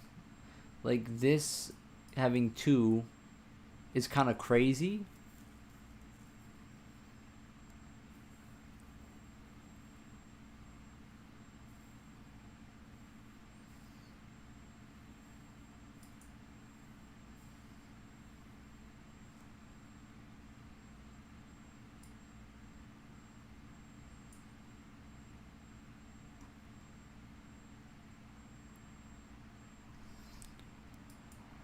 RC0. So wait, we hit 0 here? If we hit 0 on the right, then there should be nothing else. Wait, hold on a second. If we hit 0 on the right, then there should be nothing else. We should not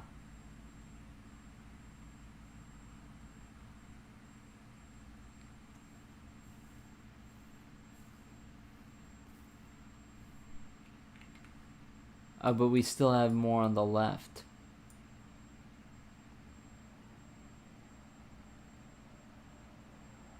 Left first, left count 1.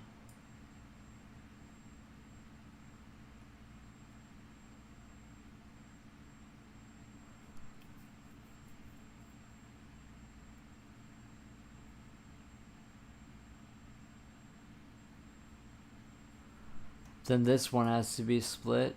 But then how are we getting more numbers here?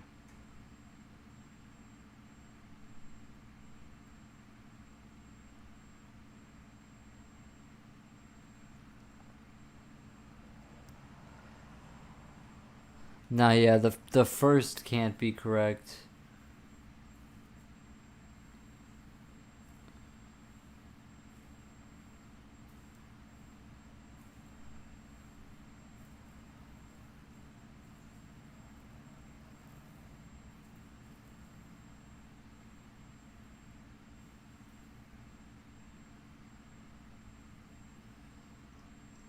What is it? I started as parent first and parent count -1.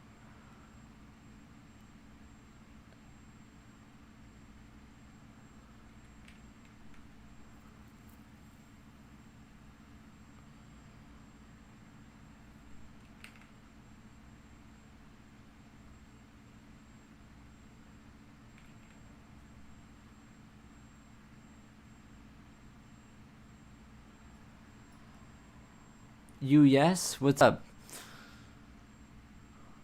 What is up? Nice to see you again.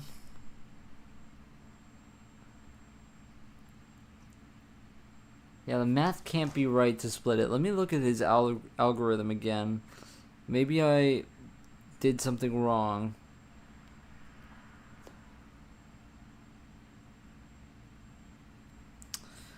Less than the split pause. Node try count.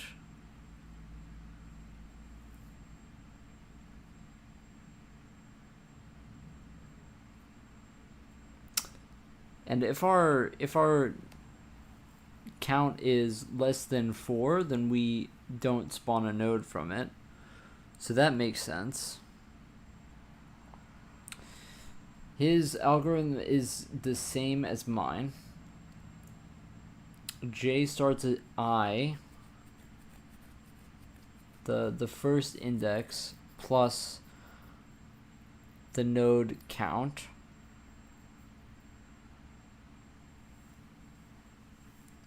-1. It's the exact same thing.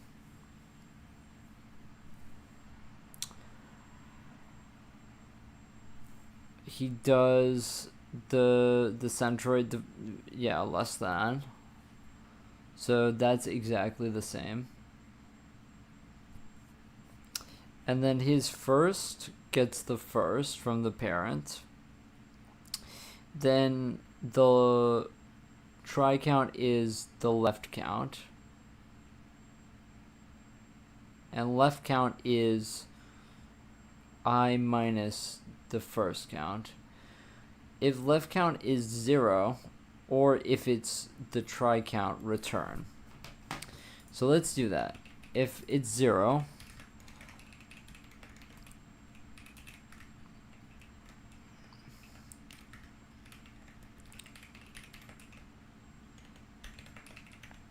let's try that. Let's try that out. Maybe that was the... Oh, fuck. No way. Now you're joking. But that can't be right.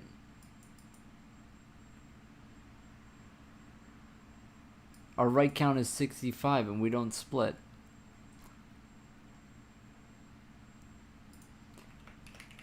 Unless...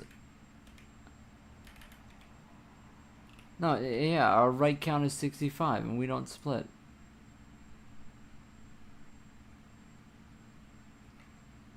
What? If left count is 0, or if left count is the parent count, return. But we still should go into the right child from here. Oh, this is the right child. You're telling me that the left count is 0 from there? How is the left count 0?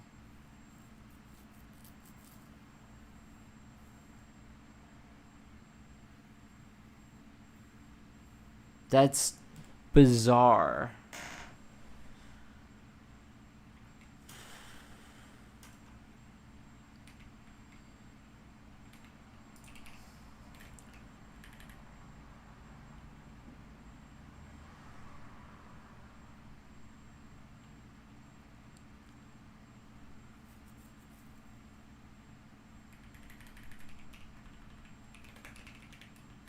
Let me print this out beforehand because I want to see. The last one, LF is 4, LC is 0. And we're splitting on the Z-axis. Or we did split on the Z-axis. I don't know what we split. Okay, we have to find out what we split. How do I find that out? Let's just print the ABB for left child and right child.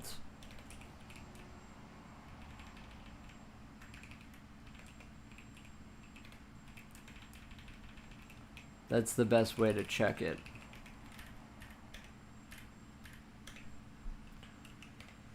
And as we can see, we split on the x-axis.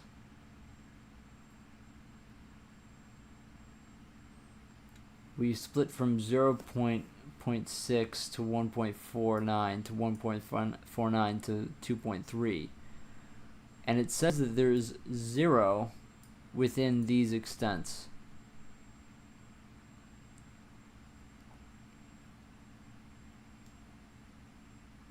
How?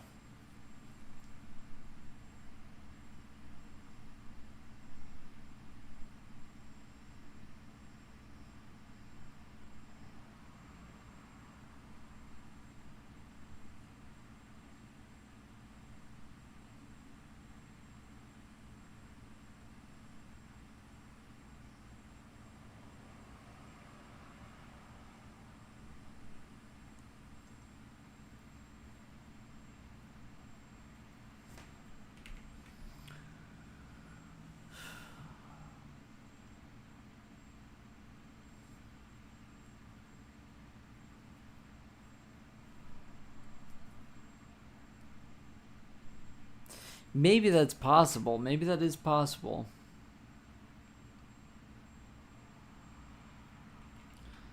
Maybe. Maybe when it gets that fine, I guess.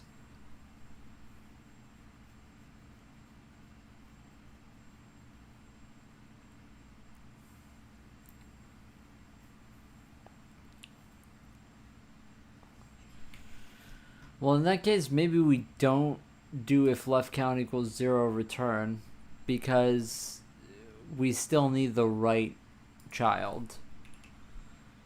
So maybe we just try this.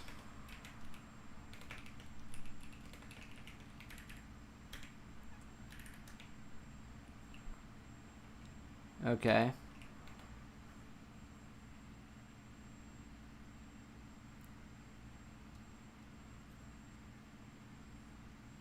At the end here we had LC17 or LC52.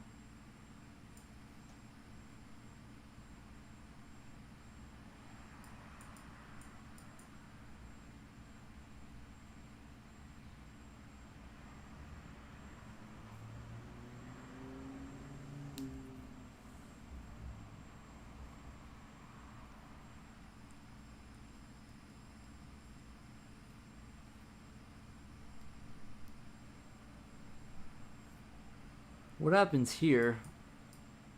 9, 8, 9. How do we get the same exact ones?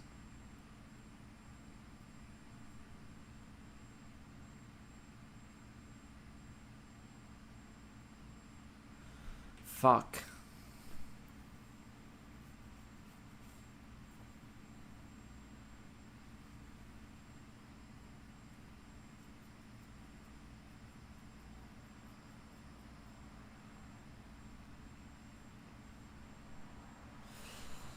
Is this return that he's doing? Does this return?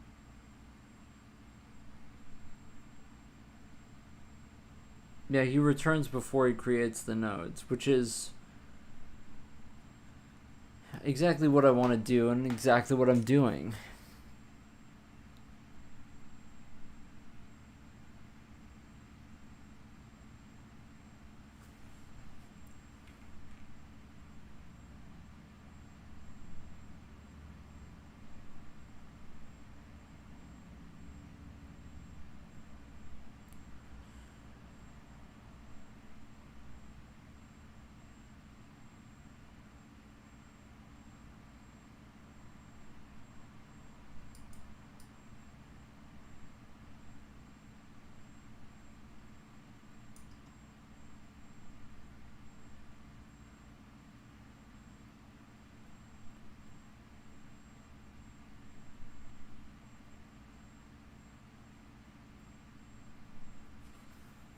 Yeah, it's strange. Right first 17, right count 0.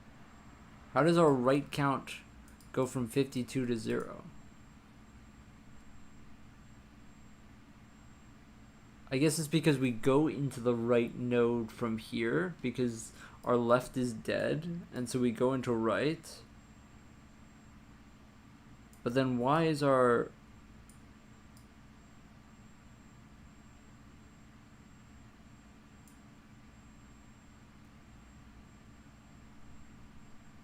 Why does LF start at 8 then? When we go into our right child.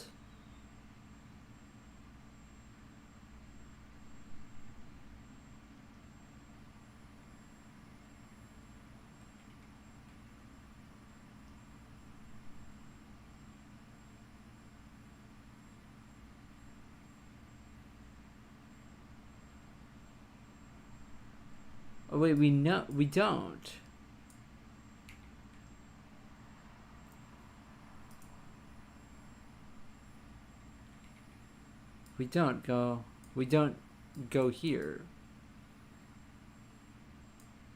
So I'm guessing that we actually exit out here.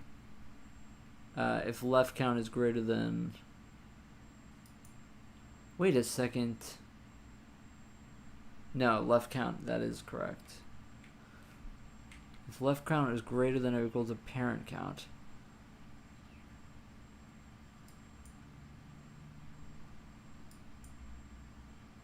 And here it's 9? How is 9 greater than 61?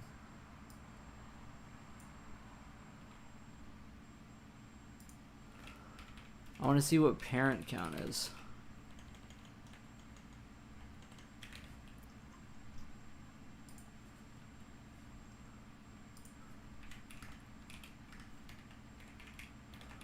Let me see parent count.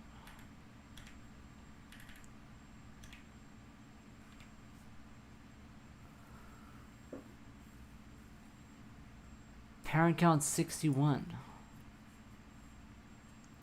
So how...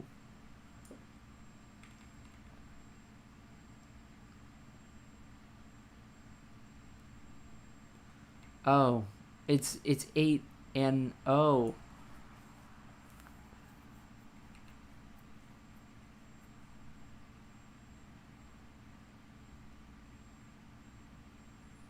It goes to 8 and 9. And then down here,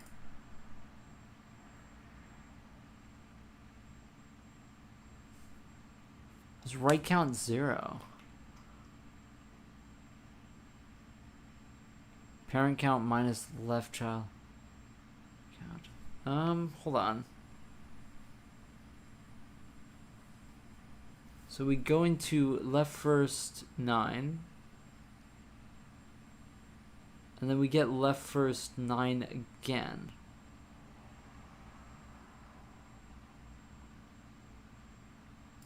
And then right count goes to 0.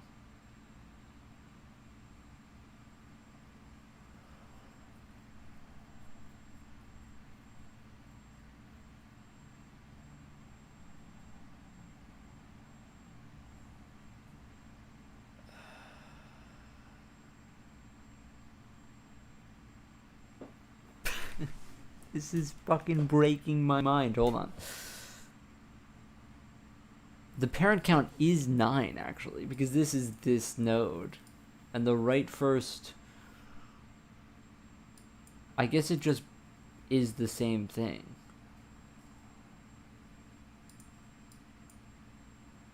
And then this exits out. And so this becomes... This is this right child, 1752.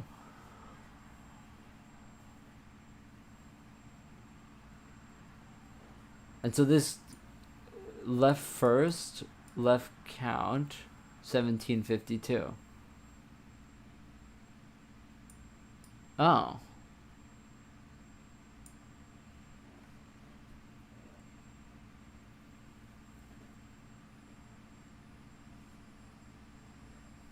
I guess it just doesn't split anymore.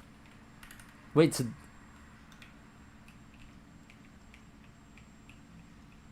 Really? Wait.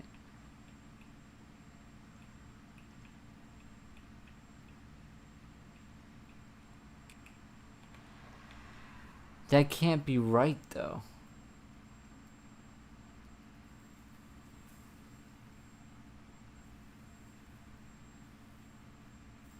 Because our entire right side of the model is not split up at all.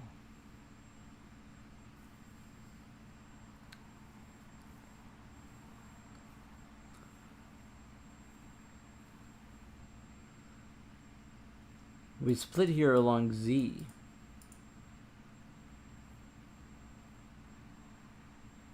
No, we don't. Hold on, I'm reading it wrong. We split along Y.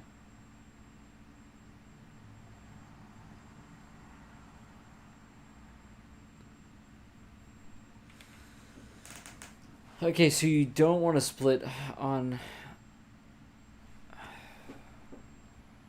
So you don't want to split on if it's greater than or equal to parent count.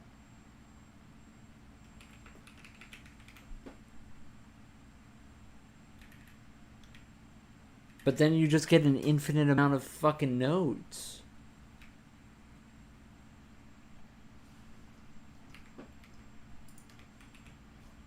Because your extents eventually just go to 0.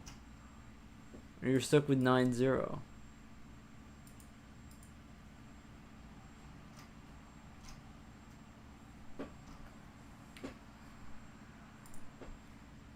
Fuck.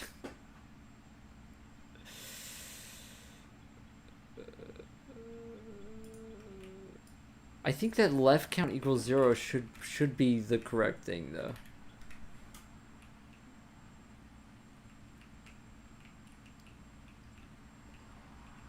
But this obviously doesn't work.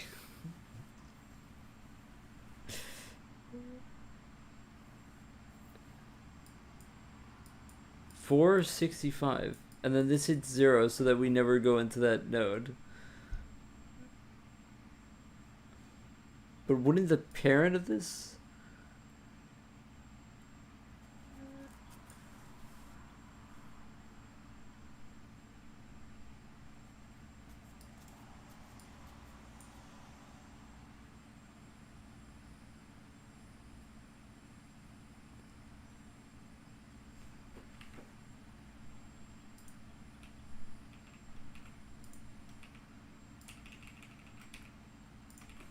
Maybe don't intervene with the extra returns.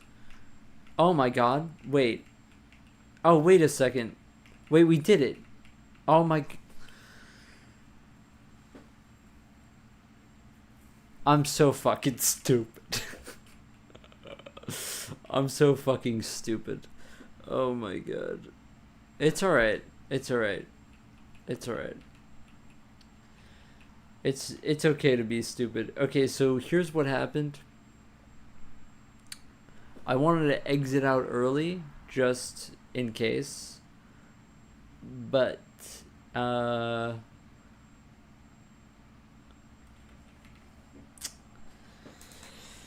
caused problems. Okay, so when left count is 0 and we exit out.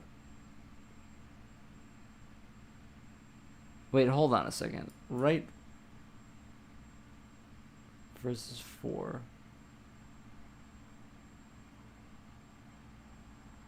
Huh. I guess when we exit out, that's when we need to...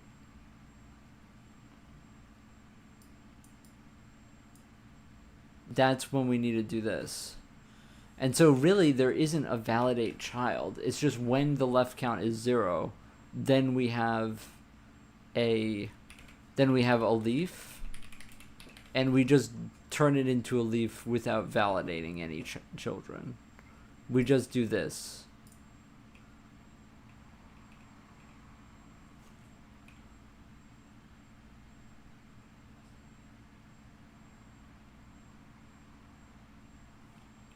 We just do this, and we don't do it in a child. We just do it in this parent. We just go parent and then cut off the thing. And therefore parent left equals null, parent right equals null, parent first index equals first, and then the parent count equals found indices.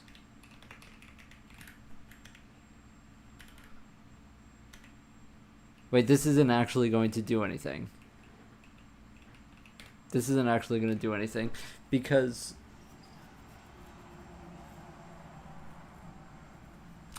now something really, the cool thing that we can do is try and see if we can only do leaves. Let's try to only do leaves. They shouldn't be overlapping. But if they do, it's alright. Like, oh no, this doesn't even overlap. Oh, it's perfect. Oh, that does. I think it's okay if they overlap, though.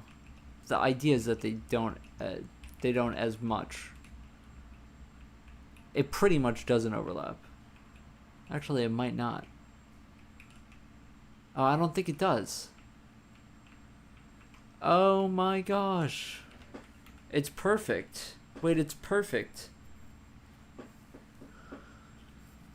It's perfect. It's perfect. It's perfect. It's perfect. It's perfect.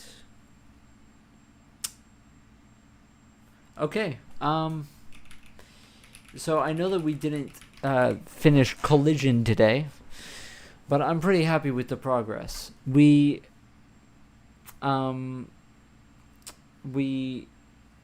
did our meshing algorithm.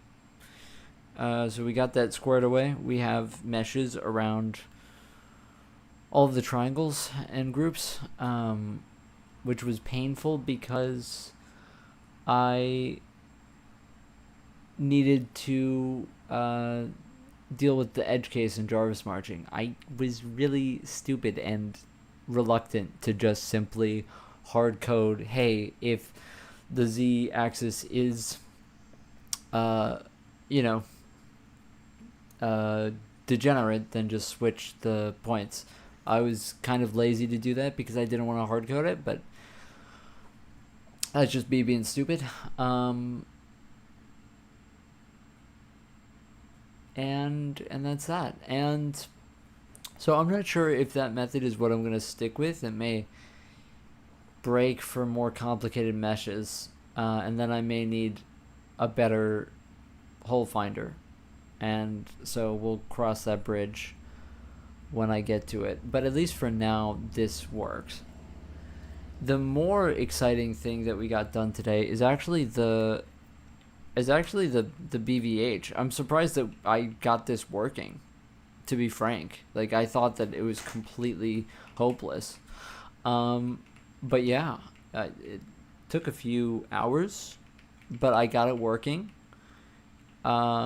which is sick. It's very exciting, because I thought I was completely fucking lost with this stuff. But that's alright. So this BVH is really cool because we can use the same BVH logic, of course, for our scene nodes later. But, this is really, really easy and sweet. The whole point of building this BVH is that now for, basically, when you check for a collision here, we're only going to check for holes that are within this BVH node. Now, the tricky thing with this is that we haven't actually tested the indices for the holes inside of this, but based on how the partitioning works, I feel like I'm pretty confident that we got it correct. So that's that.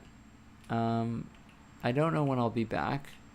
Maybe tomorrow, maybe not.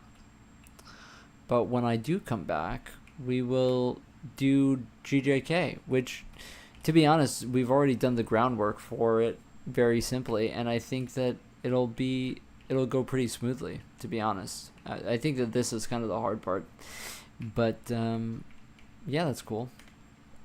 Next time we'll do the rest of the collision, and then we'll figure that out. I'll do some research on the meshing stuff, because I don't really know if I want to stick with the Jarvis marching, to be honest. I think it's pretty jank. Anyway, see you guys later. Thanks for hanging out.